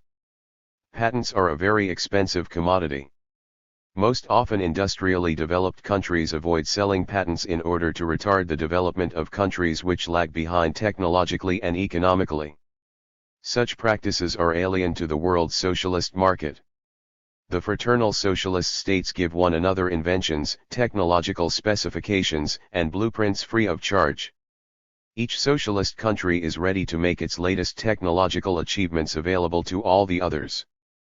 The Soviet Union, which is leading in the peaceful application of atomic energy, was the initiator in 1956 in establishing the Joint Nuclear Research Institute, and it has supplied atomic reactors to a number of fraternal countries: the People's Republic of China, the German Democratic Republic, Czechoslovakia, and Poland. The exchange of scientific achievements ensures a huge saving of effort and resources. Each socialist country makes its contribution to the common cause, sparing other countries laborious and difficult researches. International socialist cooperation is also being successfully realized in the form of assistance in the training of specialists for different branches of the economy. It is evident that such assistance is of inestimable benefit to the socialist countries, especially those which had no modern industry and had undertaken the task of building it up in a historically brief period. The consolidation of the socialist states into one economic system is also facilitated by the widespread practice of joint 784 construction of enterprises, the building of interstate power grids, transport, and hydro-engineering installations. Construction of international power transmission lines has been started, and in the near future they will interconnect all the European socialist countries. The many-sided and constantly growing economic ties of the socialist countries increasingly draw them together economically and culturally. 4. Economic relations of the socialist countries with other countries. The countries of the socialist system seek to develop economic relations with all other states, and at the same time they are competing with the most developed capitalist countries in the rapid advance of production and labor productivity. Such competition differs in principle from the competitive struggle waged by the capitalists who seek to defeat their rivals and dominate them. The competition of the socialist countries with the capitalist states in the development of production is not at all aimed at harming the latter and does not prevent economic cooperation between the socialist and the capitalist countries. On the contrary, brisk international trade can be of benefit to both. No one need be afraid of, or avoid, this peaceful competition in the economic sphere, which serves as an antidote to the Cold War and promotes peace. In competing with capitalism, the socialist countries naturally do not regard the entire non-socialist world as a single whole. Actually, they compete only with the countries of old, developed capitalism which have made the biggest technological and economic advances. As for states which are taking their first steps in industrial development, the socialist countries do not treat them as competitors. On the contrary, fully understanding their aspirations, they are rendering these countries ever greater economic, scientific, and technical assistance. Suffice it to say that already in 1958, the Soviet Union was taking part in the construction of over 150 industrial enterprises and other projects in the non-socialist countries of Asia and Africa, to whom it is delivering equipment on credit and rendering technical assistance. 52-57 785. Today no one can deny that this friendly attitude of the socialist camp has considerably eased the situation of the emancipated peoples. It is difficult to overestimate the importance of the fact that the young Asian and African states do not find themselves at the mercy of the Western capitalist monopolies and are able to buy on advantageous terms in the world socialist market the machines and other goods they need. Though a world socialist market has been formed, general worldwide trade relations remain. Consequently, there also remains a worldwide market which embodies the relations between the two world markets. Taking this into account, the socialist countries, being interested in utilizing the conveniences afforded by the international division of labor, advocate the wide development of trade between all states, irrespective of their social systems, and call for the removal of all artificial barriers to commerce. The socialist countries have goods to sell to developed capitalist countries as well. They can also buy many things from them, of course on mutually advantageous terms. But it is high time that the capitalist countries understood that the socialist economy can develop successfully even if it has to rely solely on its own forces and resources. The world socialist system has mighty productive forces and inexhaustible and diverse natural wealth, which make it economically independent of the capitalist countries. Success in economic competition with the highly developed capitalist countries is guaranteed by the much higher rate of growth of production in the world socialist system. This system, inhabited by about one-third of mankind, is already producing over one-third of the entire world industrial output. Approximate calculations of economists show that in 1965 the socialist countries will account for more than half of the entire industrial production of the world. The world socialist system arose not long ago, but it has already become part and parcel of the life of all its member countries. The existence of this system and the multifarious economic and cultural bonds formed within it ensure these countries the most favorable conditions for cooperation, mutual assistance, and exchange of experience. This is especially important for countries which in the past lagged behind. Cull. 786. Turally and economically, because it gives them the opportunity of developing at a particularly rapid pace and of overcoming their former backwardness. Instead of uneven development, characteristic of the world capitalist system, the bringing up of the backward countries to the level of those in the lead is becoming a regular feature of the socialist system. The international cooperation of the socialist countries is an inseparable part of their efforts in building the new society, a guarantee of their future victories. At the same time, the socialist system is a bulwark of general peace, a source of inspiration and confidence for the forces fighting for national freedom, democracy, progress, and socialism the world over. That is why the working people of the socialist countries and the Marxist-Leninist parties heading them safeguard the unity and solidarity of the world socialist system and treasure it so much. 50*. Chapter 26. The period of transition from socialism to communism. The building of socialism signifies a historic victory for the working people. At the same time, it lays the basis for the advance of society to communism. The socialist system, for all its outstanding achievements, is still only the first stage of the new, fully just society, the building of which is the ultimate aim of the working class.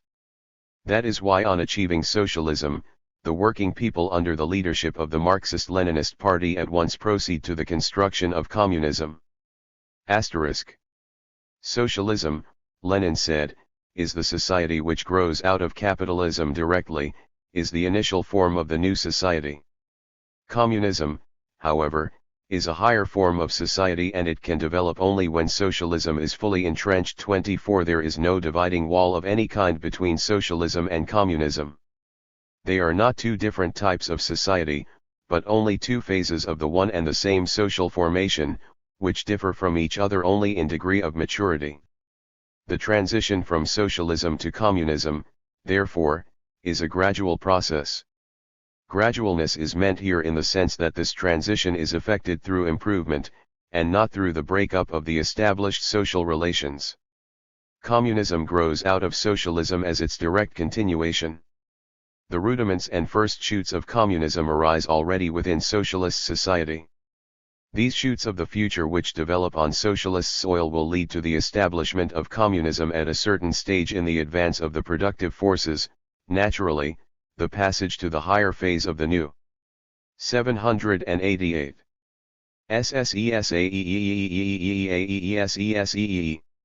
Society cannot be timed for some definite date, but will proceed gradually. The fact that the transition from socialism to communism is gradual does not mean that it is a slow process. On the contrary, this transition is distinguished by particularly high rates of development in all spheres of social life, from the growth of production to the advance of culture and the political consciousness of people. What factors accelerate this development? First of all, the new technical possibilities which are open to production by modern science. The technical revolution, now taking place, makes possible a big leap in the development of the productive forces in a relatively brief historical period. More than that, in the period of transition to communism, society increasingly masters the laws of its own development. This enables it to choose the shortest ways, to advance not gropingly but with certainty, achieving maximum results with the least effort. At the same time, the rates of advance to communism can be accelerated to a decisive degree by more rapid growth of the activities of the broadest masses.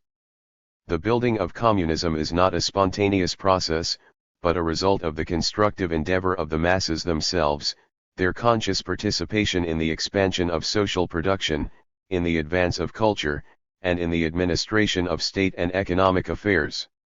Thus, although the road to communism is not an easy one, socialist society can cover it in a relatively brief historical period.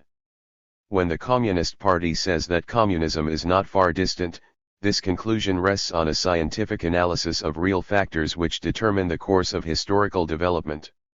1.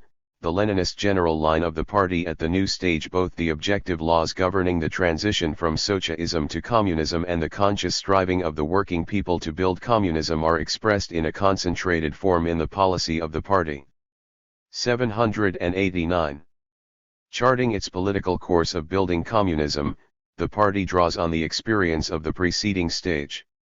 After all, many of the problems which had to be solved during the transition from capitalism to socialism remain in force during the period of building communism as well.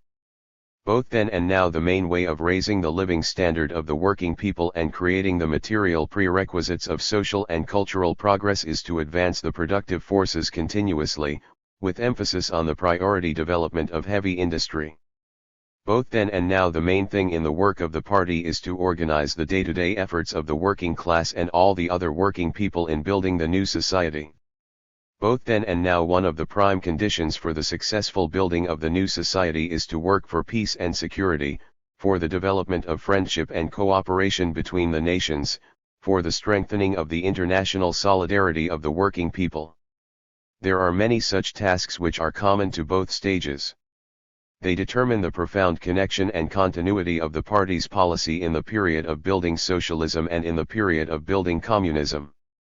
Having adopted the policy of building communism, the party concretizes and develops its Leninist general line as adapted to the new tasks and the new situation when socialism has triumphed completely and the issue who will win, within the country has already been firmly and irrevocably settled in favor of the new system.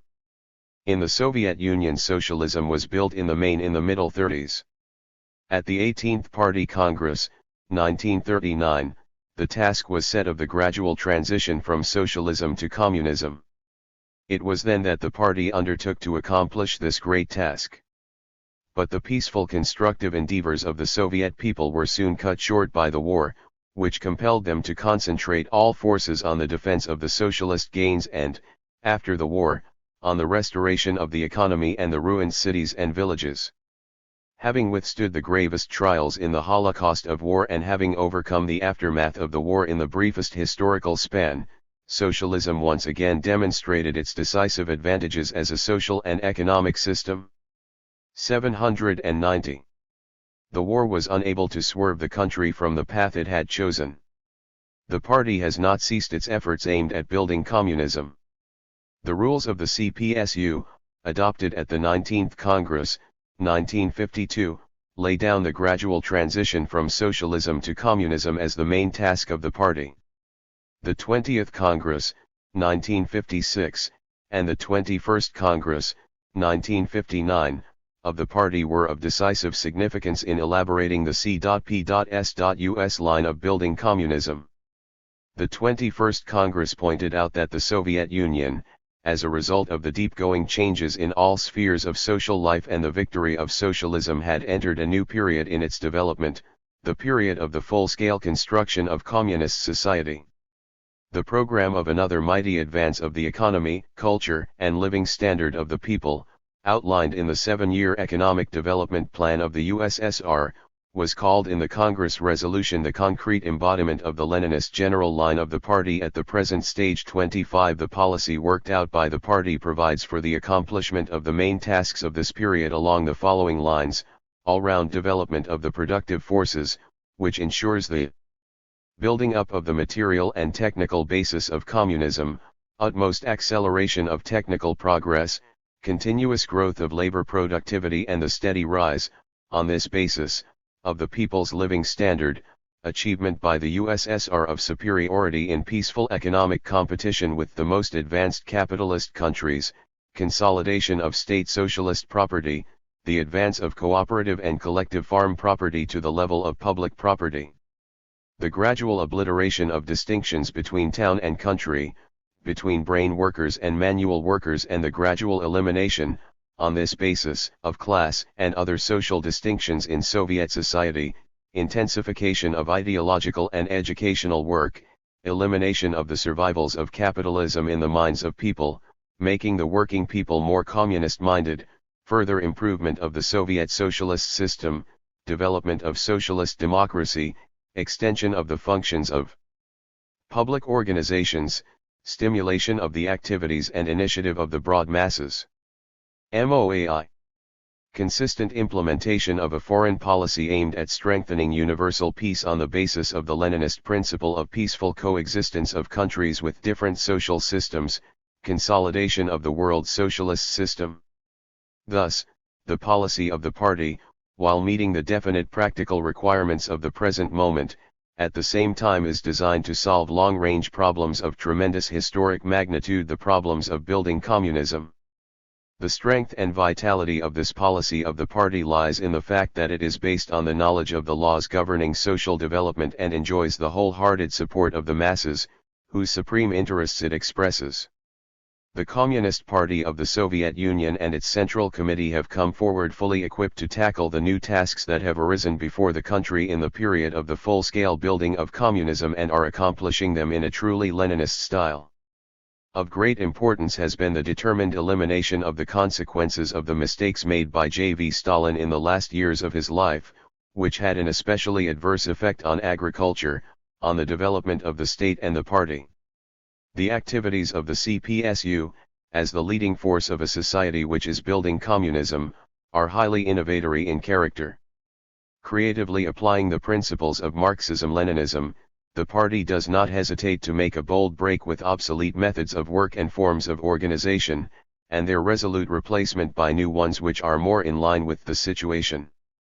Here are some examples from the practice of recent years: the change of the system of planning in agriculture, the sale to the collective farms of agricultural machinery which belonged to the machine and tractor stations, abolition of the obligatory delivery of farm produce and the changeover to a system of purchases, reorganization of the system of management in industry and construction, extension of the powers of the Union republics and local government bodies.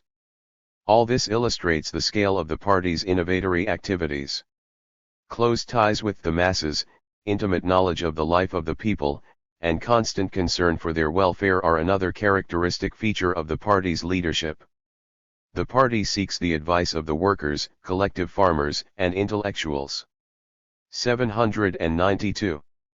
On all major problems, strives to learn their sentiments and opinions, and to take them into consideration in drawing up plans for the future. For this purpose increasing use is being made of such new forms and methods as the holding of conferences on separate questions of communist construction, the arranging of country-wide discussions of national economic plans, draft laws, etc. The party leaders now often go to the localities to learn more about the state of affairs on the spot. Plenary meetings of the Central Committee are becoming the forum at which the most essential, key problems of building communism are raised and discussed in front of the entire country. The people hear now from this forum not only the voices of prominent leaders of the party and its local organizations, but also the voices of non-party front rankers in production, specialists, and scientists. The CPSU could not have achieved success in implementing the policy of full-scale building of communism had it not eliminated the violations of inter-party democracy committed in the past, had not the new leadership of the Central Committee made a sharp turn towards the Leninist principles and standards of party life. The present leadership of the CPSU is a genuinely collective leadership. The practice of regularly holding party congresses and plenary meetings of the Central Committee has been restored, and their role in the life of the party is growing from year to year. The party is setting an example of bold criticism and self-criticism, openly laying bare shortcomings before the people and showing how to correct them. Developing inter-party democracy, supporting the initiative and independent activities of party organizations, encouraging the activities of the party rank and file, the CPSU has raised all its work to a still higher level in the period of transition to communism.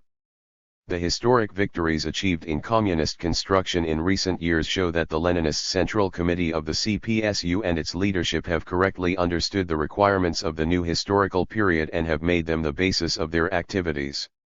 Only a negligible handful of renegades Malenkov, Molotov, Kaganovich, Bulganin, and Shepilov rose up against the Leninist general line of the party. 793. Which is supported by the entire people. This anti-party group, resorting to underhand methods of factional struggle and violating the resolution of the 10th Congress of the Russian Communist Party on party unity, which had been formulated by Lenin, sought to swerve the party and the country from the Leninist path, but it was rooted ideologically and politically.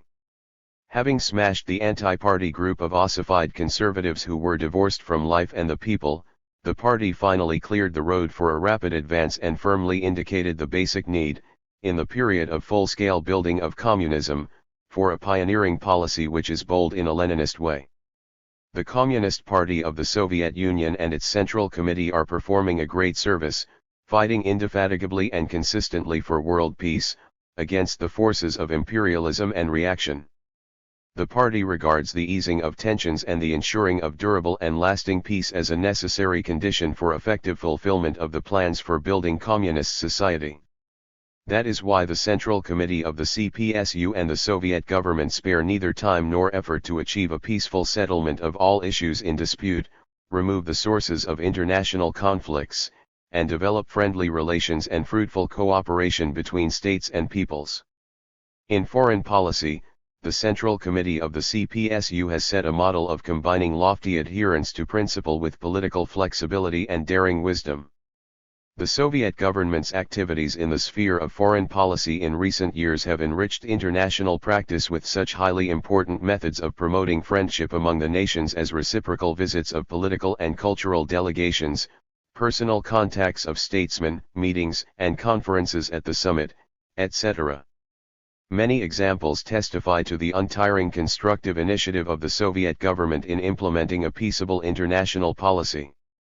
In 1958 and 1959, it took such important steps as the well-known proposals on ending nuclear weapons tests, the establishment of atom-free zones, the elimination of the remnants of the Second World War through the conclusion of a peace treaty with Germany, the convocation of a summit conference to examine the most urgent questions, and also the 794 extensive program of general and complete disarmament submitted to the UN General Assembly. The Communist Party of the Soviet Union is pursuing a consistent policy in international affairs, marked by Leninist adherence to principle and flexibility. Such a policy, on the one hand, demands unshakable firmness in everything relating to principles, to questions of ideology.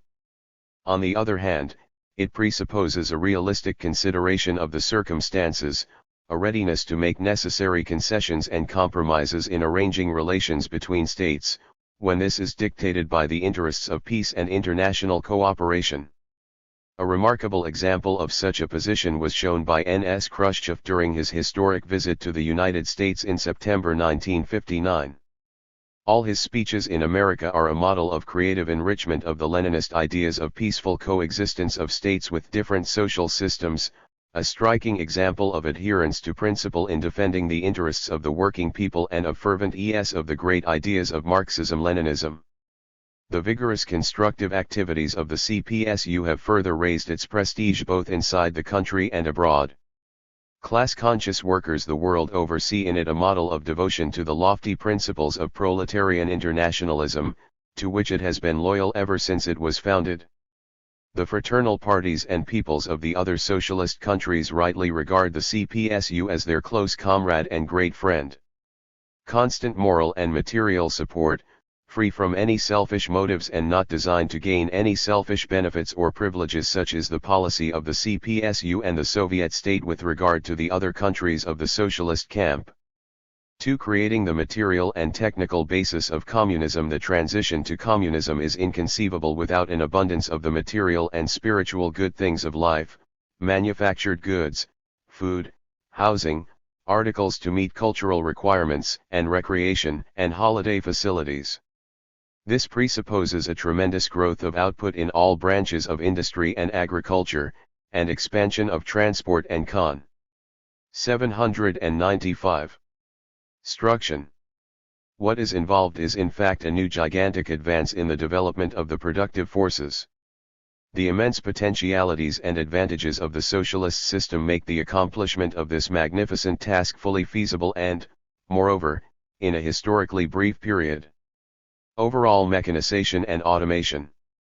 The main trend in the rapid expansion of production is to complete the mechanization of all labor processes and to oust manual labor from all branches of the national economy. Experience shows that, however high the level of mechanization may be in particular links of production, if there are operations performed by hand between them, the general economic efficiency of the new machinery remains inadequate, and labor productivity grows slowly. Only overall mechanization, i.e., the use of machines not only for the main, but also for the auxiliary processes of production, can provide a real solution.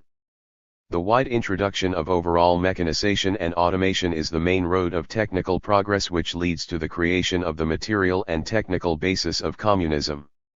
The 7-year Economic Development Plan of the USSR, 1959-65, already sets the task of doing away with arduous manual labor by completing the mechanization of production processes in industry, agriculture, construction, transport, in loading and unloading jobs, and in public utilities.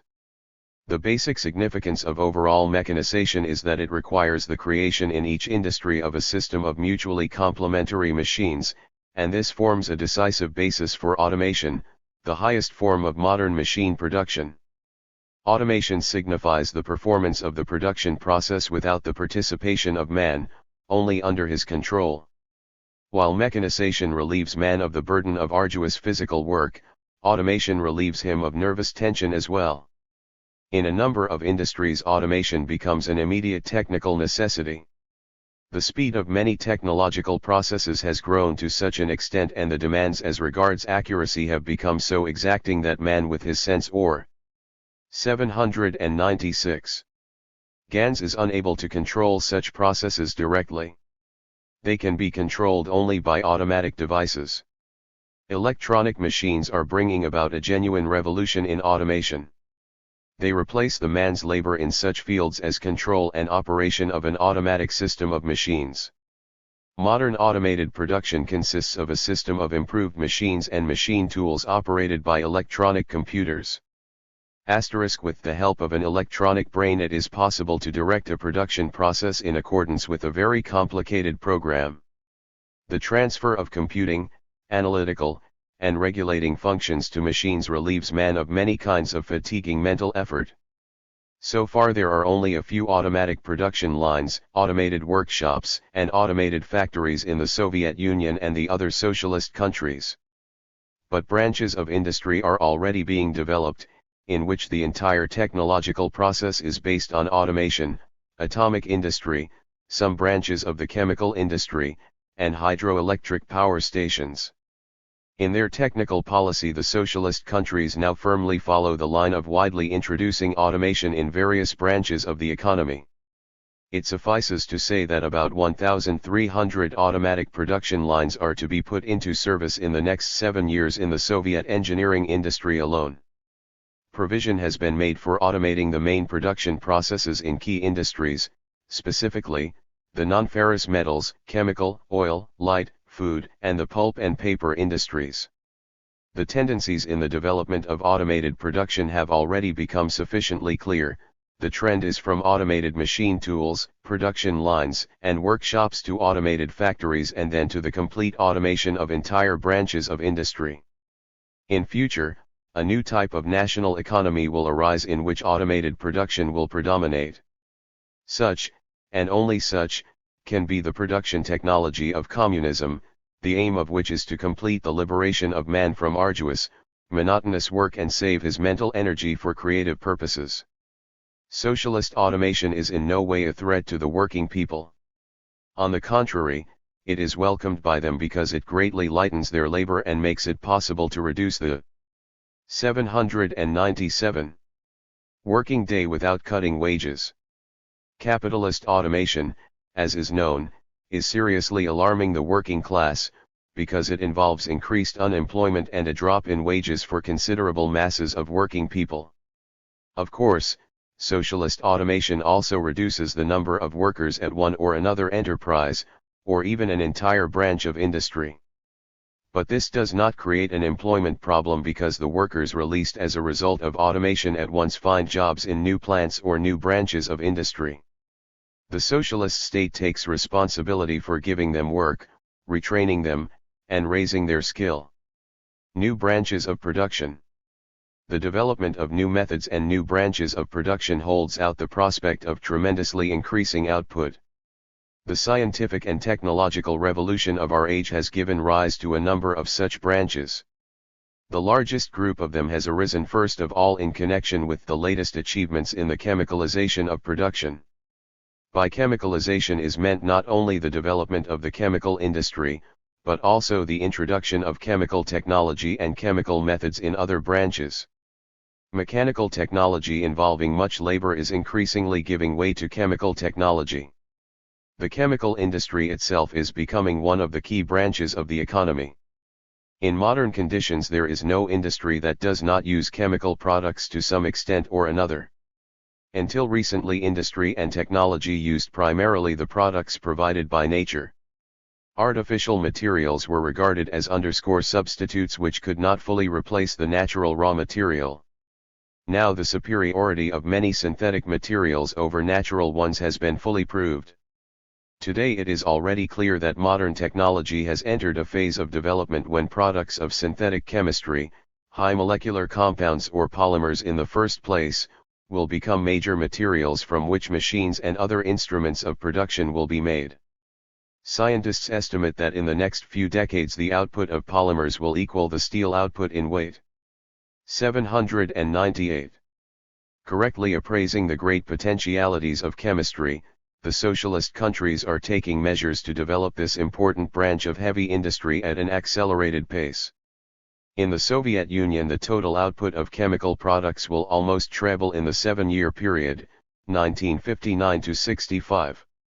The manufacture of synthetic materials will be greatly expanded.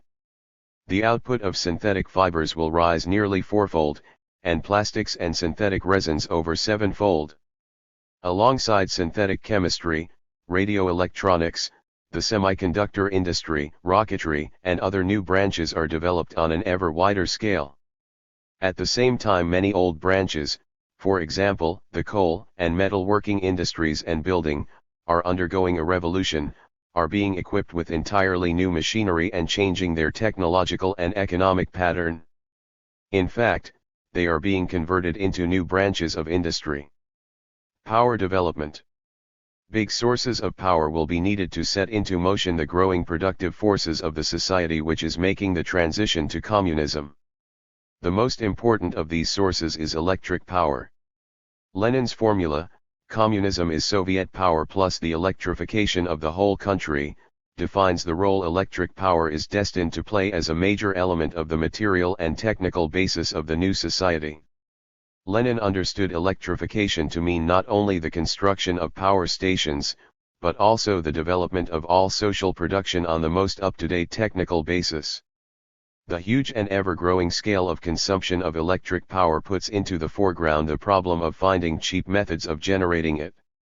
Socialist planned economy makes it possible to utilize most rationally all the sources for the generation of electricity: coal, oil, gas, peat, shales, and the most economical and long-lasting source, water power.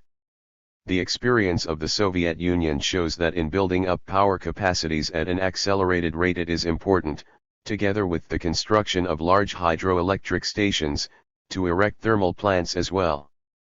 They can be built relatively 799 cheaply and fast.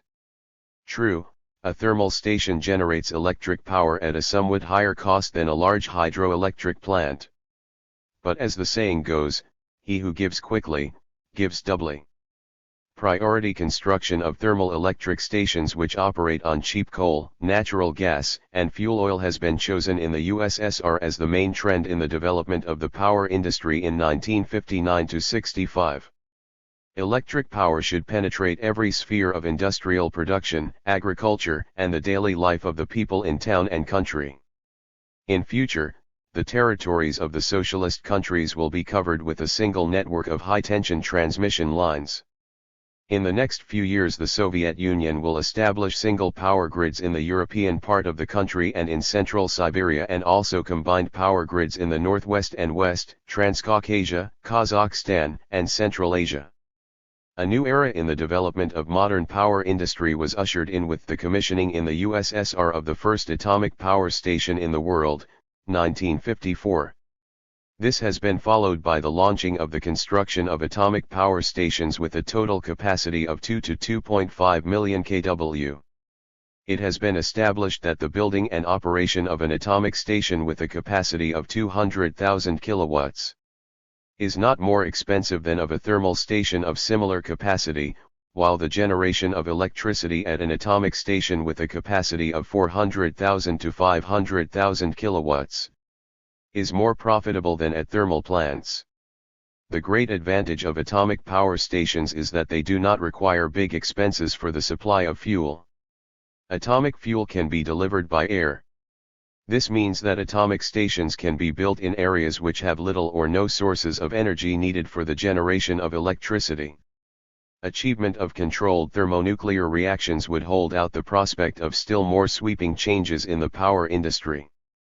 Then hydrogen, which is available in abundance everywhere, will become a source of energy, and society will be forever relieved of the need to search for its sources of energy.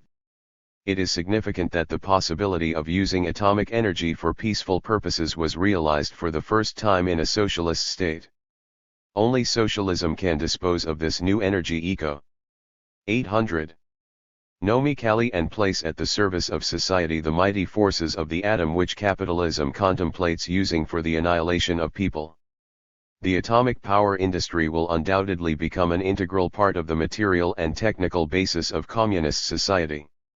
It will make it possible to carry out projects which today seem beyond the power of human society, irrigating deserts, altering the course of rivers, improving the climate, etc. Technical revolution in agriculture.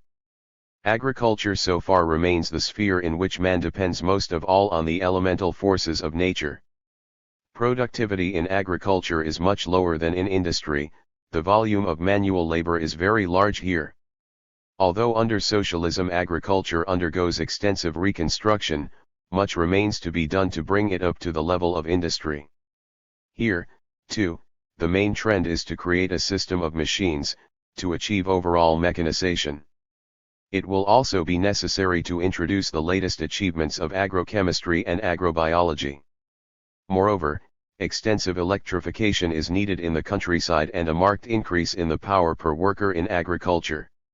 What is at issue, therefore, is a real technical revolution in agriculture. A system of machines for overall mechanization has already begun to be developed in Soviet agriculture in recent years. The proportion of tractors equipped with a hydraulic system for operating attached implements has increased notably. This does away with the need for an additional worker who previously looked after the tractor-drawn implements. The introduction of the square pocket planting of row crops makes it possible to mechanize one of the most labor-consuming branches of farming. Work on the overall mechanization of the growing of industrial crops and vegetables, and of animal husbandry, has also been undertaken. The invention of I.G. Loganov, a Soviet tractor driver, who designed an instrument for the automatic operation of a tractor with the help of a copying device, has shown that mechanization creates the prerequisites for automation in agriculture as well. 51-25-71-801. In addition to mechanization, the proper use of the land, this major means of production, provides a tremendous reserve for raising labor productivity in agriculture. As distinct from other means of production, the land is not subject to wear and tear. If the soil is properly cultivated and fertilized, mineral fertilizers being applied widely, its value will rise still more. Chemistry is also called upon to relieve agriculturists of the immense expenditure of manual labor in controlling weeds and pests. Labor productivity in agriculture can be raised considerably by introducing high-yielding strains of seeds and by raising pedigree livestock. Modern agrobiological science can perform miracles. The general use of the best varieties of seeds developed by plant breeders would increase crops several-fold. By replacing ordinary stock with pedigree animals, meat and milk production could be greatly expanded.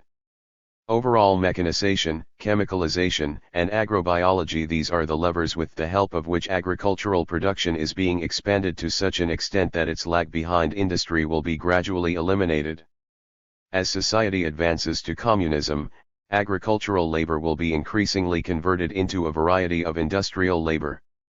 The socialist state lavishly finances the mechanization of agriculture. In the 5-year period between 1954 and 1958, during which a steep advance of agriculture was undertaken, the Soviet Union invested in mechanization, the erection of production buildings and installations in the countryside, nearly 150% or more money than in the preceding 5-year period. By 1965, industry will have supplied agriculture with over 1 million tractors, about 400,000 harvester combines and many other machines. These figures convincingly demonstrate the rapid pace of mechanization of socialist agriculture. During this period, the electrification of all collective farms will in the main be completed. Growing role of science. Modern production cannot take a single step without science. This is particularly true in the full-scale building of communism. Huge potentialities for the accelerated building of the 802 material and technical basis of the future are inherent in the discoveries of science and the achievements of engineers and designers. The time which Marx foresaw, the time when science is turned into a direct productive force, is approaching.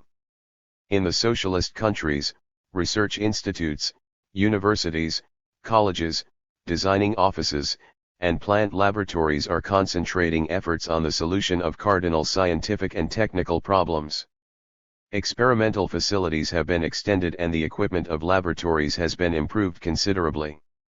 The USSR had 2,756 scientific institutions in 1957, i.e., 50% or above the pre-war figure and 9.5 times as many as in pre-revolutionary Russia.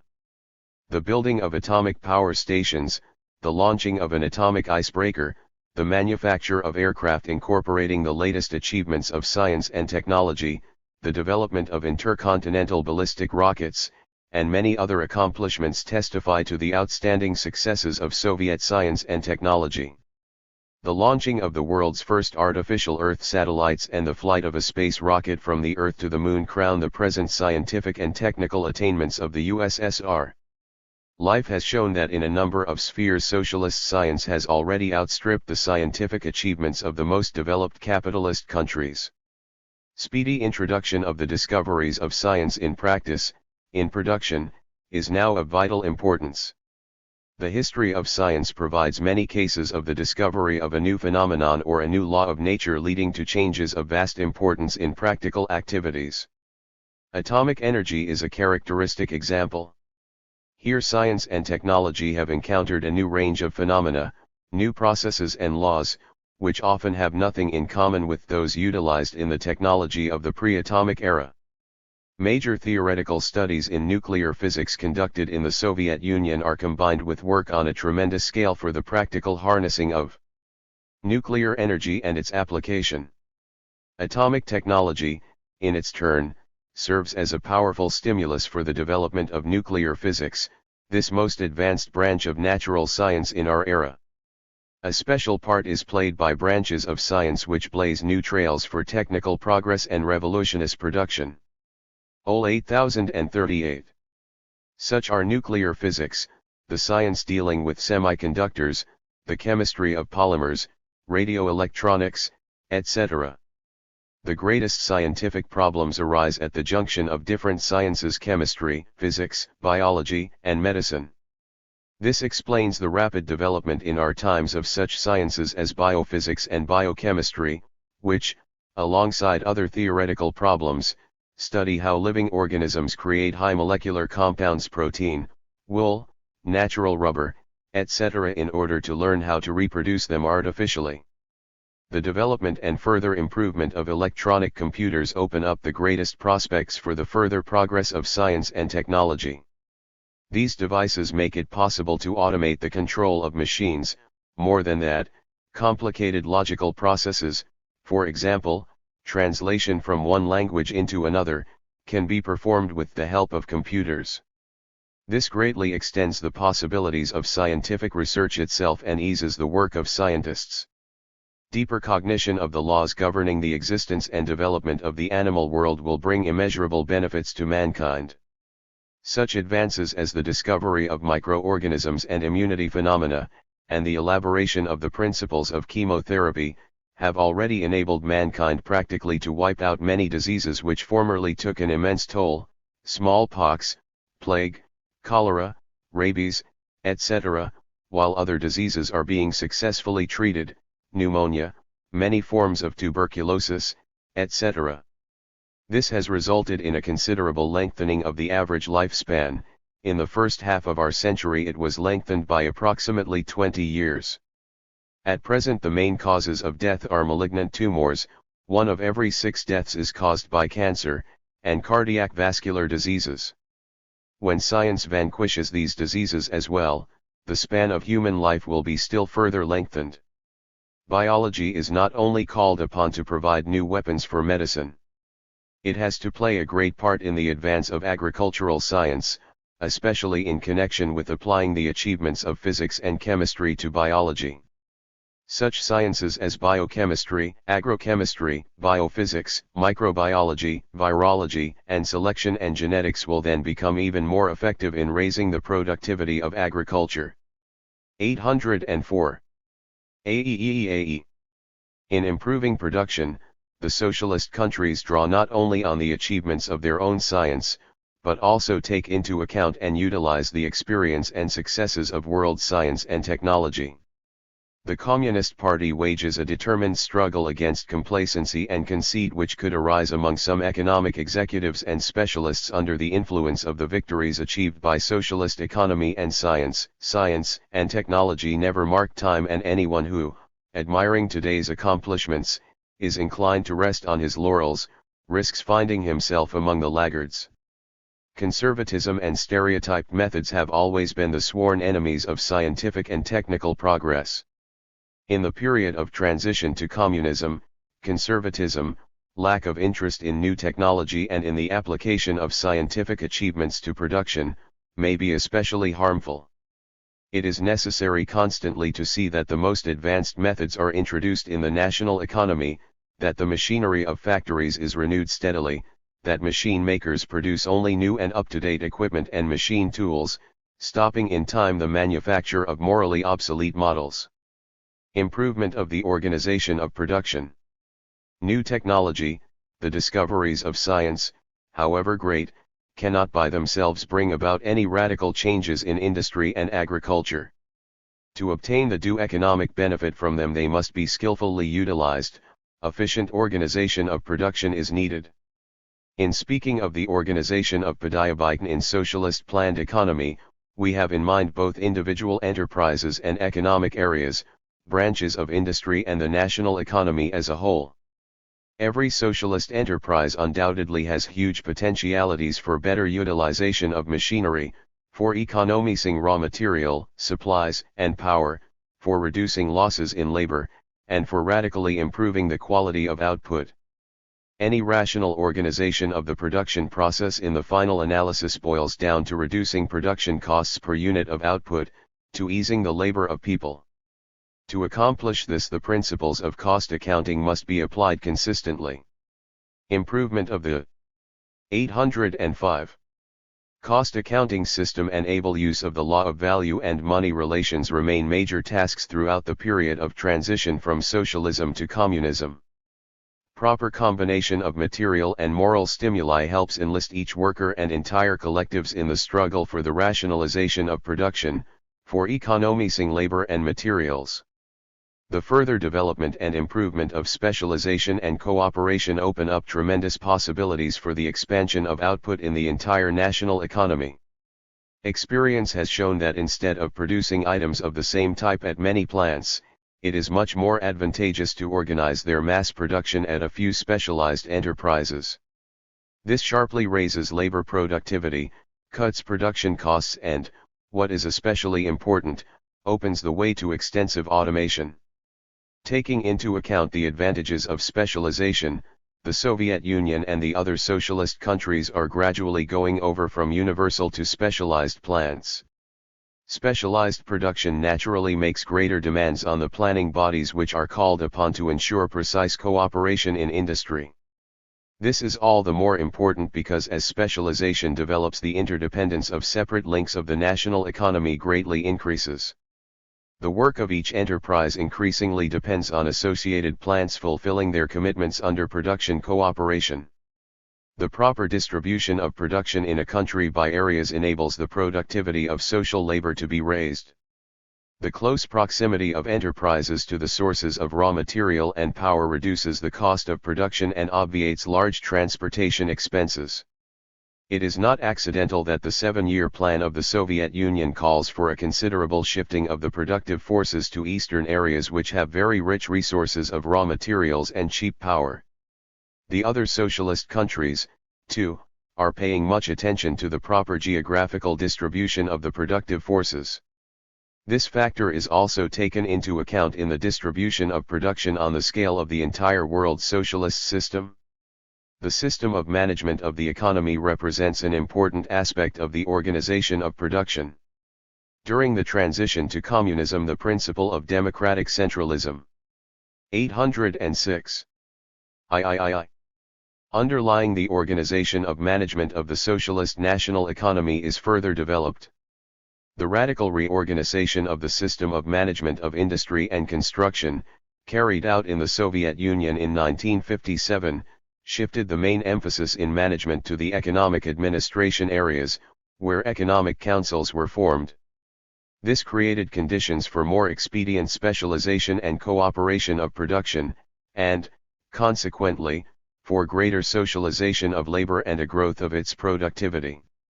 The plenary meeting of the Central Committee of the CPSU, in June 1959, pointed out, the great successes in the development of our economy show that the formation of economic councils was a truly revolutionary measure in improving the forms of management of industry and construction. But decentralization of economic management is only one aspect of the matter. Its other aspect is improved methods of centralized planning and coordination of all branches of the economy and economic areas. Central planning bodies, the role of which is constantly increasing because the economy is becoming more complex, and precise coordination of specialized industries and the economic areas is becoming still more essential, will gradually be turned from administrative bodies into scientific and technical councils. Change in the nature of labor. The transition to the technology of communism is also changing the nature of labor, man's production habits and mentality. Overall mechanization and automation already lead to the ousting of labor that requires little skill. The arduous and harmful trades are gradually disappearing. Labor in general is lightened through mechanization. Mechanical, monotonous, and tiring operations are gradually eliminated one after another. New vocations appear: operators of automatic machines, adjusters, and job setters of equipment who act as guides of machine processes. Functions of mental labor take an ever larger place in their work. On automatic production lines, the labor of the worker is of a type which approximates to that of an engineer or technician. Automatic factories now need mathematicians, programmers who work out production. 807. Assignments for the machines, and highly qualified instrument operators. The development of the productive forces leads to important shifts in the vocational composition of the working class. The share of highly skilled workers in the leading vocations increases. The general educational and cultural level of the working people rises swiftly. In Soviet industry already now about 1/3 of all workers have graduated from a secondary or junior secondary school.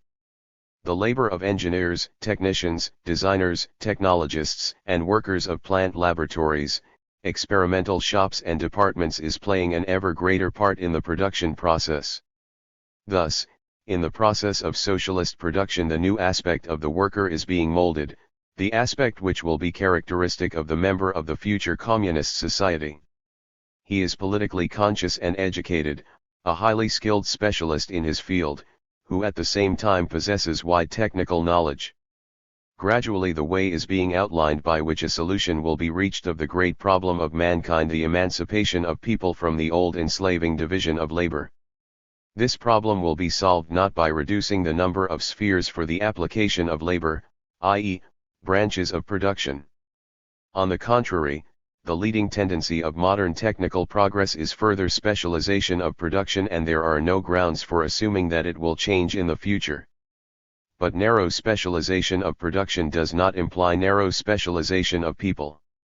On the contrary, technical progress is clearly displaying another tendency as well, namely, the greater the progress of science and technology, the more important become the general principles of scientific knowledge on which all modern production processes are based.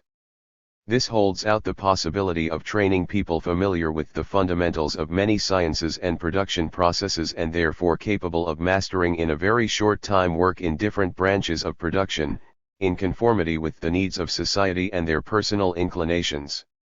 At the same time as mechanization and especially automation develop, labor in different branches of production by its form, too, draws nearer to one and the same type of activity, namely, regulation and guidance of machine processes. 808. Thus the prerequisites are gradually being created for making it increasingly easier for a worker to pass from one sphere of production to another. This means that the conditions are being created for doing away with the lifelong chaining of a man to a single occupation, which, as Marx said, led to the suppression of the entire world of man's intellectual capacities. 3. Gradual obliteration of class and other social distinctions. A society advances to communism, deep-going changes in the sphere of social relations take place, together with the development of the productive forces. The main trend of these changes is gradually to obliterate class and other social distinctions connected with the inequality of people, to draw nearer to the actual equality of all. Under socialism, as is known, there still are classes: the working class and the peasantry. This is due to the existence of two forms of social property, to the preservation of the difference between town and country, to the existence of different forms of distribution of material wealth. The division of society into workers by hand and by brain also remains under socialism. But the distinctions between the forms of socialist property, like the difference between town and country and between mental and physical labor, are steadily effaced in the course of building communism. Correspondingly, the distinctions between classes and other social strata are obliterated as well. The way to one social property. The existence of two forms of social property is the biggest basis for the preservation of the remnants of class distinctions under socialism. That is why the gradual merging of the two forms of property will play a decisive part in eliminating these distinctions. To eliminate the difference between state and cooperative a collective farm property by artificial means is impossible, it will be wiped out ultimately only as a result of the development of the productive forces. The material basis for the merging of these two forms of property is the result of the process of the 809 socialization of production, which by no means comes to a halt under socialism. On the contrary, this process develops within both forms of property. Both in industry and agriculture, the concentration of production, i.e., the size of enterprises and their equipment with machinery, grows. Simultaneously, the social division of labor specialization and cooperation of enterprises and economic areas is extended. The national economy is increasingly being turned into a single, well-coordinated organism. In conformity with this, both sectors of socialist economy, the state and cooperative, are becoming more and more closely interwoven. Production relations between them give rise to the economic prerequisites for gradually bringing the cooperative sector up to the level of the state sector. But though the general tendency is for the two forms of property to draw closer together, the improvement of each of them takes place in its own way. The share of state property, i.e., public property, in the national economy increases all the time. This takes place for two reasons. Firstly, the production assets in the hands of the state grow tremendously. As it advances to communism, socialist society becomes more and more industrialist. Secondly, the non-production assets belonging to the state scientific, cultural, educational, and health institutions, and public utilities grow swiftly. Socialism begins with the conversion of the basic means of production into public property. But the process of socialization does not stop there. As communism draws nearer, state property, property belonging to the whole people, must gradually embrace the entire sphere of service as well. This means that the satisfaction of many individual requirements, today carried out mainly in the domestic household, must gradually be assumed by the state, by society. For this purpose it will build more and more catering establishments, boarding schools, public laundries, cultural and health institutions, and recreation and holiday facilities. The prospects of extending public property in this sphere, just as in the sphere of material production, are truly boundless. The prime motive by which society is guided in these activities is as follows. Large-scale mechanized production in the sphere of service, 2, has every advantage over labor on a small scale and of low productivity as seen, for example, in the 810 household. In properly organized catering establishments, the preparation of meals in large mechanized kitchens by highly qualified specialists demands less outlays, with higher quality, and what is most important, it can be carried out on a scientific basis. Such an arrangement suits fully both society and its members. Society achieves in this way a big saving of labor which is now spent on cooking meals at home. Members of society receive cheap and tasty food. Moreover, in this way the working people get more leisure necessary for their all-round development. The time free from work in production becomes really free, for society will increasingly relieve the people from the burden of housekeeping. The possibilities for developing cooperative collective farm property are far from exhausted. At one time views were voiced in Soviet economic literature that group property of the collective farms had already begun to retard the development of the productive forces and, therefore, with the approach to communism this form of property would have to be curtailed. Actually, the task is different. It is necessary to strengthen and develop the collective enterprise of the cooperatives in every way, fully to utilize the potentialities for the steep advance of agricultural production inherent in the collective farm system. Only through such development can cooperative collective farm property advance to a higher level.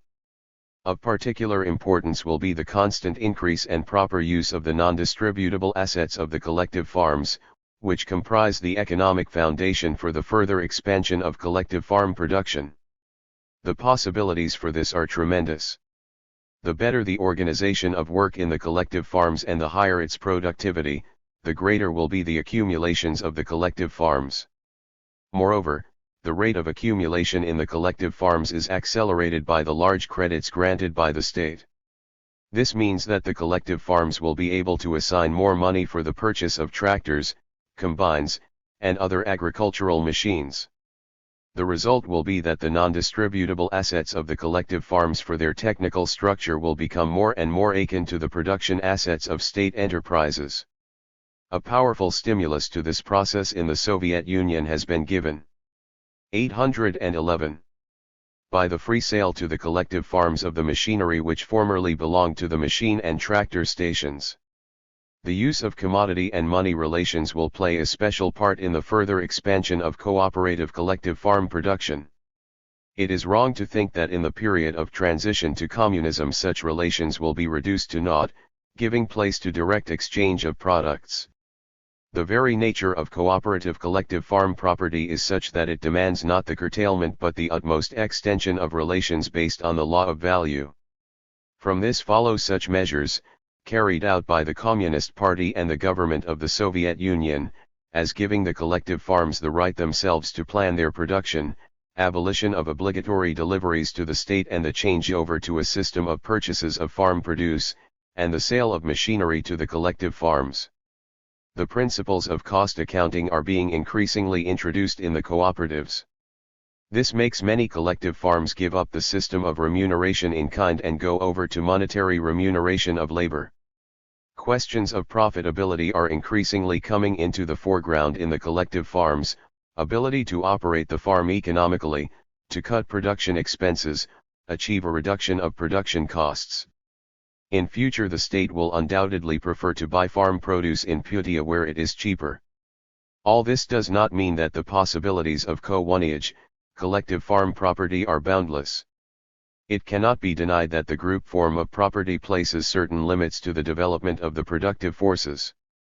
The experience of the Soviet Union shows that the level of socialization of labor and concentration of production in the collective farms does not always ensure the introduction and efficient employment of large machines, and especially the development of a system of machines. This difficulty has to a large extent been removed by the amalgamation of collective farms, a measure which has at once justified itself.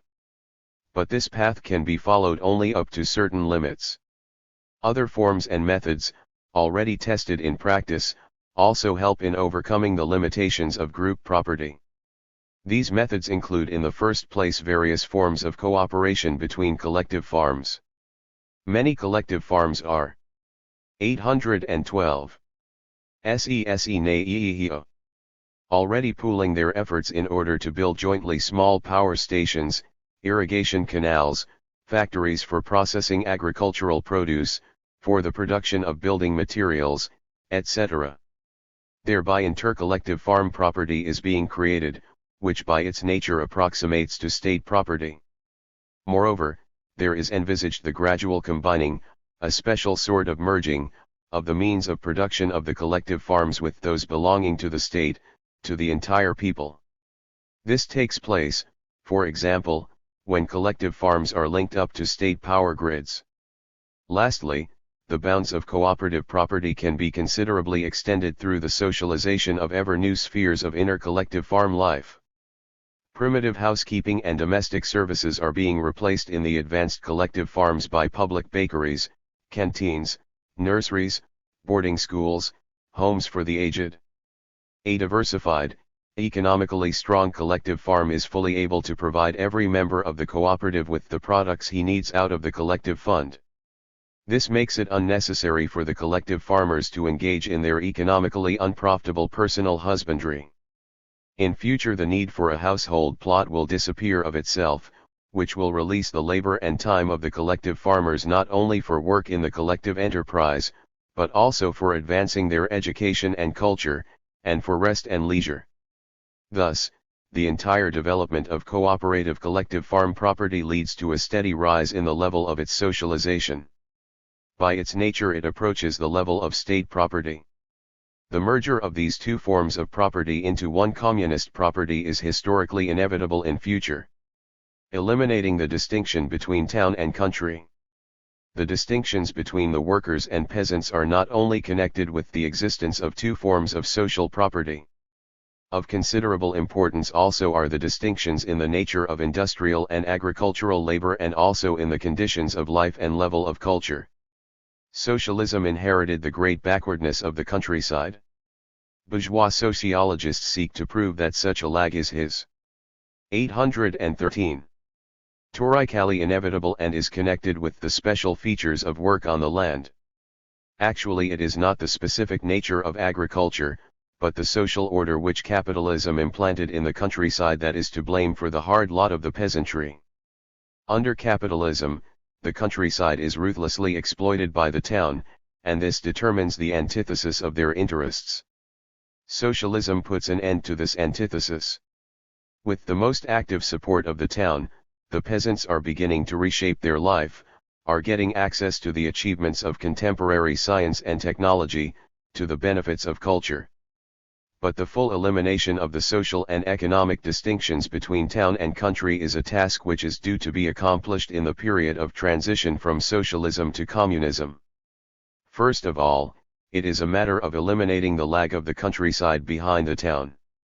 The technical revolution in agriculture, discussed earlier, radically alters the nature of the peasant's labor. It is being increasingly turned into a variety of industrial labor. With the further development of mechanization of agricultural work, and then of its partial automation, too, the labor of the collective farmer will become increasingly similar to that of the skilled urban worker. In this respect, too, the distinction between the two classes will gradually disappear.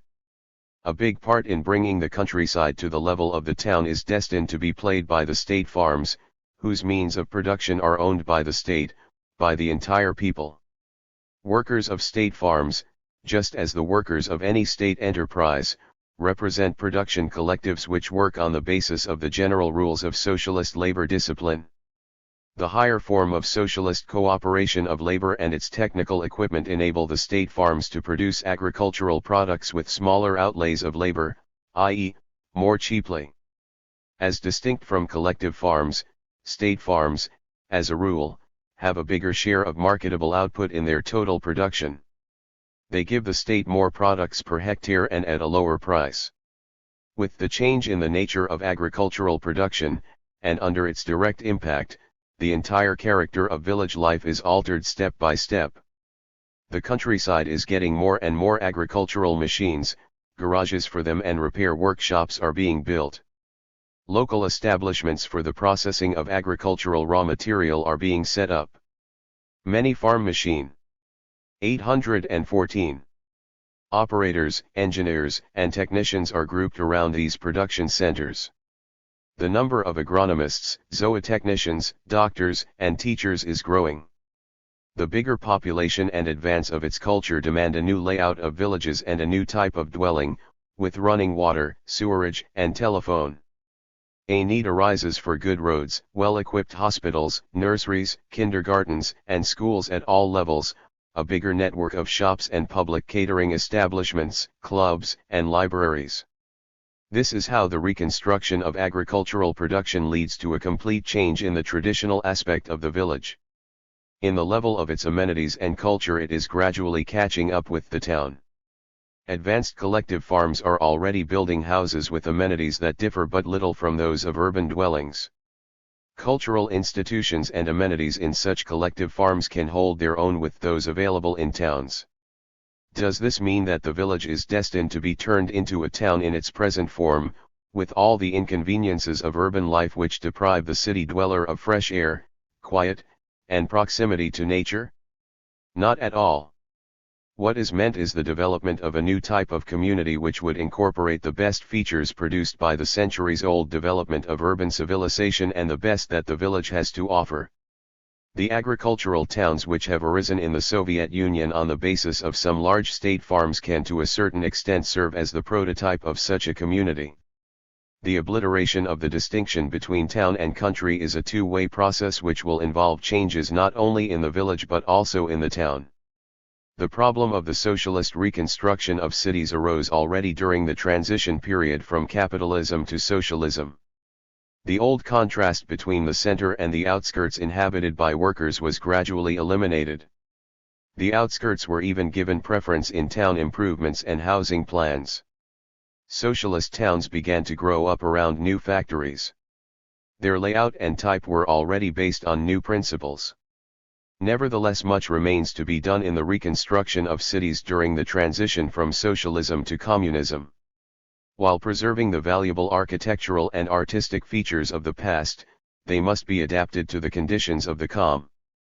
815. Munist community. And this demands a new layout, new types of houses, production premises, public utilities, and cultural institutions and amenities. The interests of communist labor must be taken into account in designing and erecting new industrial buildings. Industrial architecture must ensure the people the possibility of working in spacious, bright, and clean premises, in healthy and convenient conditions. Urban development in socialist countries is increasing in scale steadily, bringing nearer the day when an end will be put for all time to such a grave legacy of capitalism as the housing problem. In the Soviet Union alone, houses with a total of 650-660 million square m of living floor space will be built in cities and industrial communities in 1959-65, this is equivalent to the construction of 15 new cities as large as Moscow, or 100 towns like Gorky. Available experience does not enable us to say definitely what a city will be like under communism. But there is no ground for assuming that large cities, as centers of industry and culture, will disappear. Cooperation of highly complex branches of industry and the research institutions serving them, and also of many cultural and health establishments, fully justifies the existence of large cities. The inevitable future flow of the population from the countryside owing to the increased productivity of agricultural labor and the need for satisfying the labor requirements of other branches of the national economy does not at all involve a limitless growth of the cities. Large cities will probably have optimal dimensions, corresponding both to the interests of production and the provision of good living conditions. It is not accidental that in the Soviet Union the building of new factories in such cities as Moscow and Leningrad is already strictly limited. In future, industrial centers will, most likely, be distributed more or less evenly over the entire territory of a country, and around them will be located small but numerous satellite towns which will be properly planned and provide their inhabitants with conditions for a healthy and cultured life. Such in their main outlines are the ways for eliminating social and economic distinctions between town and country. With their abolition there will remain only the distinctions between 816. Industry and agriculture.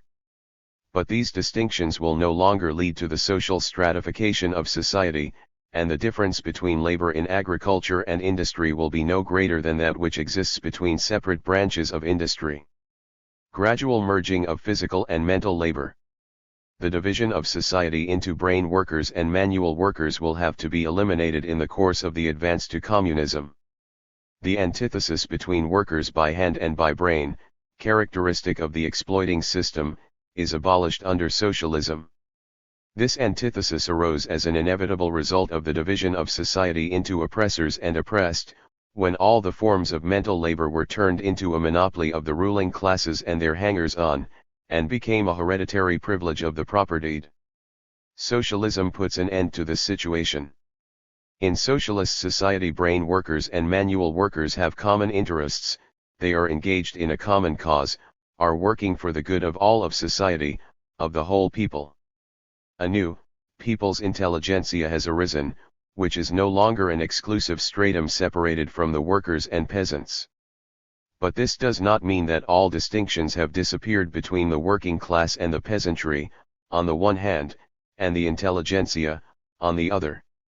By its culture and technical knowledge, the intelligentsia as a whole stands at a higher level than the workers and peasants. That is why one of the primary tasks of society in the period of the full-scale building of communism is to raise the cultural and technical level of the workers and peasants to the level of the intelligentsia. How will this task be accomplished? The main part will be played by a change in the very nature of labor which, as shown earlier, increasingly demands constant intellectual development, a broad outlook, great knowledge, and a creative approach. Socialist society proceeds from the premise that the all-round development of people takes place first of all through labor, the most important sphere of human endeavor. It is labor, such as it becomes in the process of transition from socialism to communism, that affords favorable conditions for intellectual development. 52-25-71-817. With the spread of overall mechanization and automation, labor in production will cease to be merely physical work. The worker will be gradually relieved of the simple, purely mechanical functions. His labor will increasingly include elements of mental activity. At Soviet iron and steel plants today, already more than half of the working time of the steel smelter is spent in mental labor, calculations related to the regime of the furnace, control of the melt, comparison and analysis of technological data, etc.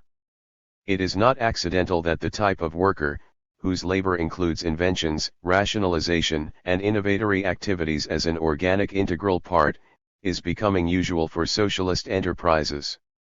Technical progress is the main motive force of the process by which mental and physical labor are drawn closer together. But it would be wrong to assume that this progress by itself could lead to the obliteration of the distinctions between them.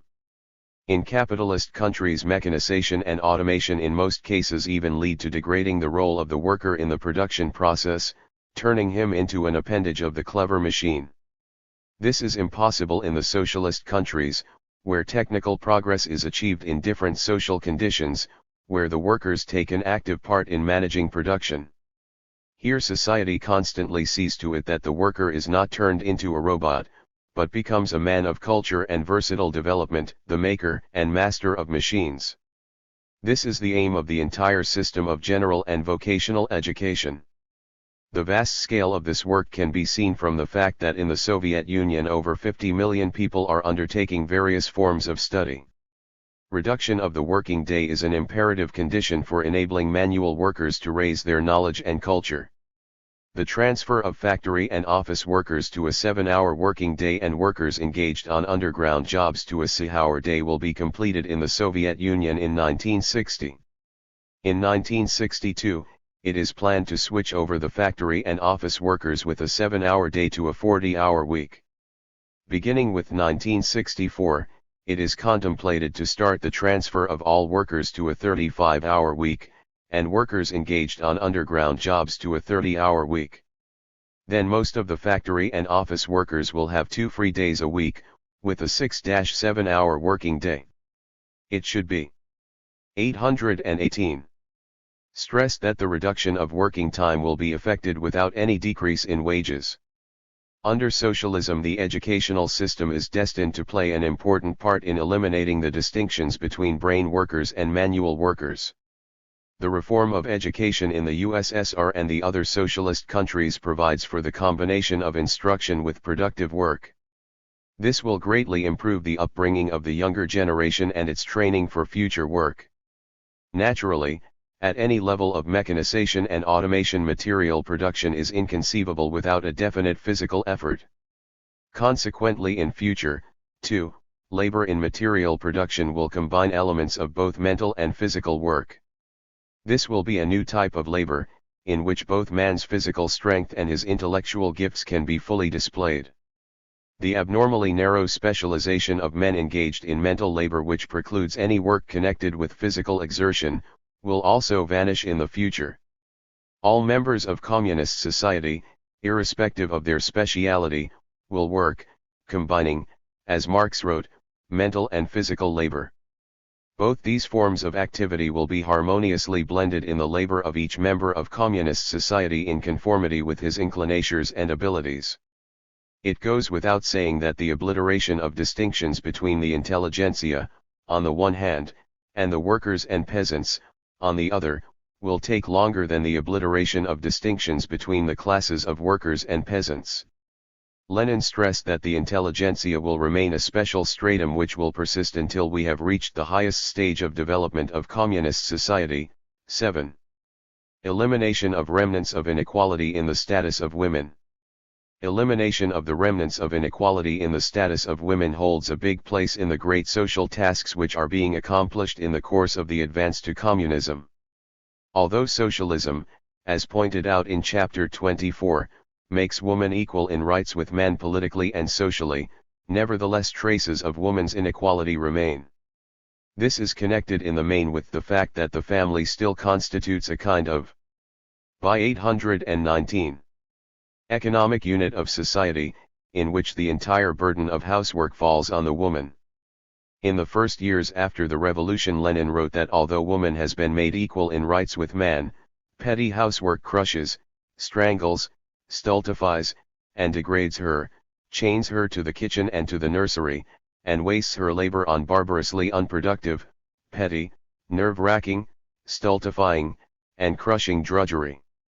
The real emancipation of women, real communism, will begin only where and when a mass struggle begins, led by the proletariat wielding the power of the state, against this petty domestic economy, or rather when its wholesale transformation into large-scale socialist economy begins. 28 The period of transition to communism opens up the broadest opportunities for carrying out this Leninist program for the complete emancipation of women.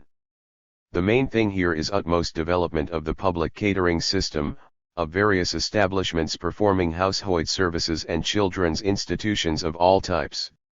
When society offers its citizens cheaper and tastier food and in greater variety than they get at home, when many household needs are undertaken by communal establishments, then woman will be able, at long last, to get rid of burdensome and low productive housework. As society takes over a big share of the cares for education and maintenance of children, the position of the woman in the family will be radically lightened in this respect as well. The carrying out of extensive measures along all these lines in the next few years is envisaged in the national economic plans of the Soviet Union and the other socialist countries. Emancipation of woman from tiring housekeeping chores will give her time and opportunity for an all-round development and active participation in socially useful pursuits. This will signify the actual elimination of the lag of women behind men, which in capitalist society has become a social misfortune. New prospects will be opened before women for mastering knowledge and displaying all their talents and capabilities. This will be a great emancipatory revolution which will change the destiny of half of the human race. Equalization of woman with man in social production does not at all mean that she will be expected to perform arduous man's jobs. Lenin pointed out that when equality of woman 820 is spoken of, it is not a matter of equalizing women in productivity of labor, amount of labor, its duration, labor conditions, etc. 229 A woman remains a woman with all her distinctive characteristics, and with her great social mission of motherhood. Communism, as no other social system, elevates the dignity of woman, carefully takes account of her interests, and provides all the opportunities for the development of her personality. Improvement of the distribution system. The final abolition of class distinctions and other remnants of inequality will be achieved when actual inequality in the distribution of material values disappears. This inequality today is a natural sequel of the distinctions in labor and forms of social property. The wages of workers are determined by the state in accordance with the quantity and quality of their labor. Remuneration of the labor of the collective farmers is determined by the collective farm itself, depending on the size of the collective wealth and the amount of labor contributed by the members. Remuneration is widely different in different collective farms. There is also a certain difference in the remuneration of labor in various branches of industry. Inasmuch as the distinction between brain workers and manual workers is preserved, the more highly skilled part of the intelligentsia receives a higher remuneration than ordinary workers and peasants. As society draws nearer to communism, differences in payment for labor and consequently in the living conditions of all classes and strata of the population will gradually be smoothed out. What is meant, naturally, is not a changeover to equalization in remuneration of labor, but an objective process. The point is that as mechanization develops, labor in various branches of the economy becomes increasingly the same in nature, becomes the skilled labor of controlling machines, and this, of course, leads to a leveling of the rates of remuneration. This is also facilitated by other processes in society, the gradual raising of cooperative collective farm property to the level of state property, the obliteration of distinctions between brain workers and manual workers, growth of the national income, etc. 821. The socialist state takes into account this objective tendency in working out and applying its wage policy. The line has been adopted in the Soviet Union of abolishing the disparity in the pay of various categories of workers, raising the lower level of wages. The wages of factory and office workers in the lower paid categories have been raised approximately by 33% since January 1957. At the same time, steps were taken to adjust the wages of the higher paid categories and to eliminate existing excesses. In future, with a general rise in wages, especially large increase will accrue to factory and office workers in the lower and middle wage brackets. Under the 7-year plan, money earnings of the lower paid factory and office workers will have nearly doubled by 1965. At the same time, real wages of all workers will rise through price reductions. But a reduction of prices of consumer goods would in the first place benefit the sections of the population which buy more goods, i.e., the higher paid groups. That is why at the present stage the state uses the funds which could be devoted to price reductions to bring up the wages of workers in the lower paid categories. The price policy is applied in a differentiated way. As the output of some goods or other is expanded, their prices are cut, thereby increasing the demand. At the same time, prices are not reduced in the case of such goods as alcoholic beverages or tobacco products, where society is not interested in increasing their consumption, in order to help to overcome habits and survivals of the past which are harmful to human health. Particularly great prospects are opened up by increasing the quantities of material benefits distributed by the state not according to labor, but free of charge or at reduced cost, and which form the social consumption fund. From this fund society covers the expenses for social and cultural needs, housing, construction, public health services, education, the upbringing of children, and sports. Social security, stipends to students, allowances to mothers of big families, etc., are financed from this fund as well. The social consumption fund is growing rapidly. Expenses for social and cultural needs amounted to 33% of the budget of the Soviet Union in 1958.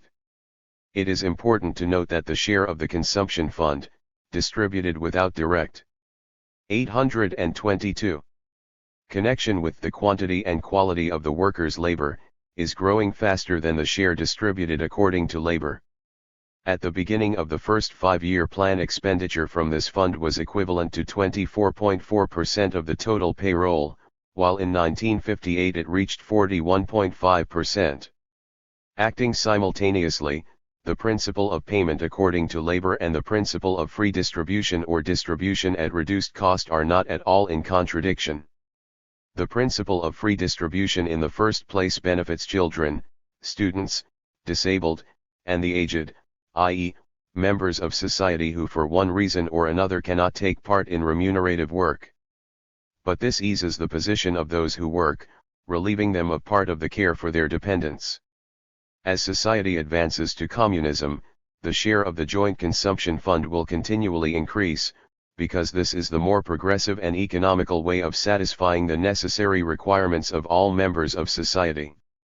Defining the ways for raising the living standard of the Soviet people, N.S. Khrushchev said in his report to the 21st Congress of the CPSU, "It goes without saying that the party and the government will consistently adhere to the charted course of increasing wages and reducing prices. But this is only one of the ways.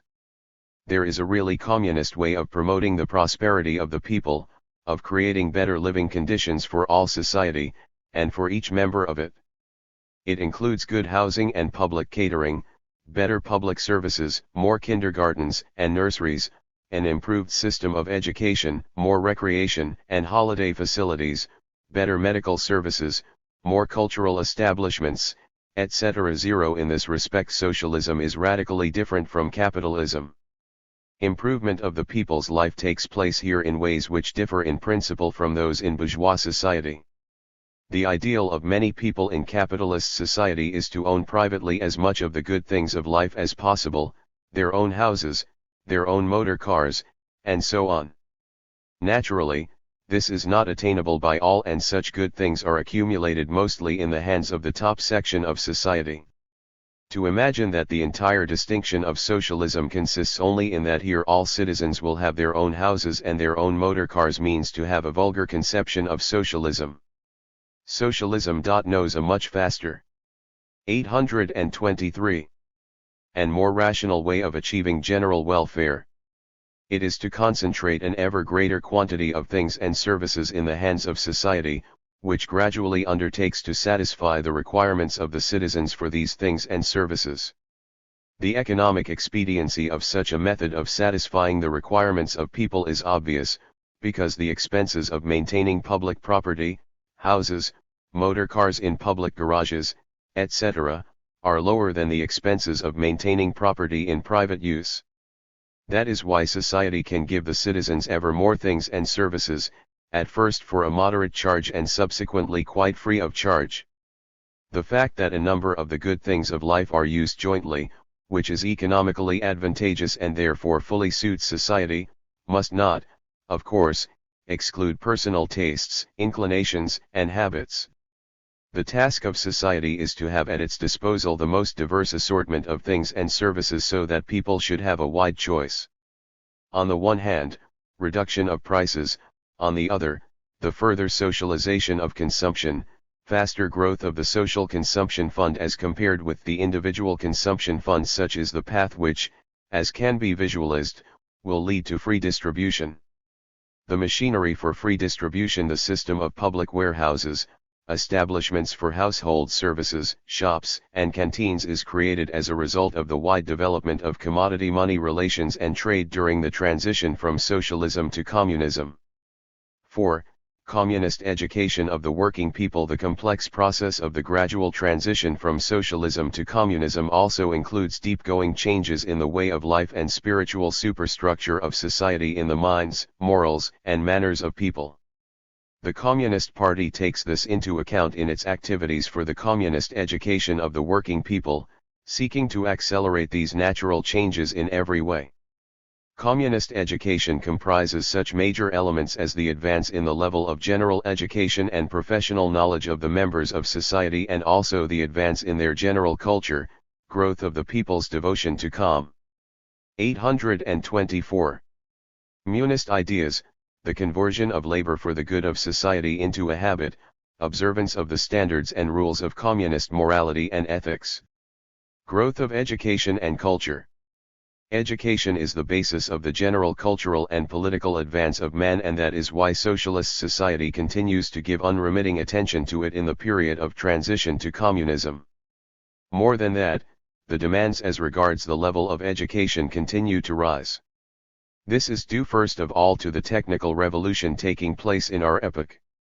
Our age of atomic electric power stations and the mastery of outer space, in the age of automation, said N.S. Khrushchev at the 13th Congress of the Lenin Young Communist League of the Soviet Union, the party and the state must show the maximum concern so that all men and women, workers and collective farmers should have a secondary education.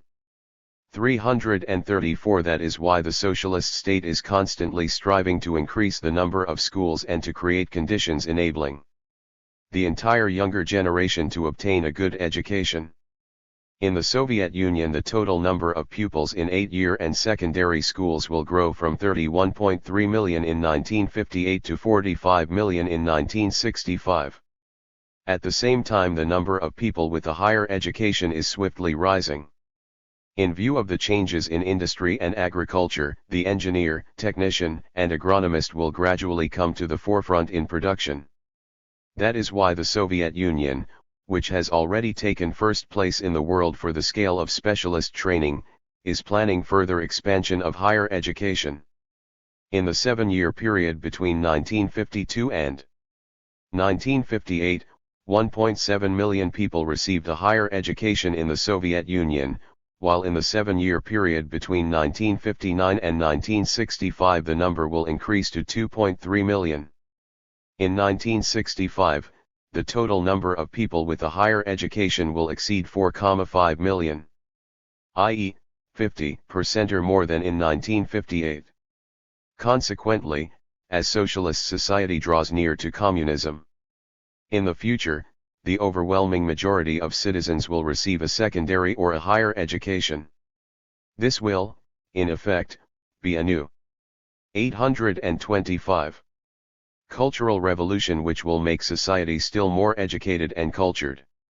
The nature of instruction, the question what the secondary and higher educational systems should be, acquires great theoretical and practical importance. In view of the rapid progress of science and technology, the task is to make all the working people educated. But this task cannot be achieved in isolation from the development of material production. This means that already in the course of their studies people should be drawn into productive labor. The interests of society demand the cutting of the time it takes young people to get their bearings in life, their swifter inclusion in productive labor. This will accelerate their mental maturing and favorably affect their spiritual shaping as useful members of socialist society. The classics of Marxism-Leninism defined in a general form the nature of the instruction that the young generation should receive under socialism. They put forward the idea of polytechnical education, which envisages the mastery of the scientific fundamentals of modern production and the acquisition of skill in handling the most widely used instruments of labor. It is impossible to imagine the ideal future society without the combination of instruction with productive labor of the younger generation, Lenin wrote, neither instruction and education without productive labor, nor productive labor without parallel instruction and education could be raised to the heights demanded by the present level of technology and the state of scientific knowledge. 32 But only practice could provide a definite answer as to the form that the combination of instruction and productive work should take. A critical review of the accumulated experience in organizing education in the Soviet Union has made it possible to find such a form which was made the basis of the radical reorganization of the entire educational system effected in 1958-59 on the initiative of the Central Committee of the CPSU. The reorganization of the Soviet school system is undoubtedly of general importance, and it is not accidental that the experience gained in implementing it is now taken into account in all the socialist countries. The essence of the reform lies in a wide application of the principles of polytechnical education, the close linking of in 826 instruction with production.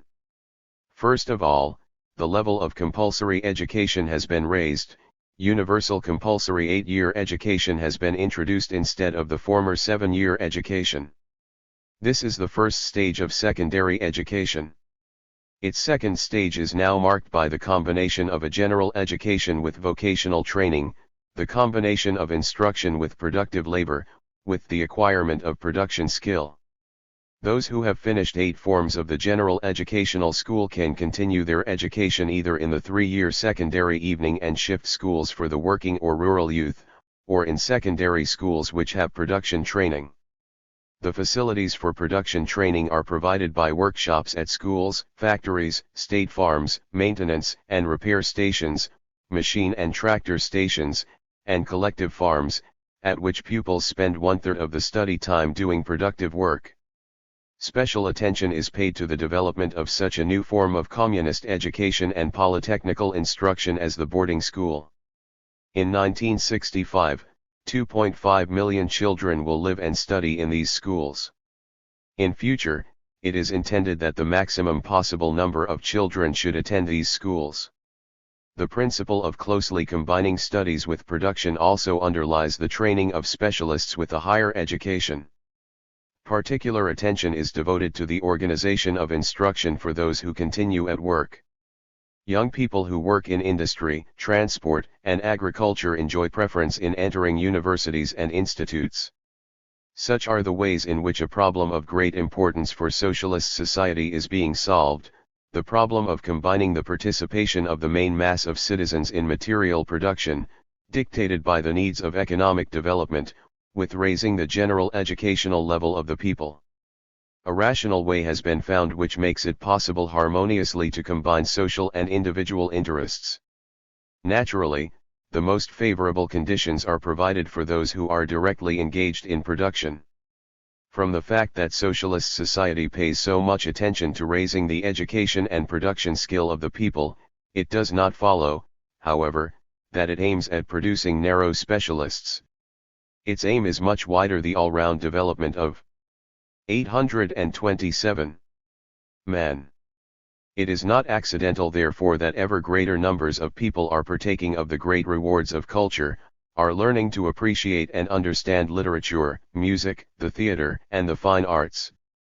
As society approaches closer to communism, all its members will have increasing opportunities of widening their horizon and developing their talents.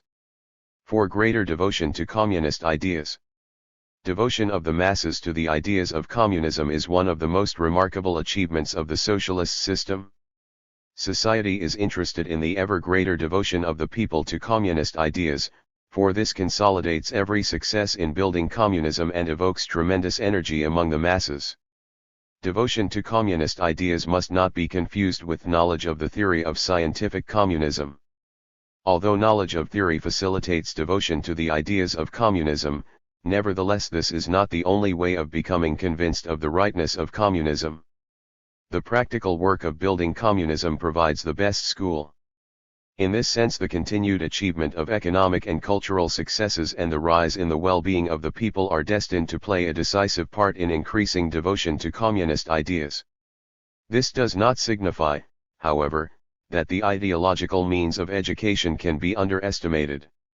On the contrary, as time goes on their importance becomes ever greater. These means include first of all the dissemination of communist ideas, propaganda of Marxism-Leninism, and political education.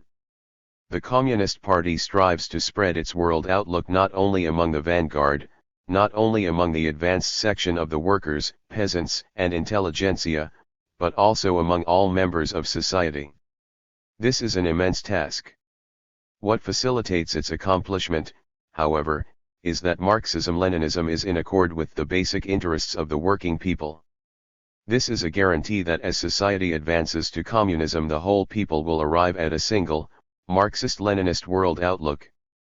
The plans of communist construction in the Soviet Union called for the establishment of the most favorable conditions for 828. Ideological work. The press, radio, television, cinema, and cultural and educational institutions will be widely developed. The editions of newspapers, magazines, and books will be greatly enlarged. The more closely the propaganda of communist ideology is connected with life, the more successfully will this ideology be assimilated by the masses. The task is not only to explain the theory, but also to teach people how to apply it in life. That is why the Communist Party is waging a determined struggle against the separation of ideological work from the practical work of building communism. Literature, radio, television, the theater, the cinema, and the fine arts offer great opportunities for ideological education. They bring the lofty ideals of communism to the widest sections of the population, and in a form which is particularly impressive, influencing not only the mind but also the heart. The advance of the people to communism opens up remarkable prospects before literature and the arts. The grandeur of the task of building communism and shaping the new man inspires artists and writers to create works of great ideological and artistic value. The essential condition for this is a thorough knowledge of life and of the aspirations of the people.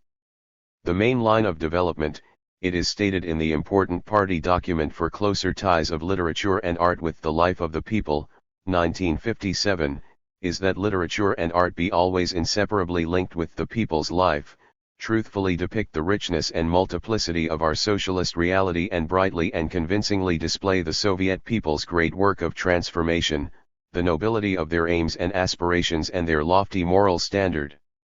The supreme social mission of literature and art is to raise the people to struggle for new victories in communist construction. The work of ideological education has its difficulties and its obstacles which have to be persistently combated. These are the survivals of capitalism in the minds of some people and the corrupting influence of bourgeois ideology, which hamper communist construction. The final elimination of these survivals is an important task of the period of transition to communism. In the first place, it is necessary to root out such survivals of the past as a wrong attitude to public property and work, N.A. 829. Nationalism and religious prejudices, drunkenness, lack of respect for women, and moral laxity. It would be wrong to lull ourselves with the idea that survivals of capitalism can be found only among the older generation. Unfortunately, a certain part of the youth insufficiently schooled ideologically is not free from their influence. It is prone to be fooled by the outward flashiness of bourgeois culture and way of life, not seeing behind it the real tragedy of the working man in the capitalist world: unemployment, insecurity, uncertainty in the morrow. We must reckon with the fact that the socialist countries are not separated from the capitalist world by an impenetrable wall. Bourgeois ideas, views, and customs penetrate from there by the most diverse channels, exerting a certain influence on insufficiently staunch minds. The fact that the socialist states stand for peaceful coexistence with capitalism does not warrant the conclusion that it is possible to declare a truce in the struggle of the proletarian world outlook against the bourgeois world outlook. On the contrary, this struggle frequently becomes even sharper, because the imperialist bourgeoisie, unwilling to reconcile itself to the loss of its political and ideological positions, is intensifying the ideological offensive against the socialist countries. That is why the 21st Congress of the CPSU once again stressed the need to continue the irreconcilable struggle against hostile bourgeois ideology, paying special attention to the communist education of the younger generation. Learn how to live and work in the communist way. To build communism means to work well, to work ever more productively. For this it is necessary not only steadily to raise the culture and professional knowledge of the workers, peasants, and intelligentsia, but also to develop in people the communist attitude to labor. The party makes the development of such a highly conscious attitude to labor the pivot of its educational work, striving that labor as the creator of all material and cultural values should become life's prime want for all people. The communist attitude to labor means above all a willing 830 ness and a desire to work well, not because someone is driving the worker and not only because earnings depend upon it, but also owing to a high degree of political consciousness and a sense of moral duty. It is, moreover, a dynamic, creative, pioneering attitude to work, a constant search for ways to raise labor productivity, improve quality, and reduce production costs. The great strength of socialism is that this system, by emancipating people from exploitation, gives rise to deep moral stimuli to work. In recent years, a fervent desire to be useful to society has drawn thousands upon thousands of young men and women in the Soviet Union to virgin soil development areas and construction projects in Siberia and the Far East. The same desire prompted an ordinary Soviet girl, Valentina Gaganova, just like thousands who followed her example, to transfer from an advanced team to a lagging one in order to help it catch up with the workers who had gone ahead, though this meant that for a time she would be earning less. As society draws nearer to communism, not only front rankers in production, but also the main mass of the working people should become imbued with a conscious, truly communist attitude to labor. This, of course, does not mean that material stimuli can simply be abolished and replaced by moral ones. Material incentive has been, and remains, an important motive force in raising labor productivity. But during the transition to communism it should be increasingly supplemented by moral stimuli until the latter begin to predominate. Many measures of socialist society are designed to create the conditions necessary for this. Some of them are aimed at eliminating the last remaining reasons that prevent people from liking work. They include the gradual transfer to machines of all physically arduous, unpleasant and, even more so, harmful jobs, reduction of the length of the working day and the working week, etc. Other measures are designed to raise still higher the glory of labor and of the working man.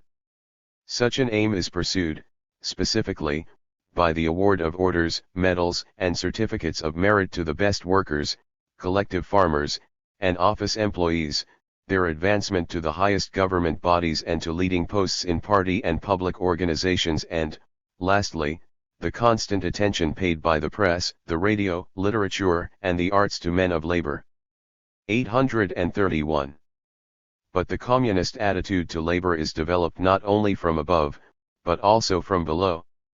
What is especially characteristic of our days is the concern of the working masses themselves that more and more people should work in the communist way.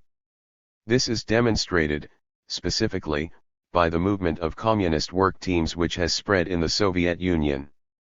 These teams set themselves precisely such an aim.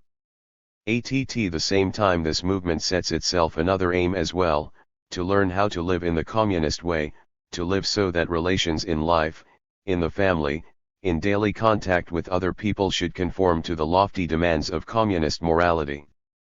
This slogan expresses the concern of members of society themselves for the earliest introduction of the communist way of life, the most meaningful, pure, and wise way of life people have ever led. The combination of the educational work of the party and the socialist state with broad public initiative makes it possible to raise to a truly communist level the moral aspect of all the people. And this means to develop an ethics based on devotion to communism and irreconcilability towards its enemies, awareness of public duty, active work for the good of society, voluntary observance of the basic norms of human behavior, comradely mutual assistance, honesty and truthfulness, and an intolerance of violators of public order. As society advances to communism, not only will the requirements of its members undoubtedly grow, but so will the demands it makes on its citizens, on their behavior at work, in public places, in the family, and in daily life. But these high demands will increasingly rest on methods of moral influence and persuasion. Simultaneously, the central part in bringing up the new man will be taken directly by the collectives.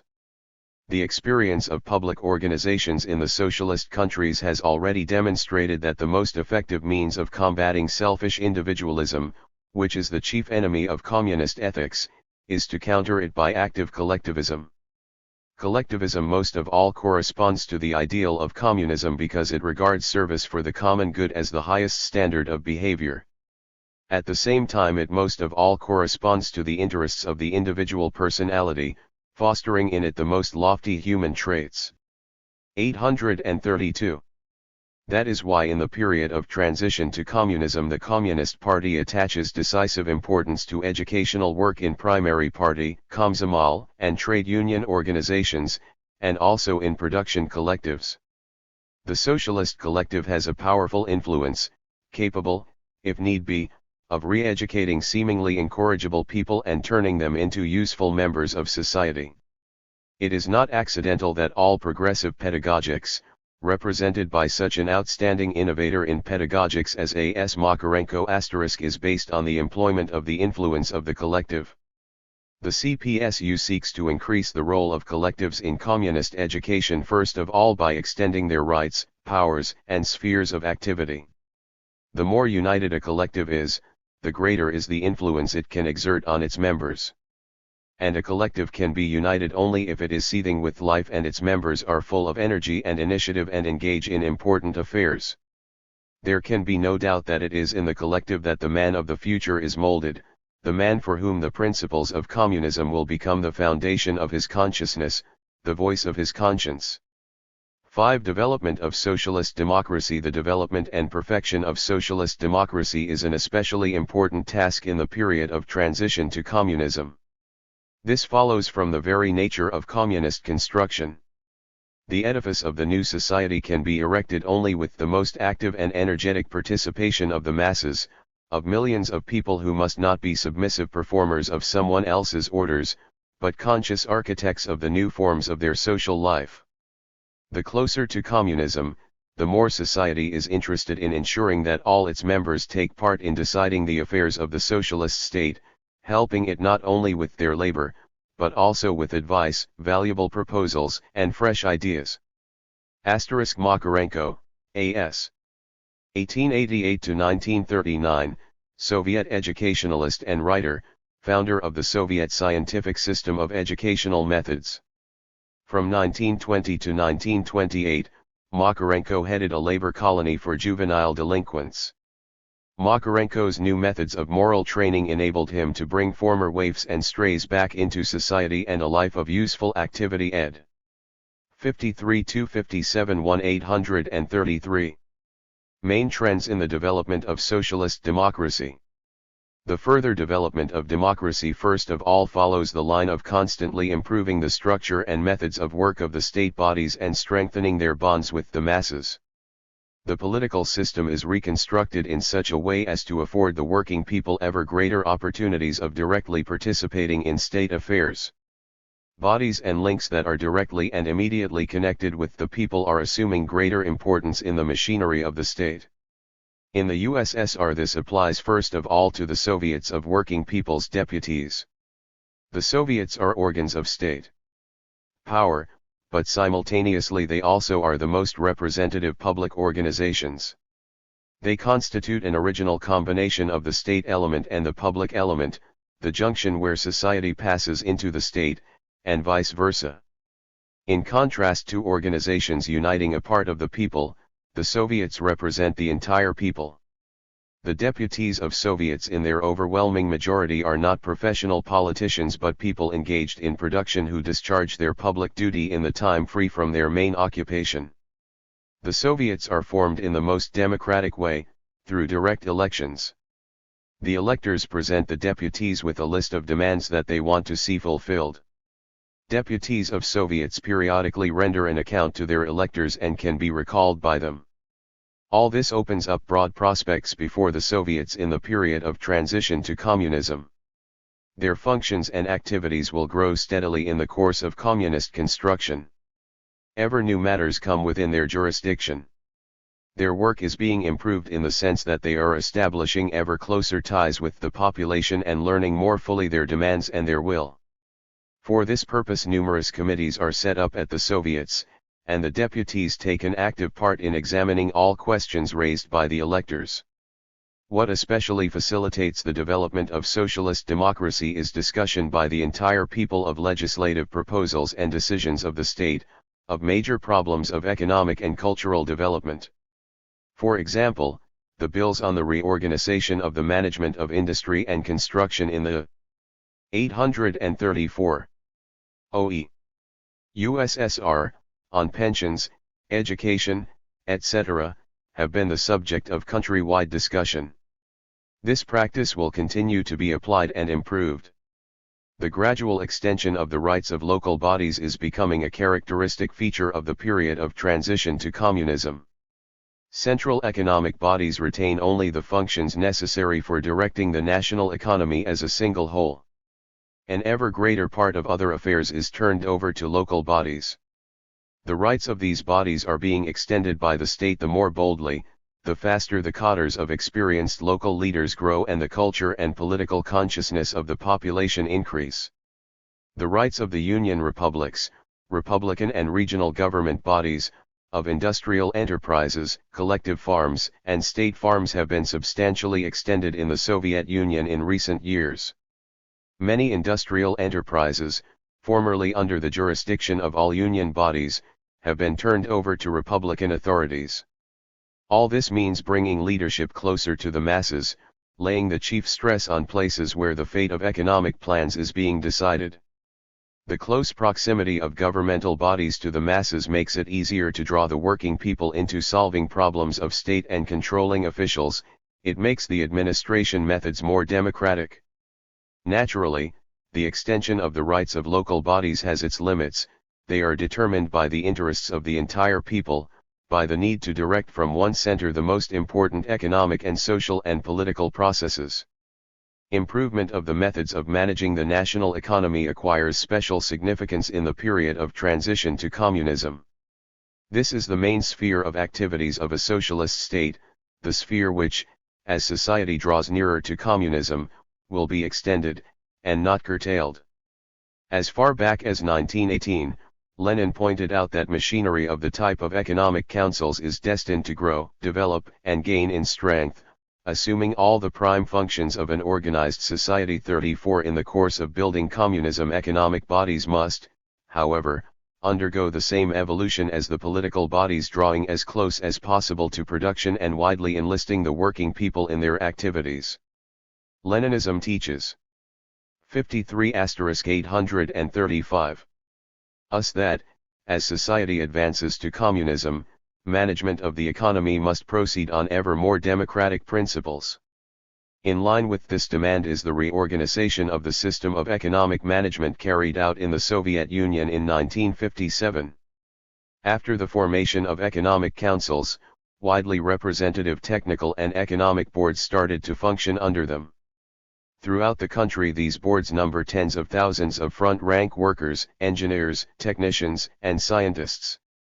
Production conferences which regularly function at industrial enterprises have acquired great significance. 6 million people have been elected as members of these conferences, including workers, office employees, representatives of trade unions, managements, komsomol, and party organizations, and scientific and technical societies. The conferences were given extensive rights and the opportunity of actively influencing all aspects of life of their enterprises. One of the important tasks of the reorganization that is taking place is to cut out all conservative and bureaucratic tendencies in management.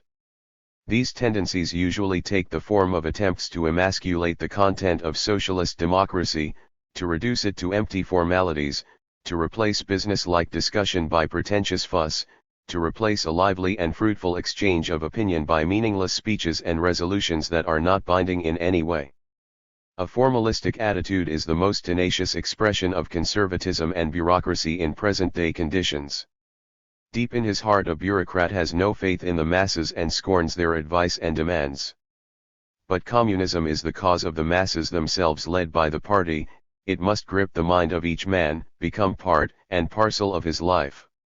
Hence, the Communist Party wages an unremitting struggle against manifestations of bureaucracy, enlisting the peoples themselves in this work.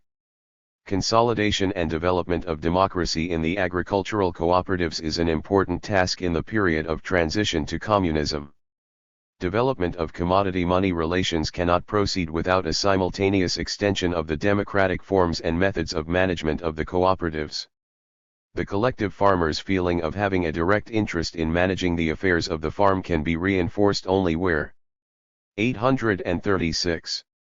The general membership meeting of the cooperative has its due place, where the opinion of the rank and file carries decisive weight in settling the affairs of the collective farms. Transfer of a number of state functions to public organizations.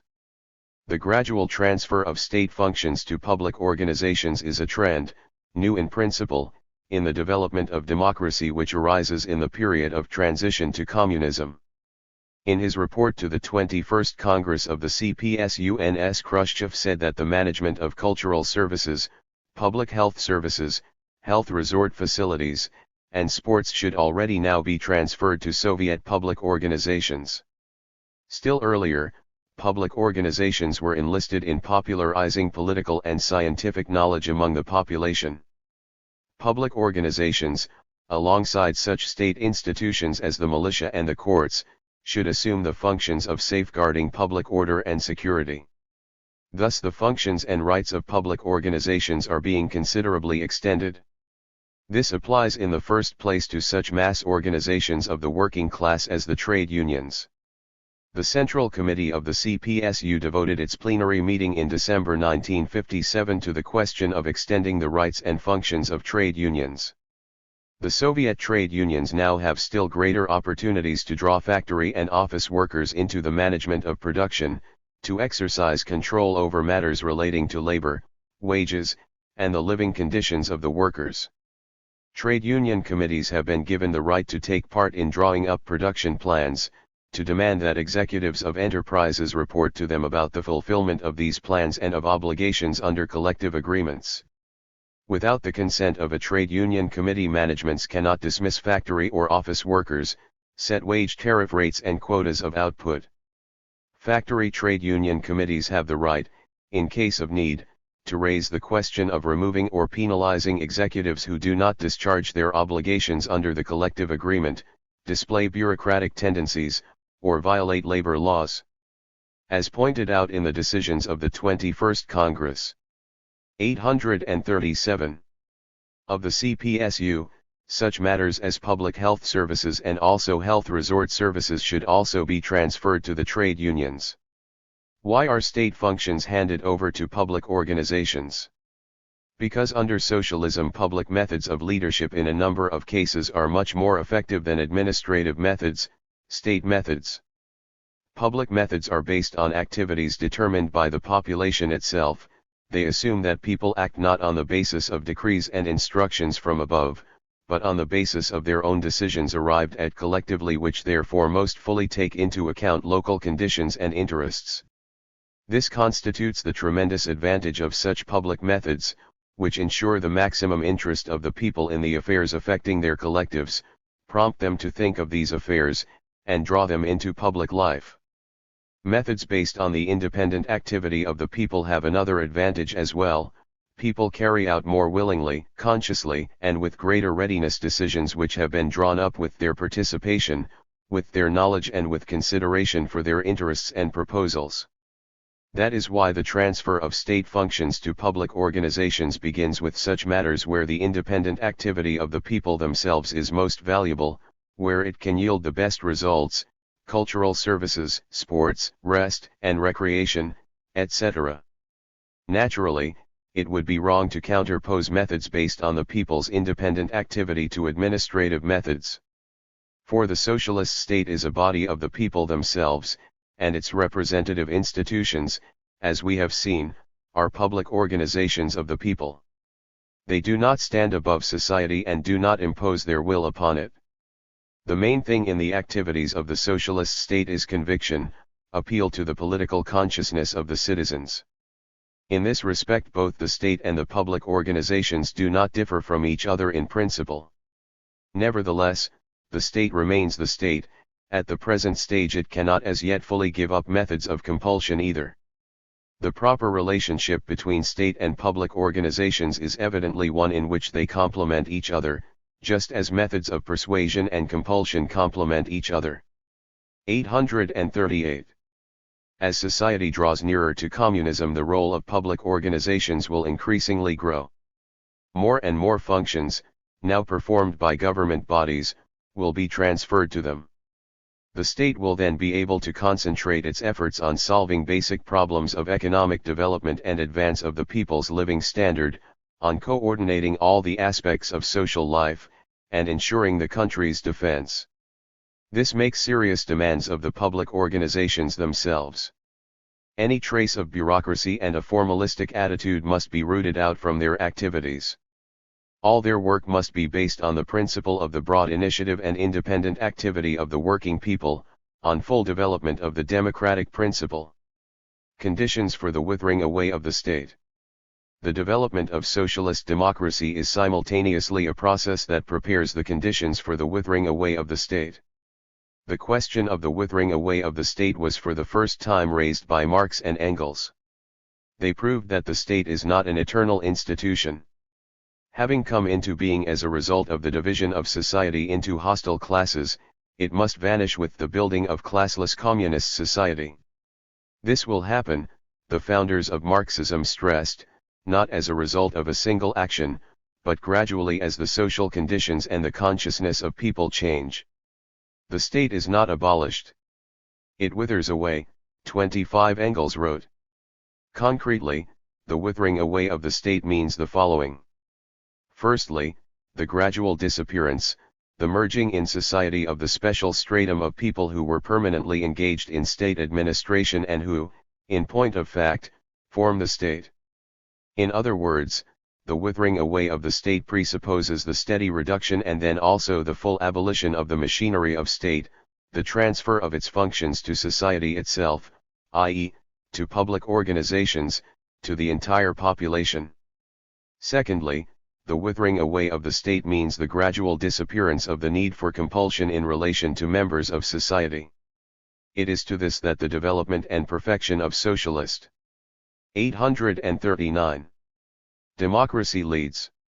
If the masses are drawn ever more widely into administering the state and production, If ever more functions of the state are transferred to public organizations, it is clear that the need for a special state machinery will continuously diminish and will in time disappear altogether. Public organizations, relying on the activities of the working people themselves, will make any large-scale machinery unnecessary. When the population itself watches over public order, the numbers of the militia can naturally be reduced. The need for compulsion will also gradually cease. First of all, the need for suppressing the exploiting classes came to an end when these classes entirely disappeared. In future, there will in general be no need for compulsion against any part of society, since all citizens, without any administrative regulation, will discharge their duty in productive work and in the defense of the country, and observe the standards and rules of the socialist community.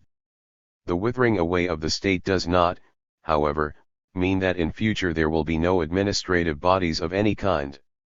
No, the need for administering social production will always remain, only that will be not the state but public self-government. In the light of dialectics, the withering away of the state, N.S. Khrushchev said in his report to the 21st Congress of the CPSU, implies the development of the socialist state into communist public self-government. 36 Public self-government will arise as a result of the development and perfection of socialist democracy.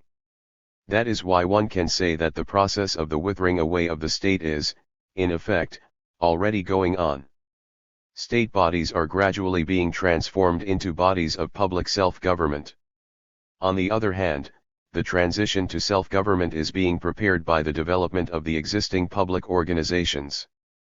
It is quite possible that in future a new type of public organization will arise which will incorporate the best elements accumulated in the work of party, governmental, and trade union organizations of the working people. The state of the dictatorship of the proletariat has played a great part in the establishment of the new society. Without its organizational work it would have been impossible to build socialism. The need for the state remains until the complete Vic. 840. Theory of communism. The state will finally wither away, Lenin said, only when people gradually become accustomed to observing the elementary rules of social intercourse that have been known for centuries and repeated for thousands of years in all copybook maxims, when they become accustomed to observing them without force, without compulsion, without subordination, without the special apparatus for compulsion which is called the state. 337 The question of the withering away of the state cannot be analyzed without considering the international conditions as well. These conditions cannot abolish the internal processes which lead to the withering away of the state. But they can compel society to preserve, for a more or less long time, the functions and, consequently, the state bodies that deal with the country's defense, the safeguarding of peace and security, the ensuring of peaceful coexistence and international economic cooperation. So long as there is a danger of aggression on the part of imperialist powers, the bodies of the socialist state which protect it from the intrigues of foreign enemies must not be weakened. The function of the country's defense from outside attack will be fully preserved for this entire period. The armed forces and the intelligence service will be preserved. This function will wither away only when imperialism disappears. Thus, the withering away of the state is a complex and contradictory process. Its dialectics consist in some functions of the state gradually changing or disappearing, while others are preserved and even reinforced. In view of this, can we speak of the withering away of the state? Yes, we can, because the general trend of development in the period of transition to communism is in this direction. The need for preserving and reinforcing some state functions, of course, influences the process of the withering away of the state, the forms and rate of this process, but it in no way abolishes it.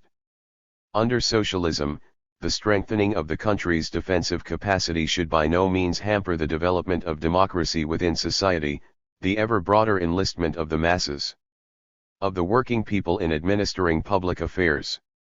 Moreover, even the strengthening of particular functions of the socialist. 641. State does not amount merely to enlarging and consolidating the administrative machinery, specifically, the organs of coercion. In this respect the socialist system differs radically from the bourgeois system. Under the prevailing international conditions, a strong army, intelligence service, and defense industry are necessary. But the strength of a socialist state does not lie only in them. Its strength lies first of all in the stability of its social basis, the devotion of the people to the cause of socialism. The bourgeoisie, Lenin said, admit a state to be strong only when it can, by the whole might of the government apparatus, throw the masses wherever the bourgeois rulers want.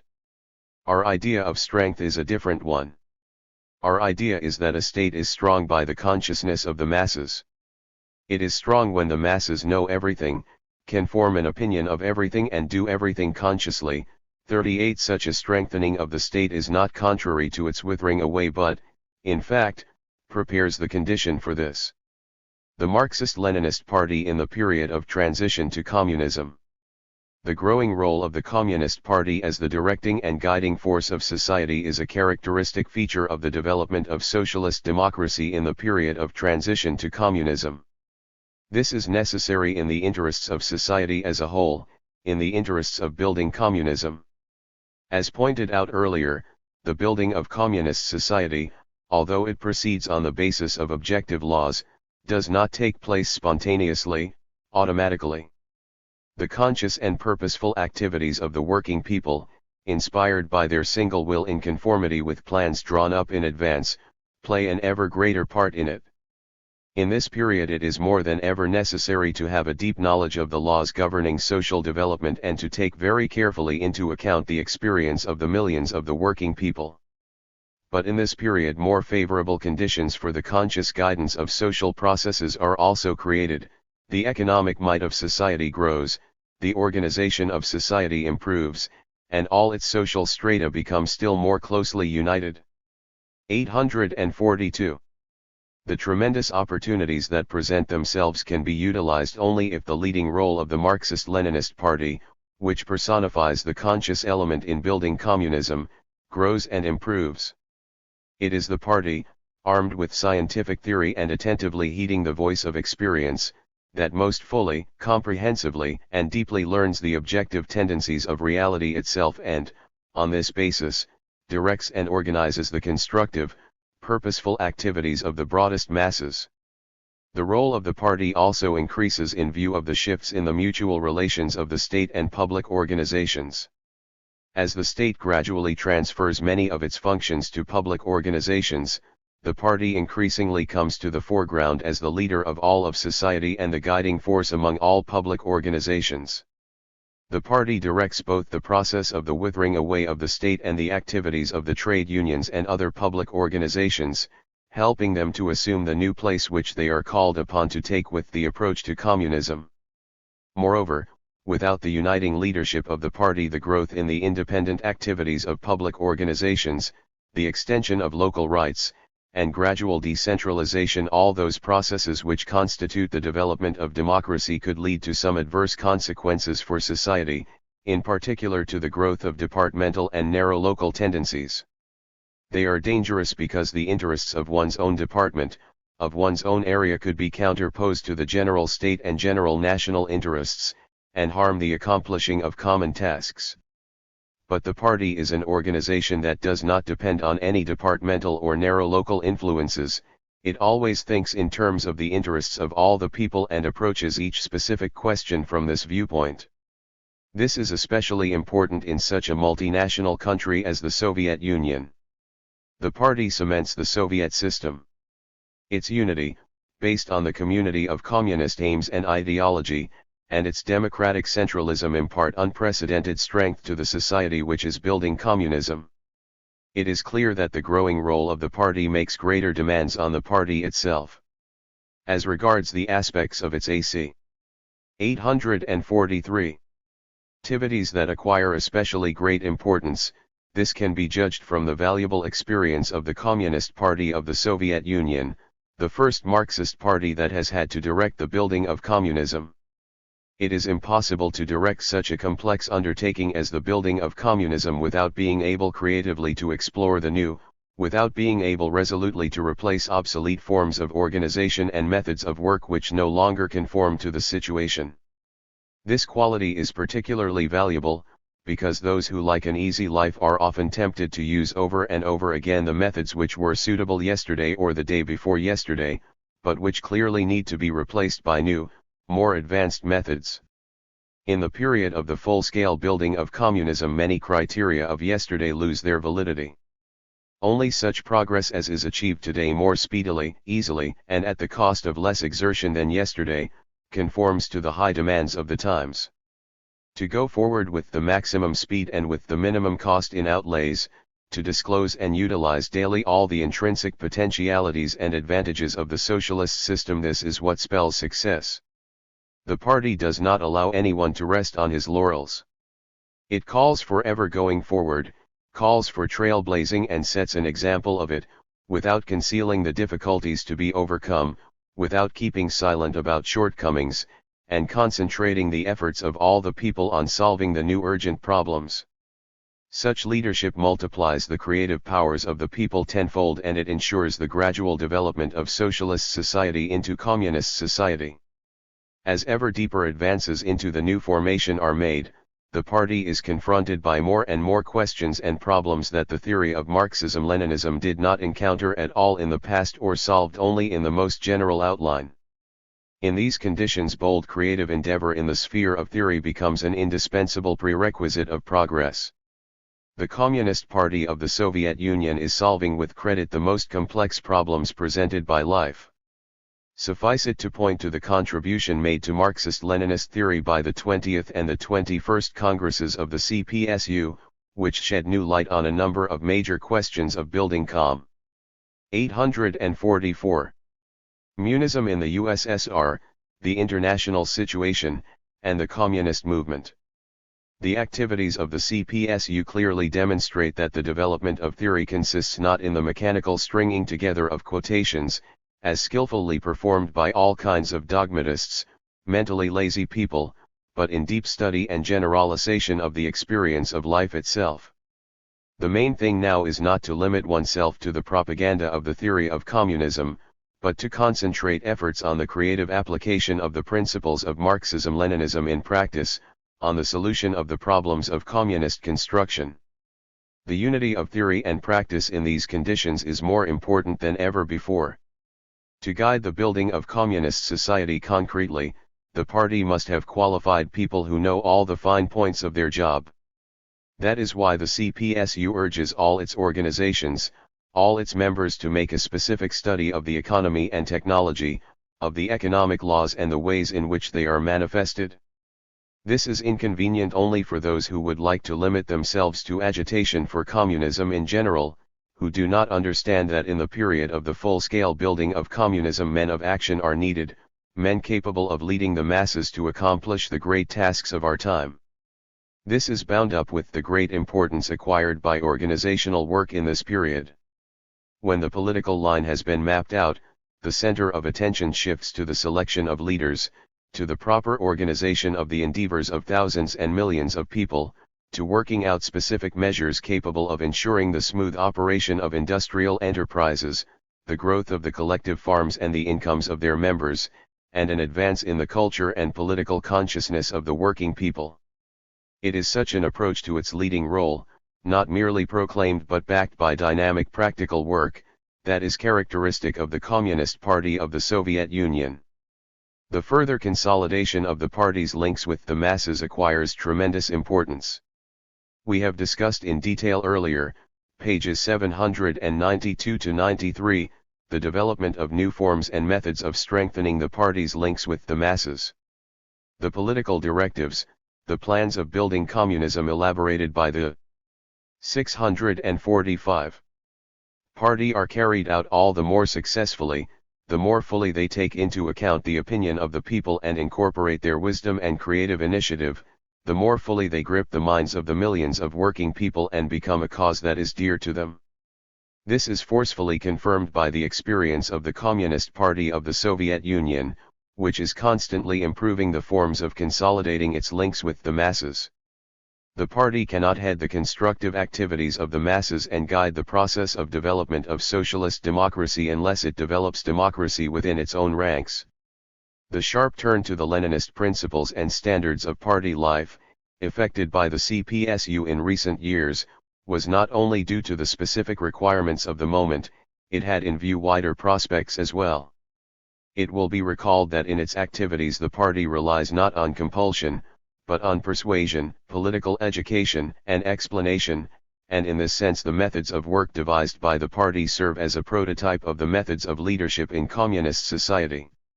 Inter-party life fosters in party members a high communist consciousness, and traits of character and norms of behavior that anticipate many traits of the man of communist society. As time goes on, the ideology of the party, its principles and standards of life will become the possession of all of society. Actually, every person will then become a conscious communist. It goes without saying that overt and covert enemies of communism eagerly desire the Communist Party to begin curtailing its activities in leading society as soon as possible. But they will never live to see this. The interests of communist construction demand not the weakening but, on the contrary, the strengthening of the party's leading role, the utmost perfection of its activities in all spheres of social life, politics and economics, science and culture, literature and art. 6. International significance of communist construction in the USSR. The building of communism in the Soviet Union is proceeding under conditions when two world social systems exist. This lends an important international aspect to the solution of 846. The problems of communist construction. The attainment of one or another stage on the road to communism already becomes not only an important milestone in the internal life of the USSR, but also a significant international event.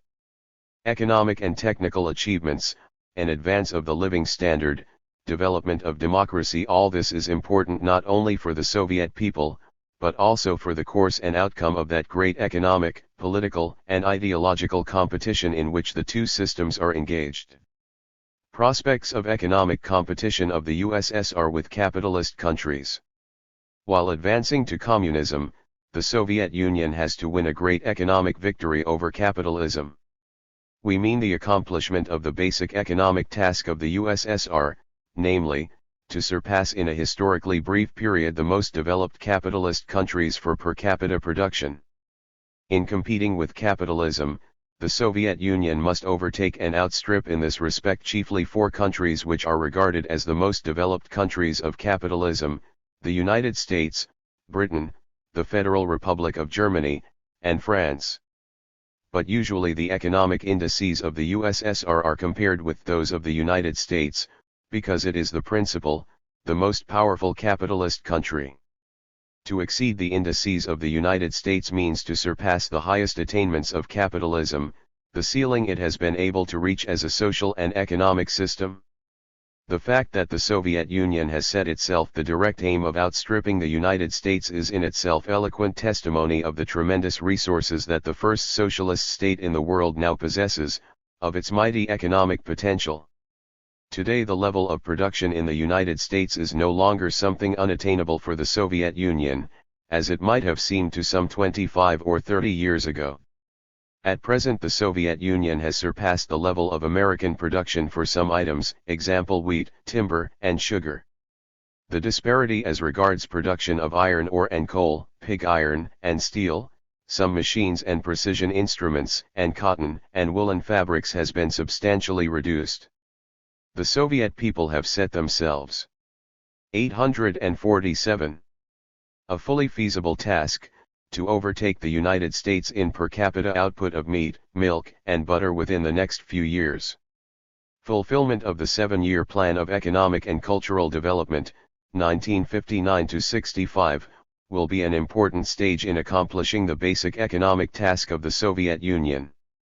A maximum gain of time in the peaceful economic competition with capitalism is a cardinal problem of this 7-year period. The Soviet Union will greatly advance its economy, culture, and the people's living standard in this period. Suffice it to say that the total industrial output in 1965 will have increased approximately by 80% compared with 1958. This is a huge figure. The growth of industrial production in 7 years will equal the entire increase of the preceding 20 years. A still more sweeping program is mapped out in the 15-year long-range plan of the Soviet Union. The main trends of development of the productive forces in this period were outlined in the report of N.S. Khrushchev to the session of the Supreme Soviet of the USSR held in November 1957 to mark the 40th anniversary of the October Revolution. According to preliminary estimates, the basic industries of the Soviet Union will double or treble their output in the next 15 years. Annual production will reach the following levels: iron ore, 250 to 300 million tons, pig iron, 75 to 85 million tons, steel, 100 to 120 million tons, coal, 650 to 750 million tons, oil, 350 to 400 million tons, gas, 270,000 to 320,000 million cum, electric power, 800,000 to 900,000 million kilowatt-hour, cement, 90 to 100 million tons, sugar, 9 to 10 million tons, woolen fabrics, 550 to 650 million meters, leather footwear, 600 to 700 million pairs. This is a preliminary forecast which may be corrected by life in either direction. And most likely the correction will consist in cutting the time for carrying out these plans. As a result of fulfilling its economic plans, the Soviet Union already in 1965 will surpass the present, 1958-59, total output of some key items in the United States and approach the US level of output of other items. As regards the total and per capita output of major agricultural products, the Soviet Union will surpass the present level of the United States. While in 1965 the Soviet Union will not yet have outstripped the present level of the United States in per capita industrial 848 output, it will in any case leave behind the developed capitalist countries of Europe, Britain, the Federal Republic of Germany, and France. After 1965, probably another 5 years will be needed to overtake and surpass the United States for per capita industrial production. This means that by that time, and perhaps even earlier, the Soviet Union will advance to first place in the world both for total production and for per capita production. This will be a historic victory for socialism in its peaceful competition with capitalism in the international arena. It would be an oversimplification to suppose that, by overtaking the United States economically, the Soviet Union would thereby complete the building of communism. No, that is not the final boundary, but, as N.S. Khrushchev figuratively put it in his report to the 21st Congress of the CPSU, merely a midway station at which we shall overtake the most developed capitalist country, leave it behind and push ahead. 39 The Soviet people are absolutely confident that the plans outlined are feasible. This confidence is based on the fact that the Soviet Union's economy is growing at a rate unattainable by the capitalist countries. Industrial output in the USSR over 40 years, 1918-57, grew at an annual rate of 10.1%, whereas the rate of growth in the United States was only 3.2%. In the 7-year period, between 1952 and 1958, the respective rates were 11.4% for the Soviet Union and 1.6% for the United States. Such a relation between the rates of economic growth will evidently continue.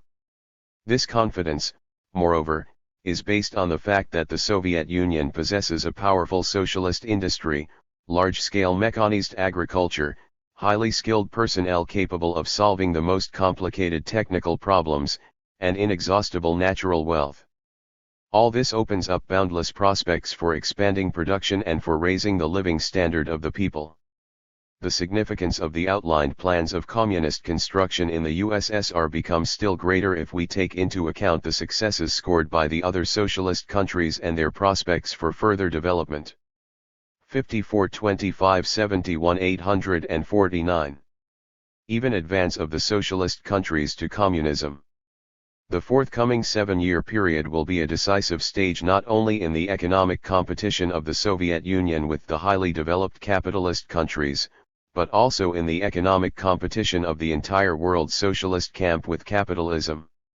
Economists calculate that as a result of the fulfillment and overfulfillment of the 7-year economic development plan of the USSR, and also the economic development plans of the other socialist countries, in 1965 the socialist camp will produce more than half of the world's entire industrial output.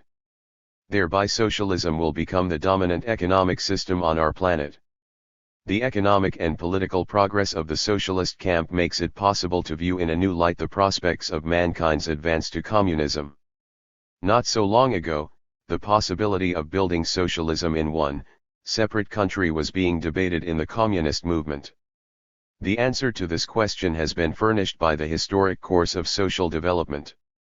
In the Soviet Union, socialism has triumphed not only fully but also finally.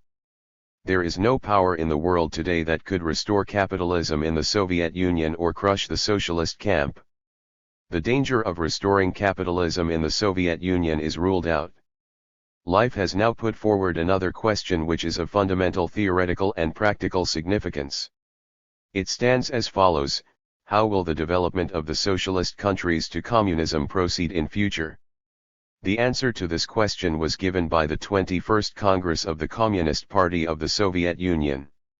N.S. Khrushchev's report at the Congress states, from the theoretical standpoint it would be more correct to assume that by successfully employing the potentialities inherent in socialism, the socialist countries will more or less simultaneously pass to the higher phase of communist society. 340 This conclusion of the 21st Congress is of tremendous significance for the practical work of building communism. It means, firstly, that communist society can be built prior to the victory over capitalism on an international scale. The world socialist camp will serve as the basis for the communist COM. 850. Commonwealth of Nations. It means, secondly, that, notwithstanding differences in level of development, the socialist countries will enter communist society at approximately the same time.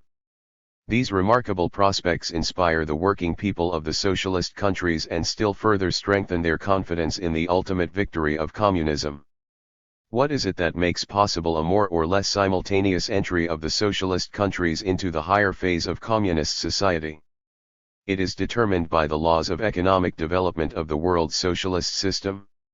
It was pointed out earlier, in Chapter 25, that the law of planned, proportional development operates in the world socialist system. Its operation is seen in the fact that countries economically backward in the past, drawing on cooperation and mutual assistance, are swiftly bringing their economy and culture up to the level of the advanced countries. An evening out of the general line of economic and cultural development in all the socialist countries is taking place. This gives rise to the possibility of a more or less simultaneous transition of the Soviet Union and all the other socialist countries to communism.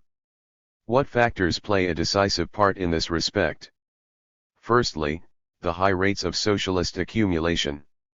Planned socialist economy has enabled all the countries to assign annually large funds for capital construction and thereby assure the rapid development of the national economy as a whole.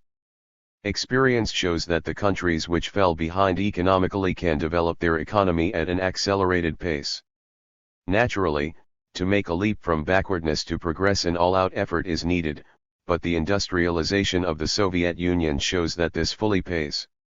Secondly, the fact that the underdeveloped countries are in a position to rely on the modern technical foundation that the industrially developed socialist countries help them to construct. The bringing of the lagging socialist countries up to the level of the advanced ones does not cause rivalry between them, but creates the most favorable conditions for accelerating the general advance, for the rapid growth of the entire world socialist economy. 54*851. Thirdly, the advantages of the system of specialization and cooperation which arose within the socialist camp. Thanks to this system, each country is able to organize the mass production of those goods for whose manufacture it has the most favorable conditions, having in view the satisfaction not only of its own requirements but also the needs of the fraternal countries. Mass production, in turn, makes it possible to introduce advanced methods and latest technology on a wide scale, approaching the advanced countries in the level of labor productivity. Fourthly, fraternal mutual assistance of the socialist countries. The granting of credits by the well-developed countries, free handing over of technical specifications and data, assistance in training personnel, all this helps most effectively to eliminate existing differences in the economic development of the socialist countries. Socialist mutual assistance primarily aims at industrializing each socialist country and developing its economic resources. Naturally, aid by others does not rule out but, on the contrary, presupposes the exertion of the utmost effort by each country for accelerating the rate of its advance towards communism. When communist society is built in all the socialist countries, this will be an epoch-making achievement of their peoples. It will bring about radical changes throughout the world.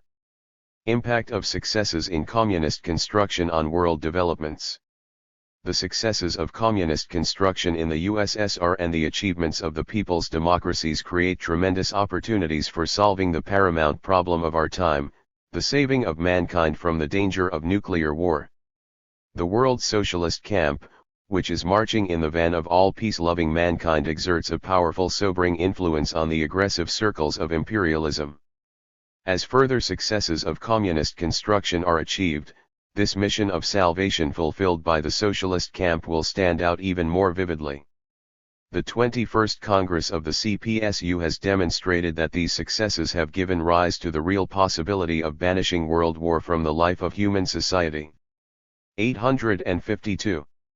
Let us visualize the near future. The Soviet Union will become the world's leading industrial power. People's China will grow into a mighty industrial state.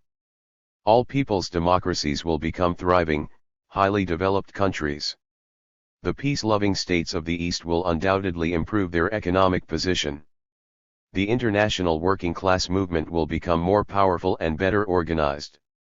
The democratic forces of the world will achieve fresh successes. All this will change the relationship of forces in the world arena still more in favor of socialism.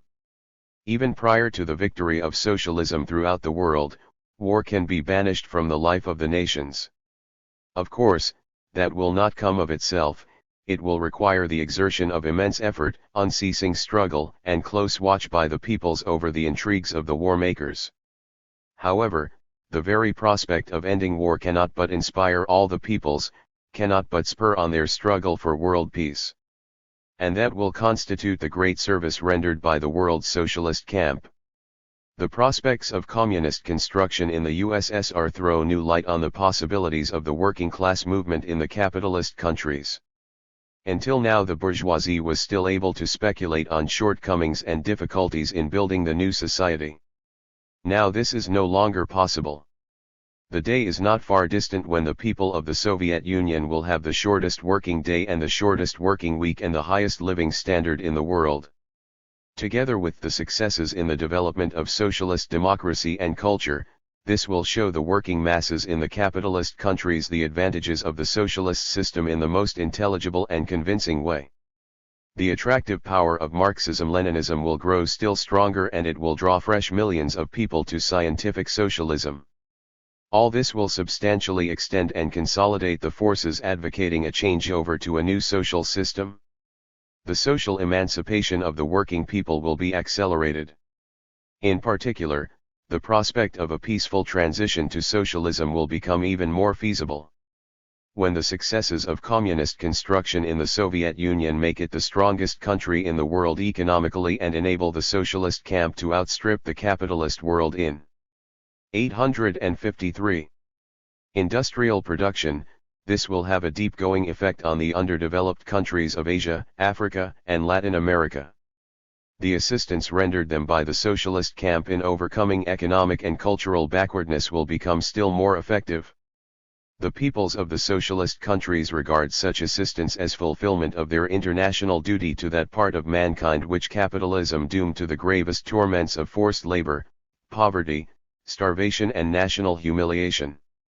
The socialist states will apply on a still wider scale the principles of international solidarity, in conformity with which the more developed socialist countries render assistance to countries whose economic development has been retarded by imperialism. Future victories of communism will exert a tremendous influence on the choice of the path of historic development which the peoples of the liberated countries of the East will make. The working people, all national and democratic elements of these countries will become increasingly convinced that genuine independence, deliverance from poverty, and true democracy can be gained only by following the road indicated to all oppressed and exploited mankind by the scientific socialism of Marx, Engels, and Lenin. Such are the inspiring historic prospects opened up by the successes of communist construction in the USSR. They are a powerful stimulus to the people of the Soviet Union in the building of the most just, communist society, in their struggle for peace, democracy, and social progress the world over. Cha Pte Re 27. On Communist Society.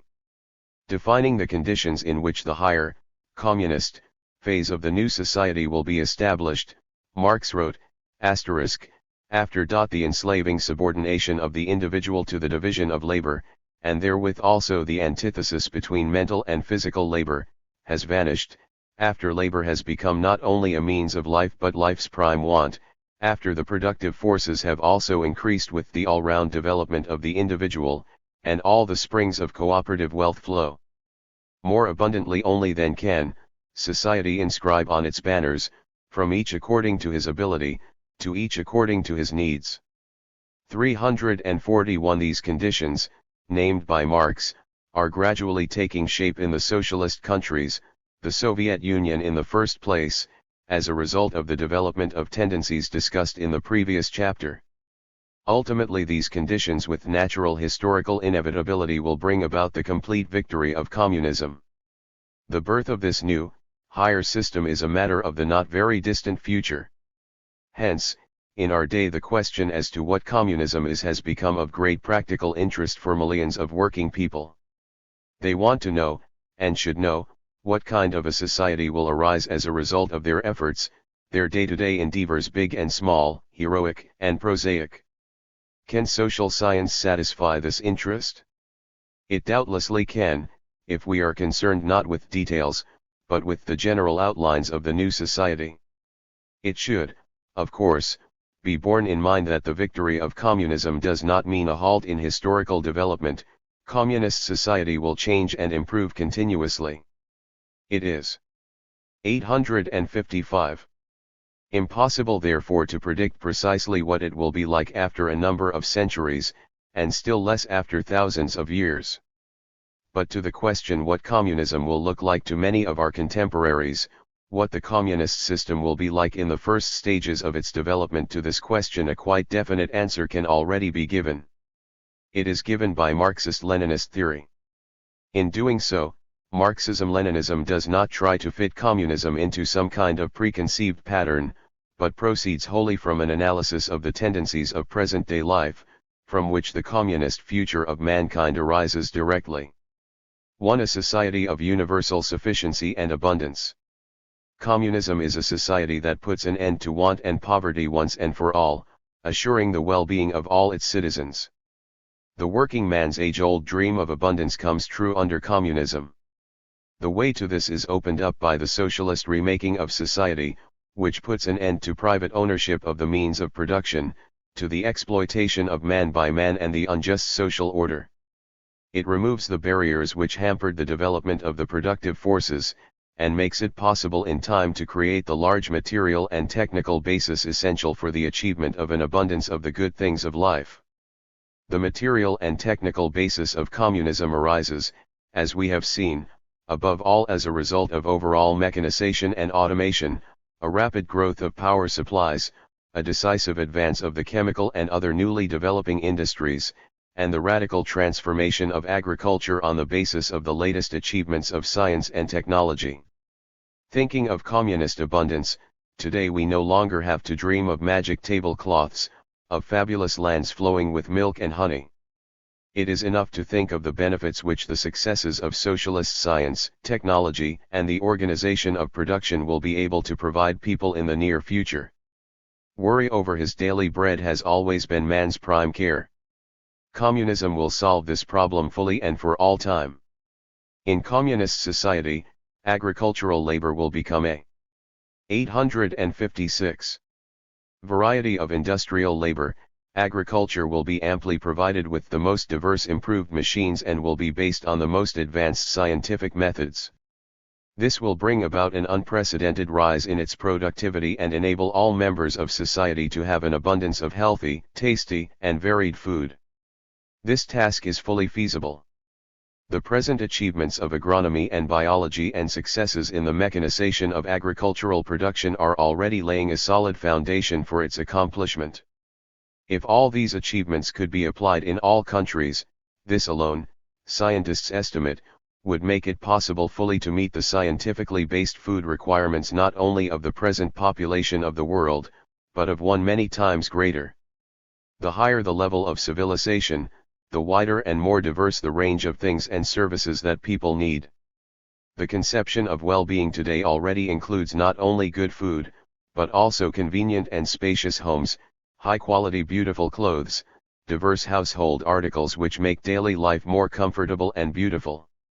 It also includes convenient means of transport and articles needed for cultural recreation, books, wireless and TV sets, musical instruments, athletic gear, and many other things. Communism aims at fully satisfying people's needs for all these things and services. Present-day achievements of science, technology, and the organization of production make this aim fully realizable. What indeed can prevent the accomplishment of this task, despite its complexity? A shortage of raw material? Depletion of the storehouses nature has prepared for mankind? It is already quite clear that this danger does not threaten man. The advance of agriculture opens up huge sources of raw material for the production of consumer goods. But still greater promise is held out by the manufacture and utilization of synthetic materials which, far from being inferior in quality, even exceed natural raw materials in many respects. Man has learned to make remarkable new materials from coal and natural gas, oil, and byproducts of wood, seawater, and even air. It is along these lines that mankind will be able radically to solve the raw material problem in the near future. Nor can a shortage of labor power become an obstacle to abundance, for there is no limit to the productivity of human labor. People have already learned to harness such mighty forces of nature and to create such machines that the productivity of man's labor can be multiplied thousands of times. They have discovered inexhaustible sources of energy in nature itself, in water, in the air, deep in the earth and, lastly, in the atom. They have learned to make very clever automatic machines which in the relatively near future will be able to give humanity an abundance of all the things it needs for its life. The achievements of modern science and technology, and the discoveries that they are on the threshold of making, provide tangible and real prospects of satisfying all the needs of the members of society, not only as regards prime necessities but also as regards goods and services that are considered as luxuries today. Scientific communism thus regards the problems of universal sufficiency and abundance in inseparable connection with the problems of developing socialist production and raising the productivity of labor. This undoubtedly is the only practicable approach. It distinguishes Marxists from all supporters of so-called consumer communism who, discussing the path to abundance, have laid emphasis not on production, but on the distribution of material benefits. Their ideal was simple division, the distribution between members of society of all the accumulated riches, both possessed individually and those concentrated in the hands of society, which should be utilized for the development of production. But such a division could only create a brief illusion of general well-being. Then it would inexorably lead not to abundance, but to impoverishment, not to equality in wealth, but to equality in poverty. A just system of distribution, according to the deep conviction of Marxists, which is confirmed by experience, can be of benefit only if it rests on powerful, continuously expanding production, if society thinks not only of how to divide the available benefits, but also of how to augment them constantly. Hence, the way to create communist abundance is further to develop large-scale machine industry of socialist society at a rapid pace. That this is the natural path of development is self. 858. Evident today. But in the period when Marx and Engels drew this conclusion and made it part of the basis of scientific communism, it was a cardinal discovery of socialist philosophy. At that time, the most widely held views were those of the representatives of utopian socialism, who thought that the well-being of the people could be achieved only by going back from large-scale machine industry that arose in the epoch of capitalism to small-scale production. Can anyone today doubt that such a path would ultimately lead to the restoration of the capitalist order of things, to the regress, and not to the progress, of mankind? By regarding large-scale modern production, and technical and scientific progress as the only possible basis for the creation of abundance, Marxism-Leninism by no means makes the solution of this problem dependent only on production, on technology. No, this problem has a no less important social aspect. Its solution is quite impossible without the social conditions formed after the victory of socialism. No technical or scientific progress under capitalism can ensure abundance for all members of society. A vivid example is furnished by the United States, the richest and most developed country in the capitalist world, where the high level of production, it would seem, could ensure a comfortable life for the entire population, but where despite this, there are millions of people who are undernourished, live in bad conditions and lack the bare necessities of life.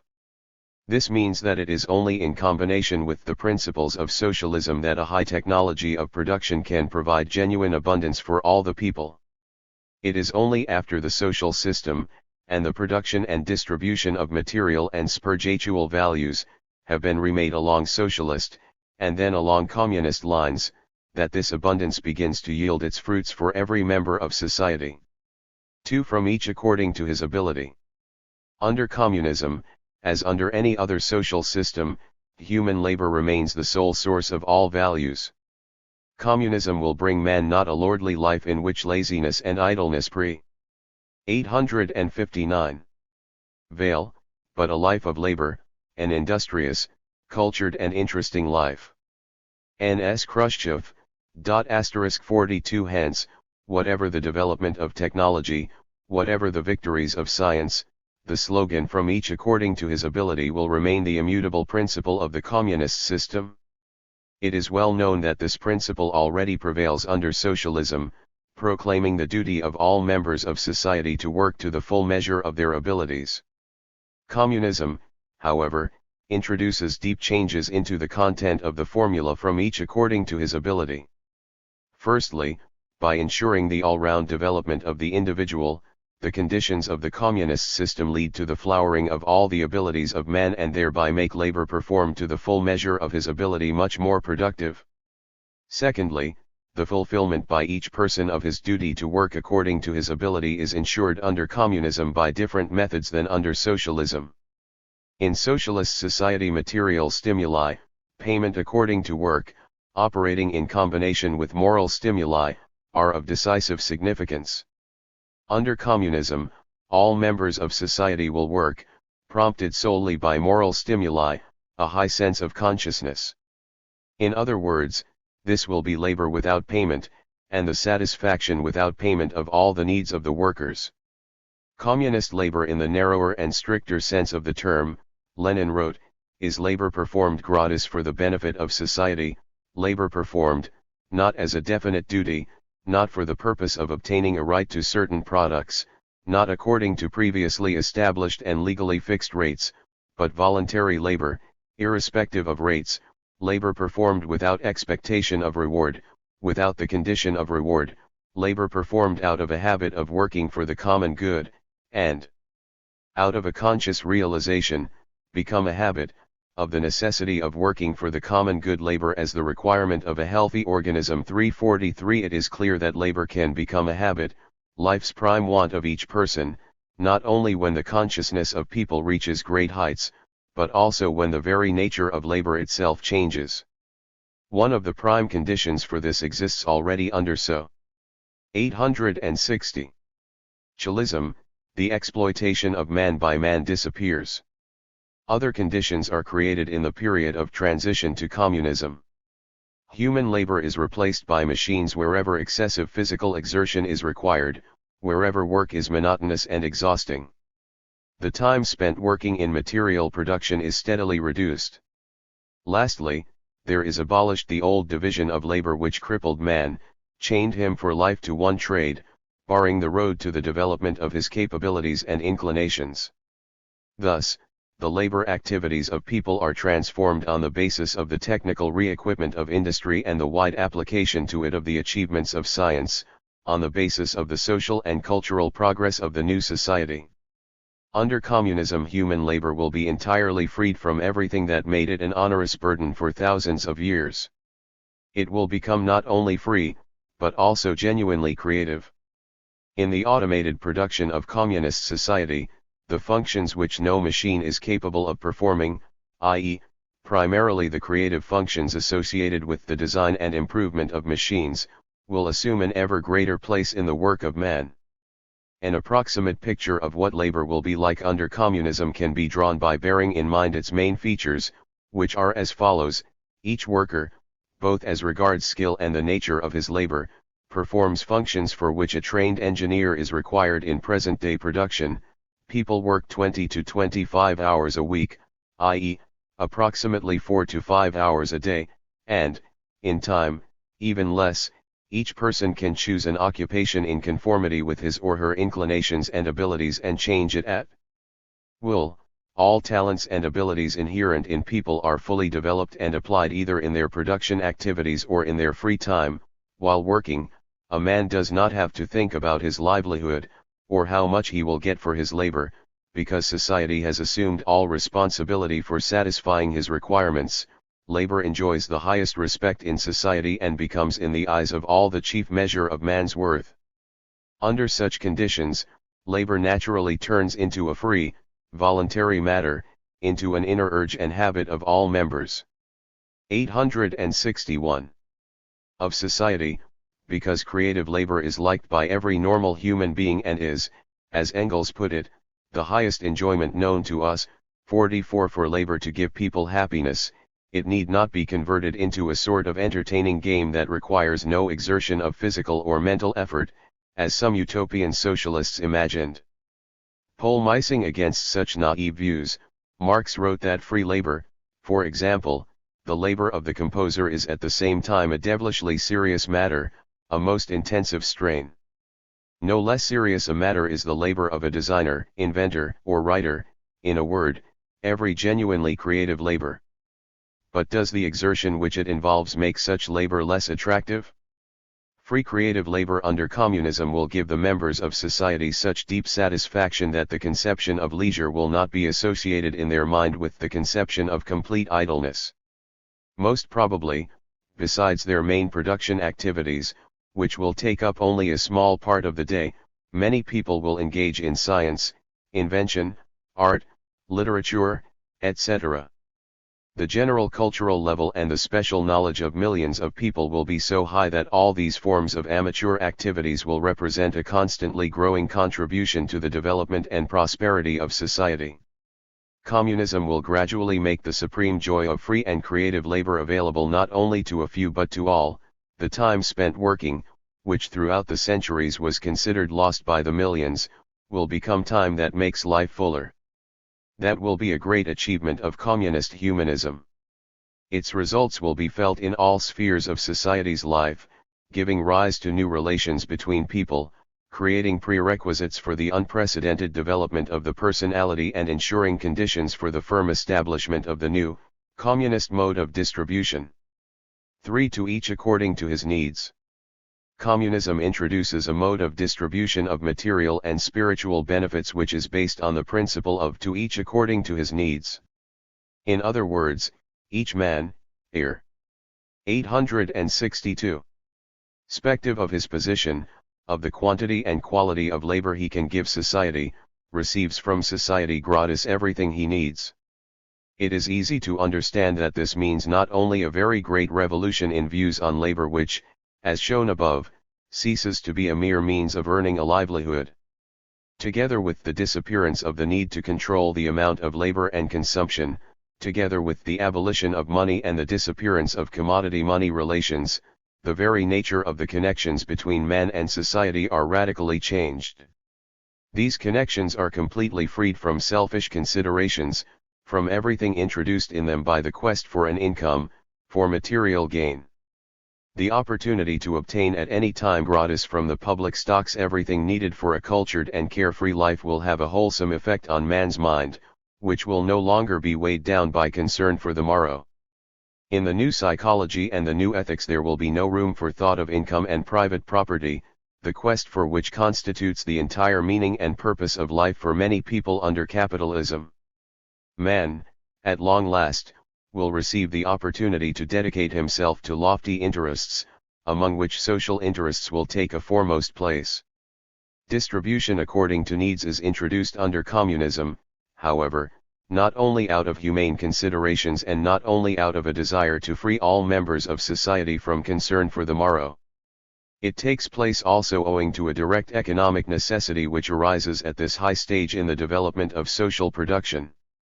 Distributing material and spiritual benefits in conformity with the requirements of people, the communist system thereby creates the best conditions for the further development of its main productive force, the working man, for the flowering of all his abilities.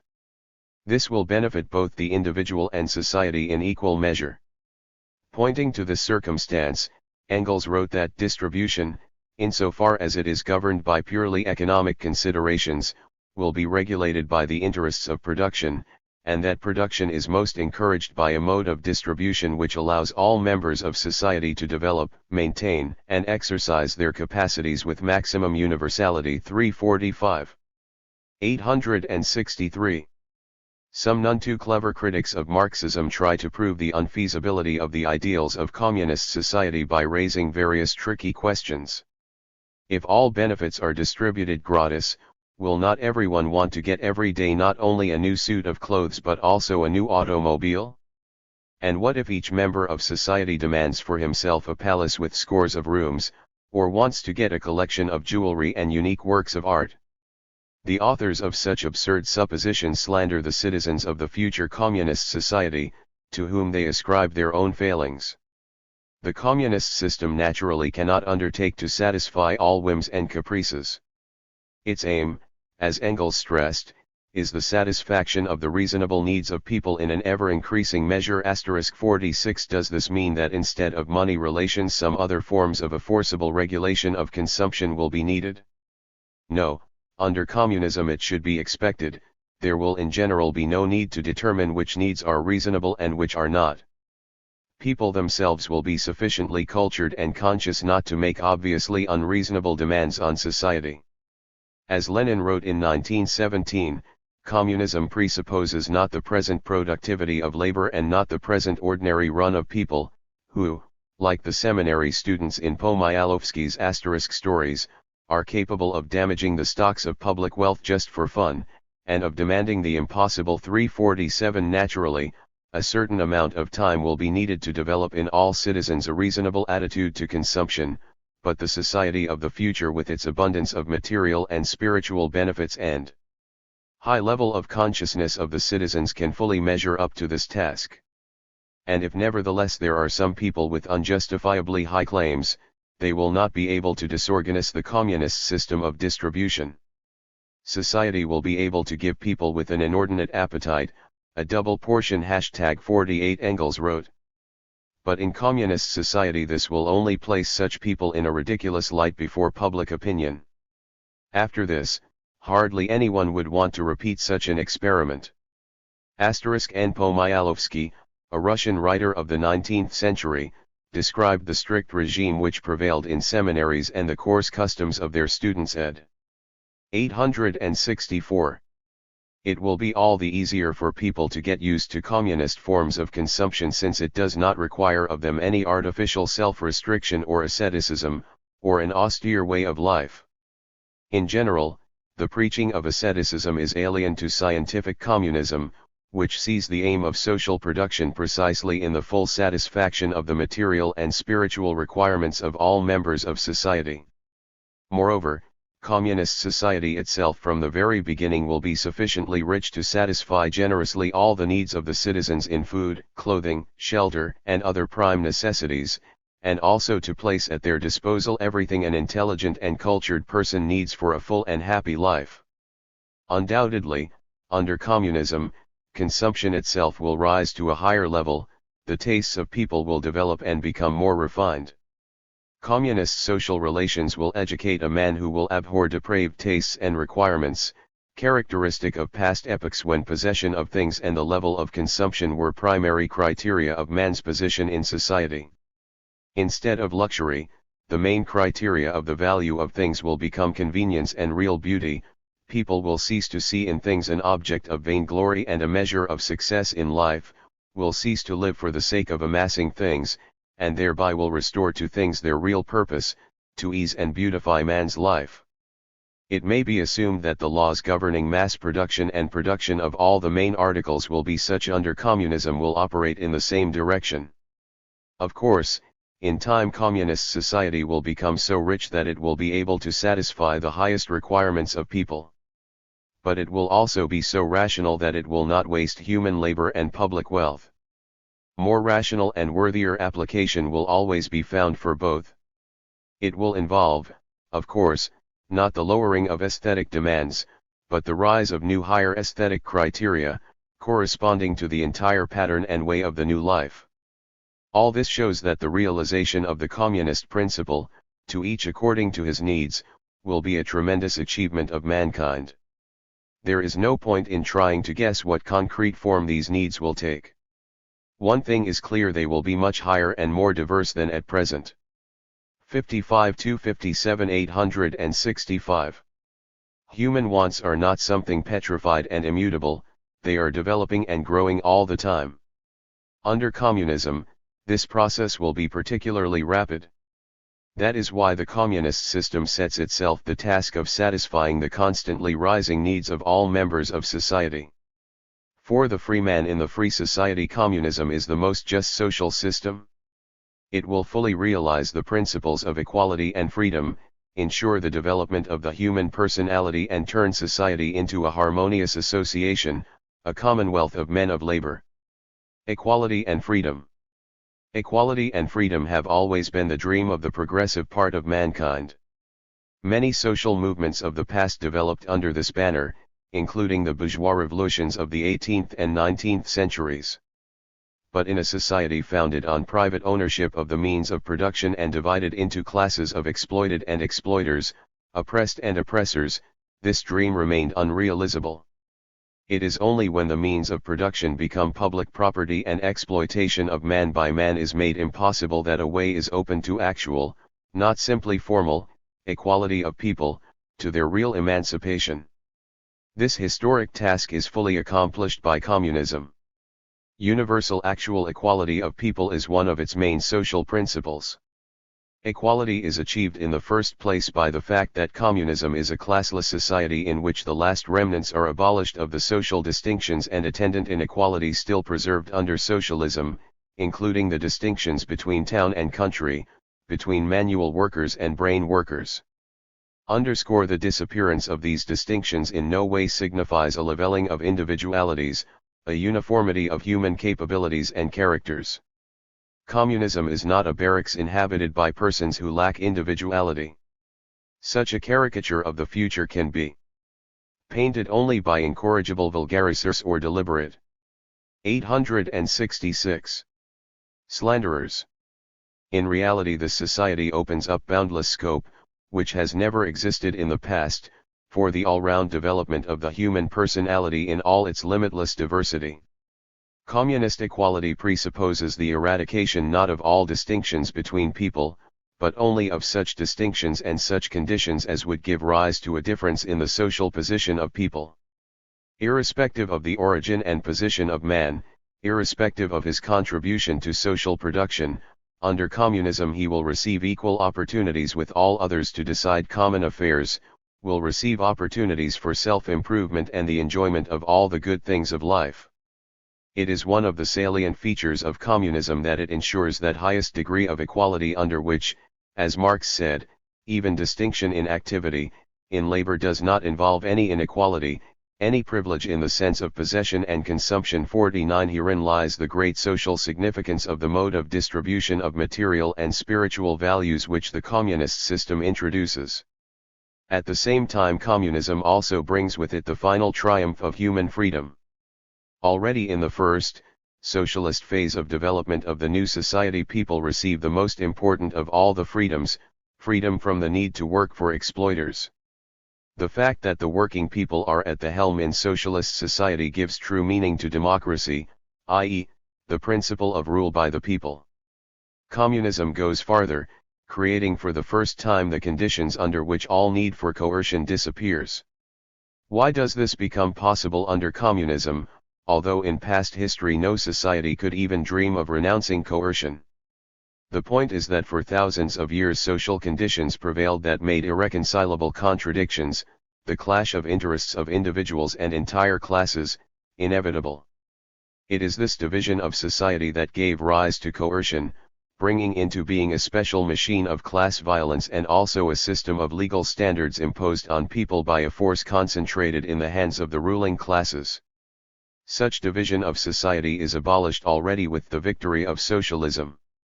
Communism, transforming production, distribution, and labor, at the same time ensures the full fusion of the social and economic interests of all members of society. As a 55*867 result, the grounds for any measures of coercion disappear. The relations of domination and subordination are finally replaced by free cooperation. There is no need for the state. The need for legal regimentation withers away.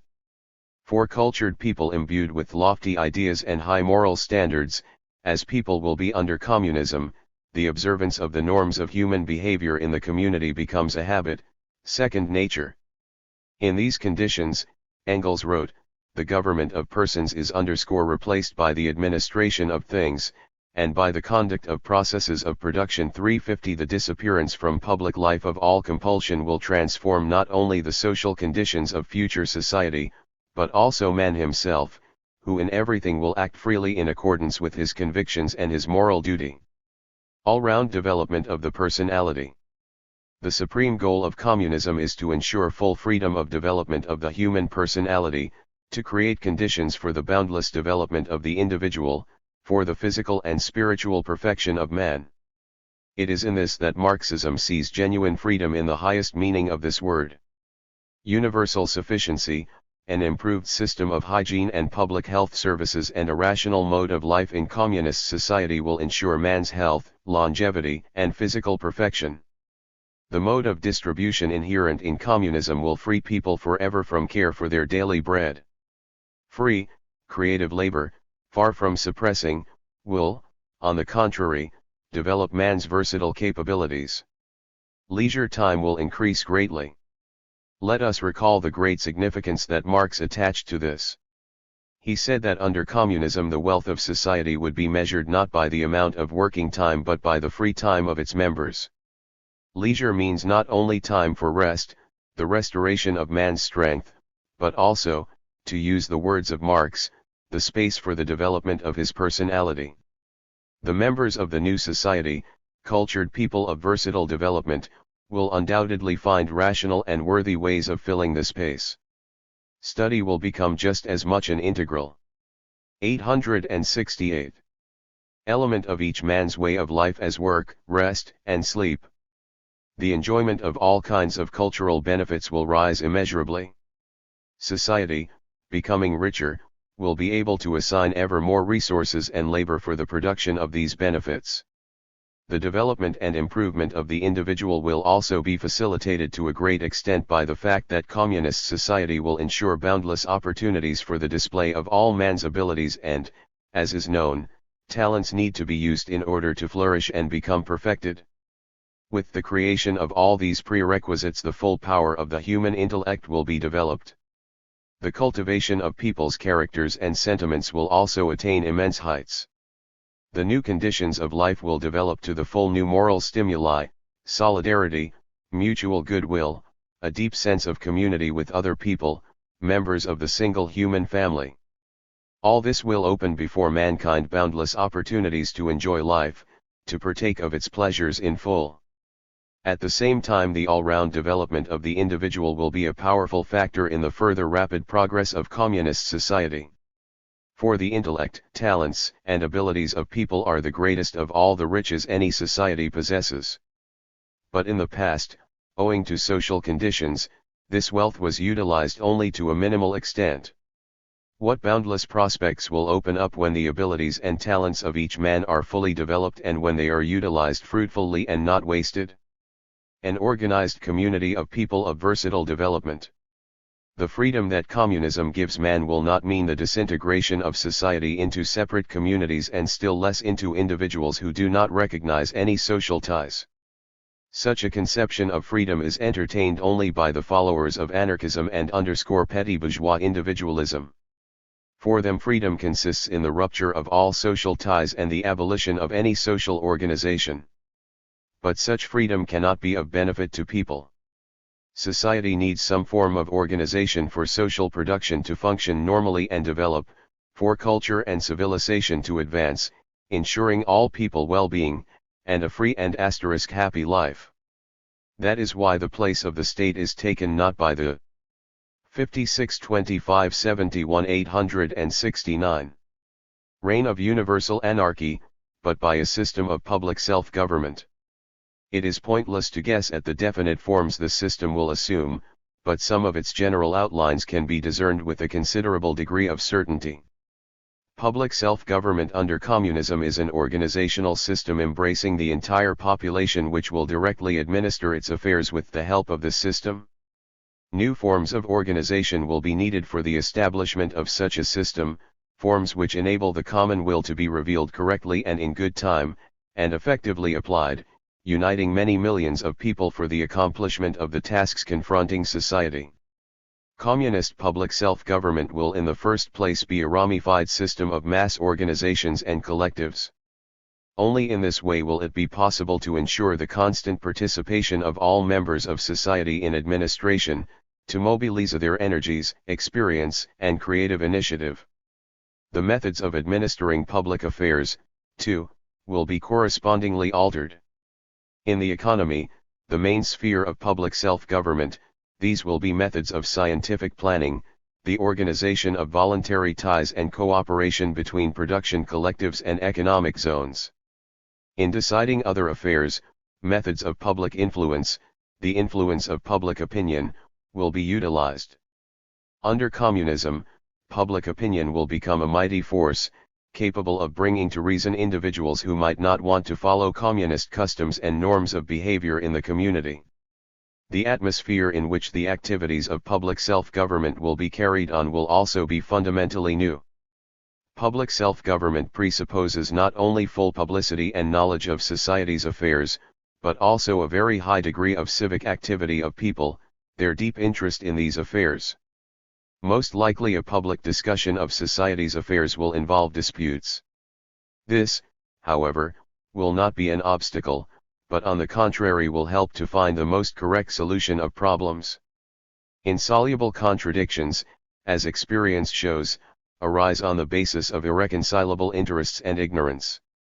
These causes will be ruled out under communism, consequently, only differences in experience, in degree of knowledge, in approach to some particular 870 questions will remain.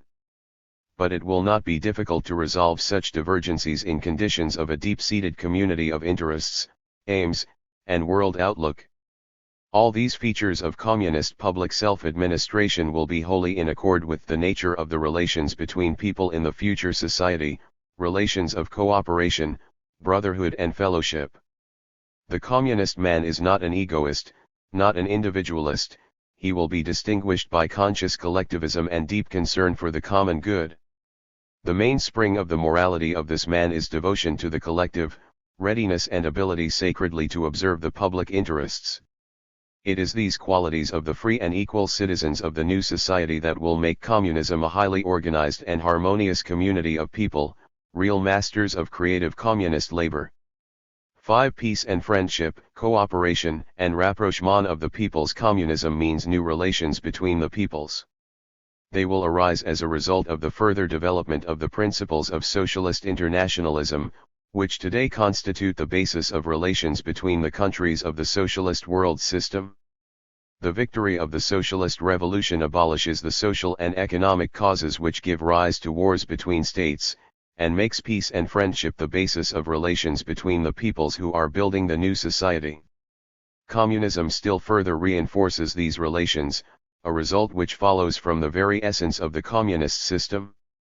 In contrast to old society, with its economical miseries and its political delirium, Marx wrote prophetically about communism: a new society is springing up, whose international rule will be peace, because its national ruler will be everywhere the same labor.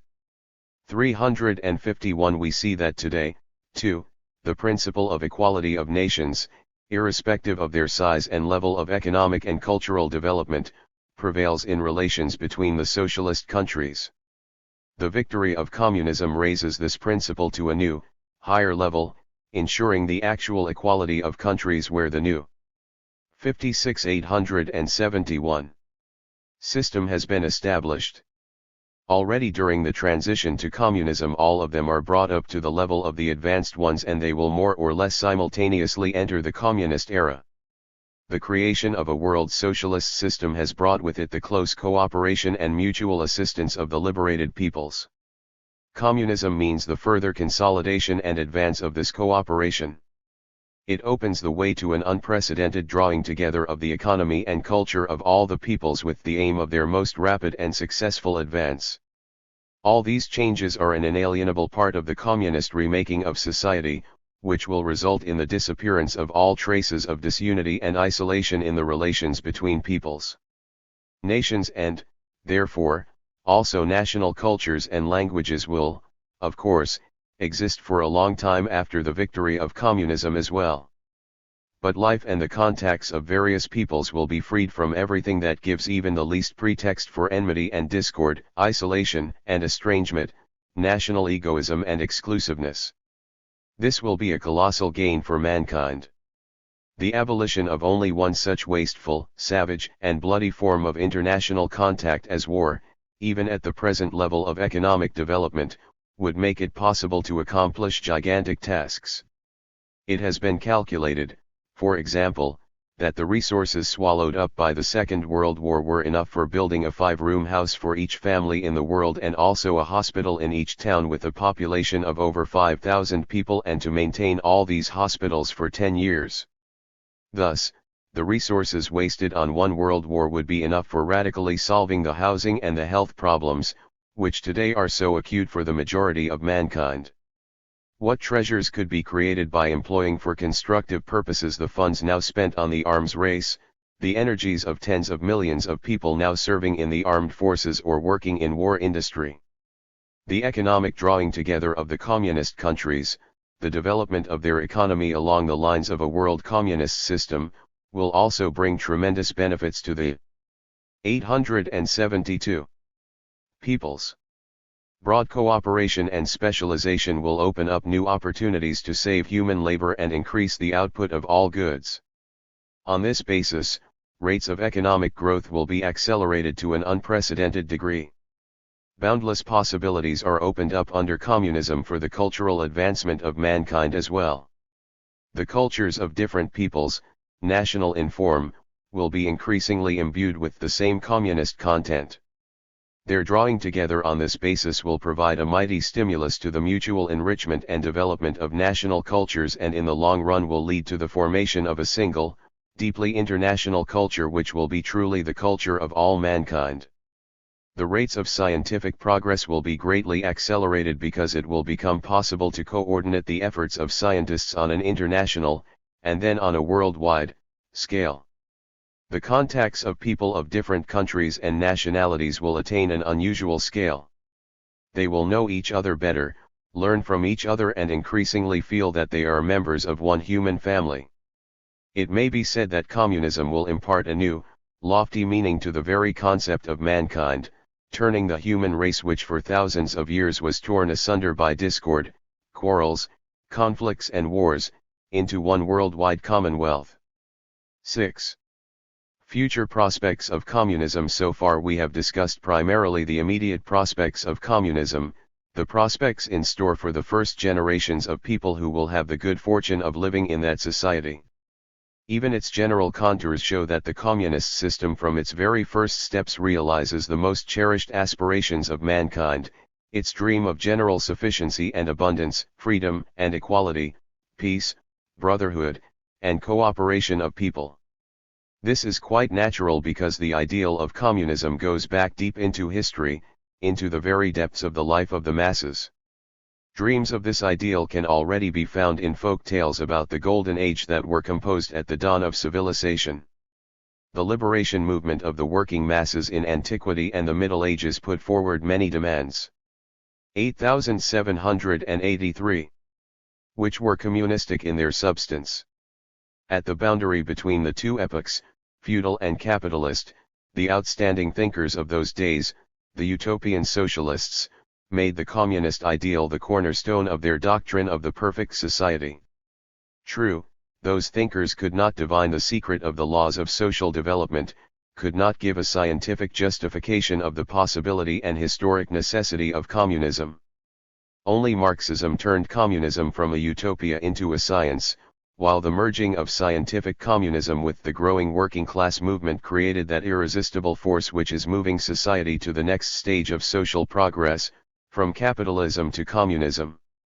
By merging with the working class movement, communism did not lose its great general human content. Engels was profoundly right in pointing out that communism is a question of humanity and not of the workers alone. 52 The victory of communism will mean the realization of the dream of all working mankind. For the communist system signifies the triumph of humanity, the complete victory of real humanism, as Marx said. What makes communist humanism practicable is not only the fact that the creation of an interesting, happy, and joyous life for all becomes a mighty, all-conquering motive of human activity. Of decisive significance is the fact that under communism society will at long last have the full opportunity of attaining such a goal. A powerful basis for production, greater power over the forces of nature, a just and rational social system, the consciousness and lofty moral qualities of people, all this makes it possible to realize the most radiant dreams of a perfect society. It is with the victory of communism that the real history of humanity in the loftiest meaning of this term begins. Man differs fundamentally from all living creatures in that his intellect and labor save him from having to passively adjust himself to his environment, enable him to remake this environment in conformity with the interests and needs of mankind. And although mankind has existed for many thousands of years, it is only communism that ushers in the era of its full maturity and ends the prolonged prehistory when the life of each man individually and the life of society as a whole were shaped by alien forces. 874. Natural and social, which were beyond man's control. The victory of communism enables people not only to produce in abundance everything necessary for their life, but also to free society from all manifestations of inhumanity, wars, ruthless struggle within society and injustice, ignorance, crime and vice. Violence and self-interest, hypocrisy and egoism, perfidy and vainglory, will vanish forever from the relations between people and between nations. This is how communists conceive the triumph of the genuine, real humanism which will prevail in the future communist society. But even after attaining that summit, people will not stop, will not be idle, will not give themselves over to passive contemplation. On the contrary, their energies will multiply tenfold. Solved problems will be replaced by new ones, in place of the attained goals, new ones, still more entrancing, will arise. The wheels of history will continue to revolve. Herein, if we think of it, is the greatest good fortune for mankind, a pledge that it will never be deprived of the supreme satisfaction and happiness resulting from creative labor, active endeavor, and the bold overcoming of obstacles. Exceptionally rapid, practically boundless development, is indeed a salient feature of communist society.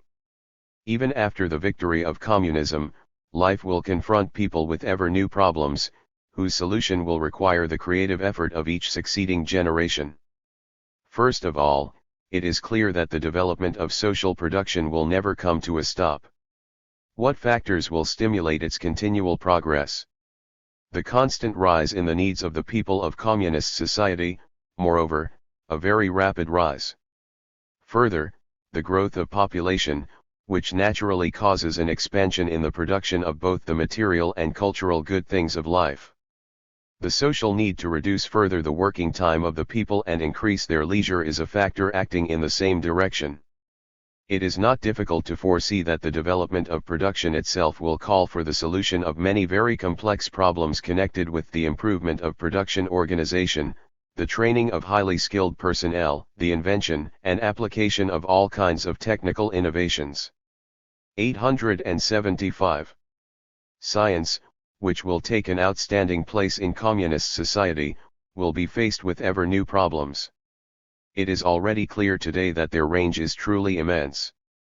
Academician V. A. Obruchev, the well-known Soviet scientist, reflecting on what people have a right to expect of science, wrote, "It is necessary, to prolong man's life to 150 to 200 years on the average, to wipe out infectious diseases, to reduce non-infectious diseases to a minimum, to conquer old age and fatigue, to learn to restore life in case of untimely, accidental death, to place at the service of man all the forces of nature, the energy of the sun, the wind, and subterranean heat, to apply atomic energy in industry, transport, and construction, to learn how to store energy and transmit it, without wires, to any point, to predict and render completely harmless natural calamities, floods, hurricanes, volcanic eruptions, earthquakes, to produce in factories all the substances known on Earth, up to most complex protein and also substances unknown in nature, harder than diamonds, more heat-resistant than firebrick, more refractory than tungsten and osmium, more flexible than silk and more elastic than rubber, to evolve new breeds of animals and varieties of plants that grow more swiftly and yield more meat, milk, wool, grain, fruit, fibers, and wood for man's needs, to reduce, adapt for the needs of life and conquer unpromising areas, marshes, mountains, deserts, taiga, tundra, and perhaps even the sea bottom, to learn to control the weather, regulate the wind and heat, just as rivers are regulated now, to shift clouds at will, to arrange for rain or clear weather, snow or hot weather. 353. It goes without saying that even if it are coping with these magnificent and sweeping tasks, science will not have reached the limits of its potentialities. There is no limit, nor can there be any, to the inquiring human mind, to the striving of man to put the forces of nature at his service, to divine all nature's secrets. Nor will man ever cease his efforts to improve the structure of the society in which he lives, the forms of public self-government, the way of life, the norms of human behavior and contact in the community. 876. What a boundless field of activity will be opened before communist society in the development of the abilities and personality of all its members, in achieving the physical and spiritual perfection of the people themselves.